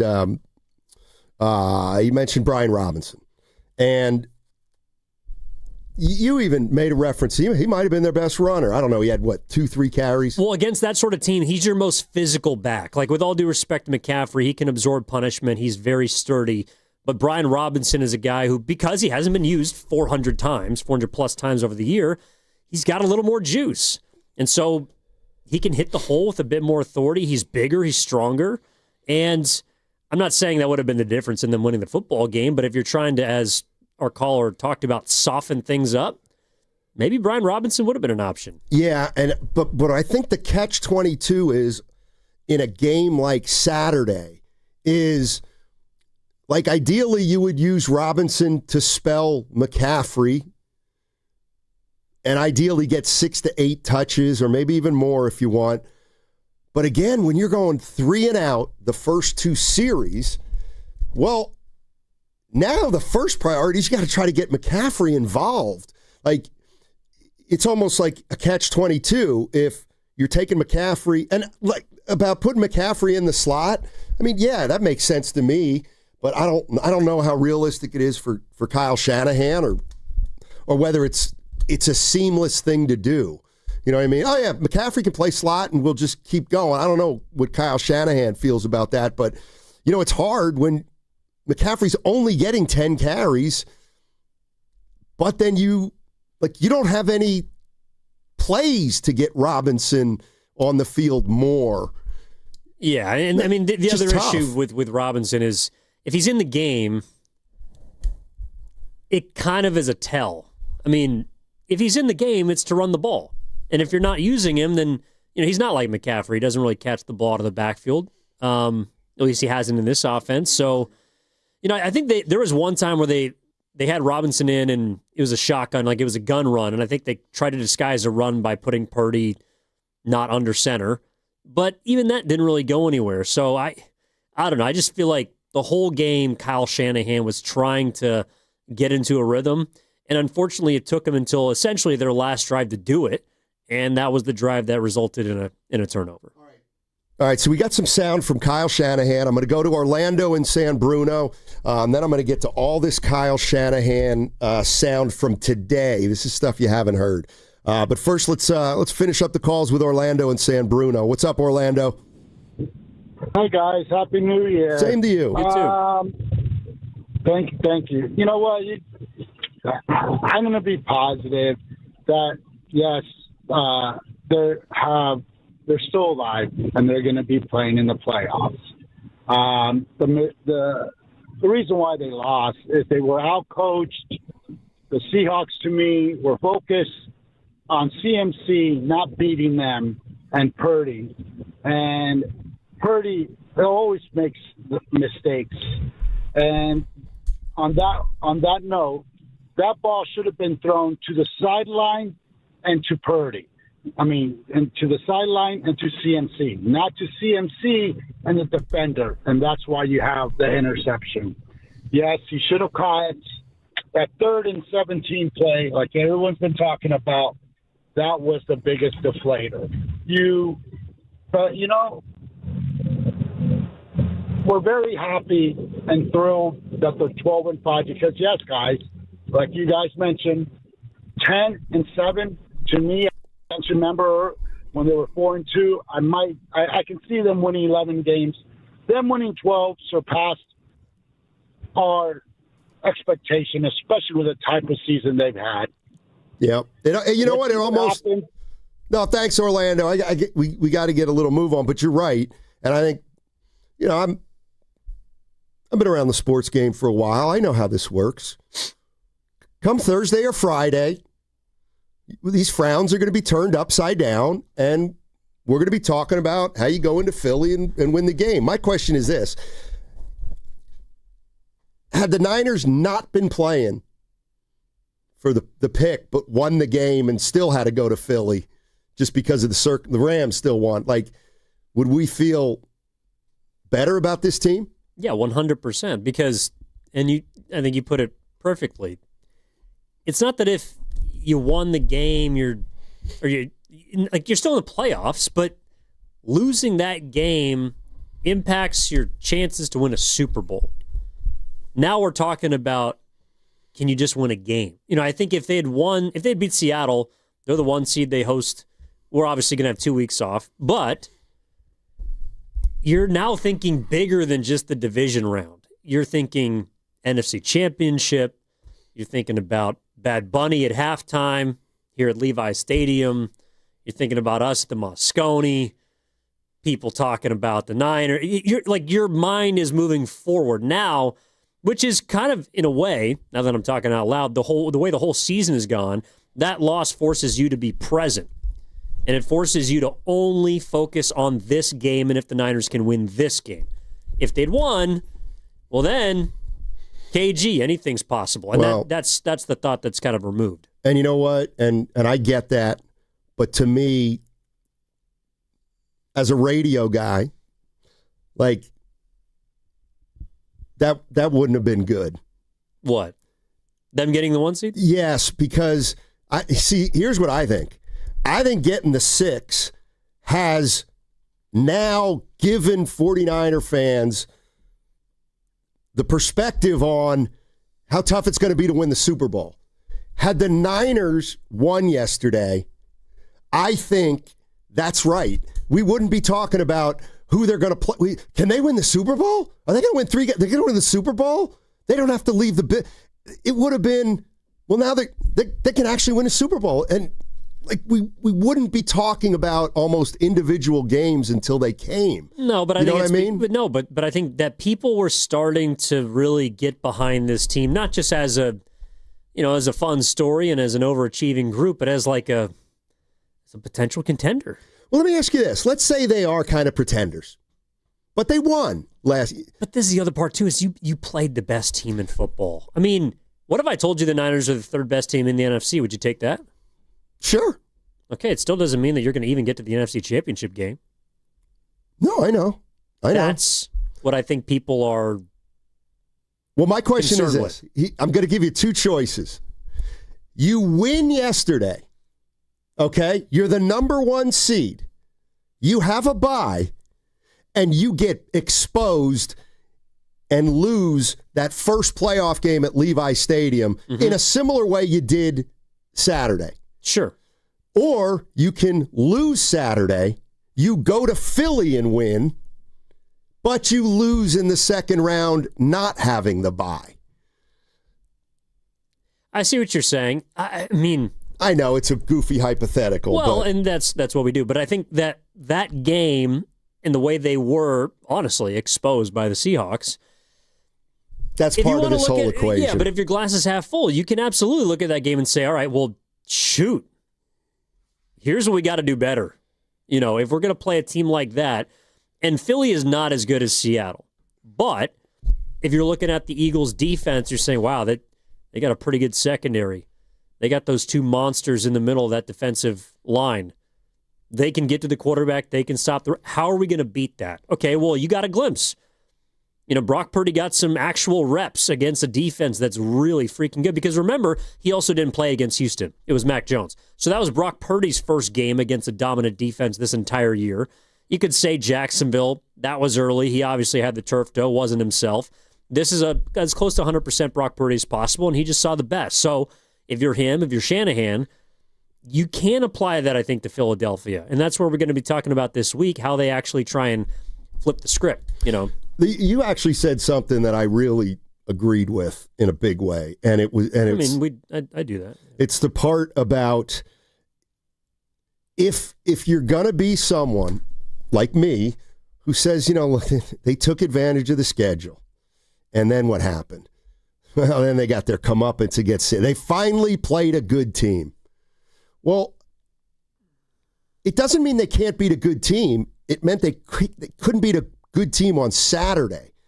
I completely agree with you that if Seattle's so much better than their last 5 or 6 opponents, and they handed it to the Niners are more equipped to win on Sunday in Philadelphia than they would have been if they just would have played some other team, nondescript team. Like I do believe that.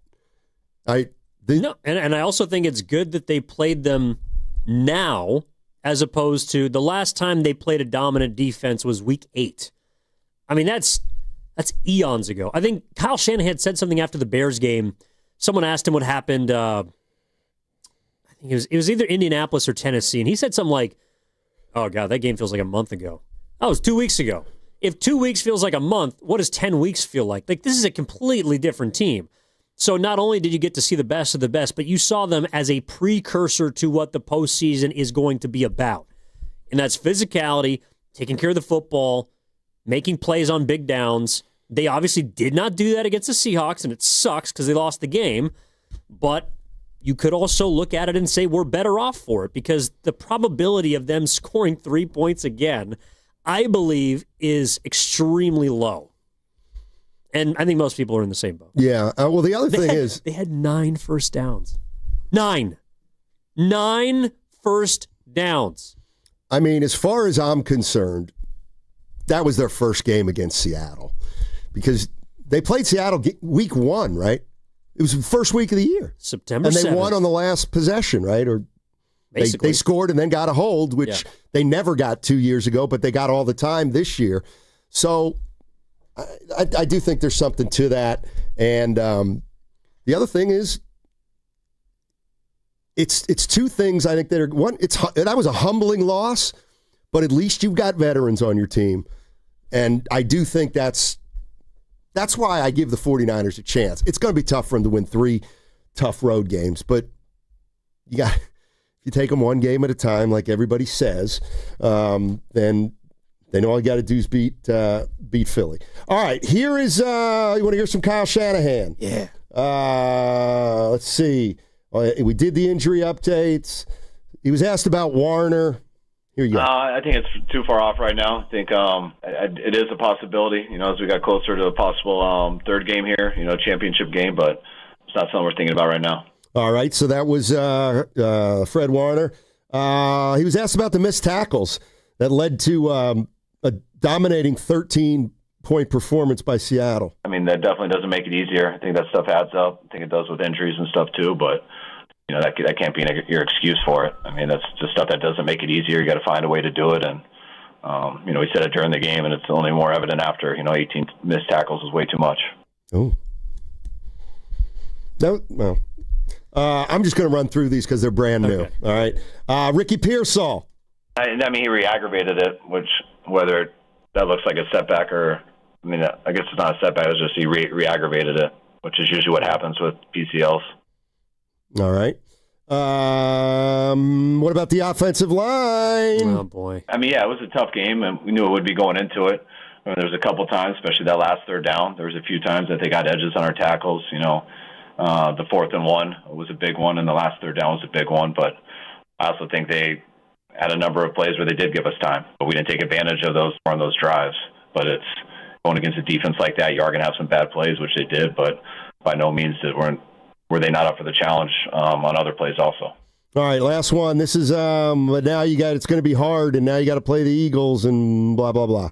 I think that's what our guys are ready for. I mean, to go all into that game, I don't think we cared who we played. The main thing was knowing that you got to go to 3 on the road to get there to the last game of the season, as opposed to 2 games at home to get there. So that was the biggest thing in playing the hard way. Right now, you can't get picky about who you play, whether it's the defending champs or whether it's the 7th seed. This is the playoffs. Everyone's earned the right to be here. If you want to reach your ultimate goal, you got to be good enough to beat anybody. All right, that's Kyle Shanahan. I mean, I'm with him to an extent. I do think that I personally would rather go to Chicago than go to Philly. But then again, if you're the 49ers and you just played that team very recently, maybe that is a game you'd like to avoid. So Kyle Shanahan, this will be the 5th time he's gone to the playoffs. Sure. Each of the first 4 times, they won 2 games. At least they won 2 games each year. They've been to either the NFC Championship or the Super Bowl every single time. They went in 2 games this year?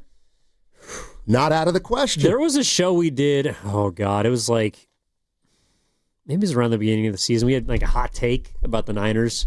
And I think my hot take was that they would play for the NFC Championship.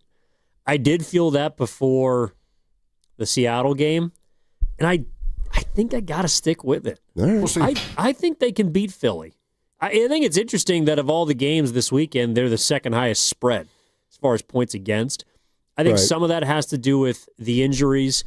Part of it also has to do with Philly probably having more rest because they didn't really try on Sunday and being at home. But I don't know. Like going back to back is just really hard. I mean, Philly's played so many football games, and honestly, I got to see Jalen Hurts do it.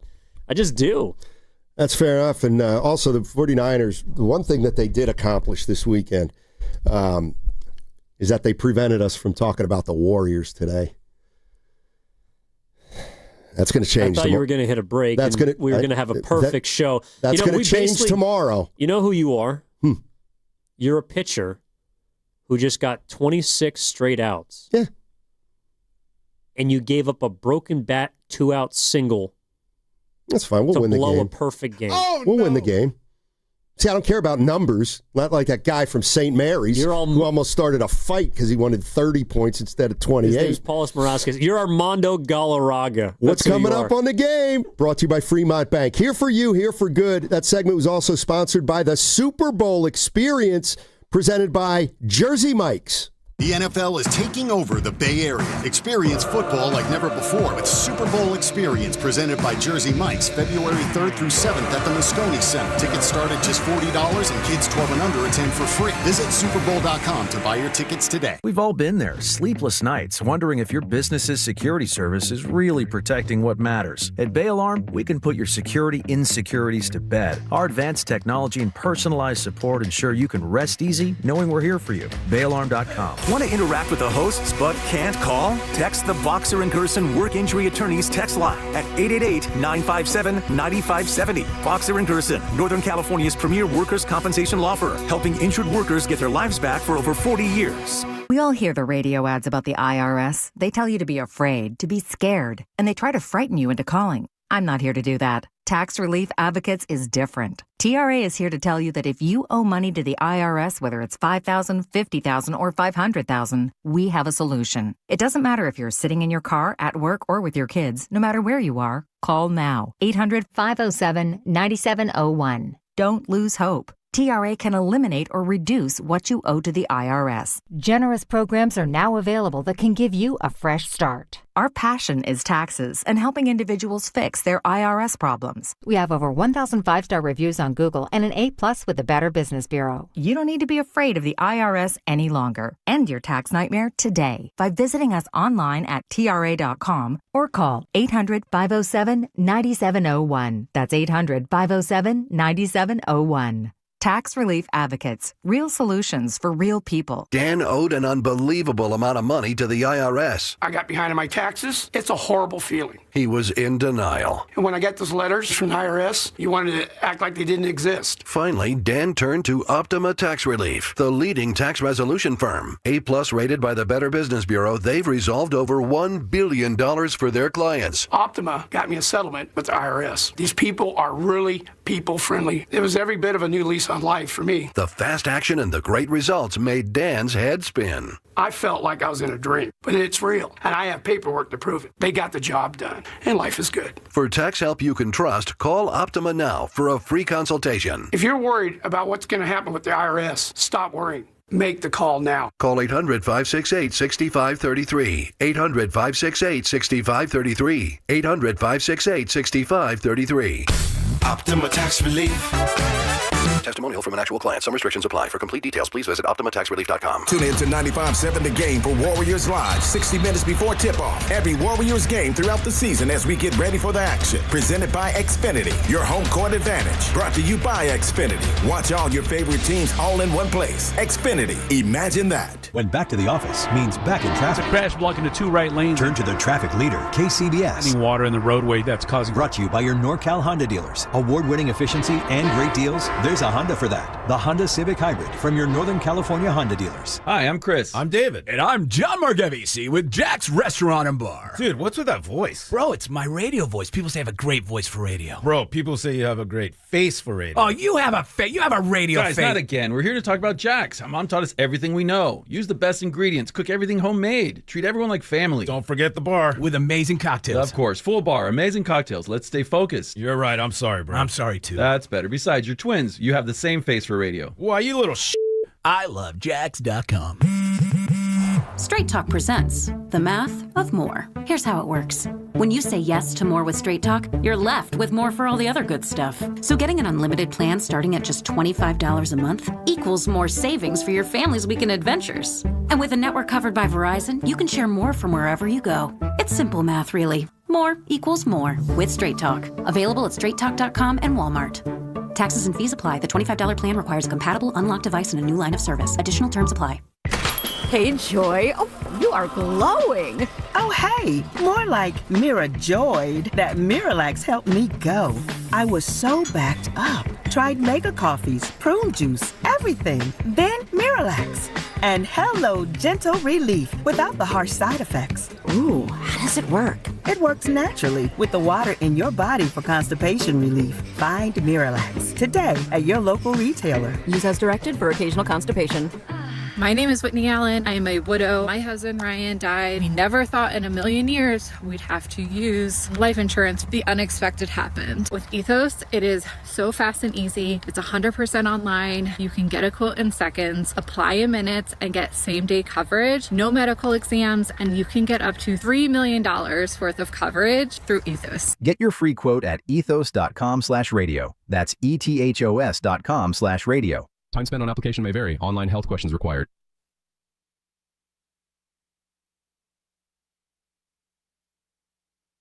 Now, back to Steiny and Guru on 95.7 The Game.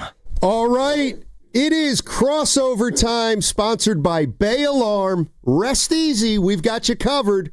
BayAlarm.com. Let's welcome in Willard and Dibbs. Hey, gents, how you doing? What's going on, Sonny? Happy New Year. Yeah, same to you. Oh, yeah. Same to you guys. What a shindig, Steiny. Thanks for coming, Mark. What a hat. You had a hat. I did. I didn't know you could rock a hat like that. I was impressed. And Let me a tell name you, tag. there's only three people that can get me to do something, and that's each of my 3 daughters. Okay, and they wanted me to wear it. That's good. Game over. The name tag was a source of conversation. I don't know if you knew that at that night. I didn't know that. It was also bedazzled. It was a bedazzled name tag. Right. You're the only one with a name tag. Right. And I'm like, you're the only one that everybody here knows. So there was you were the only one who didn't need a name tag, but you were the only one who had a name tag. Maybe you could bring all of us up to speed who maybe weren't there? Yeah. Including me and the entire audience? New Year's Eve party. Nice house. Everyone. There was an 8-year-old girl there, Gwen, family, niece, essentially. And she made me a special name tag to say thanks for the party, and I figured I gotta, it's the kids that get me, Mark. I tell you what, kids. That was a super wholesome answer. I thought it was to hell with the kids was your famous drop. You know what? It's a new year. You've evolved. Those are other kids. It's a new year. The other kids, not the kids that were at this party. And what was the hat like? Was it a top hat? It was a bucket hat, kind of. Yeah. A bucket hat, okay. I think it's on my Instagram. Isn't it? I don't know if anybody snapped the photo. No, I think I got you. Because Christy posted it. Christy posted it, and then Evan made an appearance. Willard made an appearance. Lucas Alexander made an appearance. Nice. Okay, that's right. We took that picture before you left. You got to go to my most recent Instagram post, but then you got to scroll. You're pretty active. It's picture number 4. Yeah, you got some photos popping up. Yeah, well, Christy posted this one and did that share things. Yeah. So anyway, if you want to see Steiny's shiny bucket hat, then you got to go to my most recent post and then scroll. Okay. Picture number 4 of the scroll. And Steiny with a shiny and a big smile. Will too. you be able to tell if anybody goes there to look at the photo? If they like the photo. Yeah. Is it public or private? You gotta, totally public. I'll give them a follow anyways. I'm an open book. Yeah, I'm an open book. All right, Jonathan Kuminga. Jonathan Kuminga. Stop it. What are you guys' thoughts on Saturday? Dibs? I mean, they played about as well as they could against a team that's just flat better. And if you want to look at the game as a whole, they weren't great. And the offense was terrible, but the offense was terrible because their defense was awesome, and you couldn't block. And when you can't block and they rush 4, you can't pass. And when you did pass and you caught the ball, they tackled. And on the other side, the defense was good. They were okay. They were fine, as Mark loves. He hates that word, but the defense was fine. The defense wasn't bad. The defense made plays when they had to, and they gave up 13 points, but they gave up 3 miss, and McDonald should have gone for 3 early and didn't. So that game could have been 26-3, and we'd think differently. So the defense was fine. I mean, the defense I would give a good old-fashioned gentleman C. The offense was terrible, and they were terrible for a reason. You had no Trent Williams, and their defense was awesome. Can I disagree with one sentence, though? You could disagree with all of it. The defense made plays when they had to. Oh no, they did not. 4th and 4 on the opening drive, they made a play. 3rd and 17, for me, is the most demoralizing moment of Bay Area sports in the entire last calendar year. That's a stretch, but it is for me. Well, the calendar year has only been 5 days long. No, calendar year. Go back 12 months. The calendar, starts in January. I don't know. They had a 41-point loss. If you want to change your terms, I know you love to grandpa this, and we're not allowed to say Happy New Year for another 4. You can, if you want to talk about calendar year, you know what I mean. If you want to say last 12 months, we can talk about it. You are Captain Syntax over here, Steiny. So yes, what I mean is, I actually had the most visceral, physical fan reaction to any Bay Area sports moment that I can remember in probably more than 12 months. Curry getting hurt against Minnesota? No, that's not that's a bummer. Okay. I'm talking about Draymond getting thrown out 5 times this week? I was going to say which one. Yeah, that's you knew it was over at that point, or I just found that to be the most. So you were like Lynch. Right. That was so maddening. Yeah. And here's why. Ramos's double play? Well, that was dumb. Yeah. that was pretty bad. No, but I guess put it this way. The Niner defense and I mean the offense too, to the point Dibs just made. I can look at all these performances and you can be bummed, but I don't get mad because I know why. They are hampered.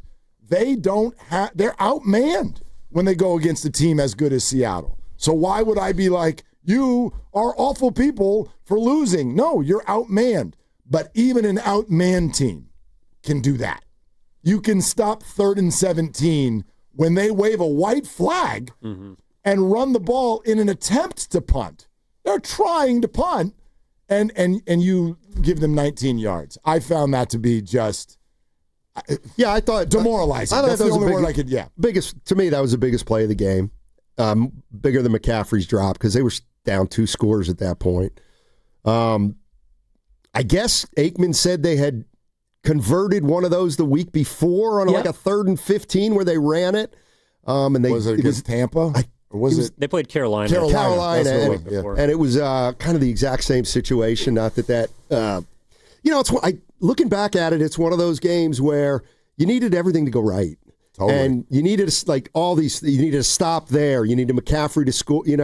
And Seattle looked good, I thought. Yeah, everybody but the kicker. Exactly. Go ahead. No, I just, you talk about everything that had to go right, and I looked at earlier today, I heard you guys, and you guys were awesome.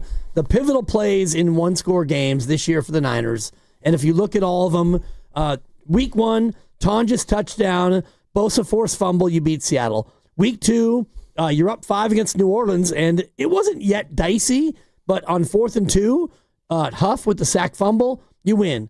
Week 3, you're down, and you had Stout with the pass breakup, remember, against Arizona, and then Pinheiro, the game-winning field goal. That was Harrison Jr. dropped the pass. It was a pass breakup, but it was a drop, catchable ball. But, Stout was there. He made a play. Week 4 against Jacksonville, you're down, and Purdy's trying to drive, and then the forced fumble from Armstead. So that was another play in a 1-score game. Week 5, the Rams, we know. You had the goal line punch out, and you had the 4th down stop in that game. So if you want to go through all of the 1-score games where plays had to be made, more often than not, you made the play. So yes, against Seattle, 3rd and 17, no, you didn't do it. You're driving inside the deep lower red zone, and McCaffrey bobbles it. The ball was tipped, and he coughs it up, and you give up an INT. If they catch that and they score, are they still going to win? Probably not. But they have a better chance. And so if you go through the whole year, the majority of the year has been 1-score games, play to be made, they made the play. And that's why I'm not that outraged. Right. Well, if he makes that catch and they score, the only thing it opens up the door is, well, now you're a play away again from winning. You know what I mean? You gotta stop him again. Though. Right. But I think that's what Dibbs is saying. Not that you're disagreeing, but they get to that point, now they just need to hold it a score. And they can win the game. Well, even if they score there, and I'm looking at my notes here, that happened with 10:21 to go. 8-minute drive. Seattle uses 8 minutes, and they go down there, and they miss the field goal. It's a doinker, but it didn't even matter. 8 minutes. But I also think significant, where did that drive start? Yeah. At the 2. And they just, boop, like you're in trouble. Boop. There's Jackson Smith and Jake, but now we're out of trouble. So that's even why Cooper Kupp. Remember, he's on Seattle. Well, he had a big first down. Yeah, big first down. On 3rd down, he gets 5 yards, they were outclassed and outmanned on both sides of the ball. I don't really get into the whole, but they only gave them up 13 points. That was actually Seattle's fault that they only got 13 points because they're doinking field goals and going for it on 4th down when they shouldn't. And they possessed the ball for almost 40 minutes. That is domination. So don't get twisted into the whole, what was the final score to me. I thought both sides were thoroughly dominated. And it made me think this, and I wanted to run this by all you guys. I think that this helps me understand the whole, the Niners 12-5. This is the first time in the history of the NFL that 3 teams in one division had 12 wins or more. I don't think the Niners are that good. I think they're accomplished. And there's a real difference there. It's kind of like why I know a lot of Barry fans don't think Tom Brady is the GOAT. He's a great quarterback, but he's the most accomplished quarterback. I don't think Tom Brady is cut out as the most talented QB who's ever lived. And so I'll liken that to the Niners. I don't think they're a special football team, and for obvious reasons. No, half their dudes are gone. They're not special, but they accomplished something even with those those challenges in front of them, and so that's great. And now we get to go to the playoffs and see if they can pull more rabbits out of hats. Well, I think that's what was sobering is if you were a special team, you win that game. Right. And if And if you don't, then you're kind of exposed. I think that's why the McCaffrey play to me was the most frustrating, because I think you guys are right. Most football games do come down to a few big plays, but you need playmakers in those spots to get it done. And honestly, of everybody on the field on Saturday, McCaffrey's probably your biggest playmaker, maybe outside of Brock Purdy, but like everyone's unhealthy, everyone's out. Christian McCaffrey's the one guy that you can't have in a moment like that not make that play. And as much as, yes, would they have won the game? Who knows? All I know is that being in the stadium, that place was finally, after 50-plus minutes, finally starting to get loud. Yep. It was starting to, people were into it. You could feel the momentum shifting. And as soon as he got up and that ball was in the hands of Drake Thomas, everybody left. Yep. Everybody got up and left because they knew the game was over. And so, yes, the Seattle marches down the field and they get all these third downs and they extend drives. But if they go in and score, which I believe they were about to do, I do think that game becomes, well, then you put it in the hands of Sam Darnold, who honestly didn't have to do much in that football game yesterday. Kubiak took the ball out of his hands and just gave it to his running backs and said, you will not mess this up. And the one opportunity he had to mess up the game was if they catch the ball and go in and score. You're listening to 95.7 The Game, KGMZ FM and HD1 San Francisco and Odyssey Sports Station. Always live on the free Odyssey app and now broadcasting from the Laughing Monk studios. Yeah, I mean, I don't know why I thought of Giannis after they lost the playoffs and the guy said, so is this year a failure? And he was like, oh, right. And I was thinking, if the Niners get beat tomorrow, if the Niners get beat next week in Philly, was the season a failure?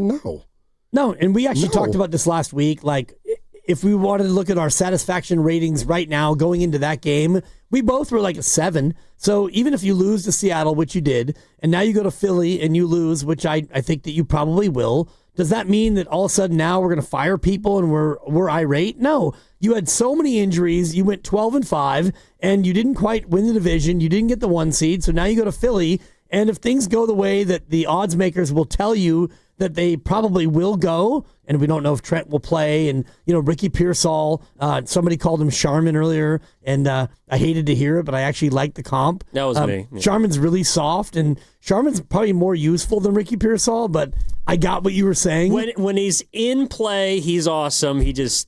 Like, that's the thing. I felt like that was and that's Charmin. When you have Charmin on the roll, it's really useful. Yeah, I'm not calling somebody soft who got shot in the chest and played 2 months later. This is not shot in the chest. I'm out on that call. Okay. I'm out. That's all. This has nothing to do with him being shot. This has to do, in my opinion. He called him soft. I'm out. That's all. He called him Charmin. He didn't call him soft.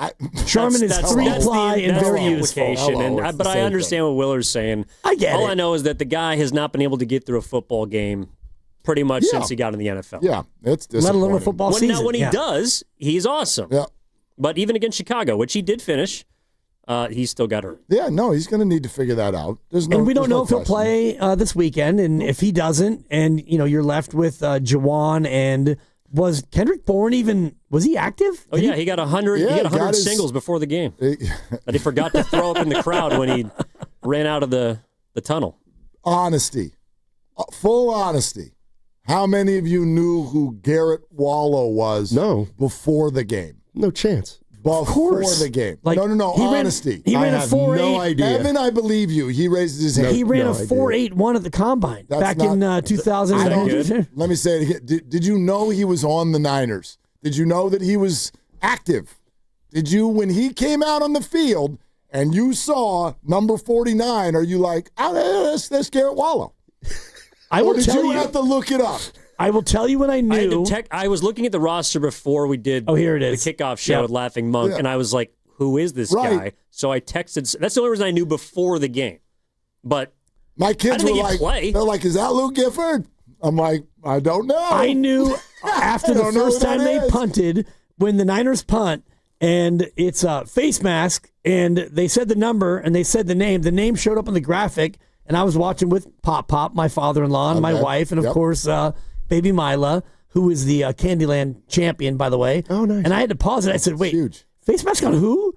And I looked, And so I had to, you had to Google it. And I'm like, Wallow? Yes, you did. Okay. Is it Ravens practice squad 2.5 weeks ago? Is that where it came from? Sure, Mark. They scooped him up. Is that right? Yeah. Sure. Right. So, again, I run that through. Garrett Wallow. That's right. Baltimore could have used him last night. So then when you're like, man, these guys are overrated, or you're pissed at the coach, it's like Garrett Wallow. I don't even know who that is. He gets paid to play football. Right, but that's the 49ers this year. So, yeah, they're not good. But who are you? They're accomplished. He wore number 49. I know. It's like a pitcher coming out of the bullpen is wearing 87. I'm like, is that Earl Cooper? Yes. Earl Cooper, look at you. Who is that guy? Look at you. Earl Cooper, who also wore? 49, right? And? Didn't he switch from 89 to 49? He might have. I think. Yeah, I don't remember. I think you got to go in the Wayback Machine. But someone probably bought it off him, and he needed the money. Yeah. Anyway. And maybe it's just because they lost, but I did not like the black unis. Like, what are we doing? I like the black. They just look too much like the Cardinals for me. And anytime you're looking a lot like the Arizona Cardinals, that's not a good look. That's a bad sign. That's a bad look. Yep. Somebody said they also look like the Falcons. A little bit. I thought they were cool, but I'm not a uniform guy. I'm not either. I do like their standard uniforms. What was the final score? Giants are out there on Tuesday nights. Bet they won't be wearing them in Philly. Pink on. I'm like, whatever. Did they win? What was the one year they had the City Connect uniforms? They're like undefeated in. Yeah, I like them now. Creamsicles. Yeah, they're looking really good. I hate these. I'm like, well, they win every Tuesday. Yeah, maybe I'll buy a hat. They had 9 first downs, guys. 9. I mean, 9 eventually. Well, yeah, that's true. Well, the first down was in the second quarter. It took them a while. It took them forever to get that first down. Well, Steiny was pissed because Shanahan was blaming the defense. Well, I just played this, and we need to tackle better. We need to play better than that. I was proud that they kept battling and was able to hold them to 13 points. That's what gave us a chance there at the end. But we need to play better all around. Do you not agree? Can we talk about the offense? Well, sure. But did the Niners tackle well? No. Did the Seahawks tackle well? No. No. I mean, yes. But that's what it's supposed to look like. I get that, but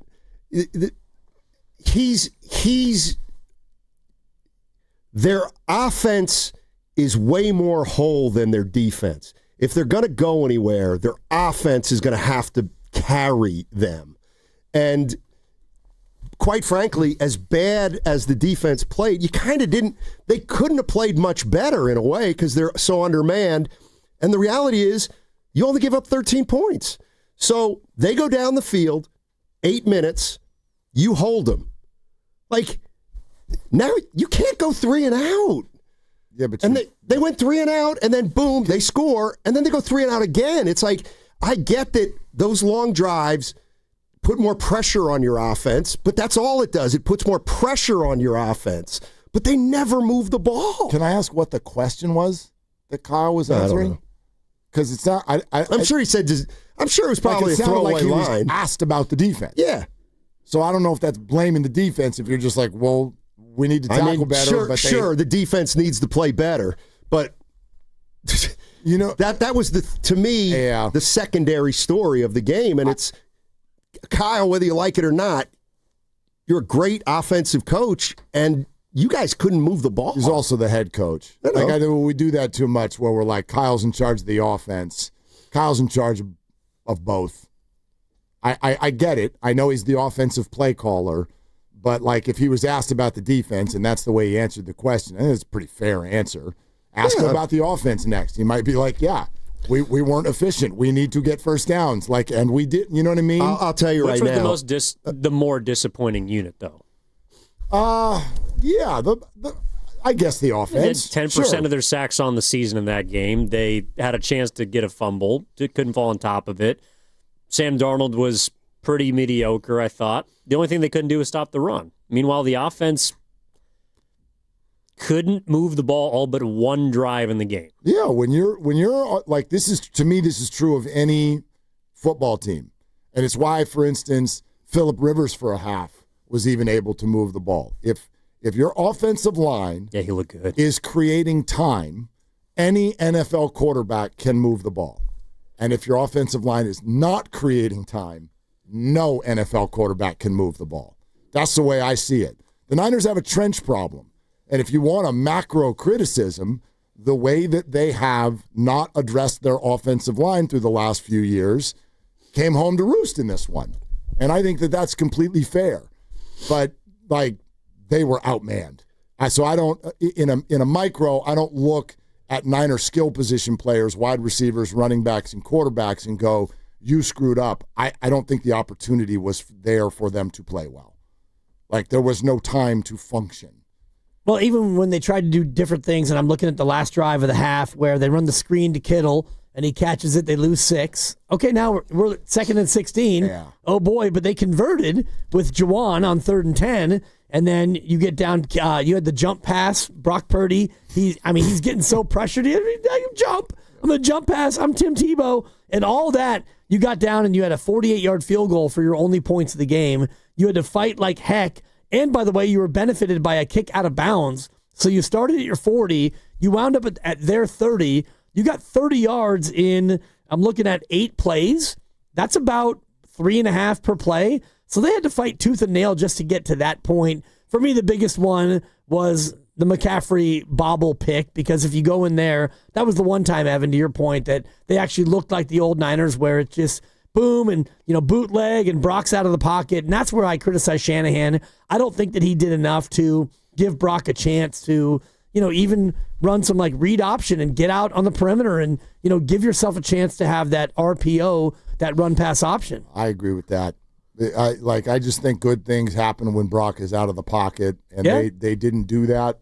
And I don't know if they weren't running the ball well enough to create those sorts of plays, but it seemed like they waited too long to move him around the field.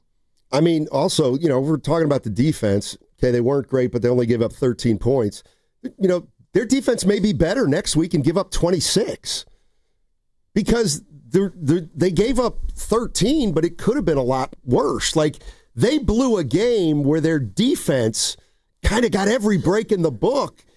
This was a game they've won all year. When a team misses 2 field goals and they hold a team at the goal line, and a team that probably should have had 23 points or 25 or whatever only has 13, and then you end up beating them.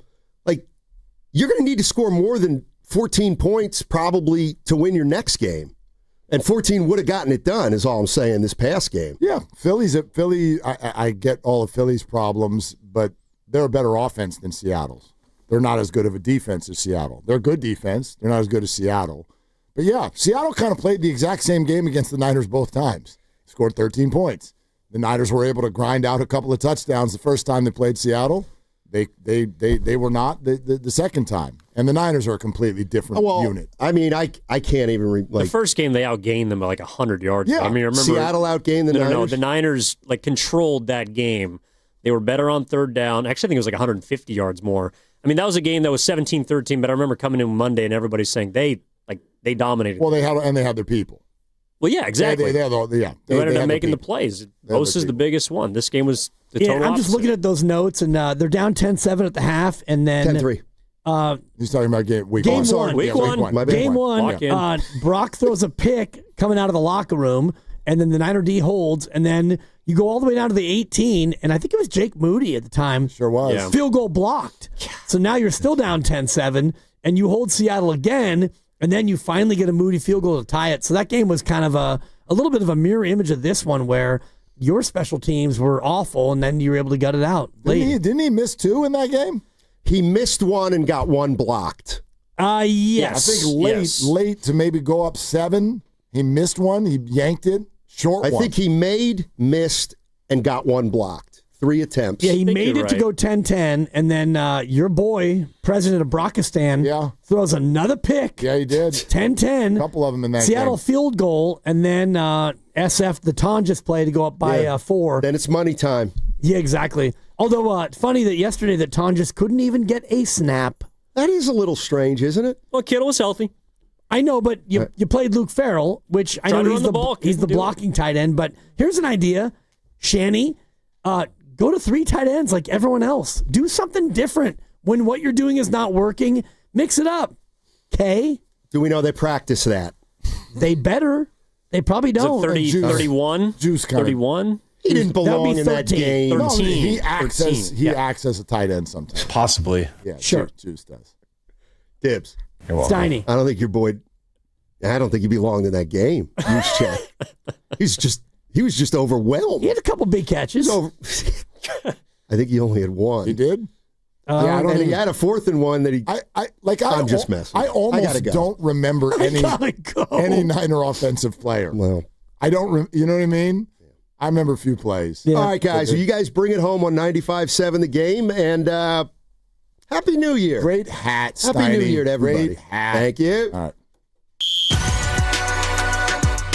Are they the smartest show in the Bay Area? You guys are an intellectual feast for the smart sports fan in the Bay Area. Wow. You're pretty much the smartest guys on the radio. I agree. Good Lord, how big is your ego? Are they the funniest show in the Bay Area? Give it a laugh. Come on. You're a funny guy. Come on. Give me a laugh. You are funny, dude. Hit that S again. Are they the coolest show in the Bay Area? And no white boys. They're cool. That's what people are saying. You guys are phenomenal. This is one of the most perfect ways that I could end my day, getting a chance to talk to Mr. Mark and Dan, you know? We'll let you be the judge. Oh. All I know is it's a couple of Bay Area boys talking sports. I know nothing. Thanks. It's Willard and Dibs on 95.7 The Game. All right, let's do this, okay? The Niners are going to go to Philly on Sunday. We will worry about that later in the week. We've got work to do to get everybody's head back in the right spot. That's the way we view our job, and the phone lines are open at 888-957-9570, and I would love to know, and Dibs, I know you would love to know also, I'd love answers on a day like this of like, okay, what actually frustrated you? What actually, like, let's go micro. Because the season is 12-5. It's a great season. Yeah.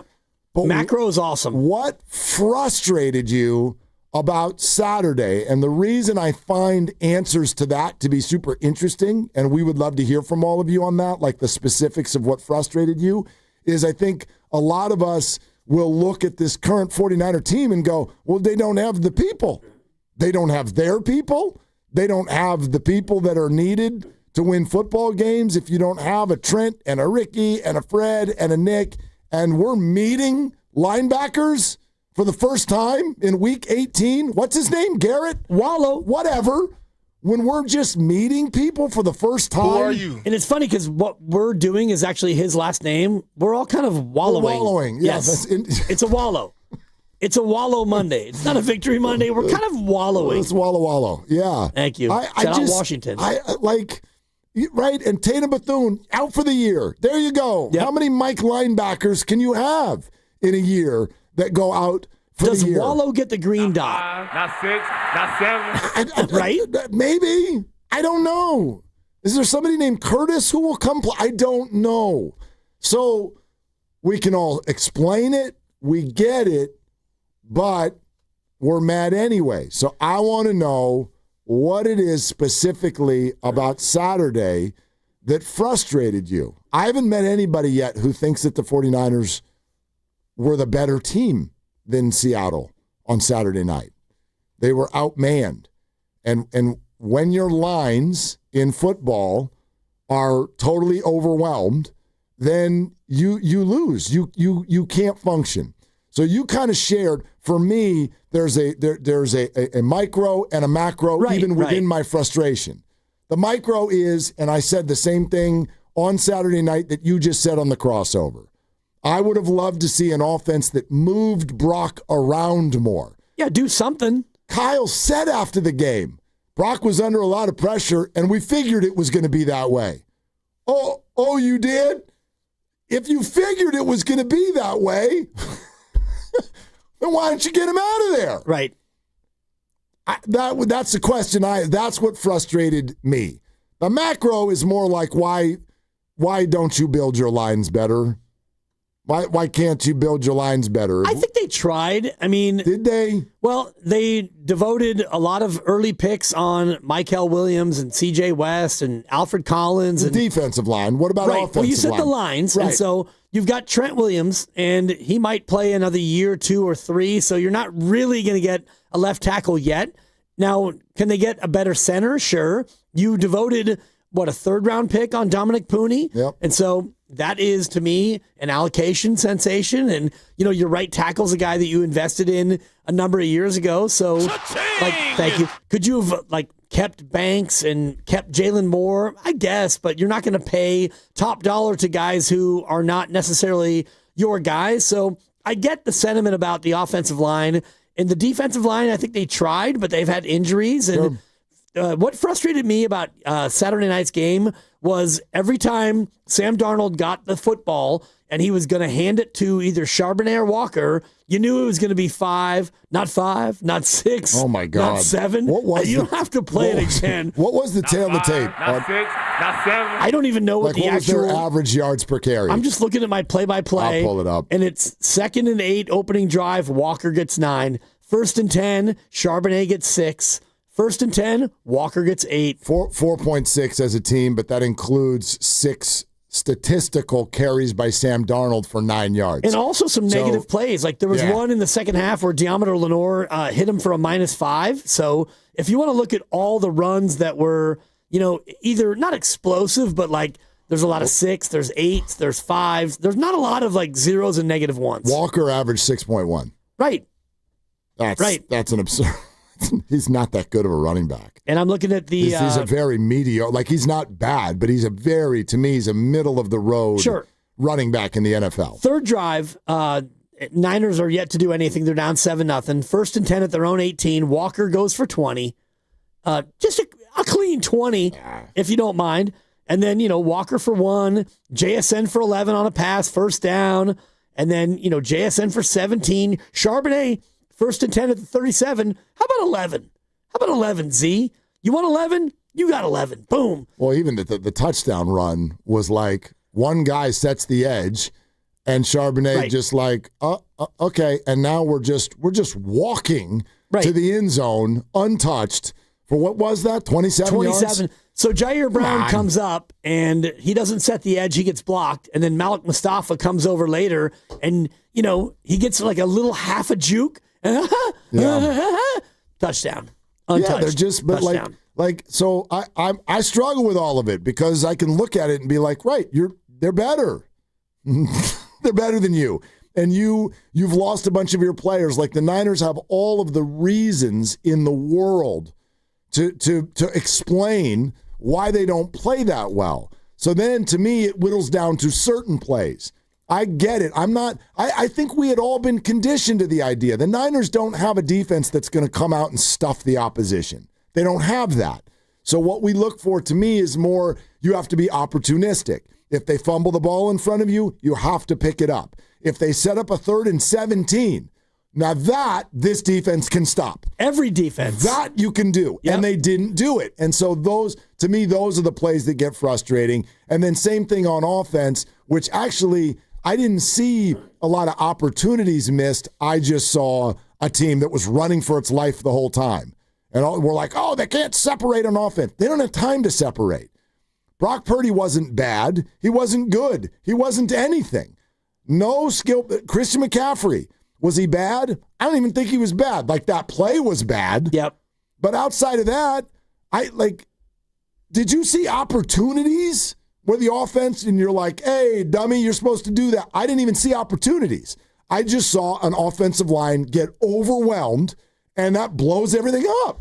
And even when you had plays that, you were able to connect on or complete, they came up and they tackled. They didn't miss tackles. And when you had a chance to maybe juke a guy or stiff arm or, shake and then maybe get an extra 10 or 15. No, you get nothing because Seattle, they came up and they tackled. Their tackling was excellent. And so no doubt. They made you absolutely earn it. And even that play that we talked about, that drive that ultimately wound up with the CMC bobble and the pick, that was the only drive where it was okay, 20 and 11 and D-Rob for 10 and then JJ for 16. Now you're in the red zone. Okay, we're humming finally. And then, oh my God, the bobble, the pick, the game. Here's the sound clip that I would love to zero in on, because this got my ear.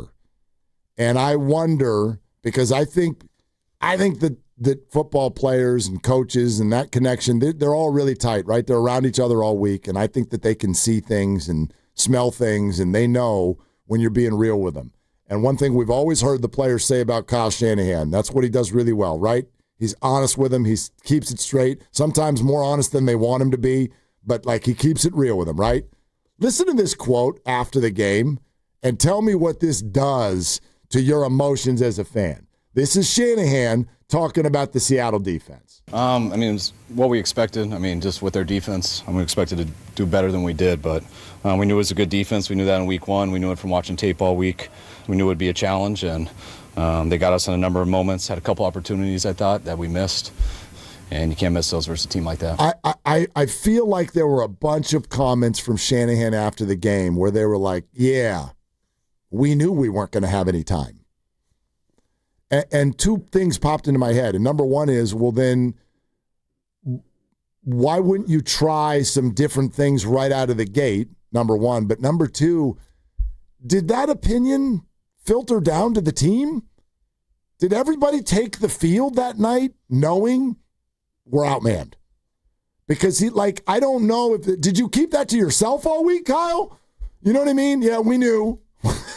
We knew we weren't going to have any time. No, they knew. We knew. Well, then you're in no position to go play well. If you walk out on the field and you're like, yeah, boy, they're better than us. You have to fool yourself as a team, don't you? A little bit, or you have to try and do things that are different. And they did run the one play, which was the toss, and then back to the receiver, and then back to Purdy, and then we're going to throw it to Christian. And Seattle's just standing there like, all right, you guys, go ahead and throw it around. And then when you eventually decide to throw it to somebody, we're going to be there. It was hilarious because it worked, and they got like 4 yards. Yeah, I think so. That was great. Yeah. And that was the nature of it, where Seattle's like, okay, we can rush you with 4 and be effective, and that means we'll cover with 7 and go ahead and complete whatever you want to complete. We're going to roll up and we will tackle you and make you do it again. Yeah. All right, so we're sponsored by Bay Area Fast Track, and starting right now and coming up next, we literally want to hear from as many of you as possible all afternoon. Maybe it'll be therapeutic, maybe it won't, but what specifically frustrated you about that performance on Saturday night? Michael, Yard Doctor, already online. Get online right now, 888-957-9570. You might end the call still ticked off. Maybe you'll get it out and feel better, but I think it'll spark all kinds of conversation about the situation the Niners are in. What specifically frustrated you about Saturday? For me, it was they didn't move Purdy around enough. I would have just loved to see him try. But let's hear from all of you. 888-957-9570, that's the number. We also got the Warriors poll coming up next. The Warriors play tonight, so we'll have that. But let's get to your calls next on Willard and Dibs. On January 1st, tolls went up on all the bridges except the Golden Gate. These funds will be used to maintain and rehabilitate the Bay Area's 7 state-owned bridges. Learn more at bayareafasttrack.org. Hey, it's Willard with this question. Do you ever study the coaches who win relentlessly? The legends, the dynasties, they are systematic warriors. They're disciplined, they're obsessive, they outwork, they outthink, and therefore outlast everybody for pure domination. Now take it to the legal world. That's Omar Habas, Tarek Habas, and the Habas Law Team. When Habas Law goes up against big insurance companies, they grind them to a dust. Habas Law knows every inch of the Bay Area legal playing field. Nothing catches them off guard. If you've been injured and you want to win, I invite you to visit habaslaw.com. Habas Law, they fight to make it right.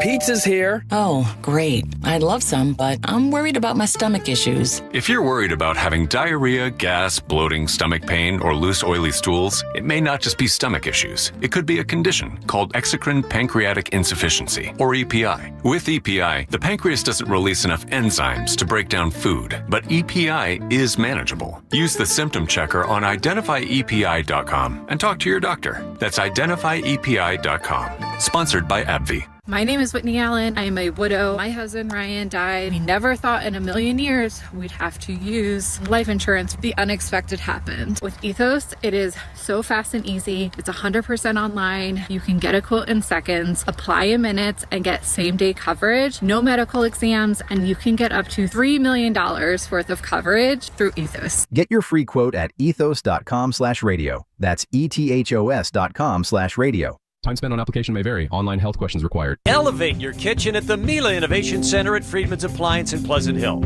Out of your dreams and into your kitchen. Select the qualifying built-in kitchen appliance package that is right for you. With unrivaled technology and luxury-grade quality, when you bring home a Mila, you're bringing home true innovation. Now, for a limited time, save up to 10% with the purchase of a qualifying Mila kitchen package. Visit the Mila Innovation Center at Freedman's Appliance in Pleasant Hill or at freedmansappliance.com. Cats are masters at using up their 9 lives, like chasing laser pointers into walls or jumping onto high shelves. But the one thing cats never do? Text while driving. So be like a cat and protect your one and only life. Don't text and drive. Don't drive distracted. A message brought to you by the National Highway Traffic Safety Administration, Project Yellow Light, and the Ad Council. Are you interested in being an install or service technician?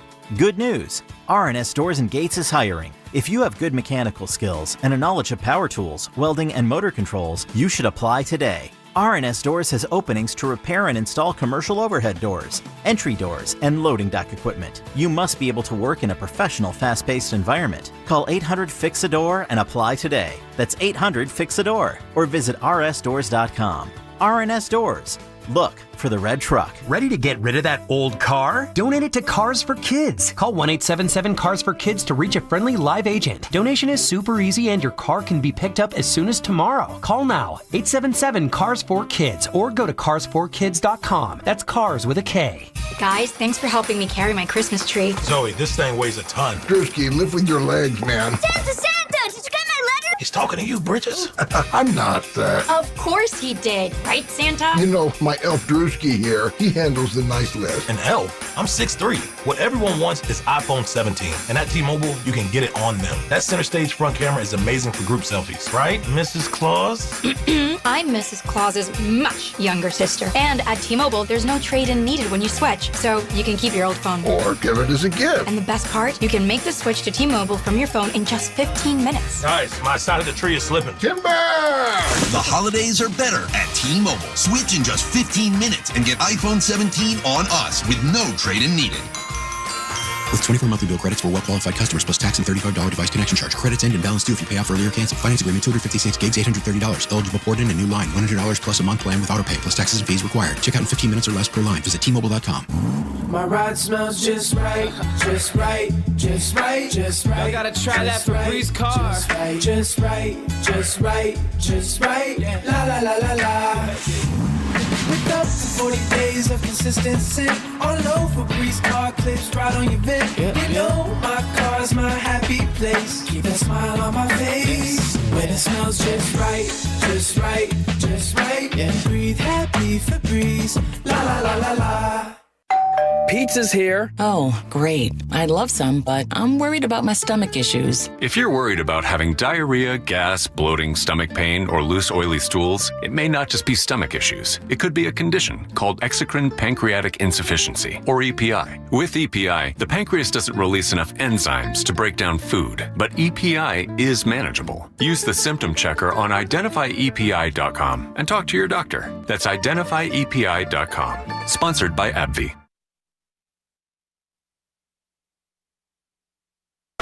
3rd down and 2, Charbonnet. He's got it, and plenty more. Touchdown, Seattle. He got the first down, then was one-on-one with Malik Mustafa, who couldn't bring him down, and it's a 27-yard touchdown run on 3rd and 2. Now, back to Will and Dibby on 95.7 The Game. Okay, that's from ESPN, the 49ers.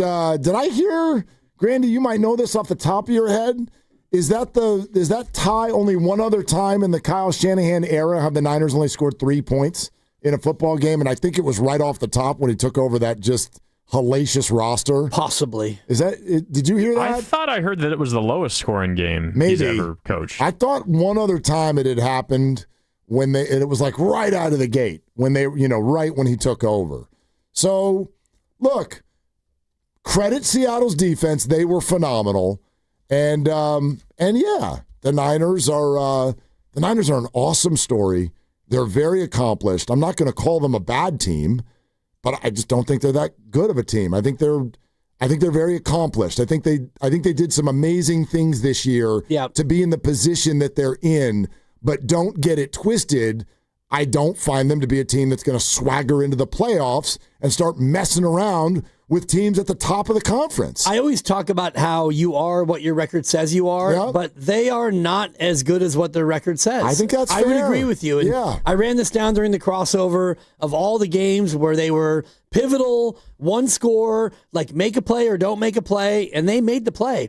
If they don't get the Tonjes catch, if they don't get the goal line punch out against the Rams, if somehow, and it wasn't Shuck with New Orleans, it was the Rattler. If the Rat goes down and he scores on you, if the Rat goes down and he scores on you, all of a sudden now you're 12-5 as a 9-8. Like all these games come down to one play here or there, and they've made the play all year, and they didn't on Saturday, and you lose. And you had to actually make 2 or 3 plays to still win that game, but the point is the same, where you've had a lot of these games that have been in the balance, and you came through. No doubt. Last year you didn't. Right. This year you did. Yep. So, I mean, from one perspective, you look at a playoff game coming up this weekend, and you're like, this is sweet. Like, they're in the playoffs. Yep. But I get it because, like, it was dangled, it's like a dog with a treat that's like kind of like dangled in front of their face. Like, we all sat at attention. Wait a minute, the 1 seed? What do you want us to do? We'll do anything. And then, the owner was like, no, we're throwing the treats away. Just, that's enough of that. All right, let's go to the phones. What specifically really got to you on Saturday night? And we can work through all this. 888-957-9570. A quick reminder, the Warriors play at the Clippers tonight. So, Dub Nation, let's get engaged. Before every game, we ask you to vote in the Engaging Dub Nation poll on the 95.7 The Game Twitter page. It's brought to you by Shaneco, your friend and jeweler, where you find the Bay Area's best selection of unique engagement rings and their unmatched free lifetime warranty. Visit Shaneco.com today. All right, Steve Kerr, I don't know if y'all heard it, but over the weekend, Steve Kerr just openly admitted, like, we're not in the class of the Thunder and the Nuggets and the other top teams in the league. Instead, we're trying to just give ourselves a shot, kind of like what they did last year, but openly admitting, like, that's not who we are. We're not the Thunder. And we wondered how that landed with fans. So did you like that moment of honesty, or did you hate that moment of honesty? Simple yes or no question. Do you like that Steve Kerr admitted that? Vote now on Twitter, and then we'll share the results at the end of the show. I like it. Yeah. Just one point of closing the circle. The first ever game for Kyle Shanahan as the Niner head coach, they lost 23-3. There it is. So since the opener, they lost to Carolina at home, 23-3. They went on to lose their first 9, but since then they had never scored 3 or fewer points until now. Yeah. I mean, maybe it's a bookend of Shanahan's career. Yep, it's over. I mean, probably. It's time to move on. Stefanski, Dable, Carroll, Shanahan. Coach of the year on the way into the game. Sure. Fired on the way out. Hello. Michael, you play to win the game. Let's hear it. Let's get through these frustrations. Michael in Concord, we thank you for calling. What's up, Michael? Hey, guys. Yeah, I'm just going to try to get through my 2 frustrations about Saturday's game. So this is like where Kyle Shanahan drives fans like me crazy. Like, you get a sack with a minute left. I think there was a minute left, like right before the halftime. And then you just let the play clock roll. And that was a big sack. That could have been like a momentum swing or anything like that. And you just fold your arms and wait for halftime, nonchalantly. That's not smart football. That just shows me that the coach is scared and he doesn't know what the heck's going on. And then, obviously, the big 3rd and 17 that you give up on a flipping toss play. A toss play, that's just like backyard football right there. They were just handing the ball off. They were like, hey, let's try to get a little bit of field goal range or whatever. And then, I mean, there was some holding on that play too, but you could obviously call holding on every single play. But everyone's jerseys were getting turned. Everyone was getting hooked. There's no pursuit. There's no, like, form tackling. It's just awful. But at the end of the day, I still have confidence because I'm a faithful, and I think, you know, we just need the Eagles offense to play. We just need the Eagles offense to poorly, not play as good as our defense. Yeah. Michael, thank you very much. Can you? I know you've always got the play. Yep. Remind me exactly what's going on right before halftime, because that at the time did not stand out to me. So the Niners kick a field goal to cut it to 10-3 with 1:06 to go. They kick off, and Shaheed runs it out to the 35. So there's probably 55 seconds left. And Sam O comes out, and he sacks Darnold. Right. And the Niners do nothing. And if you call timeout there, it's going to be 2nd and 16 at their own 29. And I believe the Niners had all 3 timeouts. I'm trying to look at my notes, and I don't see any of the timeout that was taken. So at that point, you'd be aggressive.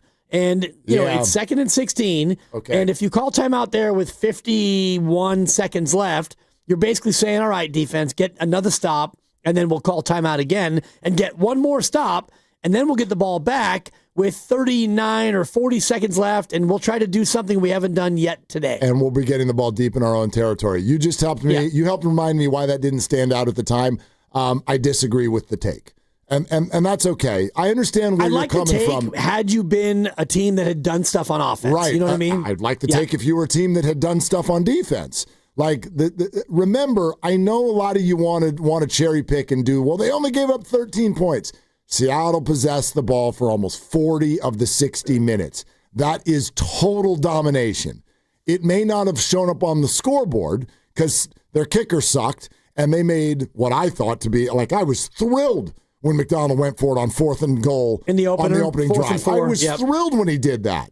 Like no matter who you are, with a condensed field like that, to me that's a less than 50-50 proposition. And they left points on the field. But don't get it twisted. Seattle moved the ball whenever they needed to in this situation. And yeah, I'm with Kyle on that. If you start calling timeouts, I think it's way more likely that Seattle ends up with 3 points than the Niners.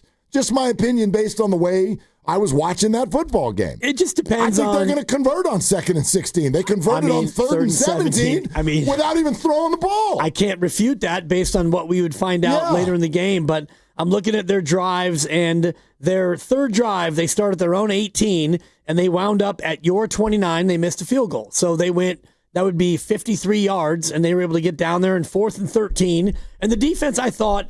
in spots, and you know, you and I can debate back and forth, but I'm looking here at 2nd and 10. Walker runs it, and Samo with a tackle for loss, -4, and then Stout with a nice defensive play, and they had to settle for 3, and they couldn't get the 3. And so, all right, Niners, you get it at your own 37. Time to boogie, as you like to say. Well, maybe no. Maybe not time to boogie, and the Niners went for it on that 4th down, 4th and 1 at the Seattle 39, and that's one where, I mean, Shanahan... What are we doing here? It's 4th and 1 at the 39. Yeah, and that was. You have not been able to pass protect at all, so you're going to run play action? Yeah, I didn't like it either. And they blitzed, and it's like, oh boy, play action, look at us. Ho, ho, ho. Raise your hand if you think the Niners hand that ball off to McCaffrey and he gets it. No, I don't think so, but how about just like get a snap and throw a pass instead of like, look at us, we might run it. Ho, ho, look at me, McDonald. That to me was just, it was awful. By the time he finished the play action, there was at least 14 Seahawks in his face. Yeah, it did not feel good, although, again, when a defensive line is owning an offensive line, play calling often looks absurd. But if you're going to go for it, then just get a snap and throw a pass. Or sneak it. I don't even know if that would have worked, but that's sort of a little bit of a neutralizer. Like even a good defense, it's like you're probably going to get a yard if you sneak it. But yeah, like they and that would be a long field goal in the wind. It was kind of windy. That'd be a 57-yarder. Although, I mean, Eddie D is what he does, right? I know, but the Niners, like every fan said the same thing. You were thrilled to be down 10-3 at half. Yep, you were thrilled. You did not feel like they should only be down 10-3. It should have been 20-3. But it was 10-3. So, like, Okay, let's take that. And we get the ball coming out in the second half. So anyway, how about Yard Doctor in Napa? What's up, Doctor? What are you doing? Hey, I'm just listening to the show, and I have to say I'm pretty much lockstep with you, Willard, because I did not like the way it looked. These guys could not seem to either rush the passer or break open on offense. It just seemed like such a predictable offense. The other thing that was driving me nuts, and to me it boils down, I know a lot of your listeners played some high school football. What was the first thing you learned? Block and tackle. Block and tackle. The tackling was horrendous. The blocking, and the last play of the game when they had Brock drop back and pocket pass, and he got hammered just like he got hammered in Philadelphia when they broke his arm. It's like, dude, learn from something. Move back. Brock is the quickest man off the gun in the NFL. Of all the quarterbacks, he can get out of the hole quicker than anybody else. Why not roll him out once in a while? Give me a break, brother. You let them sit back there like a doggone bullseye on a target. And so, that's kind of my thing. Thanks for letting us pour our guts out here. I'm going to therapy now. Okay. I hope it works. Is there like a specific 49er related therapist that you see, Yard Doctor, or is this just like a regular therapist? Yeah, it's called Bushmills. Oh, that's what I'm talking about, Yard Doctor. Therapy one sip at a time. That's Yard House, not Yard Doctor. Attaboy, Yard Doctor. Anyway, thank you for the call. And Purdy got absolutely pulverized on that last play. Not fun. I mean, I don't know. After he hit his thumb on the first play in that drive. He's got a bloody thumb, and then that happens, and I know that all of us are sitting there thinking the same thing. You're like, you took a shot at the 1 seed, you didn't get it, but the cool thing about this particular playoff game, even though it wasn't technically a playoff game, the cool thing about it is kind of like Bob Barker's hole in 1 or 2. Like if you lose it, you don't go home. You get to play another one, and then Brock is laying there on the field. And you're like, did we really just lose him now too for this playoff game that's coming up next week? Turns out it's just a stinger, so it looks like he's okay. They lost a bunch of other people, though. They're not well positioned for this game this week, but we'll get into that. That's a story for another day. Here's what I'll say. I fully agree. I was barking this at the TV screen. Move Brock out of the pocket more. The question I'd love to ask, if Kyle were sitting here today, or anybody who's called plays for a football team, when you're not running the ball well, often those kind of like those bootlegs and your play action and all of that gets set up by being able to run the ball. And not only were they not able to run the ball, it didn't really even feel like they tried to run the ball, which is why I go back to my original point of I don't know if Kyle thought he could win this game. It literally felt like he was calling plays as if he knew upon arrival, we don't have the horses to do this. And that, I think, is a very frustrating and sort of defeatist kind of an approach, even though, like, maybe he's right. But it's still like, that's what it felt like.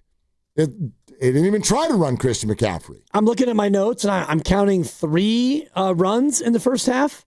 And, they weren't very effective, and so you couldn't establish it. And the whole thing about establishing the run is being able to have, as Shanahan loves, 5-play, 7-play, 11-play, 15-play drive. They go run, pass, punt, run, sack, pass, punt. And that's your 2 opening drives where you weren't even able to like get a first down and try to establish the threat of McCaffrey here, and then maybe it's Juszczyk and it's Kittle and the rest of it, and then the next drive you get pass. Purdy scrambles, 4th and 1, you pass, they blitz, and you have to turn it over on down. So you were unable to keep the ball long enough to even get the run going. even though if you look at the game, what do you have, 8 runs for the whole game, McCaffrey?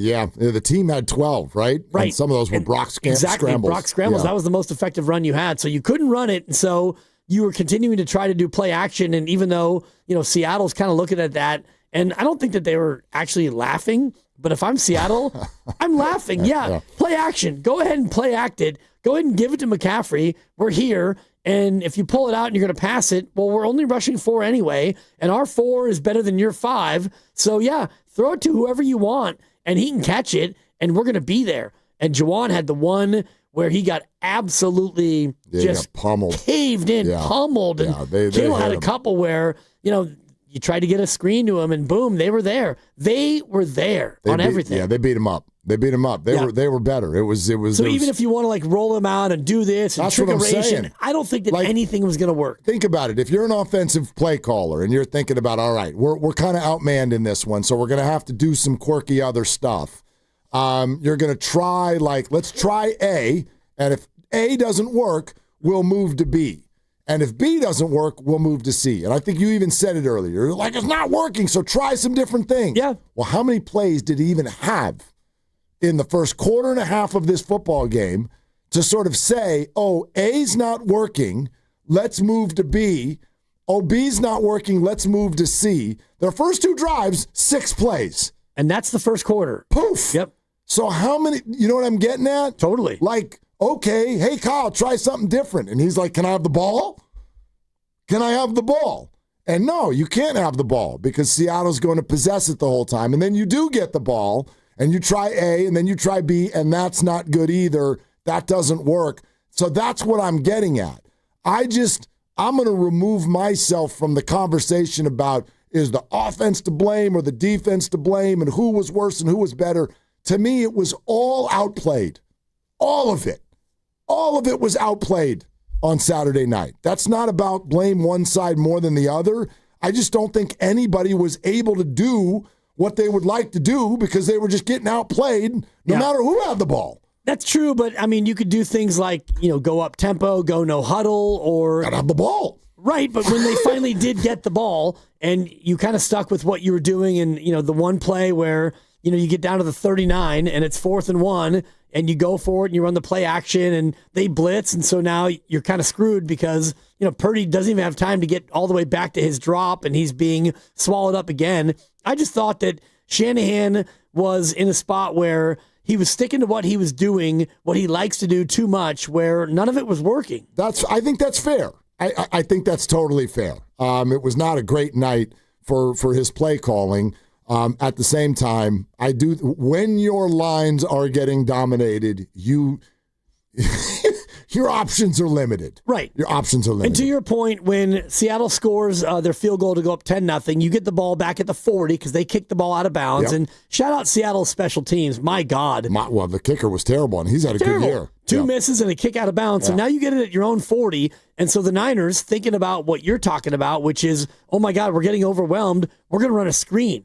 And so they run a screen to Kittle, and they lose 6. Yeah, 2nd and 16. Right. So even though the play call might have been the right one, they totally outflanked you, and they roll up and they tackle you, even though the screen might have been the call because they've been all over you in all ways. And yet, Kittle gets it, and by the time he catches it, whoop, you're down. I thought Kittle's stats that they kept putting up there throughout the game were the best snapshot of what was going on. Like 5 catches, like 4 yards. 2 catches for 4 yards. Now he's got 3 catches for 6 yards. Right. Now he's got 4 catches for 9 yards. I'm like, oh my God, Seattle is tackling the hell out of them. Great job by Seattle. Yep. Great job by their defense.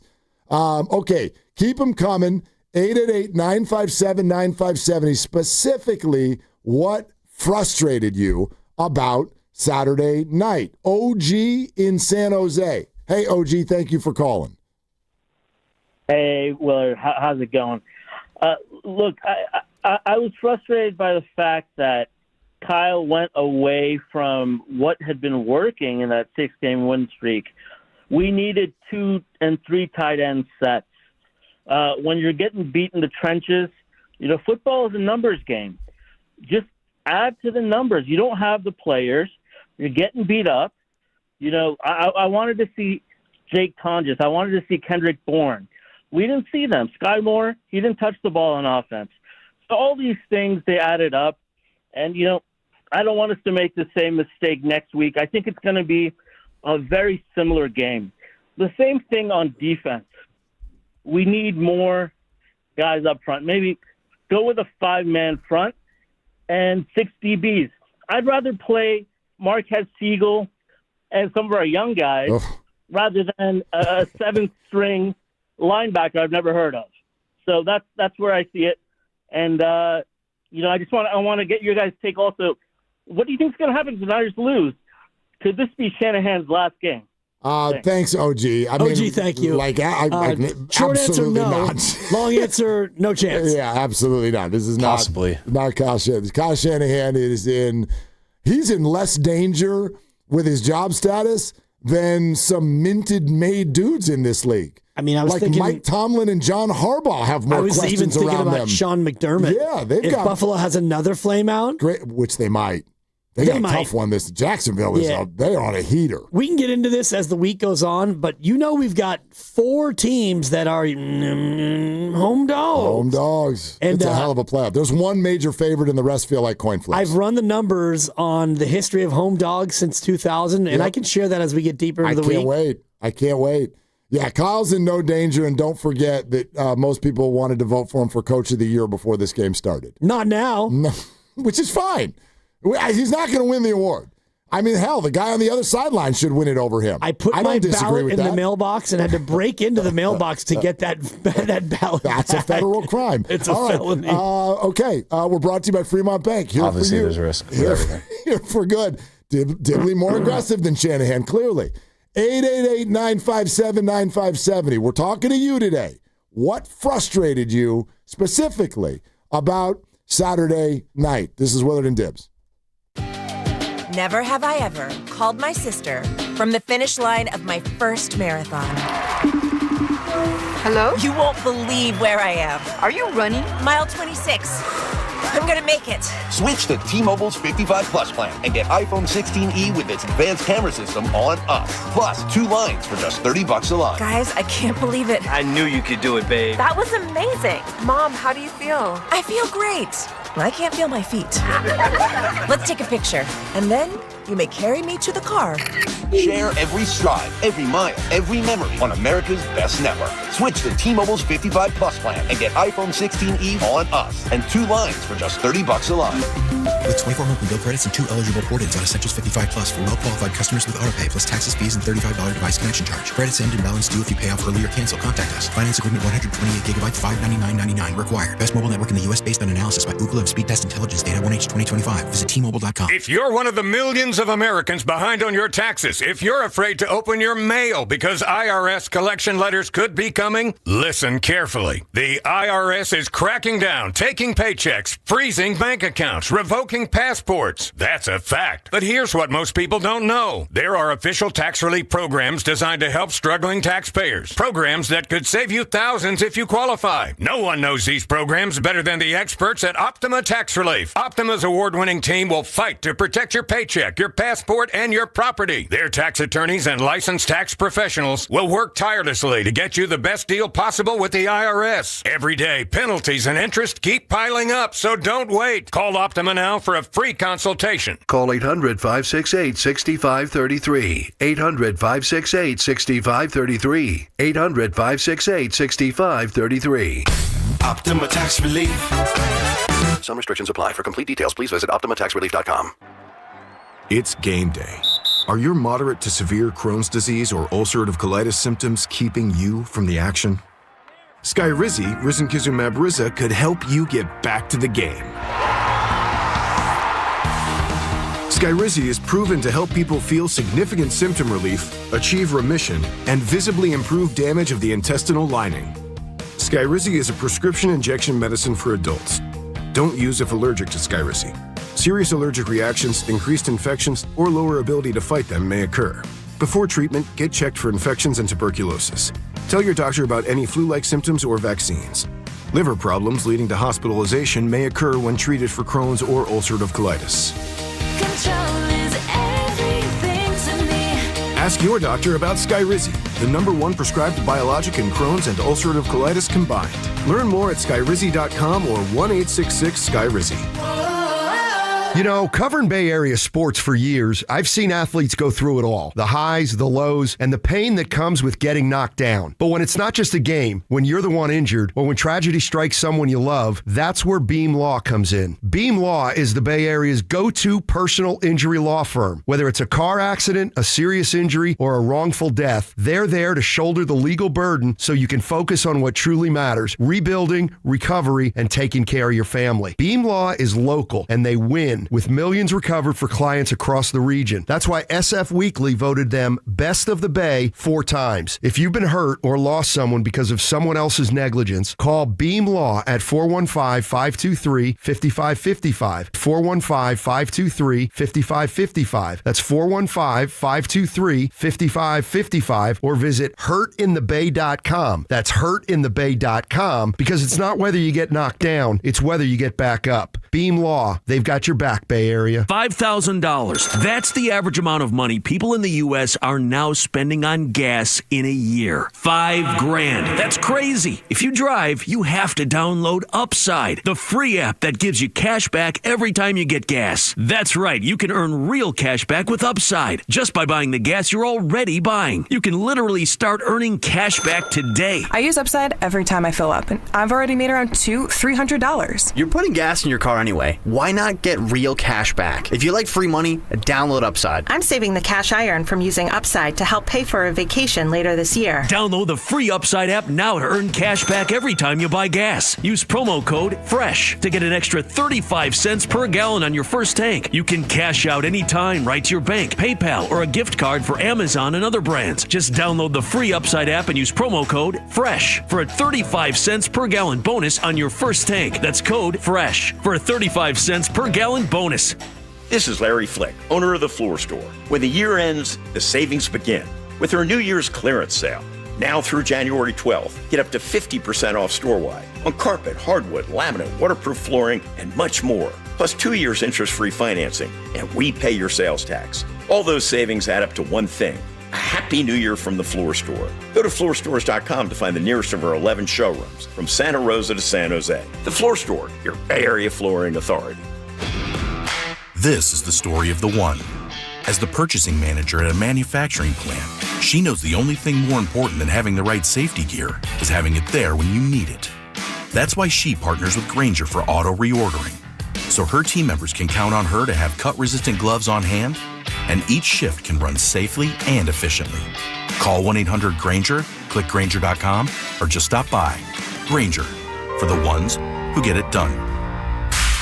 You're listening to 95.7 The Game, KGMZ-FM in HD1 San Francisco, on Odyssey Sports Station and the home of the Golden State Warriors and Valkyries. Always live on the free Odyssey app, and now coming to you live from the Laughing Monk Studios.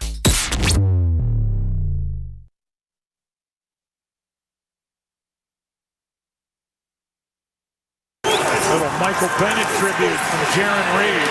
Time runs out, ball goes right into the grass. Pressure by Eamon Wari. And what looked to be a promising start to the first possession of the second half comes crashing to an end with the Seahawks defense clamping down. Now, back to Dillard and Wibbs on 95.7 The Game. All right, 888-957-957 is the number. What frustrated you about the game on Saturday night? To me, this felt like sort of like two messages. And in the moment, I'm like, get Brock out of the pocket. Move him around. You know, they had like a sort of a momentum and a flow and a pace to the one drive that went well. One drive. Finally, right? Remember that one drive? And, you remember that one drive? Yeah, and you do this as a fan. You're like, well, where the hell's that been? Where the hell's that been? And so I don't know. I can't answer that. But yeah, like move him around more.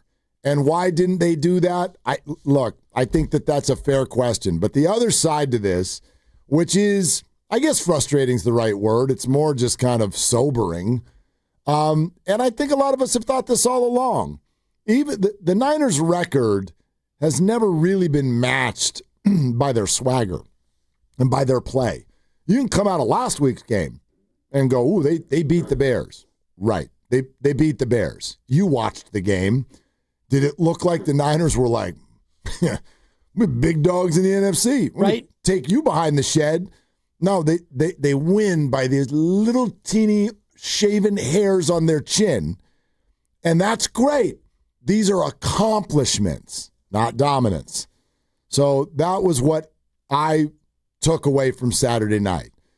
It doesn't mean they're bad. It doesn't mean they suck. It doesn't mean people should be fired. The Niners have overachieved. The Niners are not that good. They're very accomplished. Sure. They're not that good. But if you want to look at their whole season in totality, and you go back to the first game against Arizona, where you had Dominic Purdy commit a penalty in the end zone for a safety, and you had to dig deep to beat Arizona, and Arizona, turns out, is not very good. You had to hold on, not for dear life against New Orleans, but they had gotten almost to midfield. One-score game. I mean, your boy the Rattler, the Rat, might have come back to beat you in that game. You see the Niners logo come up on the broadcast in this game. One of the best teams in the NFL in one-score games. I think their record was 5-1 this year in one-score games. I'm looking at it here. Yeah. 1-0, 2-0, 3-0, 3-1, 4-1. Wow. Then you have to go all the way to the Bears game. 6-1. 6-1, yeah. And that's, they had a lot of games where you talked about like dominance, and go back to the Cardinal game the second time. Okay, you dominated the Cardinals. The Panthers, you won 20-9, and you kind of dominated that, but Brock Purdy threw 3 interceptions in an 8-play span. So even though you dominated them, that game still was not put away. Cleveland, similarly, like you beat them 26-8 against Shedeur Sanders. Then you beat Indy. You beat Tennessee, whatever. Tennessee's awful. Yep. You beat Indy with Phillip. A grandfather at quarterback. Exactly. So even the games that you won decisively, Tennessee, terrible, Grandpa Rivers, and all the rest of it. So, yeah, you're 12-5. Great. You're accomplished. But are you 12-5 like the Rams are 12-5? I mean, the Rams are 12-5, and they've looked more like a 12-5 team. No. Right. No, the 49ers, if you want to call it a criticism, you can.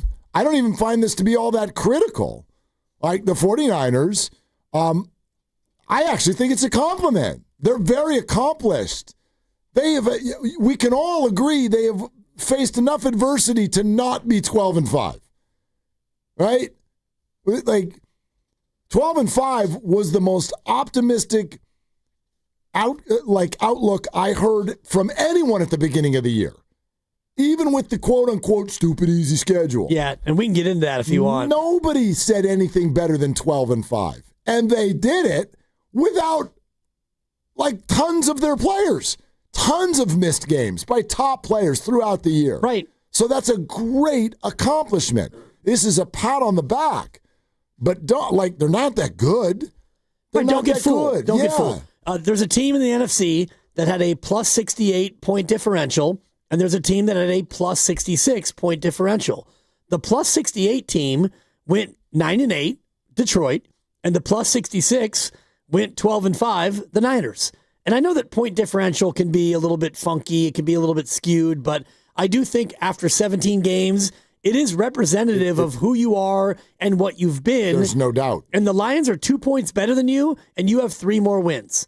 So that to me speaks to exactly what I've laid out all day about, these games are in the balance and you made the play. And then Saturday night, the game was in the balance and you didn't make the play. Yetur Gross-Matos didn't recover a fumble. Christian McCaffrey coughed up a pass that was highly catchable, and you gave up a 3rd and 17. And by the way, they missed 2 field goals and they went for a 4th down from the 4 when they shouldn't have. So all those things collectively, and you still lost by 10. Yep. So I don't know. No, I think that's a completely fair breakdown. And that's why, sure, the Niner defense, they did some things. I think you mentioned the 2 players that I think played well, Sam O and Upton Stout. To me, Upton Stout, they played good football games. I don't really want to point out anybody else. Some of them I had never even heard of. What's his name? Wallow? Yeah. Anyway, whatever. No, because that's what we're doing, and that's how you're going to remember it now. So whatever. But when people go, ooh, they held him to 13. Seattle kind of held themselves to 13. Seattle held themselves to 13, yes. And you held them to 13. Because Yes. Seattle could have had 3, 3, and 7, and instead they didn't, and then you held them to 13. So really, they held themselves to 13. You held them to 13. You scored 3. You lose that game 26-3. Yeah. I mean, it's fine. Like, again, Sure. I go into these football games thinking you're going to have to score 25 or more to have a chance. And if you had asked me before the game, you think they could score 25 or more against the Seahawks? Yeah, probably not. Probably not without their left tackle. Like, super double, probably not. And their wide receiver one. Yeah, probably not with their left tackle. Right. And we can look at all this stuff however we want. And think about last night's game, and I know you were watching it live with Ephraim, and I heard a little bit of you and E, and you guys are great as always. And, you look at that game, and Pittsburgh won the game. Did Pittsburgh win the game, or did Baltimore lose the game? Well, probably equal parts of both. Bit of both. But when you look at that, like, Pittsburgh won. That game was crazy in the fourth quarter. And both their kickers in the end were the story. Right. Now, no matter what, as Tyler Loop lines up, oh boy, it's simply a matter of which kicker are we pissed at on Monday morning. Boswell with the missed PAT. There you go. Or Loop with the missed field goal. And did I take Baltimore on the air? Because I know in my pool I took Pittsburgh. You took Seattle, right? You took Seattle. No, I took the Niners. You did? I'm pretty sure, yeah. Oh, that was all in 2025. I don't remember any of it. You took the Niners, and we were all very upset about it. Yeah. And you picked Baltimore, -3.5. It's funny because in my so pool, you've now lost 7 games in a row. Wow! You boys so hot. Just in time for the playoffs. Just in time to fade the dibber. Playoff dibs is here. I was driving around this morning going, I can't remember what we took. Yeah. I knew I took the Niners. You lost them both? Well, it's funny because I looked at my sheet for my pick'em pool, and I went 12-4. Give me 7 if you're going to do it right. I've lost 7 in a row. Keep the buzzers coming. 5, yep. 6, not 5, 7. not there 6. Yeah, I'm in LeBron territory, but yeah, I thought that I took Baltimore in the air, but in my pool I took Pittsburgh, so I was like, oh boy, I'm happy for my pool, but I think I took Baltimore. Oh boy, 7 in a row. Even if Loop made that field goal, you still would have lost. So yeah, take solace in the fact that you were super wrong, not unlucky. Yeah, Robert Solace, no doubt. All the solaces. Yeah, gosh, I don't know, man. Like that's just kind of that's the way that I looked at that football game. The 49ers are not that good, but they're super accomplished. And that's going to get you sometimes, especially when the other team you're playing is really good. Like Seattle's defense in particular. Yeah. I don't think that much of their offense. Jackson Smith and Jig was wonderful. And they definitely blocked the 49er defensive line, but who doesn't? Like that's the least productive defensive line in the history of the organization. So I'm not overly impressed by that. Their run game is what word would I use? Like stubborn. You know what I mean? They stick to it. I don't think they're dynamic. Sam Darnold is fine. He's a solid player when given time to deliver the football and all of those things that he did. But if you look at what they did outside of the second half against the Rams a few weeks ago, Seattle's been kicking field goals for a living for the last month and a half. Yep. They're okay, but they win the game because their defense is absolutely fantastic. Complimentary football. Yeah. And that's what they do. And that I was watching that game Saturday, and it felt so much like a Shanahan blueprint where, we may not score a touchdown, but we're going to keep the ball. We're not going to make mistakes. They made the one. The Niners couldn't capitalize, but Seattle was able to just keep it, march it down, keep the defense fresh, and then tee off when they had to. Real quick, give me a guess. Don't look. Remember I said the Niners probably need to score 25 to win this game. You know how many times Seattle's given up 25 points this year?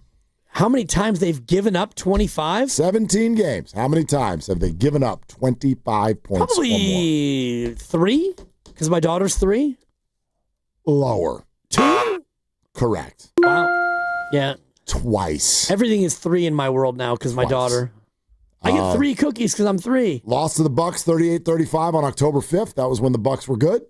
And then everybody remembers their 38-37 overtime victory against the Rams. Yeah. A couple of weeks ago. That's it. Yep. That's it. I was trying to tell you last week, this defense is legit. No, I still don't think they're as good as Houston, but they are very legit. If it's Houston, Seattle in the bowl, bet the under. 3-2. Yeah. Bet the under. Sponsored by Safeway, and we go right back to your phone calls coming up next. So, Jamie and Derek and Tony and the rest of you, get on in here. What specifically frustrated you about Saturday night? 888-957-9570. Willard and Dibs.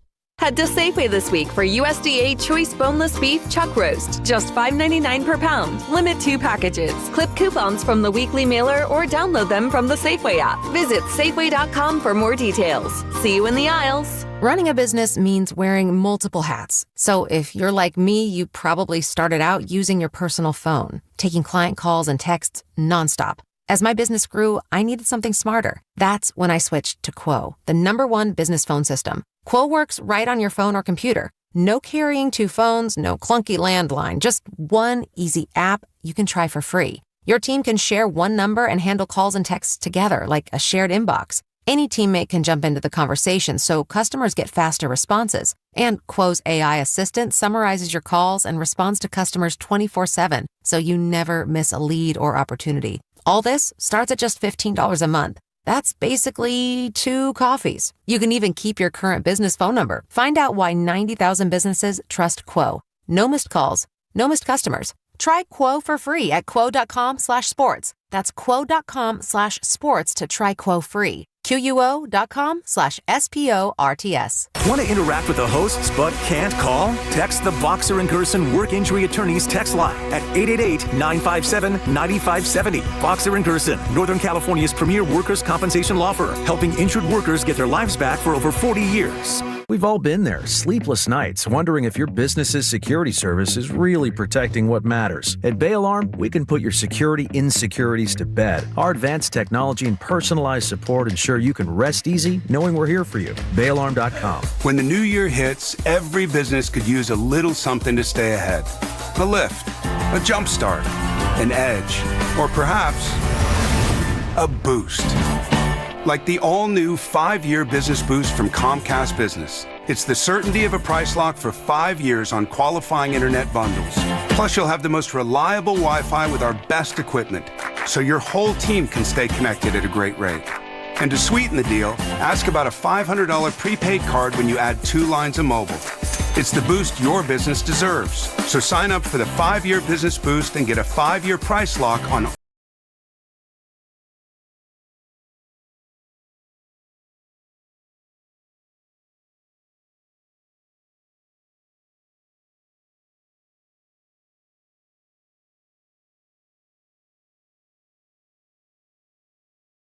USA.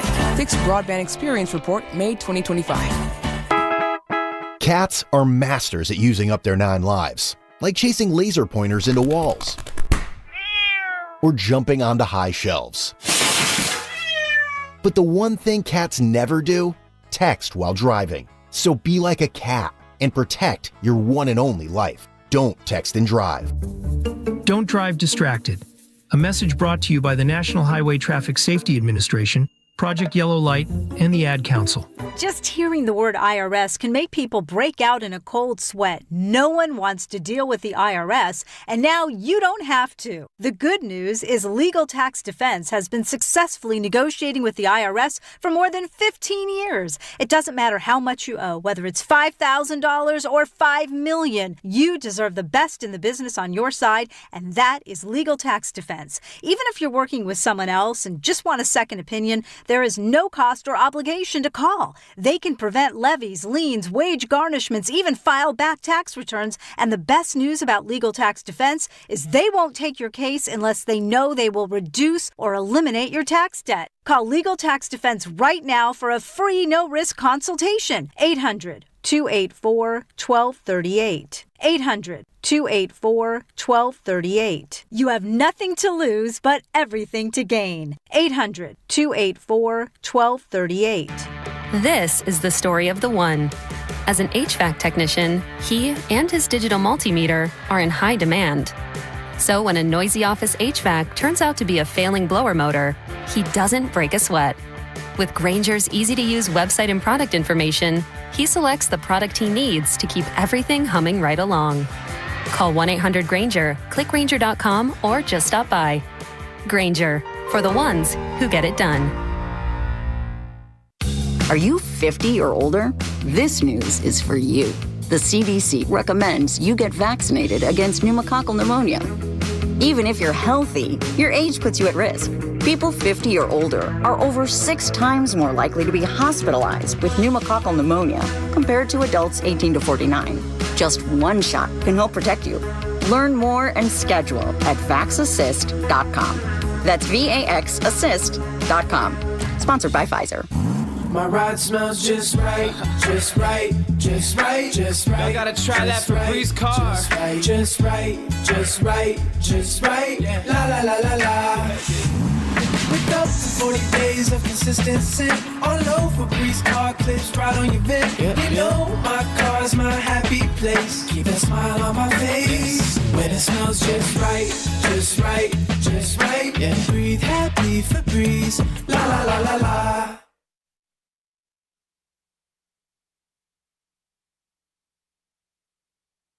Second and goal. Down by 10. That ball was tipped, I think, and picked off. Off the hands of McCaffrey and into the arms of Drake Thomas. I think that ball was tipped out of the hand of Purdy. And Thomas ends up with it. John Schneider loving it. I'm not insulting Brock Purdy, but now, back to Will and Dibby on 95.7 The Game. Like, here's how I think, maybe I'm wrong. I think I could prove this.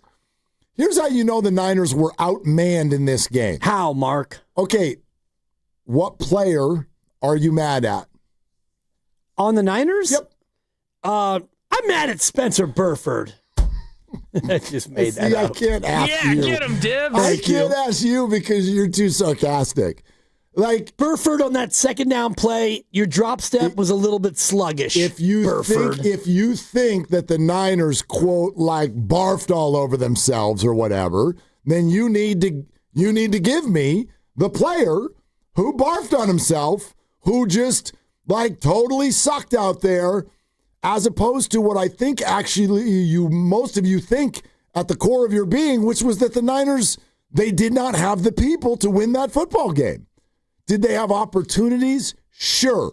But, like, it has to be perfect. You have to fall on every fumble. You can't drop any balls. You have to, right? Every opportunity has to go your way. And that's rare. That's rare. I mean, it's been more often than not this season that those things have fallen the Niners' way. Yeah. But that's rare that you're going to nail them all. Sure, McCaffrey bobbled a ball. We can do that. But outside of that, who's the guy who you're like, boy, you really gagged this one away? I can't think of anyone. I can think of one. Who? You know who. Who, Brock Purdy? Brock Purdy. What did he do? Brock Purdy. He didn't find open receivers. The few times he had opportunities, he didn't get the job done. What opportunity? What do you even mean by that? On the 4th and 1 play, when he got blitzed, was someone open? George Kittle was open. Yeah, and I'll show you the play during the break. I mean, he wasn't like wide open. You had time, but did he have time to throw it to him? He had enough time to where he could see it and just flip it out there. Okay, awareness. Okay, and the one that we all blame McCaffrey for, the juggle bobble. I mean, another one of your passes gets tipped, Brock. Okay, can we do the tip pass for just a second? Sure we can. Because it happens to your guy a lot, Your Honor, President of Brockistan. How many balls got batted from Darnold? I'd have to look. There was at least 3, and the Niner defensive line is non-existent. But anyway, here's my point about the tip ball Let's thing. hear it. And I'm glad that Christian said what he said about this one. Well, he's defending your guy because he's the vice president of Brockistan, possibly. He and I are a good, we're a good battery. It's a play that I have to make, absolutely have to make. Expect nothing less but to make that play, and it's completely on me. Okay. He's right. And that's not, like, it's okay. Like, sometimes you don't catch the ball. But my point is on the tip ball thing, we're making it sound like the DB tipped it. I hear a lot of people go, well, the ball changed direction. Right. You're 15 yards away. You have time to readjust to something where the ball got tipped a little bit. right? Like if I'm 15 yards from you and something redirects, but it's still heading right at me, it's not like, well, I didn't have time to figure it out. It's like, yes, you did. There's a flutter. There's the flutter factor. Right, but like you're 15 yards away, so you can see that.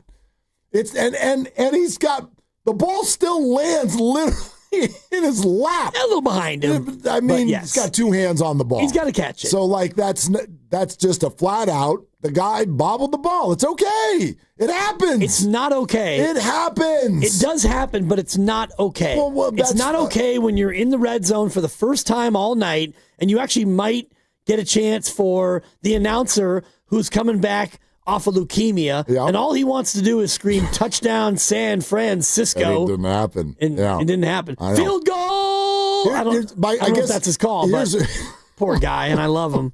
Shout out Greg Papa. San Fran, field goal. Thank you. I just, here's what I mean by it's okay. It's not okay, but like, what are we going to do? We're going to get mad at Christian McCaffrey now? Do you know what I mean? I know exactly what you mean. It's kind of like if Steph Curry misses a 3, we're like, well, this choke job. It's like when my 3-year-old has an accident in her crib, in her big girl bed. Am I going to put her up for adoption? No. Accidents happen, and you get a new sheet, and you move on. I get that, Mark. You're not here without that guy. You're nowhere near here without that guy. I'm not here without that girl. So, like, he messed one up. Okay. On to the next. Yeah, you get that. This is a bummer time to have it happen, and it's happened in very, very big moments a couple of times the last few years. This guy fumbled in the Super Bowl. No doubt. So, okay. You know what I mean?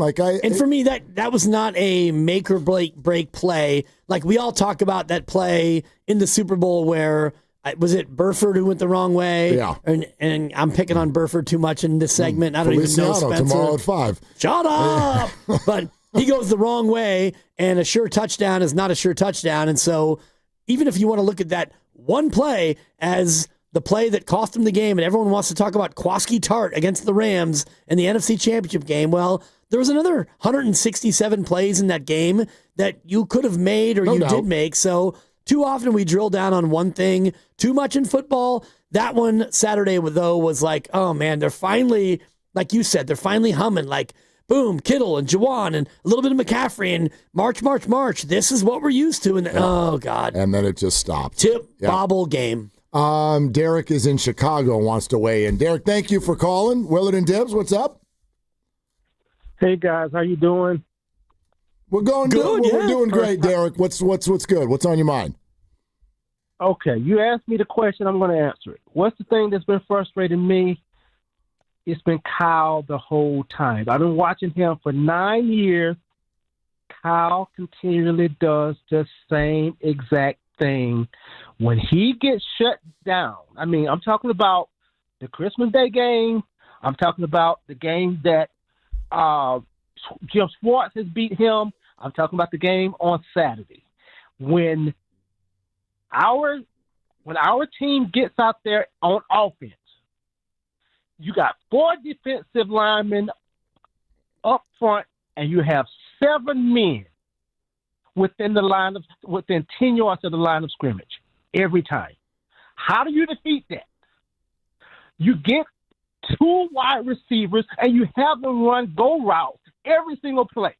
You got to get these guys off of the line of scrimmage. You got to get them outside of 10 yards in order to clear space for people to run. When Pearsall went out, I knew that we had no chance of winning that game because he was the only guy that could get over. He was the only guy that could stretch the field like he did in game 1. Shanahan continually does things. He tries to do it on his terms, his way. And if he doesn't have the horses in the stable, he's not doing it at all. Well, so I guess I got a question for you, Derek. If the second that, and I'm not trying to pin you here, but I want to use your words here, and I want to understand. If the second you knew Pearsall was out, you knew they had no chance. What is it you'd like Kyle to do? Like, what does a quarterback need? Okay. Hold on, Derek. What does a quarterback need in order to complete a go route? What does that quarterback need? Okay, I'm glad you asked me the question. Yeah. Because first of all, if I'm the coach, if Pearsall doesn't, if there's a possibility that he doesn't have a chance to play, I'm going to be trying to get Watkins and I'm going to be trying to get Cowan available. Now, here's the deal. These guys have never played before, Derek. I may not look. Yeah. Me running go routes does not mean I'm going to throw it to these other guys. All I'm trying to do, guys, is clear space. I need these DBs off of me. I need to clear space for Kittle. I need to clear space for Jawan. That was the issue. Howell continually does the same thing. He does not allow people to give him space, his receiver. Why? He doesn't want to play him. Derek, thanks. To me, that particular angle is a tough one because Dibs, you mouthed the answer that I was looking for there, which is time. Yeah, you need time in order to conduct all of these plays, Derek, that you're suggesting. Derek, you're not wrong with the type of plays that would work, but they don't work if you don't have time. And they don't do go routes. This offense, they don't do the go route occasionally. And like this is more of a general comment. I love when things don't go well for a team and we immediately want to pluck people who never play and we go, that would have been the answer. Jordan Watkins has played, Mark, 25 snaps this year. So that we would have beat Seattle if Jacob Cowing is a ghost this year. I don't even know where he is. He has not played a snap on offense or defense or special teams. Right. So the other one's Isaac Garendo, who's played about 40% of the time on special, but never on offense. Like to say that, and you're allowed to, but to say that would be no different than saying, you know what the Warriors, what would really get them on a winning streak? Not LJ Cryer. Not Steph Curry, Seth Curry. We need the other Curry to do 38 minutes a night, and the Warriors will win. Like, that's not... I hope Jordan Watkins is a good player someday. Yeah. They were high on him in camp. He got hurt.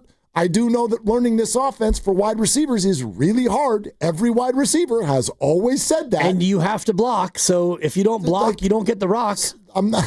Very good, Dr. Seuss. Thank you. I don't know why someone would think that is what would unlock everything. They need time. And you've got Sky Moore, who's actually kind of the go-routiest guy that you have, but you don't run a lot of go routes on this team. And in order to do that, you have to have time. So if you want to go ahead and, I don't know, max protect, which would mean you have 7 blockers and you've got Brock, so now you've got 3 people in the route and they're going to have 7 guys covering, you're not going to catch them off guard. And oh my God, they're going to go max protect, and here goes Sky Moore down the field. We'll go ahead and just let him go. This offense doesn't do that, and this defense that you faced, they were damn near flawless, where you caught it, they tackled, you had a contested throw, they came up and hit you and broke you up, and other than that, they got after your quarterback with 4 all night. I mean, I want to pass something along from someone who means a lot to me and is also listening right now. My father-in-law, Lincoln Marita, apparently is listening to us, and we were talking after breakfast this morning, and he and I see very, very eye to eye on this, but I know today is not a day for this kind of an opinion. Maybe later in the week we'll get to it, but like when you look at a performance like that on Saturday, I find it hard to divorce myself from what we were all thinking halfway through the year and even before this game. Everybody said, man, it'd be amazing with all of this if they could just make the playoffs. It would be incredible if they could just make the playoffs. And I looked at the schedule, and the Niners play the Eagles this weekend, and it doesn't feel incredible. It doesn't feel incredible to a lot of you because we've arrived at this spot where, like, sort of an unfair carrot got dangled in front of our face. That's the way I look at it. The 1 seed was dangled in front of our face. The Niners are not the 1 seed. They're not. Look at them. No. Look at them. And they could have been, but that would have been a true miracle. They're allowed to be, but they don't have the horses to do that, and Jordan Watkins wouldn't have changed it. No. So I don't want that to sound like an excuse. It's not. It's actually just more of a reality check. Right. It's incredible that they lost for the first time in 2 months Saturday. That's unbelievable. It's really believable when you think about who they beat, but to expect them to then come out and beat Seattle, you lose to the Rams on November 9th, and the Rams motorboated you, and you were down 21-0, and that game was never close. Then you beat Arizona. They're terrible. You beat Carolina at home. They're a team with a losing record. I know they're a playoff team. Yeah. You beat Cleveland, and Cleveland had a rookie QB making his first ever start, and that was the end of a long road before the bye. You beat Tennessee. They're terrible. You beat a grandfather in Indy. You beat Chicago. Very impressive win against a good team, Yep. and it took every last ounce of everything to do that. And then Seattle, who now is the odds-on favorite to win the Super Bowl, they came in and they beat you. So between the Ram loss and the Seattle loss, you were 6-0. So is it unbelievable? No, but it's impressive. Like, there could have easily been a hiccup against Cleveland. I thought there would be. Yeah, they're in like a tough spot. Most teams have hiccups. That's kind of what I'm getting at. There's no hiccups. Yeah, I know. On the schedule. That's really good. You lost to Jacksonville, a playoff team. You lost at Tampa, and I guess they should be a playoff team. They're not. You lost at Houston. They're really good. You lost to the Rams in Seattle. So 4 of your 5 losses are to teams that are still dancing in January like you. Let's go to Nathan in Hesperia. 888-957-9570. What frustrated you about Saturday night? Nathan, thank you for calling. What's up? Well, good guy. Oh, good. Thanks, guys, for taking my call. But you know what to tell me is that, and like a lot of longtime 49er fans, if you watch professional sports, I wasn't frustrated. When I first saw the game start off, my response was, oh, no. Because in sports, you can tell oftentimes when it's clear one team is already from the very jump is imposing its will on the other team, and you realize we're outmanned, we're outgunned. We're going to need something special or amazing, a turnover or a major thing to try to win this game. So that game, don't forget about the score. That was the old-fashioned, we got a butt whipped by a professionally superior team. And, yeah, you can always go back in a game that you lose and say, man, we could have called it the play here and there or whatever. But Kyle could not have coached that team to win that game. There was just no way. It was just, the reality is, like we've been saying, this team has been fighting like hell to get past every week, undermanned, losing the best players. And to their credit, as we've said many times, they've gotten every bit of juice out of this orange. But the reality is the orange isn't as good as their competitors. And so when you have these injuries, you just sooner or later it's going to catch up with you, because in many ways the team that wins in the end in playoffs is the team that's healthier. And so for the larger question is for Kyle Shanahan and John Lynch is, how far can we go? But really is, how are we going to somehow close the gap against a team like Seattle in the future? Because they got a lot of work to do to get this roster to the point where they can match that kind of talent, even when you've had some losses to your players. Nathan, I think that's thank you very much. This is a great call. Again, like we're talking earlier about micro and macro frustrations. The micro frustration is that either they didn't or they just never got a chance to try to move Brock Purdy around a little bit, get him out of the pocket, get some pace going with your drives on offense. That we finally saw there in the second half, and it worked, and then only because of the McCaffrey play did not turn into points. So that was kind of frustrating. The macro frustration is I do think that the Niners need to look at the idea of if one of our greats goes down on our line is over. Like that feels a little bit too flimsy to me. Trent Williams doesn't play, your offensive line is overwhelmed. Nick Bosa gets hurt, and you have the lowest sack total that your team has ever had in the history of its existence.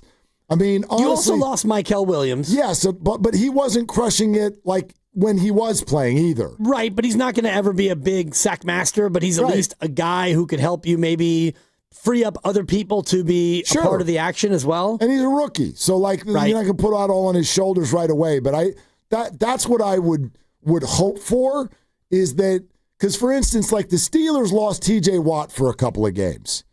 They didn't just be like, so that's the end of sacks. Yep.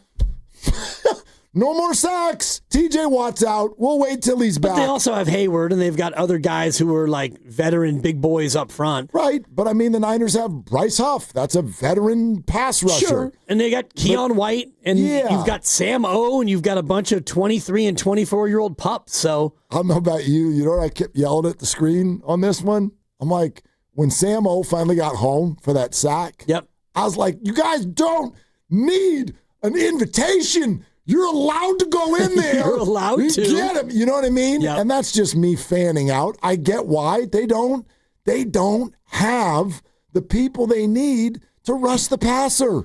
It's been evident every week. Yeah, and even when they now have blitzed more than they normally do and normally would like to, like a lot of times when you are blitzing, you're bringing a linebacker late. And I think it was D. Winters D. Winters when he got hurt.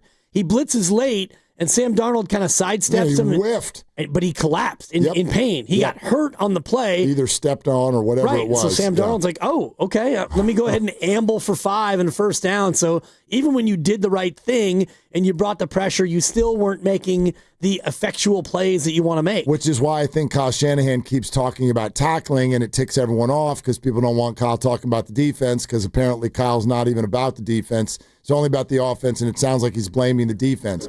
I don't think he said great things about the offense either. I mean, we could listen to all this here coming up next. Kyle's thoughts on the offense, Kyle's thoughts on the defense, and whether or not you accept the explanations. I didn't really hear any finger pointing going on. That's not how I translated it. I thought that was fair. I thought the 49ers, hampered though they are, and linebackers running around I've never heard of, but you have NFL helmets, so therefore, when there's another player in front of you as a defensive player, you're supposed to be able to tackle that person. They didn't do a good job of that. No, and it was really a stark contrast to me of watching Seattle, and every time they had to roll up and make a tackle, they made the tackle. I can't remember too many missed tackles, and the Niners had a bunch of whiffs, and you mentioned the one before where Jackson Smith-Njigba goes all the way down the sideline for the touchdown, but he actually stepped out of bounds at like the 30-yard line or whatever. But on that play, there was like whiff. He stepped out of bounds, but it was way further down the field than I realized. Like when they started, he's running for the end zone, and then they blow the whistle. You're like, okay, thank God. Yeah. Like he actually stepped out of bounds. And then they showed the replay, and it was like, step, no, that's in bounds. Step, no, he's still in bounds. Yeah. Step, and then he's out of bounds. I go, well, he's still got like 16 yards and a first down out of that. Yeah, they weren't where they needed to be. And they didn't get people on the ground. So that's disappointing. I guess that's the whole thing. It's all understandable. Completely. It's frustrating, but it's understandable. Yeah. And on both sides of the ball. Well, and I wonder how people would feel if they would have beaten Chicago and then actually, no, you lose to Chicago, but you beat Seattle, and you still wind up at 12-5. Right. And you still wind up as the 6th seed. Would we feel better because you'd be going into the playoffs off a win? Because if we go back to the Chicago game, we felt great about the offense, and oh boy, the defense is trouble. And then the defense was better to me Saturday than the offense, but now you go in with a bad taste because they're coming off a loss. I got to think about it, though. Like, if that had all happened, would Seattle have still been, if the Niners had lost to Chicago but beaten Seattle, would Seattle still be the 1 seed? They would, yeah. They would? They have 2 games on the Niners now.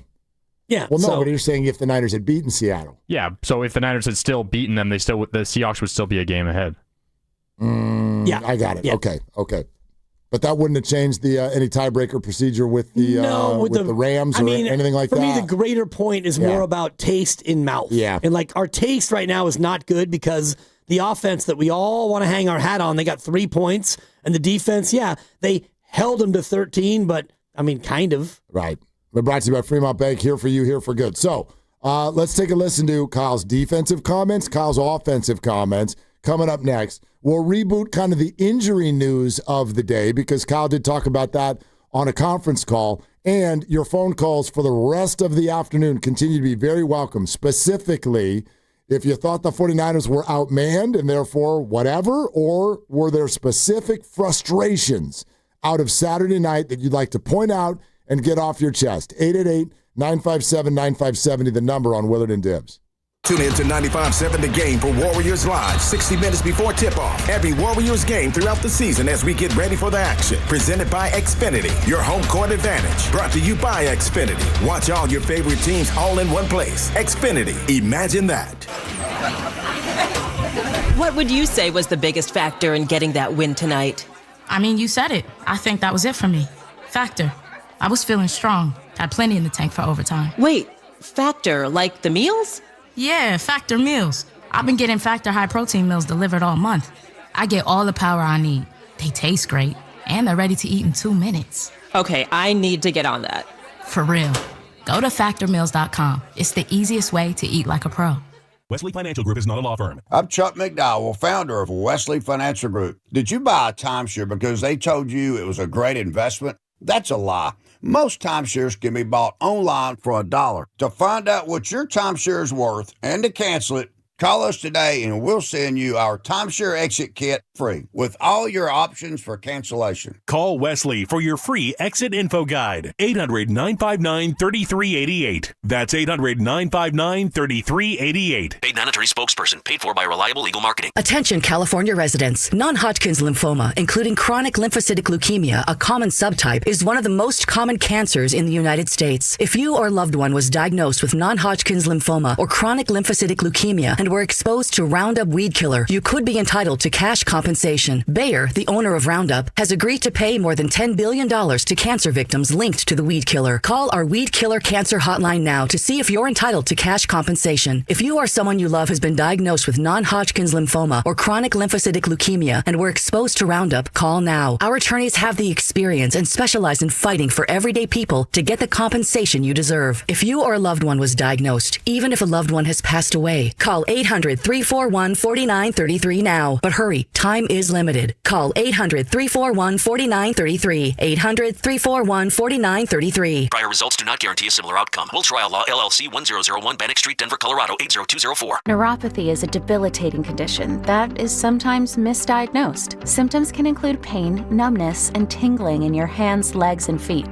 Neuropathy is a progressive condition that only worsens unless you get effective treatment. SF Bay Wellness is a leader in neuropathy reversal and uses FDA-cleared, non-invasive electric cell therapy to restore nerve function with no injections, no drugs, and no surgery. The treatments have a 95% success rate. If distance is a factor, ask about our virtual consultation option. Call SF Bay Wellness at 844-94-NERVE for the $99 neuropathy evaluation and receive a personal treatment plan that is tailored to your needs.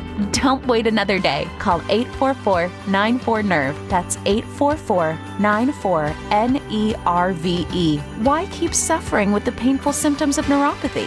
You deserve to live a pain-free life. Start getting the treatment you need for your neuropathy symptoms. Call today. Dan owed an unbelievable amount of money to the IRS. I got behind on my taxes. It's a horrible feeling. He was in denial. And when I got those letters from the IRS, you wanted to act like they didn't exist. Finally, Dan turned to Optima Tax Relief, the leading tax resolution firm. A+ rated by the Better Business Bureau, they've resolved over $1 billion for their clients. Optima got me a settlement with the IRS. These people are really people-friendly. It was every bit of a new lease on life for me. The fast action and the great results made Dan's head spin. I felt like I was in a dream, but it's real, and I have paperwork to prove it. They got the job done, and life is good. For tax help you can trust, call Optima now for a free consultation. If you're worried about what's going to happen with the IRS, stop worrying. Make the call now. Call 800-568-6533. 800-568-6533. 800-568-6533. Optima Tax Relief. Testimonial from an actual client. Some restrictions apply. For complete details, please visit OptimaTaxRelief.com.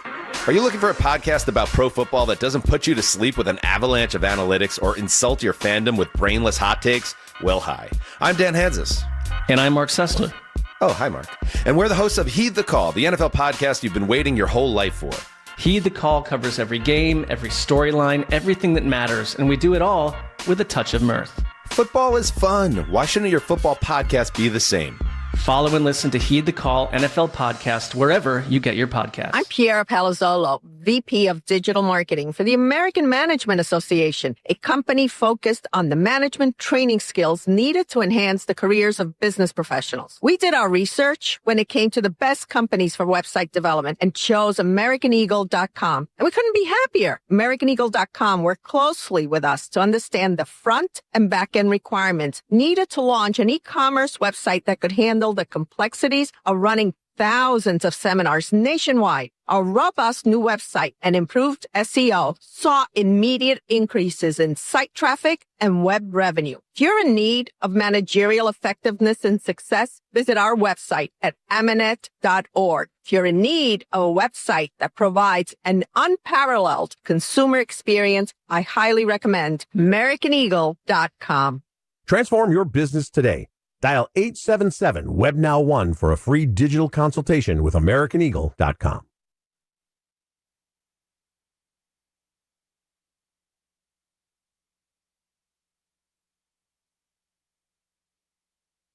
Now 4th down and 6. Purdy gets hit. The pass is incomplete. And the Seahawks are going to take over on downs.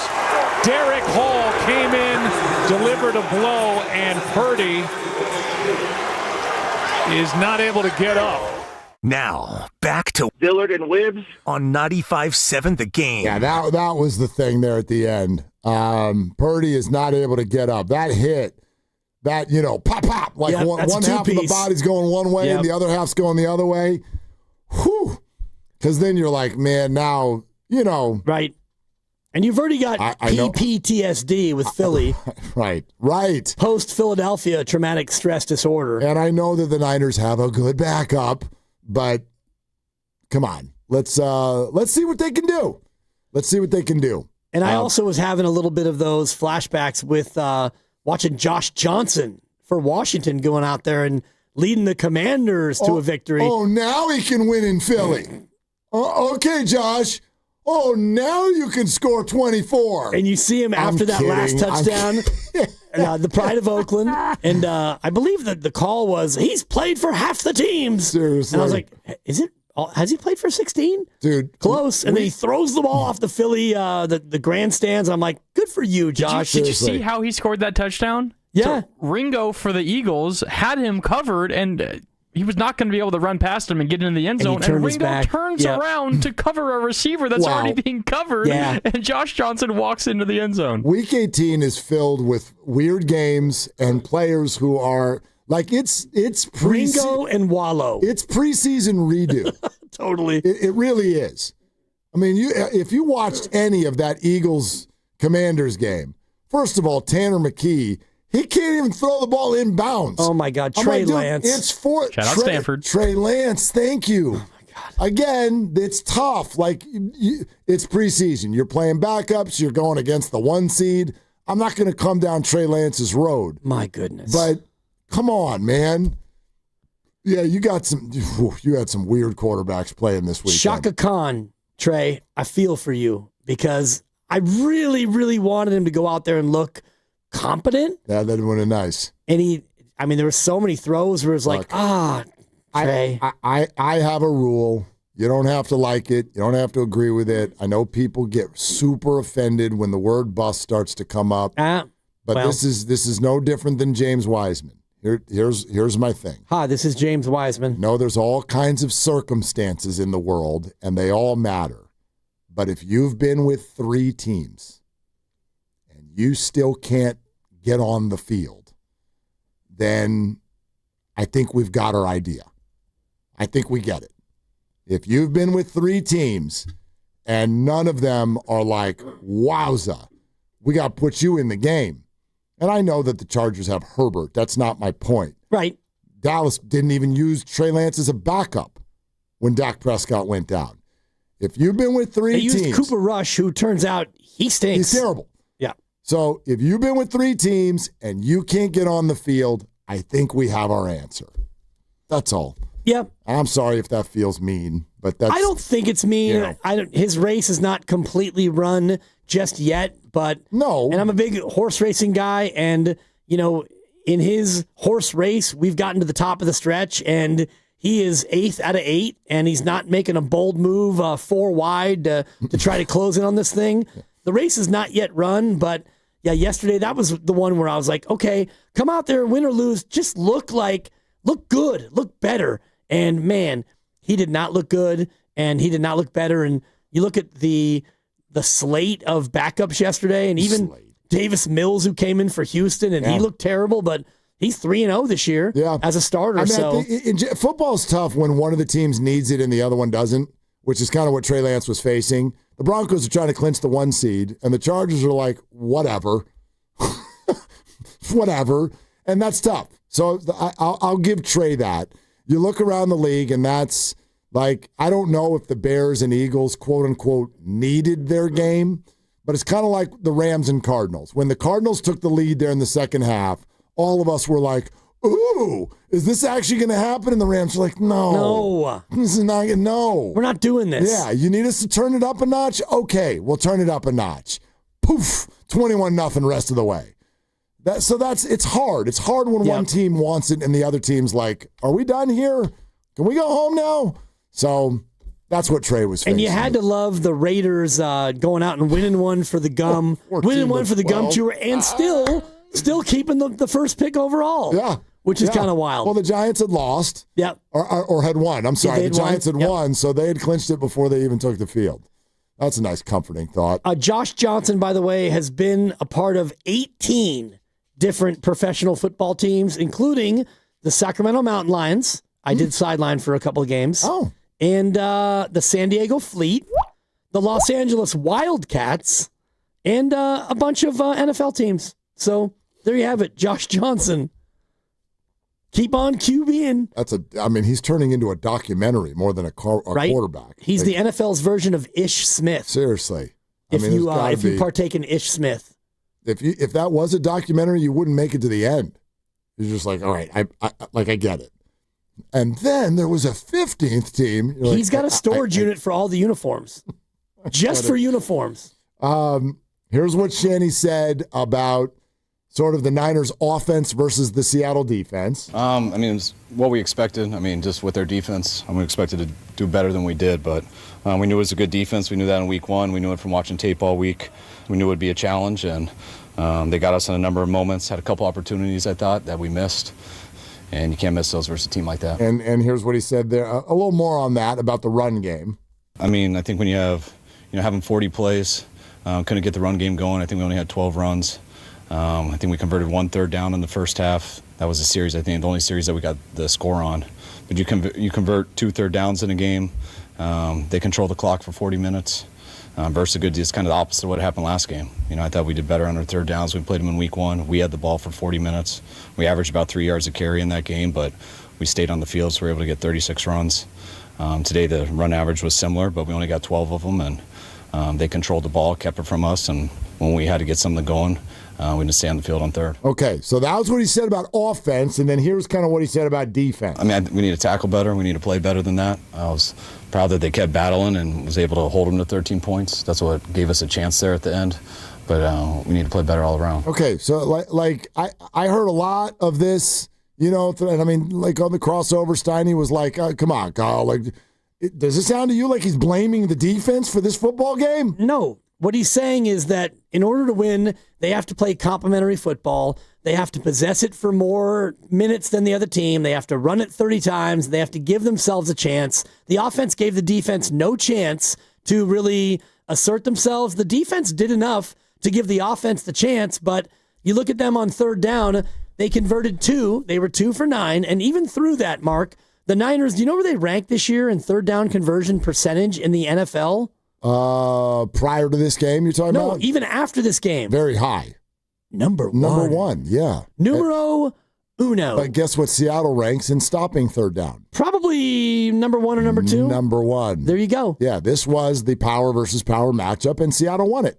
Right. Yeah. The Niners on the year are just a click below 50% on third down. That's crazy. So you go 2 for 9, and you run it 12 times, and your defense holds them to 13. Noble, valiant, but you're going to lose those games. And I did the whole numbers on and we've talked a lot about it, when they run it 30 times, what's their record, blah, blah, blah. It's the same thing when they win time of possession. When they win the time of possession, when they run it 30 times, under Shanahan, they're almost unbeatable. Quick story, and then we're going to go back to the phones, because one thing I've learned in doing this job is that coaches often know before the game if they've got the better horses or the worse horses. They know. Horse. They know. And they will call the game as such, which is like, okay, this is a bad spot for us, so we're going to need to be a little quirky here. We're going to need to maybe get a break over here. And that's what he means by, like, we're going to need to convert our third downs, because he's like, we're going to end up in a lot of third downs. So years and years ago, and now because he's no longer with us, I can go ahead and let the cat out of the bag about who it is. I might have told you this story before, but I was working for a network, and we had a weekly, same way you and I do with Steve Kerr. Oh, yeah. We had a weekly with Dennis Green, okay? Denny Green, just a great coach and a great personality. You've told the story before, but I love it. Tell it again. Okay, so Denny Green and my producer are on the phone, and they're trying to figure out what day is a good day each week to do the interview. And the producer is thinking, like, unless for when you play on Monday night, let's do Mondays, because it's right after the game, and we can break it down with you, Coach. And Denny's like, nope. We're not doing Mondays. We're not doing Mondays. His name was Craig. He goes, we're not doing Mondays, Craig, because you know what? I'm going to be in a bad mood on Mondays, because we are going to lose a lot of football games this year. We are going to lose most of our football games this year. So I do not want to do Mondays. You got to give me some time to get my mood back, and maybe we can do like Wednesday or Thursday. We cannot do Monday. And it stuck with me, because I'm like, you're the coach of the team, and I think our perception is the coach walks in and it's win one, win for the Gipper, and we're going to gather all our guys, and we're going to do this, and we're going to fight, and we're going to win, and I'm going to Is this when he was in Arizona? Yes.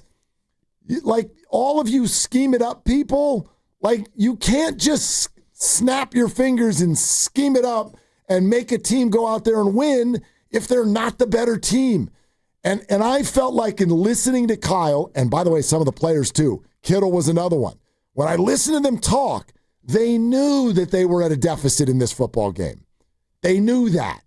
So they were going to need some breaks, and then when the breaks came, they needed to make good on those breaks. And they didn't do that. They didn't do that. And I think we can all agree. In some ways, you can be like, it's kind of crazy that they only lost by 10.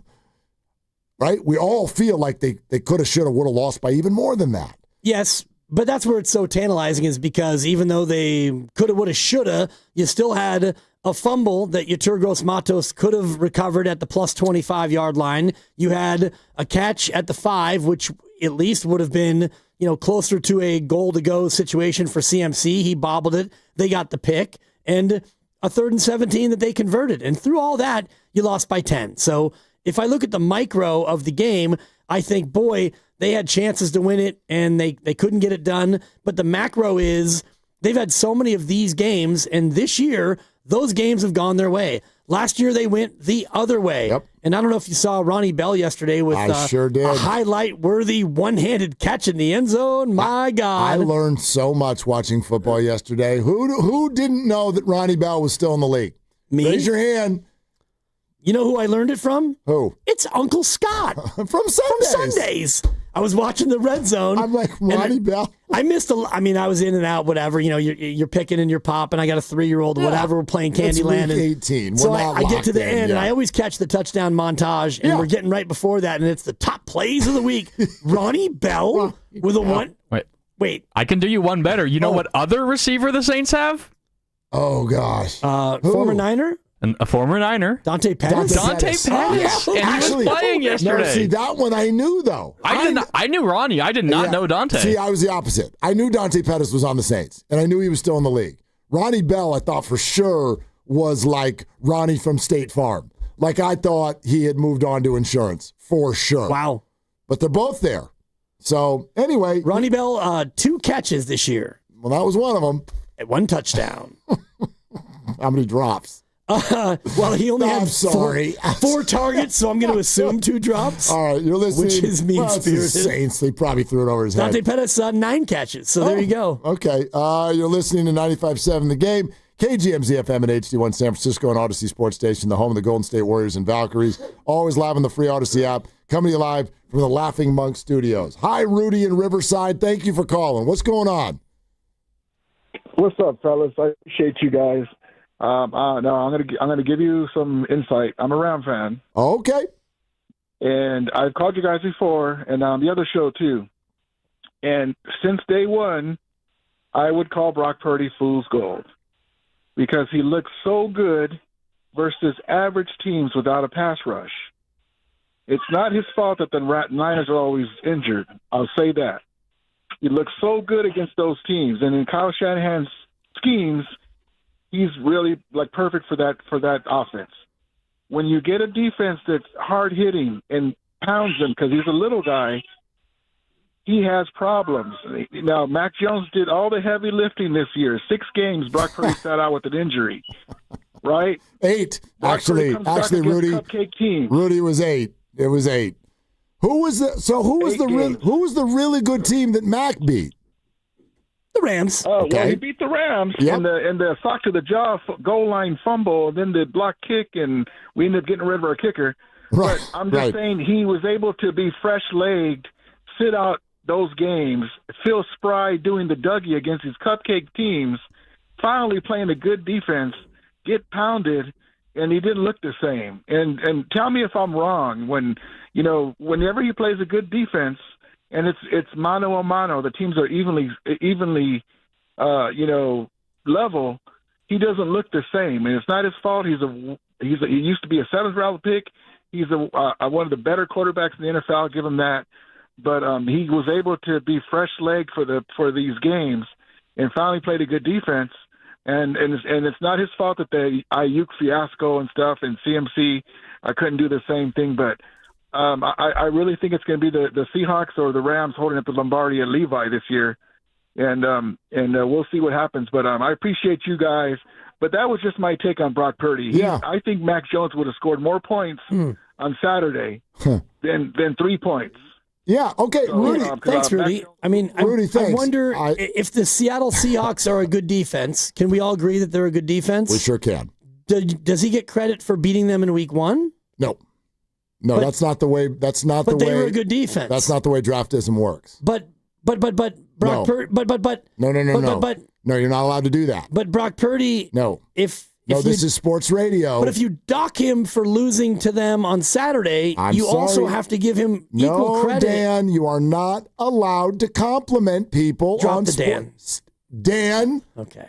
Stop complimenting people on sports radio. Is Cleveland a good defense? Not when Brock plays them. Well, they're very good, but not that. No, not that week they weren't. Week 13th game in a row, they beat Cleveland. And I'm with you on okay, he beat Chicago. He outgunned Chicago. Great. He put up 5 touchdowns against Indy. By the way, when did Chicago become an awful defense? They're fine. They're not great, but they're 11-6. Detroit is this great offense. They scored. They didn't even get to 20 yesterday. Indianapolis's defense, when you played them, they were down both their corners. Yes, Indy's defense. Indy's lost. What did they lose? 7 in a row. Something like that to finish the season. They were hampered. Here's actually the comp that I wanted to make. Rudy. Look, it's a fair take. It's a great take, Rudy. No, it's not a great take. It's a fair take. It's a great take. Rack that guy. You're allowed to have it.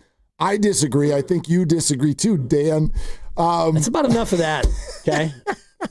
No, it's on my brain. There was a really good, I hope he's listening. There's a really, really nice guy named Dan who came up and said, hi, you want me to pass along hi to you as well. Okay. Listens to the show, Costco parking lot. Appreciate it. Yesterday morning. It was my second attempt. Oh, you finally got there. I got there yesterday morning. These floods this weekend were absolutely bananas.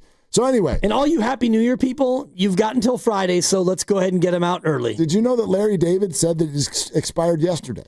Yeah, see, he's even more dibbly than dibbly. I have a different take. I'm going to give you the first day back, which is today. Yeah, Happy New Year. You get the week. Okay. I'm going to give you till Friday. And beyond that. What if I text you on Saturday? That's still this week. You're going to. And it's funny because Pasta, a.k.a. Rice, who's in for Lucas today, he has an alarm on his phone reminding himself to wish me a Happy New Year on the 8th.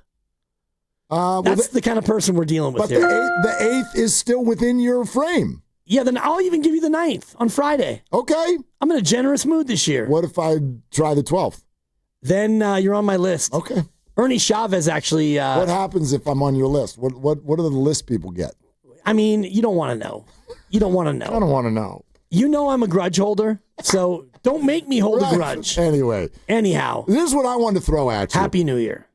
Do you want to know? I'm going to give you the name of a quarterback, and you tell me if he's a good quarterback, okay? This quarterback, on November 20th, I think he got sacked 8 times. His team did not get to 20 points. He turned the ball over. Let me look it up. He turned the ball over twice, okay? He threw 2 interceptions. He did not throw a touchdown. He was sacked 8 times. His team did not score 20. It was against a really good defense. It was against Houston. Same quarterback just a couple of weeks ago went against another good defense called the Philadelphia Eagles. Oh, wow. Okay. I've heard of him. He again did not throw a touchdown. He did not throw any picks, but he fumbled twice, and he only scored 12 points in that football game. You know who that is? I do, just because I remember the 8-sack game. Yeah, go ahead. He stinks. Yeah, tell everybody his name. It's Josh Allen. It's Josh Allen. Josh Allen. So when you say, like, oh, when Brock goes against a good defense, he's not as good, like, my thought is, right, that applies to everybody. That applies to everybody. And that doesn't, like, remove Brock from the conversation or any quarterback. It doesn't remove Josh Allen from the conversation.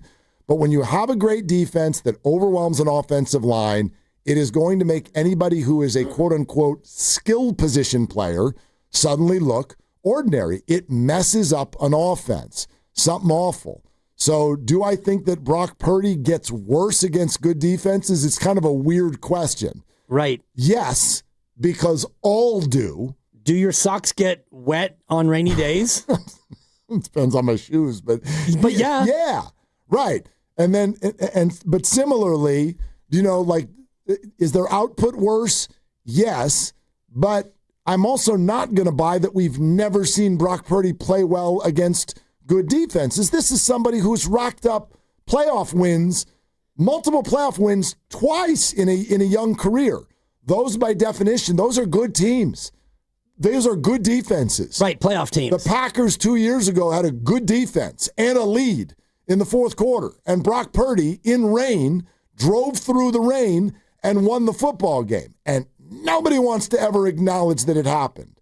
So, like, it's all circumstantial. Of course the Niners have a quarterback this year who faced that same Houston defense and threw for $193, had a pick, and McCaffrey had 8 carries for 25 yards on the ground. They're awesome. They're an awesome defense. So that was Mac Jones. Right. And we all want to play the hot hand. Well, when you play awesome defenses like Seattle, like Houston, you're going to have a hard time no matter who you are. Tom Brady, Patrick Mahomes, Josh Allen, no matter who you are, good defenses are going to overwhelm mediocre offensive lines, and that's what the Niners basically have. Totally, especially if Trent's not in the football game. Right.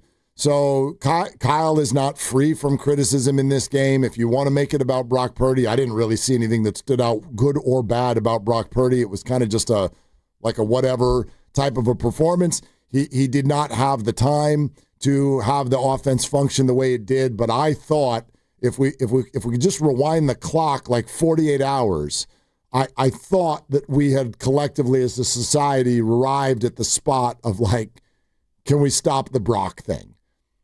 Like, can we stop? Brock is a really good quarterback, and he's totally worth the money. And no, they're not going to score 40 points every week. Like, that's where I sit. Like, just go. You know, the last handful of weeks, Brock was just brilliant, absolutely brilliant. And you don't get to do the whole like, well, but those were bad teams. Who do you think Matt Stafford cuts up? Now, you could bring up the Seattle game with Stafford 2 weeks ago. Yep. Unbelievable performance. However, his offensive line created time. Right. It created time. 49ers offensive line did not. The Niners scored 37, 48, 42, and then 3. Right. If you want to go ahead and average that out, that's still a pretty high-powered, potent offense. Warriors and Clippers tonight at 7. Warriors live with, Mark Grandy. Starts at 6. Presented by Xfinity, your home court advantage, brought to you by Xfinity. Watch all your favorite teams all in one place. Xfinity, imagine that. And we're sponsored by Safeway. Okay, let's reboot. Let's get back to Saturday night. What stood out to you? What frustrated you about that game? Dibs and I are both kind of on the same page. Wanted to see Brock Purdy get moved out of the pocket a little bit more to see if that could ignite the offense. What frustrated you? 888-957-9570. We're just taking your calls today on Willard and Dibs. Head to Safeway this week for USDA Choice Boneless Beef Chuck Roast, just $5.99 per pound. Limit 2 packages. Clip coupons from the weekly mailer or download them from the Safeway app. Visit Safeway.com for more details. See you in the aisles. When the new year hits, every business could use a little something to stay ahead. A lift, a jump start, an edge, or perhaps a boost. Like the all-new 5-year business boost from Comcast Business. It's the certainty of a price lock for 5 years on qualifying internet bundles. Plus, you'll have the most reliable Wi-Fi with our best equipment, so your whole team can stay connected at a great rate. And to sweeten the deal, ask about a $500 prepaid card when you add 2 lines of mobile. It's the boost your business deserves. So sign up for the 5-year business boost and get a 5-year price lock.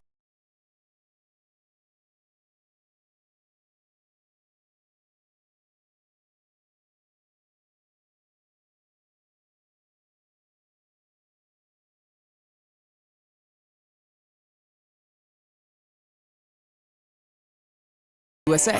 Fixed Broadband Experience Report, May 2025. We've all been there, sleepless nights, wondering if your business's security service is really protecting what matters. At Bay Alarm, we can put your security insecurities to bed. Our advanced technology and personalized support ensure you can rest easy knowing we're here for you. BayAlarm.com. Running a business means wearing multiple hats. So if you're like me, you probably started out using your personal phone, taking client calls and texts nonstop. As my business grew, I needed something smarter. That's when I switched to Quo, the #1 business phone system. Quo works right on your phone or computer. No carrying 2 phones, no clunky landline, just one easy app you can try for free. Your team can share one number and handle calls and texts together like a shared inbox. Any teammate can jump into the conversation so customers get faster responses. And Quo's AI assistant summarizes your calls and responds to customers 24/7, so you never miss a lead or opportunity. All this starts at just $15 a month. That's basically 2 coffees. You can even keep your current business phone number. Find out why 90,000 businesses trust Quo.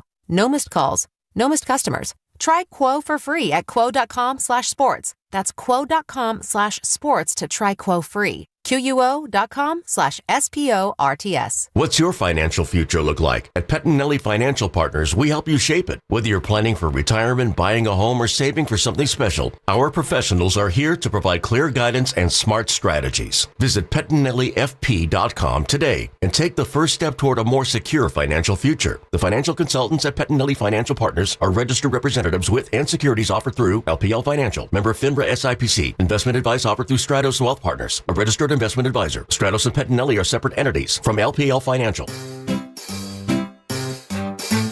1-877 Cars for Kids. KARS Cars for Kids. 1-877 Cars for Kids.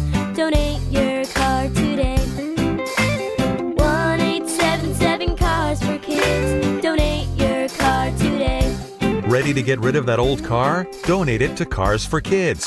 Call 1-877-CARS-FOR-KIDS to reach a friendly live agent. Donation's super easy, and your car can be picked up as soon as tomorrow. Call us now, 1-877-CARS-FOR-KIDS. That's Cars with a K to donate your car today. 1-877 Cars for Kids. KARS Cars for Kids. 1-877 Cars for Kids. Donate your car today. Did you know you can donate real estate too? Go to carsforkids.org. That's carsforkids.org. Attention. Have you racked up $10,000 or more in credit card debt? Are you barely getting by making minimum payments? With credit card debt reaching all-time highs, National Debt Relief is notifying consumers about significant debt relief options currently being made available to help those with overwhelming credit card debt. These options may reduce a large portion of credit card debt for those who qualify. You don't need to declare bankruptcy or take out a consolidation loan, and you may only have to pay back a fraction of what you owe, even if you have bad credit. National Debt Relief has already reduced the credit card debt for more than 550,000 consumers, so don't wait. If you owe $10, $20, or even $100,000 in credit card debt, you can now take advantage of this financial debt relief as the cost of living continues to skyrocket. To check what debt reduction you may qualify for, call 800-358-6868. That's 800-358-6868. Again, 800-358-6868. Wet weather today, we should have some drier conditions for tomorrow. Weather brought to you by Staples. 2026 is here, and at Staples, deals mean business. Like up to $100 off custom print orders. Head into the new year looking good for less. Staples. That was easy. Ends 1/31.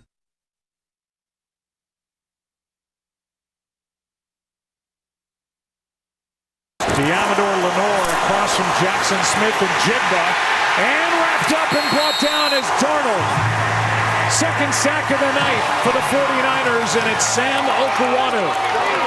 Hey, it's Joe Shasky from the Morning Roast, and you're listening to Willard and Dibbs. If you're doing what I'm doing, then you're listening on the radio. If not, you could check them out and see what kind of hat Willard's wearing right now on YouTube. Especially when it rains. Especially when it rains. It never rains in Northern California. I think that's going to be true after tomorrow morning. I think overnight this sucker's moving out of here and it's going to be gone for a little while. Be great. Isn't that what it? Does everybody's apps say the same thing? I think so. Yeah. Tomorrow morning, maybe if you're an early riser, you might see some rain. If not, that's about it. And then gone. Yeah, gone for now. Good riddance. Yeah, although we need it. Well, which, I mean, of all the things that bug me, like expressions, yeah, we need it. Here's an idea. America, stop wasting so much water and we won't, quote, need it. Yeah, but we also need the sun. We do. So there's that. I've got a neighbor who might be in his or her 80s, I'm not sure, but they don't turn off their sprinklers in the winter. So like 4 days ago, it is sideways dumping and what is going on here? We got the mister, Grandy. Yeah. We got the mister. For the love of God. Because your lawn that is already more green than the Notre Dame Fighting Irish, you can go ahead and let that thing get a little bit brownish, but no, we're watering amid a deluge. Just because you heard Fitz's voice, you don't immediately have to start doing Notre Dame comparisons. I kind of did. Have to do that. I was going to go that way anyway. Oh, were you? I didn't know what else. I could have gone to the Masters. Hello, friends. His lawn is greener than the fairway on 11. Yeah. Hello, friends. It's right around the corner. Not too far off. Nope. Not too far off. Yep. Okay, hi, everybody. 888-957-9570. Basically, been spending most of the day just kind of working through Saturday. And what frustrated you or what kind of stood out. And I don't think this had any effect on the game. This is just an observation, and I think it's thread through what you heard from a lot of the players and coaches.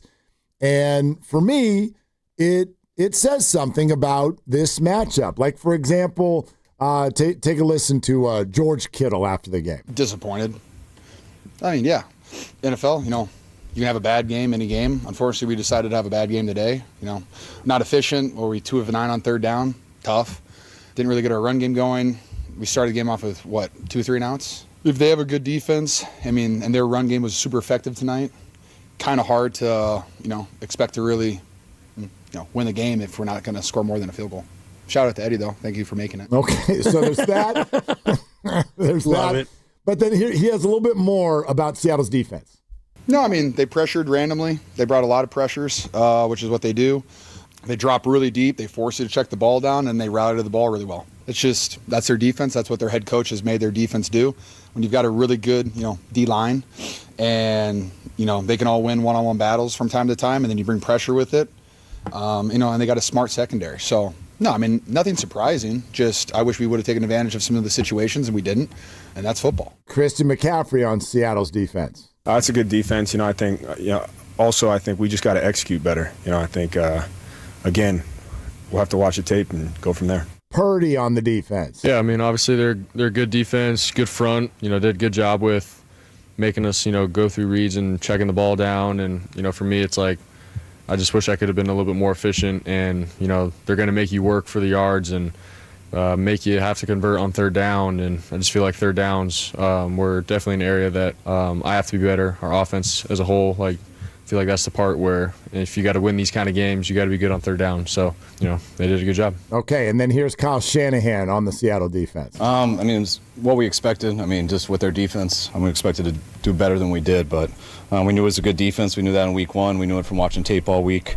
We knew it would be a challenge, and they got us in a number of moments, had a couple opportunities, I thought, that we missed. And you can't miss those versus a team like that. So you take all those comments and kind of also blend in. I'm hearing it's a good defense, Mark. So we got that set. Yeah. But the other thing I heard, possibly, I'm hearing George Kittle talk about how the people that they've missed throughout the year, it's been amazing that other people have been able to step up, and we're going to keep this going. Kyle Shanahan at one point said they put a lot of pressure on Brock, which we expected to happen. And then you get the commentary about but we didn't handle it well and blah, blah, blah. So it was almost like there was this thread, and no one will say it in exact words, but they knew that, I don't want to say that they were in trouble, but they knew that there were some spots on the field where they were going to have a hard time winning that matchup.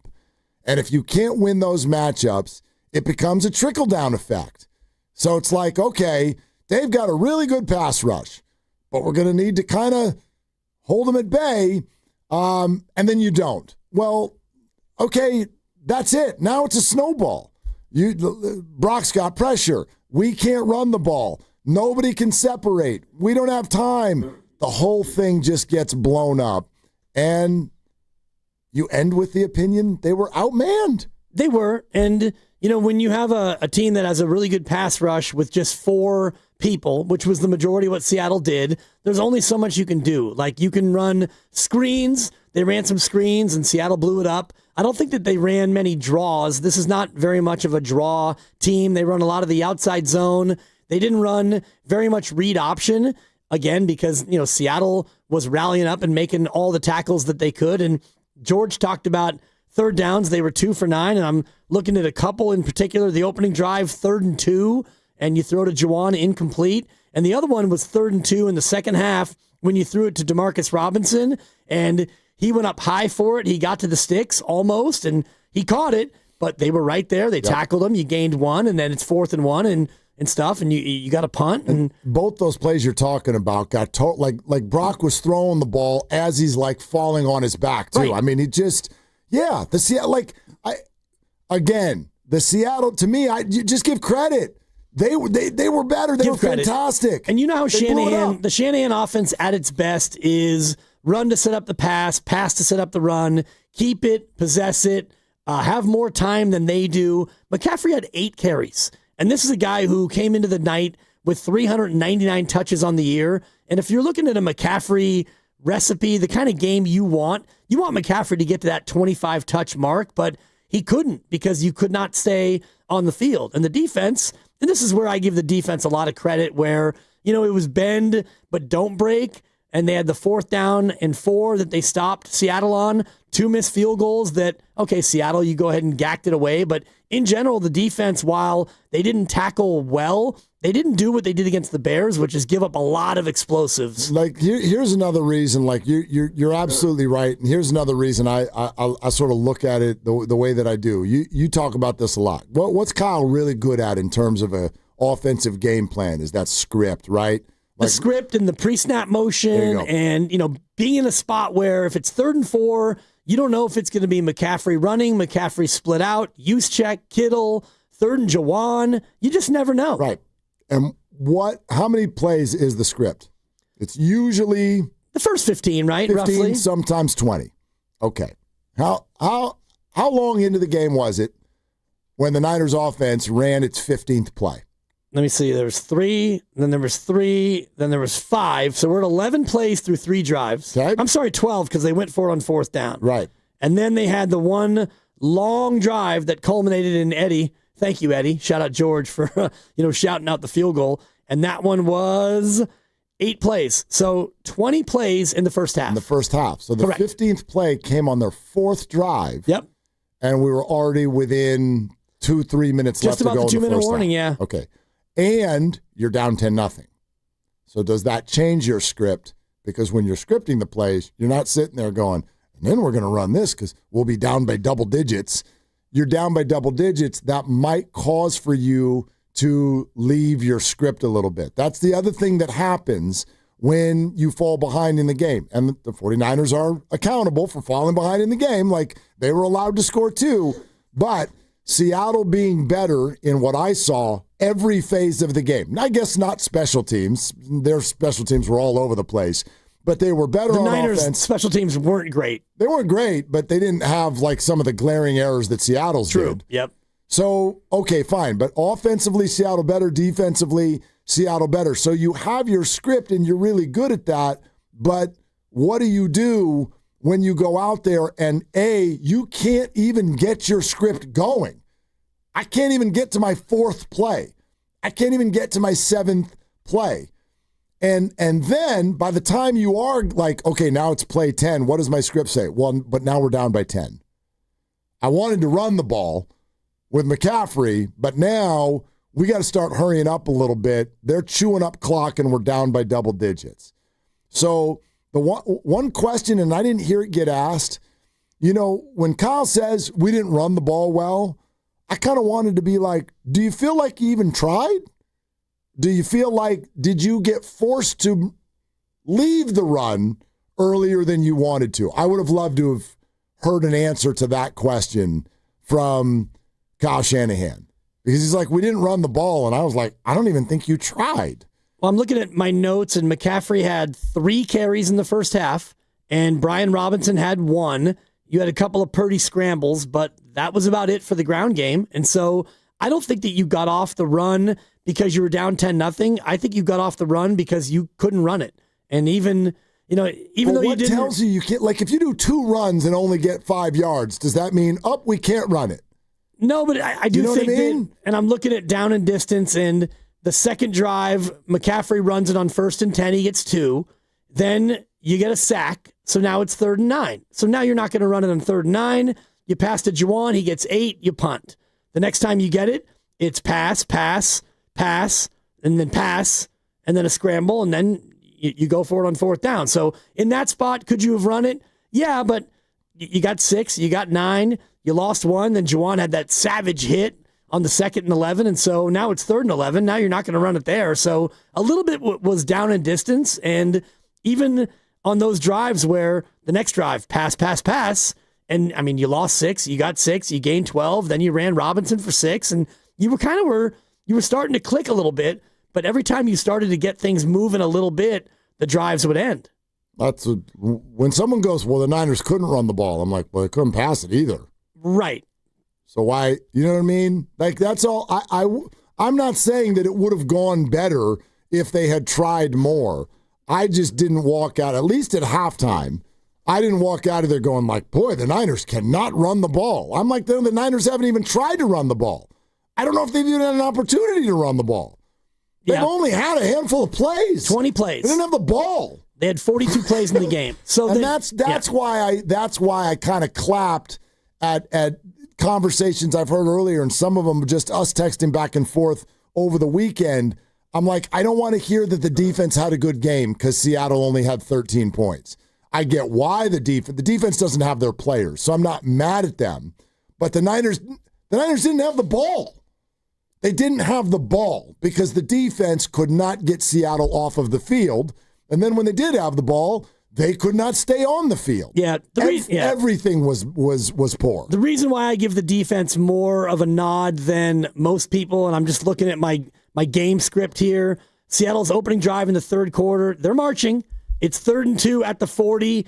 Charbonnet runs it, and Lenore hits him for a -5, and then they punt. So even though the defense didn't have a lot of great positive plays, that one 3rd and 2, the 4th and goal play where Upton Stout had the pass break up in the end zone. So there were singular plays that they made that kind of kept them in the game. I guess, wouldn't you say the same thing about both sides of the ball? Like a DeMarcus Robinson from deep in your own territory, third down conversion. How about on the drive where they do start moving, the rollout where they hit Kittle down the right sideline? Same thing, the layered throw to Juwan Jennings, which was the play before the Christian McCaffrey bobble that ended up being an interception. I can look to both sides of the ball and give you like 5 fingers where I'm like, that was a good play. But the collective effort overall was totally outplayed.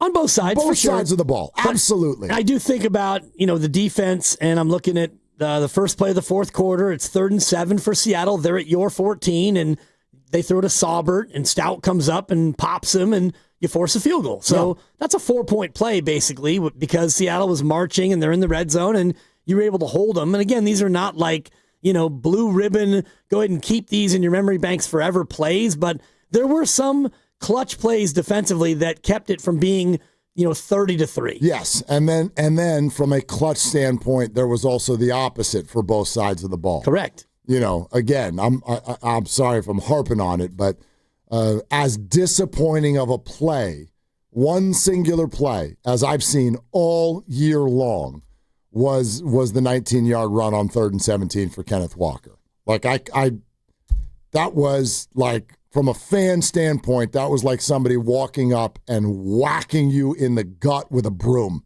Oh. No, honestly. No, have you had that happen? It sounds unpleasant. It's how I imagine if somebody walked up and hit you in the gut with a broom. Yeah. Like, I was not proud of myself after that play. My daughter was looking at me like, you all right? I was like, that can't happen. Right. And 18 minutes later, I'm still talking about that play. How? How do you allow that to happen? You cannot be a buttoned-up football team and have that happen. Right. Ever. Well, and the thing about it, 2 things, and then we'll go to the phones. I know people are queuing up here, 888-957-9570. That play is 2 plays after the fumble, and you know that Sam Darnold's going to give you one, either a pick or a fumble. For sure. And that was the one, and Yeturgos Matos had a chance to recover it at Seattle's 25, and he didn't. 2 plays later, 3rd and 17, that happens. Then it's JSN for 19, Charbonnet for 12. 3 plays, 50 yards, and I'm watching with Pop, my father-in-law, and, not that we were like turning it off, it's over, but it's like, oh boy, and that's going to be, that's the sequence. And you kicked the table on that 3rd and 17. I just screamed out, tackle somebody. No, there might have been an F word before tackle somebody. I would hope. I mean, if you're doing it right. Was Milo asleep? No, she was around. Okay, she was out and about. Yeah. To me, if you want to do it this way. For goodness sake. I go to bed with 2 visions in my head, 2 plays. 2 plays. And it's the McCaffrey bobble and the 3rd and 17. So both sides of the ball get 1 each.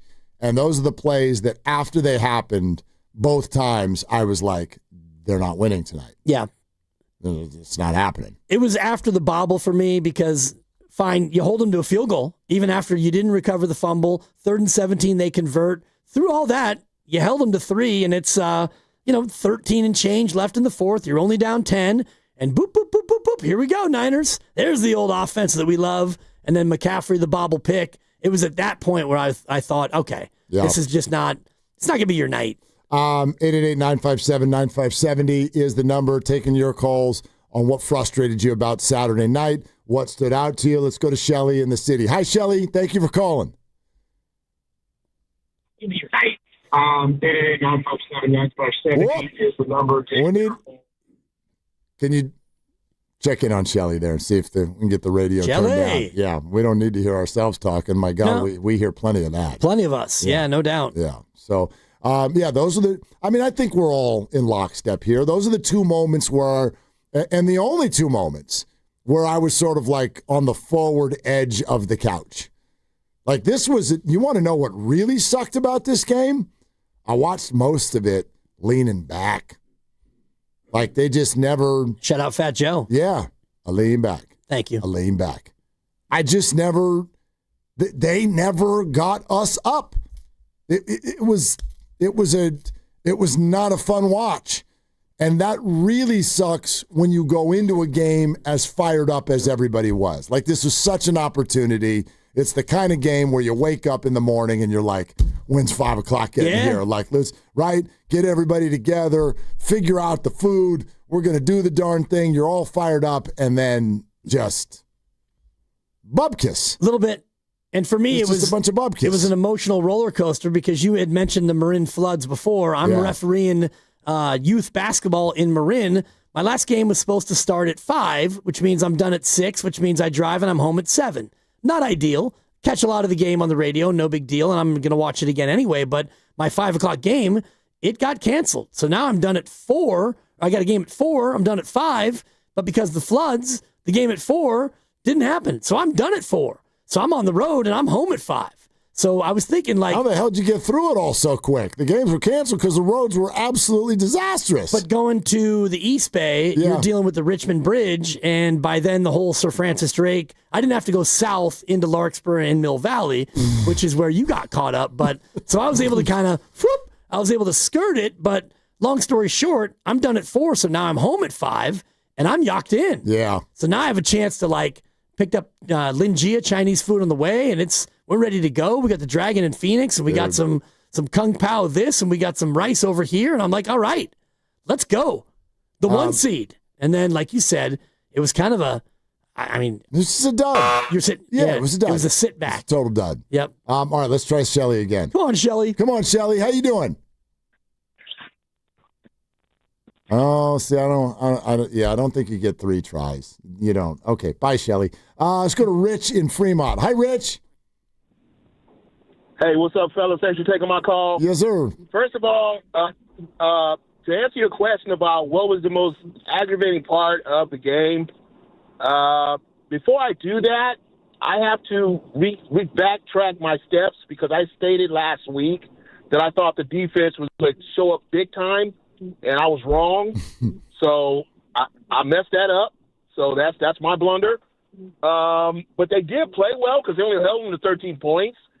But the thing that really was just agonizingly wrong for me during the game was that they just would not capitalize on the opportunities when they were there.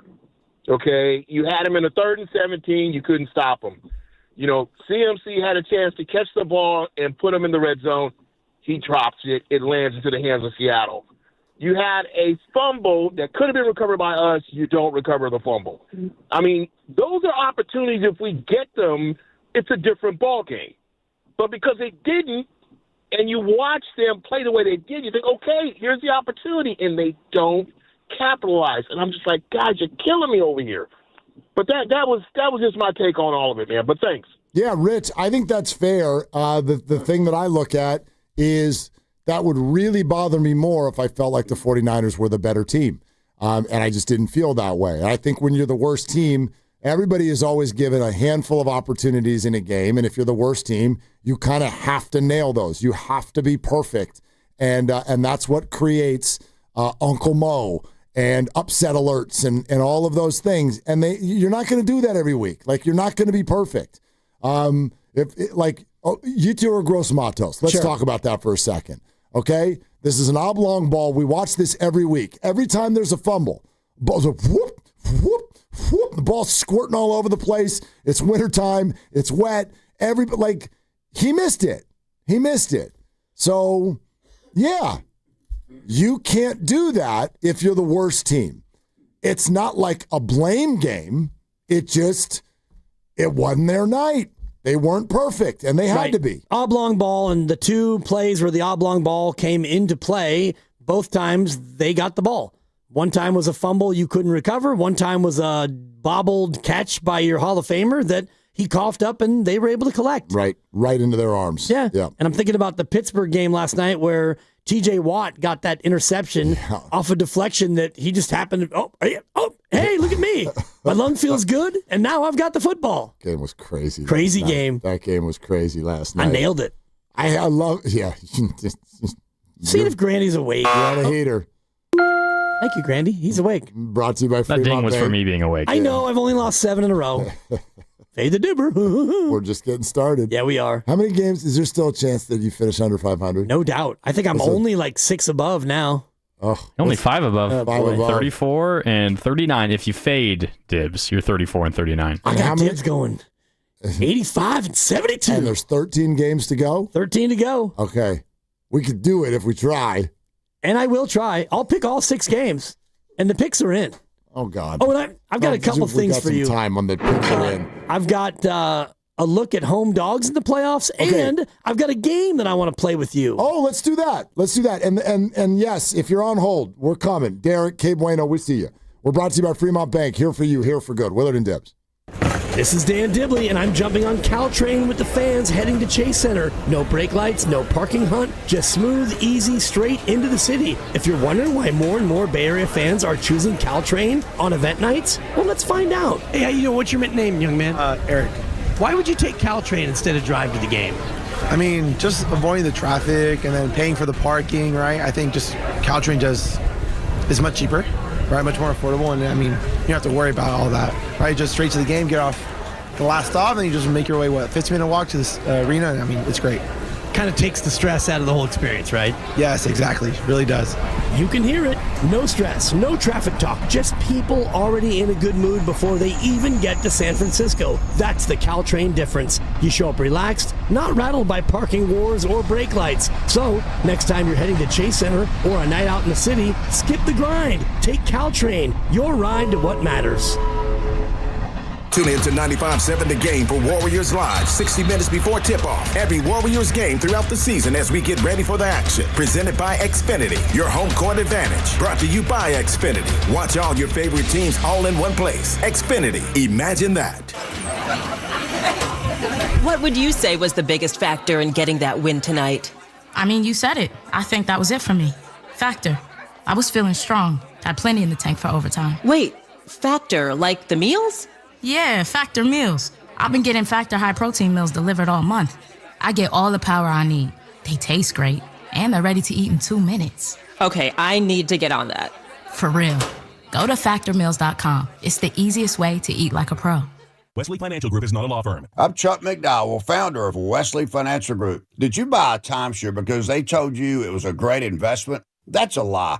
Most timeshares can be bought online for $1. To find out what your timeshare is worth and to cancel it, call us today and we'll send you our timeshare exit kit free with all your options for cancellation. Call Wesley for your free exit info guide. 800-959-3388. That's 800-959-3388. Paid non-attorney spokesperson. Paid for by Reliable Legal Marketing. Attention California residents. Non-Hodgkin's lymphoma, including chronic lymphocytic leukemia, a common subtype, is one of the most common cancers in the United States. If you or loved one was diagnosed with non-Hodgkin's lymphoma or chronic lymphocytic leukemia and were exposed to Roundup weed killer, you could be entitled to cash compensation.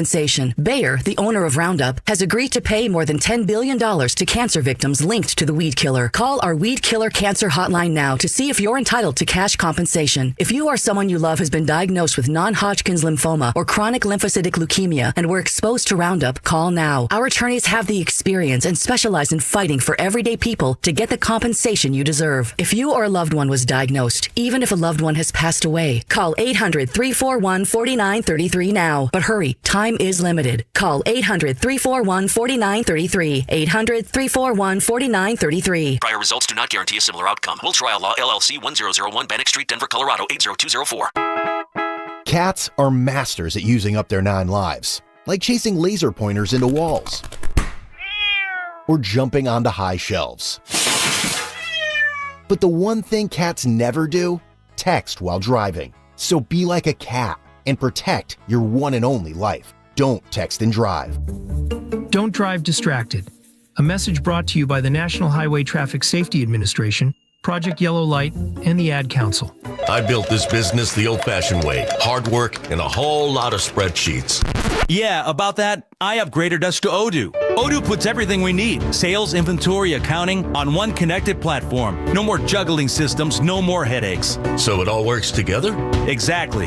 Odoo is the all-in-one business software that makes running and passing on a business easier than ever. Take your business into the next generation. Try Odoo free at odoo.com. That's ODOO.com. What's up, everybody? I'm Nick Costos, and watching sports isn't a hobby, it's a lifestyle. And my show is not a job, it's a passion. From the NFL playoffs to the NBA and everything in between, celebrate sports with me every day on You Better You Bet from 9 a.m. to noon Eastern. Download the Odyssey app now and listen to Westwood One Sports from anywhere. It's You Better You Bet with me, Nick Costos, live and interactive Monday through Friday, 9 a.m. to noon Eastern, presented by BetMGM. Every morning, we rise and shine, make breakfast, and brush away the night's rest. These routines help us start the day off right. Nature-Made vitamins are a simple step in that daily care regimen. Multivitamins with daily essentials, clinically studied probiotics for gut health support, magnesium to help relax the body. Nature-Made is made to care for you every day. These statements have not been evaluated by the Food and Drug Administration. These products are not intended to diagnose, treat, cure, or prevent any disease. My name is Whitney Allen. I am a widow. My husband, Ryan, died. We never thought in a million years we'd have to use life insurance. The unexpected happened. With Ethos, it is so fast and easy. It's 100% online. You can get a quote in seconds, apply in minutes, and get same-day coverage, no medical exams, and you can get up to $3 million worth of coverage through Ethos. Get your free quote at ethos.com/radio. That's ethos.com/radio. Time spent on application may vary. Online health questions required.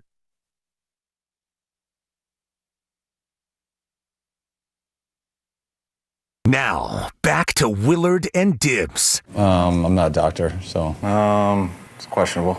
Questionable concern. All right. On 95.7 The Game. You want to talk about questionable concern? Yeah, I do. I mean, just listen to this. We're not going to do this today because today's about Saturday. Let's get all of that just out in the world and off of your chest or your brain or whatever. Saturday, it's a Saturday. But this is going to be the theme all week long. It took 27 seconds for Kyle Shanahan to work through all the names and the injuries, even though those are usually just like one word. 27 seconds? Listen to this now. Conference call today, Kyle Shanahan. D. Winters with his ankle. We'll evaluate throughout this week. Luke Gifford with his quad. We'll evaluate throughout the week. Keon White, hamstring. We'll evaluate throughout the week. Jair Brown, rib. He's day-to-day. Kalia Davis, knee tendonitis, day-to-day. Tatum Bethune, groin, be out for the rest of the season. And updates on players who missed the game. Trent Williams and Ricky, both with hamstring and knee ankle. We'll evaluate them throughout this week. Okay. So the old knee ankle. Ricky Pearsall, everything. So Bethune is out for the year. Torn groin. Trent, maybe. Ricky, maybe. Yep. D. Winters, maybe. Luke Gifford, possibly. Kalia Davis, possibly. I don't know. Keon White, we'll see. Possibly. Yeah. Did I miss anyone? Yeah, probably. Probably. Sounds about possibly. right. Possibly. Yep. And oh my God, the spread opened at 3.5. Philly's now favored by 4.5. Yeah, not according surprised. to ESPN. Bet. I'm not Philadelphia surprised. and Chicago, you're only two home favorites. We've got 4 home dogs in the wild card round. You said you wanted to play some sort of a game with all Before that? we play the game, I'm just okay. going to point this out. Home dogs in the playoffs since the year 2000 are 25-13 against the spread. Against the spread. 21-19 straight up.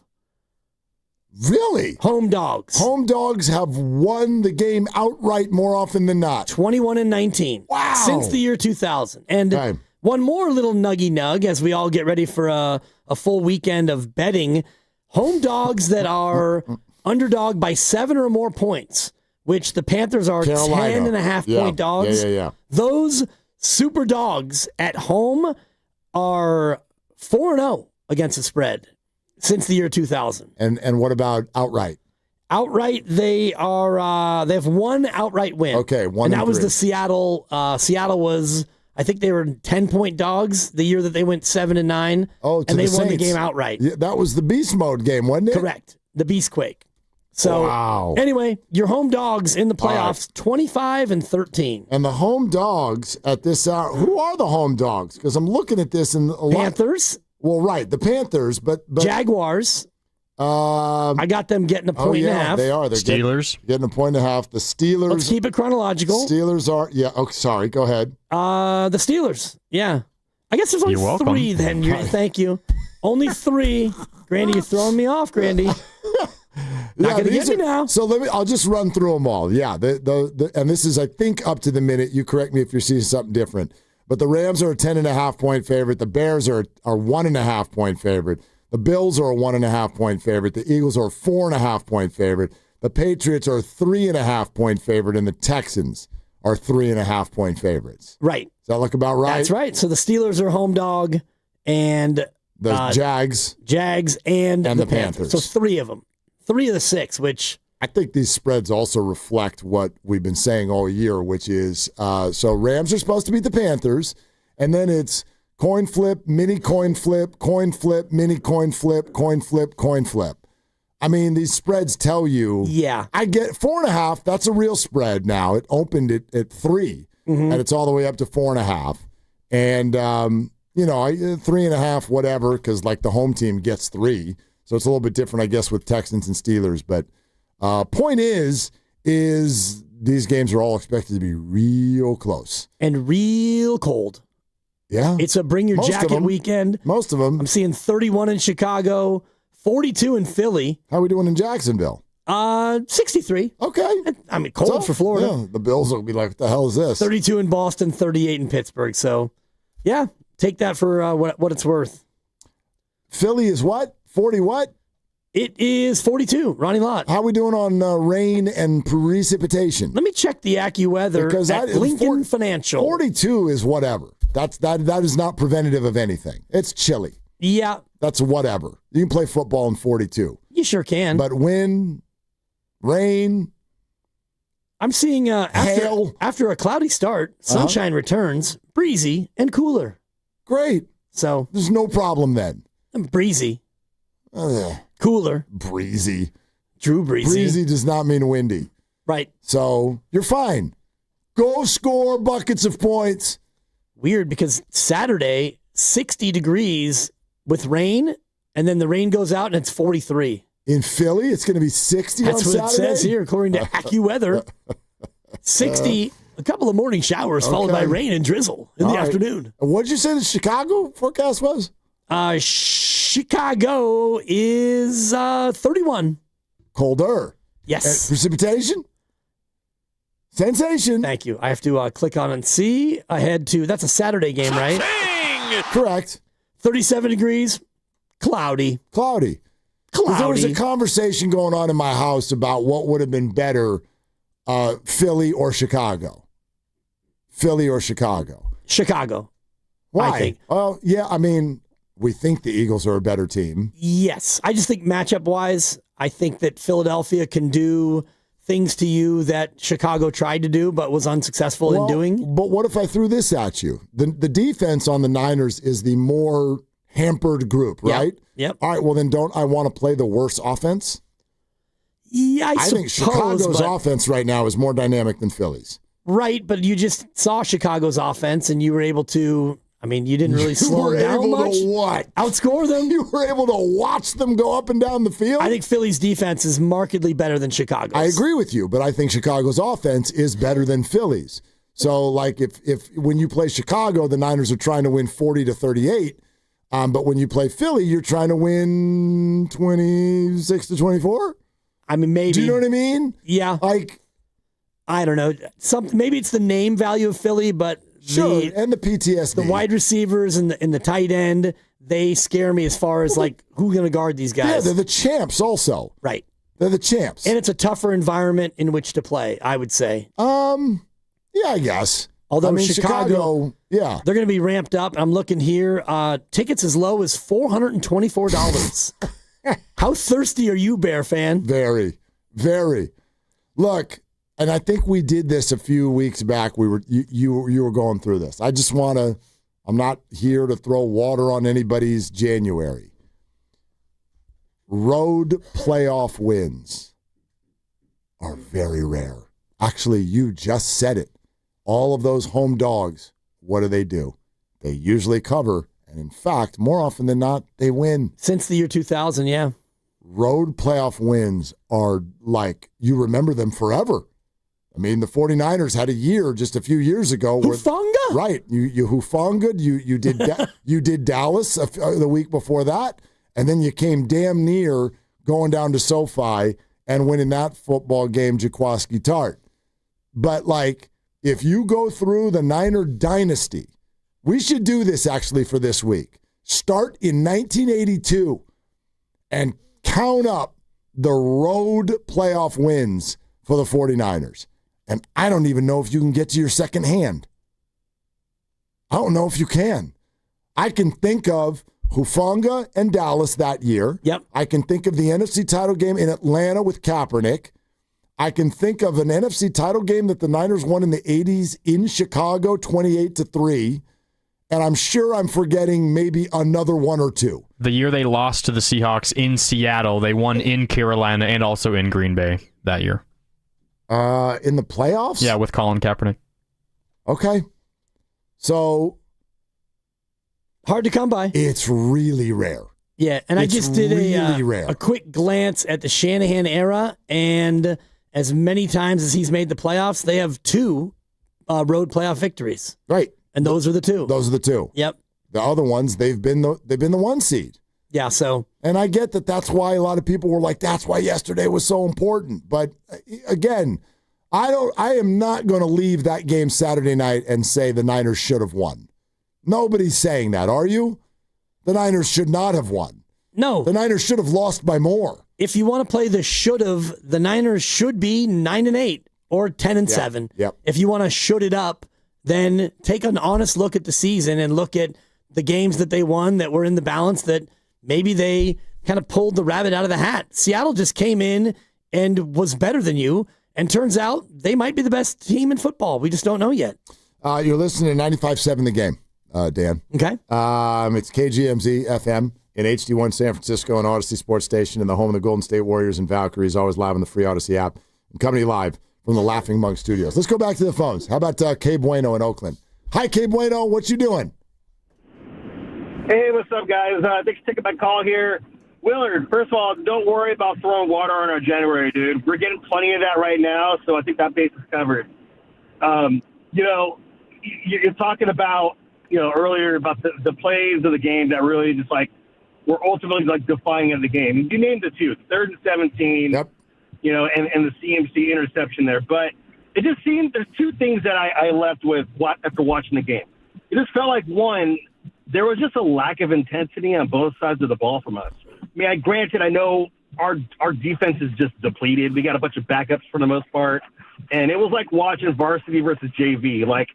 Our guys were just missing tackles. They were getting ran over. Seattle had a lot more aggression just in their body language, their attack of the ball. They were just the more aggressive, and they were the better team. But also, too, on offense, man, I think you mentioned this earlier, too, Willer, how, it just seemed like, the play calling that Shanahan was doing, the lack of, give it to McCaffrey there. And it seems like coming in, the message was kind of like, he was almost like he was throwing in the towel from the jump. And I noticed, and I don't have stats to back this up, but I felt like there wasn't really many play calls where he could get Purdy to roll out. Purdy was he was pressured all night, dude. He had no time. The line of scrimmage was just being dominated by Seattle, and it just seemed like every time he dropped back, he was getting dudes in his face. But it also just seemed like Shanahan was calling plays where he had Purdy back there as kind of a just more traditional pocket passer like a Mac Jones, whereas we all know Purdy's strengths lie in his scrambling and being able to roll out and be on the move. And it just felt like there wasn't really many play calls that really try to emphasize his strength on getting him out there out of the pocket and moving. I don't know. What do you guys think? Maybe I'm wrong, but that's just how I felt after watching that game. No, I agree. Kay Bueno, thanks. I completely agree. I mean, I think this is the way you try to go about it. If you're a play caller and you sort of assess the matchup the way that you do, you have to at least go out there and give your guys a chance to maybe, I don't know, play a little bit better than even you think that they might. Like, for instance, Austin Pleasance gets thrown in there against the Chicago Bears. Yeah. Trent Williams gets hurt on the first play. And he was outstanding. He was awesome. I'm not going to say he was a pleasant surprise. That joke has been way overdone. Yep. Right? So, but he was really good. I don't know if we expected that. I have no idea what they expected from Austin Pleasance. But coming off of that performance, I would think if I'm Shanahan, okay, let's go out there. I might think that they've got a matchup edge on the D-line, but let's see what my guys do. And then you quickly are like, okay, this is not going well.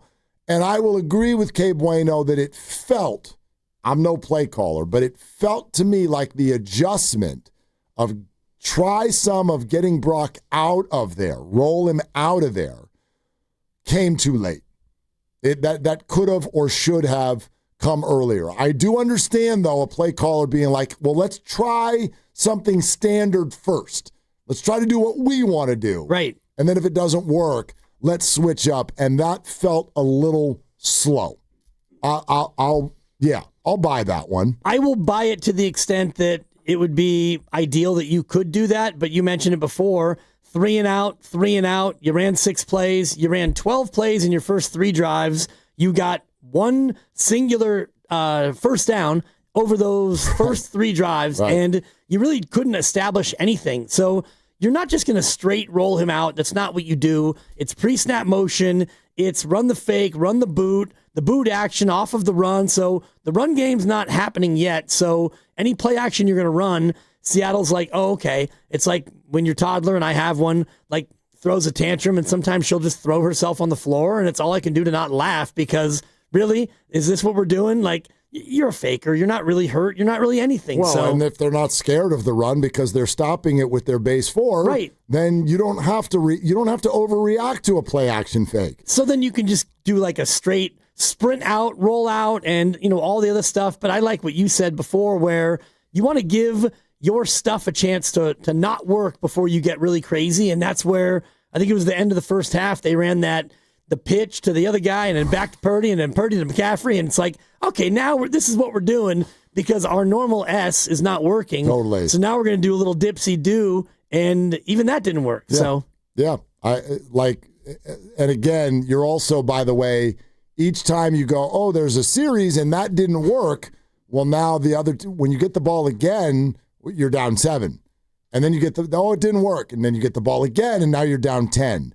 And that's going to change the way that you approach the whole thing. This is not a secret.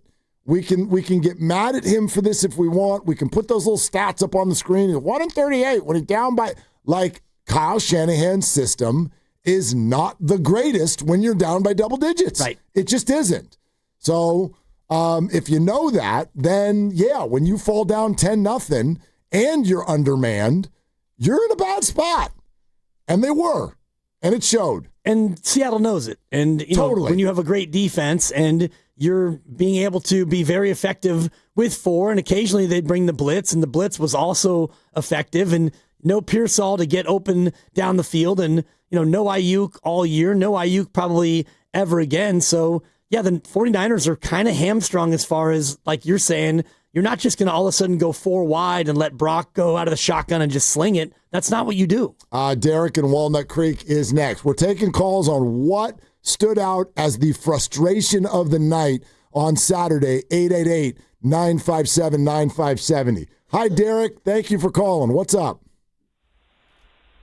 Well, frustration has turned into confusion because I don't know why the Seahawks are favored to win the Super Bowl because their offense didn't look good to me. If I was in a come-on Saturday, you wake me up this morning, you show me half the score, Seahawks score 13, I'm like, yes, we won, right? It's supposed to be a shootout. We get in the shootout, we'll win, just like we did against the Bears. The defense was great. They had clutch stops. Darnold didn't look good to me. So if you could stop the Seahawks and get them to score 13, they shouldn't be favored to win the Super Bowl. So this doesn't take a lot of analysis to go, why did we lose? It was the offensive line. We couldn't get anything going. Brock had no time. The only time he had was that lateral play. And he's got no receivers, so it's not on the defense. It's all on the offensive line. And it's as simple as that. It's not complicated. Derek, thanks. I mostly agree with what Derek is saying. I'm going to push back a little bit on the defense played great. I've said this a number of times today. Yeah. They didn't I'm not bothered by it because literally, I'm not kidding y'all now. I'm not kidding y'all. I had to grab my phone because the kids asked me at one point. I'm sitting there with my kids. We're watching the game. Hey, Dad, who's number 49? And they know. You do this for a living, dude. I'm supposed to know this stuff. Whoa, credibility. I know. And I'm like, I'll tell you in a second. I gotta call Grandma. I gotta go to the restroom. I gotta go to the restroom with my phone. And I'm like, what bleep is number 49? And Who even is when that? you saw the name, you had to then click on the name to figure out, what the hell? Yeah.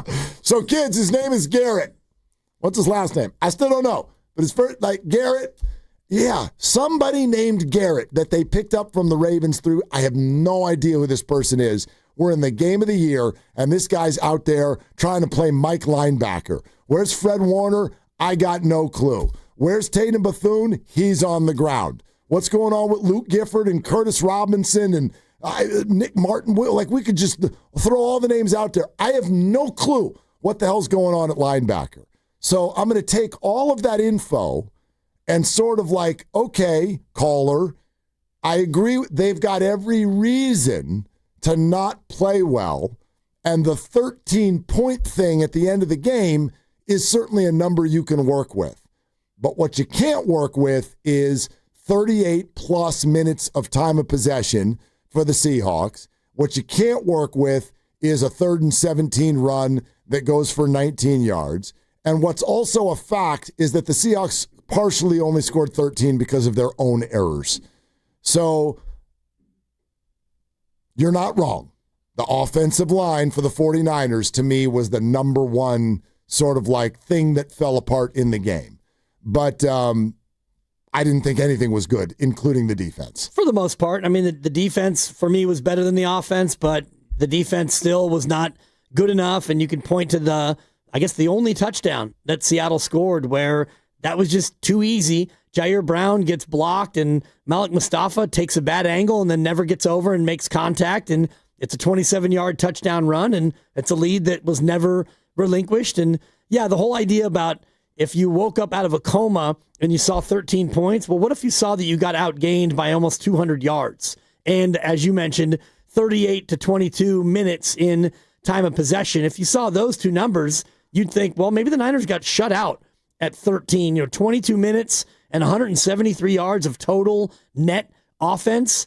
That's not going to happen unless the other team has 3 or 4 turnovers. I will agree with the other take that he threw out there, though, Seattle being the Super Bowl favorite. I get that the 1 seed gets kind of because they have such an advantage. De facto, They get a week off. They get everything in their building. I don't think Seattle's going to win the Super Bowl at all.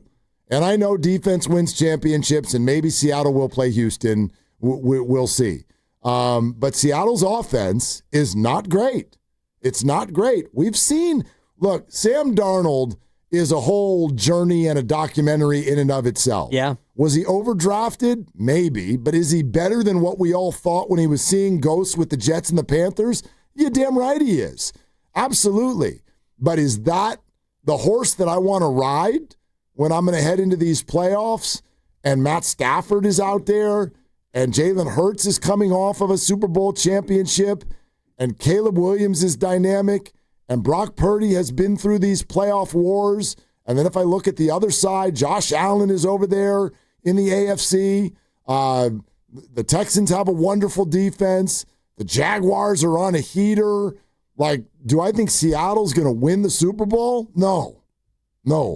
I do not think that Seattle is going to win the Super Bowl. So what's your matchup right now? And I'm looking at the bracket now, and let's play with this for a second as we get closer to the weekend. Denver gets the 1, so they automatically play the lowest seeded winner of the wild card round. Well, if Buffalo beats Jacksonville and the Patriots beat the Chargers and Houston beats Pittsburgh, well, then it's Buffalo and Denver in the divisional game, and it would be New England hosting Houston. Can I throw this out really quick? Sure. I do not think that Buffalo is going to beat Jacksonville. Okay.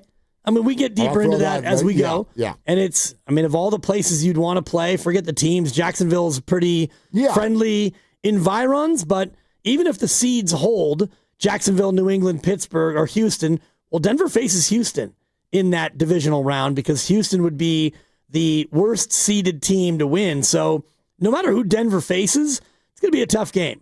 It'll either be no doubt Buffalo or the Chargers or Pittsburgh or Houston. I mean, if it's Pittsburgh, you're loving it, right?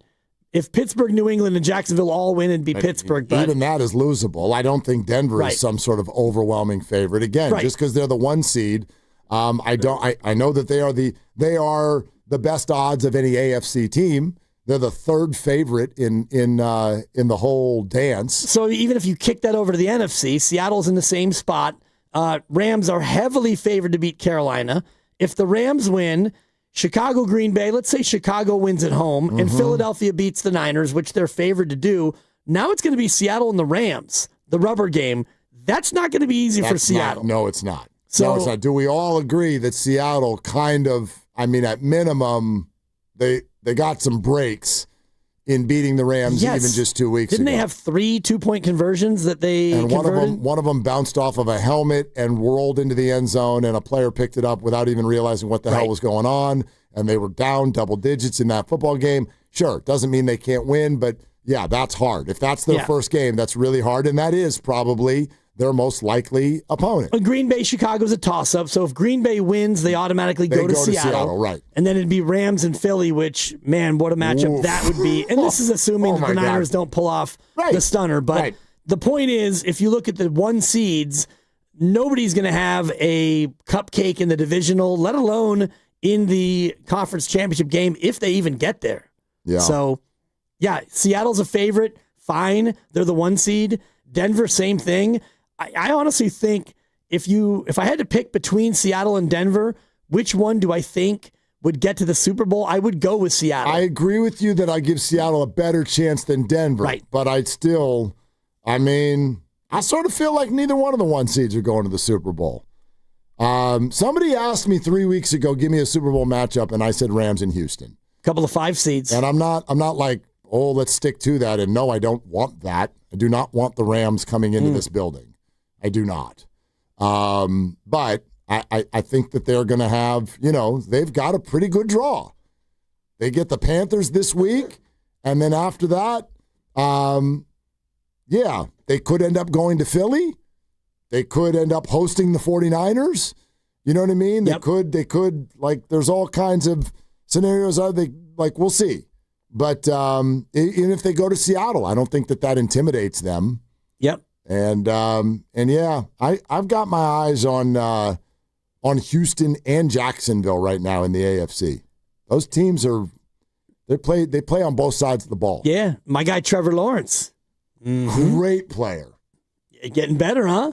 Now you just said he's good. You don't want the Rams in this building. Who do you want? Put aside the Niners. If you had to, if I had to pick teams that you don't were get not, the Niners, okay. and so you don't want the Rams in this building. Who do you want? Well, I'm going to remove the Panthers, too, because that's a joke. Like, come on. The Panthers aren't coming. Well, you can remove whoever you want. I just remove the Niners because that's too easy. Okay, it felt like teams that I would be like, oh, that doesn't bother me. I don't know. It's Super Bowl 60 at Levi's. The Niners aren't a part of it. You have to have 2 teams play, presumably. Bears and Bills. Bears and Bills, wow. Bears and Bills. Okay. I like Josh Allen. He's a Northern California guy. I also think that, I think he's going to have a rough offseason on debate shows if he doesn't win this. And by the way, I don't think he will.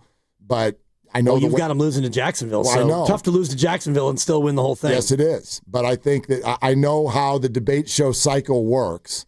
And I know what we do to players, even if they don't have the right stuff put around them. Yep. But Josh Allen is in a playoff that does not include Patrick Mahomes, Lamar Jackson, or Joe Burrow. And therefore, the debate shows are going to be like, you better be that dude, and you better win the whole thing. If you can't win it now, that's what that will sound like. So I'm rooting for him to shut that up. And he can come to Levi's Stadium. And I just love the city of Chicago. And I love fan bases that have been starved for a long time. Yep. So Packers don't terribly bother me either. I like that. That's a fun fan base and city and Yeah, all of but that stuff. would be another coach in the Shanahan class who would step over and step ahead if they got the Lombardi. If they were to get it. The Bills are the team that, if it's to not be the Niners, I would root for the Bills to win the Super Bowl. Another coach in the Shanahan class who would step over Shanahan because McDermott is equally tenured. You will never, I don't care what the little resume Wikipedia page says, you will never, ever get past me that Sean McDermott's a better coach than Kyle Shanahan. Well, you think that Kyle's better than McVay, and McVay's got one. I already got one. I already got a Lombardi. Well, McVay's really good, too. McVay's awesome. McVay's an excellent coach. Yep. He's an excellent coach. I just don't do that whole, if you want a Super Bowl, like Kyle Shanahan to me, I would take over Nick Sirianni 1,000 times in a row. I certainly wouldn't. I'm big dumb. Right. So, okay, you won a Super Bowl. That doesn't mean you're automatically better than all coaches who've never won a Super Bowl. That's fair. I just don't buy that. Yeah. So, that's all. Like Andy Reid was not a good coach until he won 3 with Kansas City, and now is he the greatest coach of all time? I don't know. 14 years later? He didn't even make this dance. When do we get our dinner? Seriously. It's coming up. I know. Everything's coming up. No doubt. That's by definition. Just before if it hasn't already happened, then it's coming up. Before we go back to the phones, I thought it'd be fun to play a little game, and Grandy, you can join in as well. I like games. I was thinking about this, and it's Robert Saleh, and this game is called Saleh Should He? Because there are now 6 head coaching openings in the National Football League, and the presumption here is that Robert Saleh would have his pick of the jobs, and I know that's not the way this works, but just playing along with the idea of Saleh should he? I'll run through the 6 openings, and you decide if you were Robert Saleh, would you rather be the defensive coordinator here again, or the head coach of said team? At fill in the blanks? I like that. That's Grandy, fun. Are you willing to play along? Sure, I'll weigh in with the buzzer or the ding. Okay, based on what you think he should do. Yeah. It's time to play Saleh Should He? I'll be your host, Kyle Shanahan and stuff. The first team up on the market, the Las Vegas Raiders. Let's let Willard answer first, and then you can weigh in. Well, I know what his answer is. You don't have a quarterback, and your edge rusher seems to be mad at the world. Saleh, should he? No, he should not. What do you think back there, Grandy? Yeah, that's a rough situation. That's not a good owner, and answers are not available at key positions. Like, if I've learned anything, and so I'll just throw this out to play the game right off the bat. Yep. After having been the head coach of the New York Jets, I am not going anywhere that doesn't have a great answer to this question: who's your quarterback? Okay. So, Raiders, I know you have the number 1 pick. I don't even know who the hell you want at that selection. And no matter who you pick, it's still going to take a few years for that person to be good. So that's a no from the committee here. Correct. On the first team. We're playing a game called Saleh Should He? And we're presuming that he'd be offered all these jobs. Up next, it's a team in a pretty soft division. They've got a quarterback, I guess. The Tennessee Titans. Oh. Saleh Should He? Mark Willard. Cam Ward showing some bright spots. Is he? They got a high draft pick. I say no, he should not. He should not. And you call it a soft division. I disagree. I mean, first of all, the Jags and Texans both just had really good years. Yep. The Texans' defense is phenomenal. Colts quarterback is 80 years old. Match wits with, well, not really, because that's not their quarterback. Like, whether it's Daniel Jones or whatever placeholder situation, the Colts were showing some things this year. You are the clear-cut worst team in your division, and the jury is very out on Cam Ward, and I don't think you have answers in a lot of other spots. No thanks. I'll stay. Last place schedule. Grandy, what do you think? Yeah, okay. Okay. Take that Tennessee job. No thanks. I like it. We're playing Saleh Should He? And up next is a team that, boy, they almost knocked off the Niners once upon a time this season, and their starting quarterback shares a name with a great fried appetizer, but yet they have another.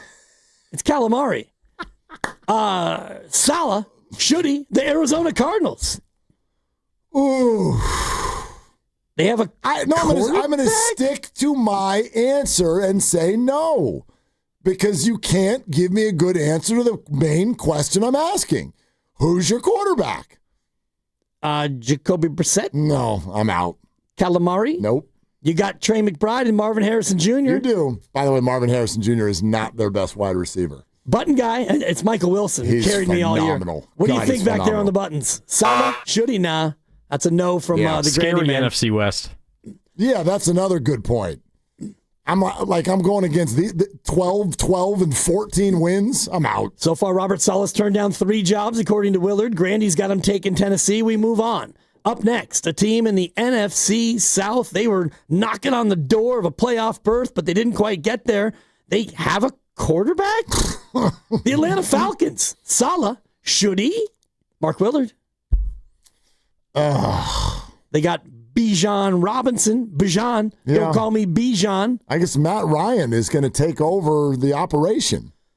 Matt Ryan. They've got London on the track. New, like the president of football operations. Yeah, they got a lot of weapons on that offense. A lot of weapons. You know who has their first-round pick this year? Would it be not Minnesota? The Rams. Oh. The Rams. They'll trade it. No, I'm not taking that job. Grandy? He's taking it. No, I'm not taking that job. That's a pretty, that's a soft division. It's a soft division, but I'm going to stick to my guns. Okay. I need to feel like I have my guy at quarterback. And in fact, not only do I not know if you have your guy, you have 2 guys, and the messiest financial situation at quarterback position I think I've ever seen.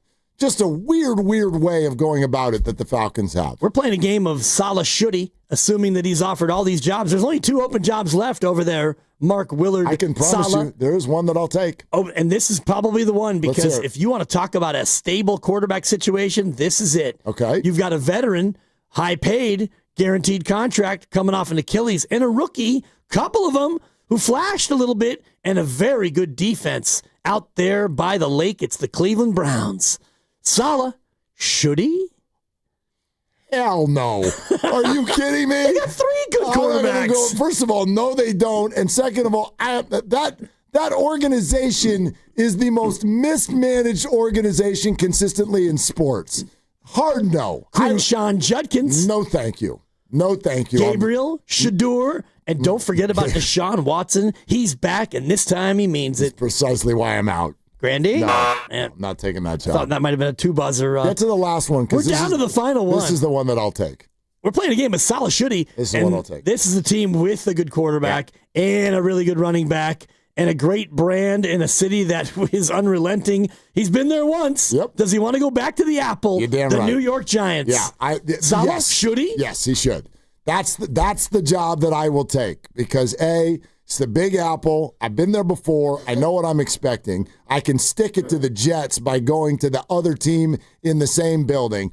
I have got, once injuries are taken care of, I have got a young version of what you hope once upon a time, the triplets in Dallas, like Jackson Dart, Malik Neighbors, and Cam Scatterbo, and all of them are young pups who are going to play for years. I love them all. I love them all. And you've already got a great pass rush, and I'm a defensive guy. I got Brian Banks. I got all that. Yes, that's the job I'm taking.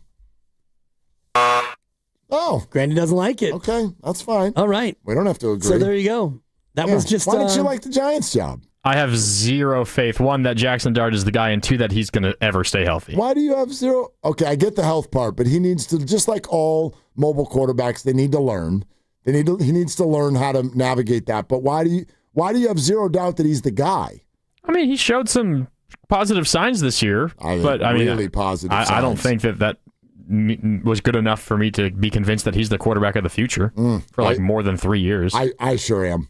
I'm completely convinced on Jackson Dart.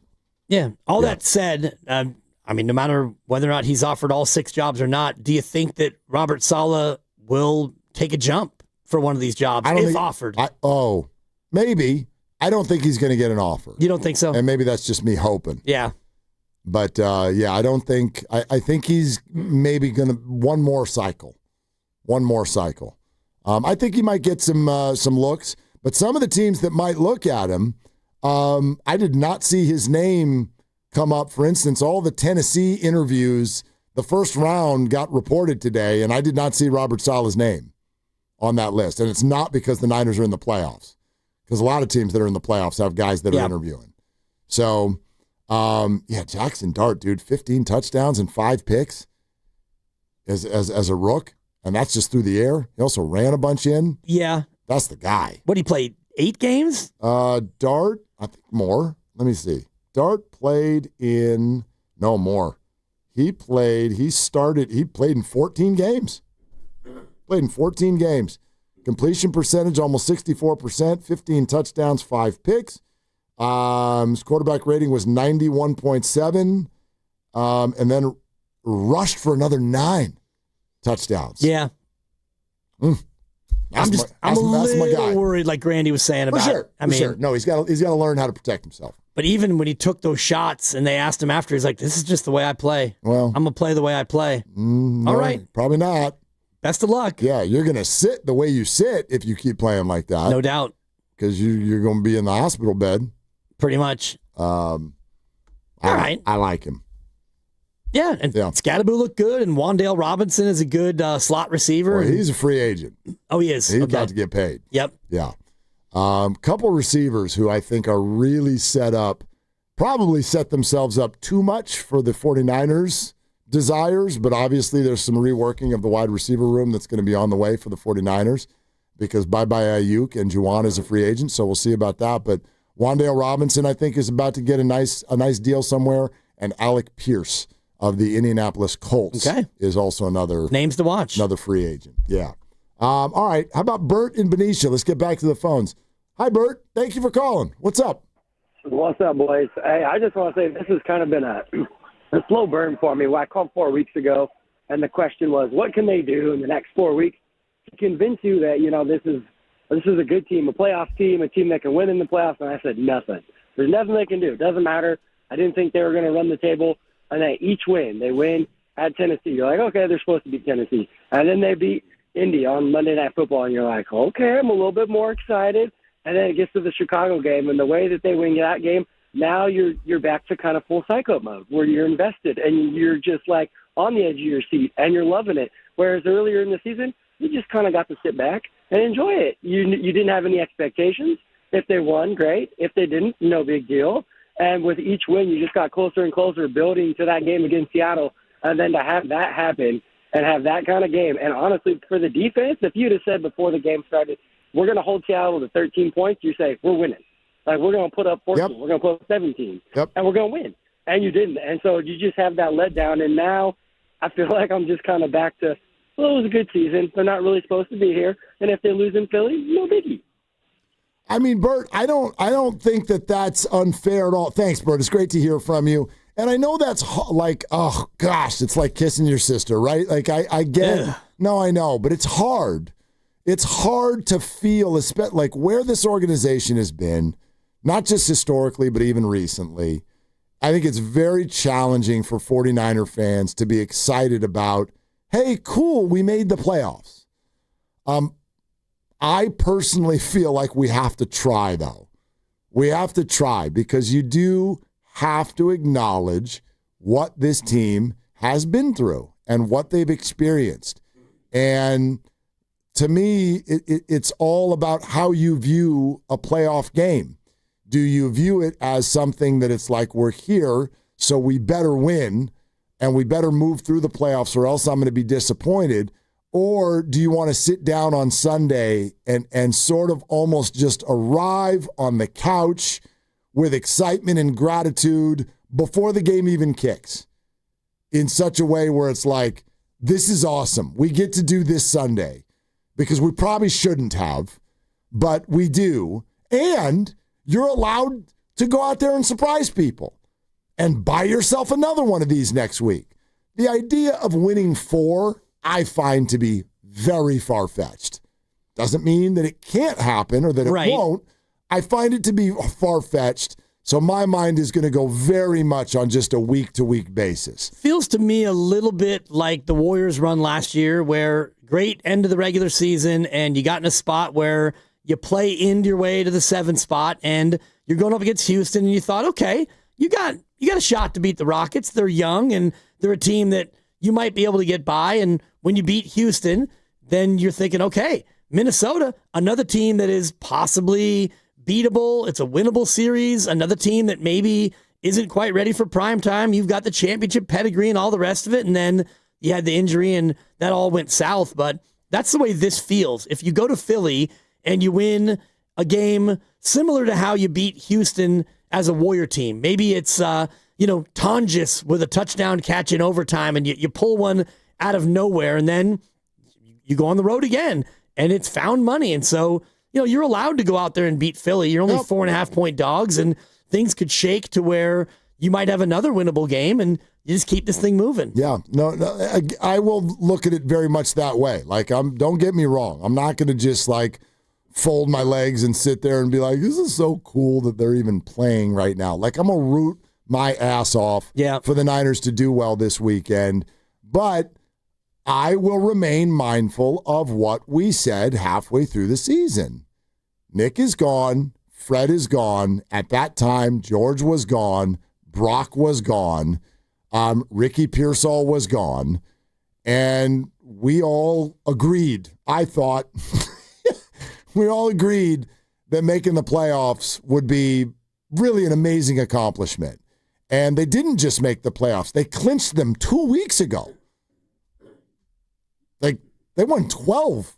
They won 12. Yeah.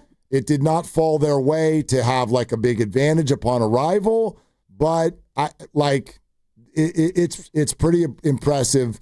I'll still fall back on the comment I've made a couple of times earlier today. I don't think the 49ers are that good.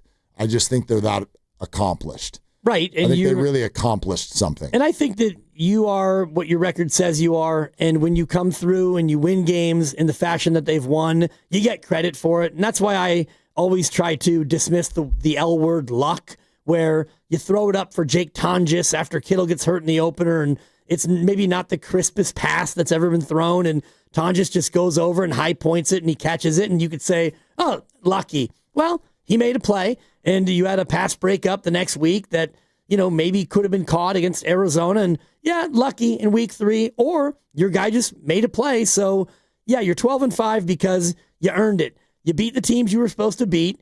You pulled off a couple of ones that you probably shouldn't have. You beat Seattle and LA in spots where you probably shouldn't have won those games, but you did. And so you earned your 12-5. Rob in Alameda is next. Hi, Rob. Appreciate your call, man. What's going on? Hey, guys. Happy New Year. Hope you enjoyed your holiday with your families. I read something yesterday about the game that I wanted to just point out. That what I read was that the Seahawks, the entire game, did not run a single play in base package, which means that they were in nickel and dime the entire day, which I think that really highlights something that I think most people know, that the O-line really needs help, that we couldn't get the running game going with one or two less guys in the box. But I also think that means that Brock Purdy should probably get more credit for the performance that he had, knowing that he had an extra one or two DBs in coverage the entire game and was still able to move the ball. So I didn't really hear that mentioned at all, but I think Purdy probably deserves a little bit more credit than he got for what he did. Rob, thanks. I don't know about the whole credit to this guy or that guy thing. I just think in football, and it's not usually the way we like to watch football because it's not the fun stuff and it's not the fantasy football stuff. But if you're a coach, and so this applies actually on Saturday to me, it applies to both Shanahan and Saleh. If you're running a group in the trenches that is getting outplayed and overwhelmed, you are severely limited in terms of what you can do. I don't even know how many options you have. It's not like you can just, people yell at Saleh, do a blitz, and they'll yell at Shanahan, like, run Purdy around, get him out of the pocket. We've even said that. It's just not that simple. When that sucker gets blown up repeatedly the way it was, you lose football games. So my frustration Saturday night had less to do about Saturday, and it had more to do with the organization as a whole. And I think right now you can make the case that the 49ers have a trenches problem. And it's not easy to fix. No, it's not easy to fix. But Trent Williams is really old, and Nick Bosa is often injured, and they've had some other defensive line picks where the jury is still completely out, including their number one with Mykel Williams, who's now also going to be coming off of an injury. And it just, like, the offensive line's played really well the last few weeks. I'll give them that. But it just feels sometimes like a bit of a house of cards when one really good player gets hurt and then the rest of the group can't function anymore at a high level. I would love to see more organizational depth than that. They had some this year, and, you didn't have Brendel, and so Hennessy came in, and he was fine, and you had, Burford in there, and he was rotating for a while, and Trent Williams is really your anchor piece, and all the rest of that. And so Dominic Pooney, I do think, started the year, and he was probably banged up still with the knee, and he got better, and he didn't have a great game against Seattle. And, say what you want about McKivitz, but he's been a sturdy, solid right tackle. And it's one of those things where it's not that easy to just establish depth, especially on the offensive line. And, Austin Pleasance is a guy who's come in and he had to play, and he's done all right. And you look at where you're going to be drafting again this year. If you happen to lose in this game, you're going to be in the teens in the first round. So you haven't had the opportunity. And this past year, I do think Robert Saleh came in with the iron fist of, look, if you want me to do what I can do, give me the first 5 picks. I mean, the downside to these unlikely wins, you're right, their draft pick is lower. The upside to losing on Saturday is Niners get a third-place schedule next year. Yep. They won 12 games, and they get a third-place schedule next year. Yeah. So, and the teams that they are going to play next year, I was running down the records. Mm-hmm. They have an accumulated record of just about 500. Yeah. It's not it's not as, like, on paper as soft as what this year looked like, but it's not a murderer's row. Funny you say that about on paper, because entering this year, the teams they were going to face had a winning percentage of .415. Those teams wound up with a winning percentage of .495. Yep. So all you schedule Sams, the schedule that they ended up playing was a lot tougher than we thought back in August. And one more thing, Mark, they played 8 playoff teams this year. They played 8 playoff teams last year. Last year they were 1-7. This year they were 4-4 in those games. Yeah, I mean, that's a fair number. Hey, Triples for Autism brought to you by Pettinelli Financial Partners and the Autism Society San Francisco Bay Area. Warriors made 13 3-pointers Friday against Oklahoma City. That was a weird game. And then 19 3-pointers Saturday against the Jazz. So that's 2 more donations from Pettinelli to the Autism Society San Francisco. On Saturday, Steph had 6. Melton and Post each chipped in with 3. Will Richard, Moses Moody with a couple apiece. That is donations number 35 and 36 this year for Triples for Autism. If you'd like to make a donation, get involved yourself in the fight against autism. We'd love it. Go to sfautismsociety.org. Triples for Autism brought to you by Pettinelli Financial Partners and the Autism Society, San Francisco Bay Area. Pettinelli is here for you, offering financial guidance and support throughout life's milestones. Go to PettinelliFP.com. We are sponsored by Kalshi. Trade on anything. And a few more of you want to weigh in, stay right where you are, because we got time for you. 888-957-9570. Then also get ready for Grandy in 20 minutes. He'll get you ready for Warriors and Clippers in about an hour and a half right here on 95.7 The Game. This is Willard and Dibs. Make money predicting every bowl game legally nationwide with Kalshi. Today it's the Boca Raton Bowl and Frisco Bowl game. Will Toledo upset Louisville or will Ohio upset UNLV? Use code Odyssey for $20 when you trade 100. KALSHI.com. Trading involves risk. Kalshi. Running a business means wearing multiple hats. So if you're like me, you probably started out using your personal phone, taking client calls and texts nonstop. As my business grew, I needed something smarter. That's when I switched to Quo, the #1 business phone system. Quo works right on your phone or computer. No carrying 2 phones, no clunky landline, just one easy app you can try for free. Your team can share one number and handle calls and texts together like a shared inbox. Any teammate can jump into the conversation so customers get faster responses. And Quo's AI assistant summarizes your calls and responds to customers 24/7, so you never miss a lead or opportunity. All this starts at just $15 a month. That's basically 2 coffees. You can even keep your current business phone number. Find out why 90,000 businesses trust Quo. No missed calls, no missed customers. Try Quo for free at quo.com/sports. That's quo.com/sports to try Quo free. QUO.com/SPORTS. You still thinking job change in the new year? Yeah, I need something that's in high demand and more stable in this economy. IT? Yeah, cybersecurity, maybe even AI. That's what I did. Really? How? Went to My Computer Career. You don't need any prior experience, and you could start your new career in a matter of months. A lot of IT pros go to school there, too, to level up. Sweet. Are classes online or on campus? Both. Wow, I'll check it out. Thanks. Make this your year. Take the free career evaluation now at mycomputercareer.edu, an Elite CompTIA certification partner. Financial aid is available to those who qualify, including VA benefits. Last month, my business cash flow got tight. Sales were slow. Invoices were late. And payroll was coming fast. My business is everything, and people rely on me. I can't let them down.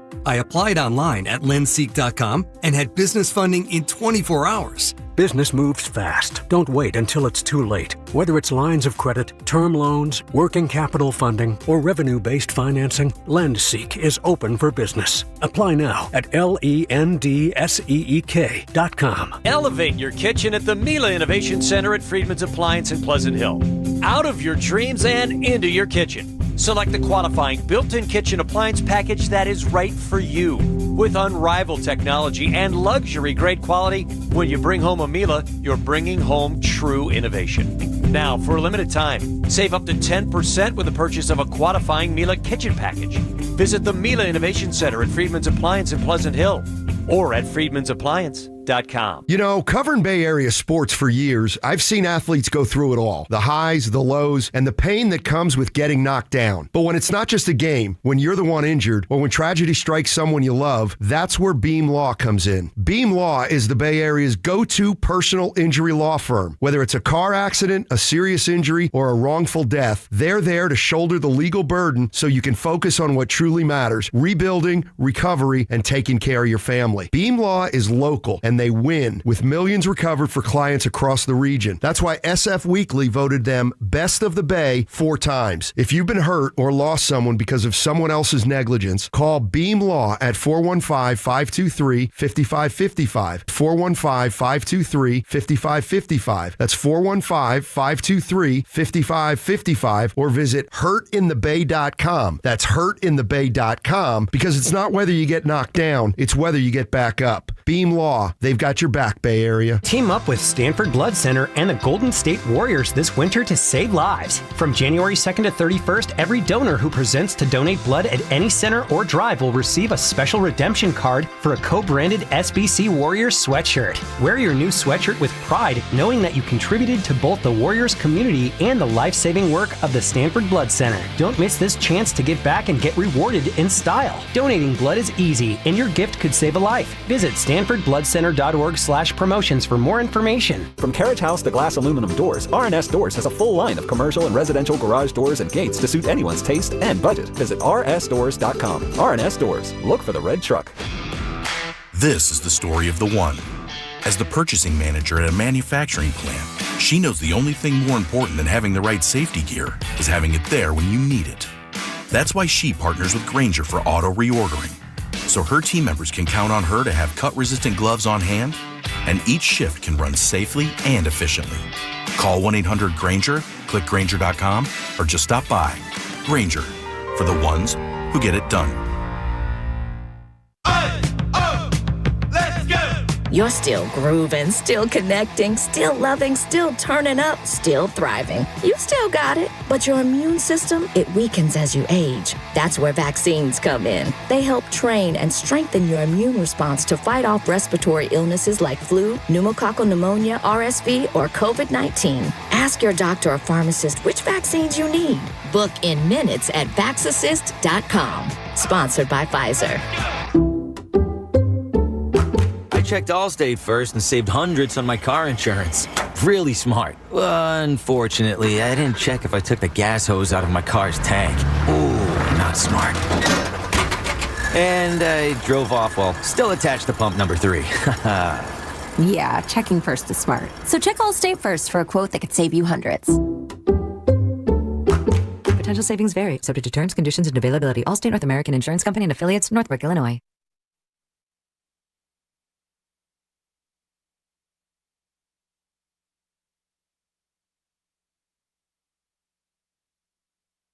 Second and goal.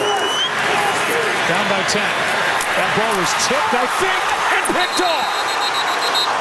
Off the hands of McCaffrey and into the arms of Drake Thomas. I think that ball was tipped out of the hand of Purdy.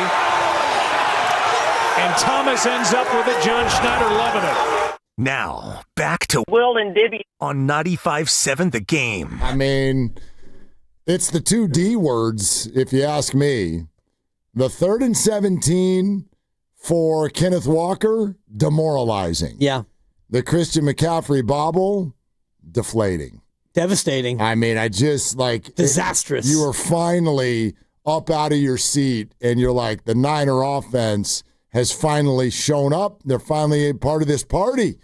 And you go all the way down the field, and to have that happen with your best player on the 1 yard line, you're just like, this is not happening to me. Yeah, deflating. The only thing that's probably as deflating is when you're trying to yak in for a Warrior game and no Jimmy, no Steph, no Dre. What? That was like, deflating. You're like thunder in town tonight. And, my boys brought this to my attention. I think it was that broadcast nationally? Was it on ESPN or something like that? I don't even know. But maybe it was just the NBA social media feeds.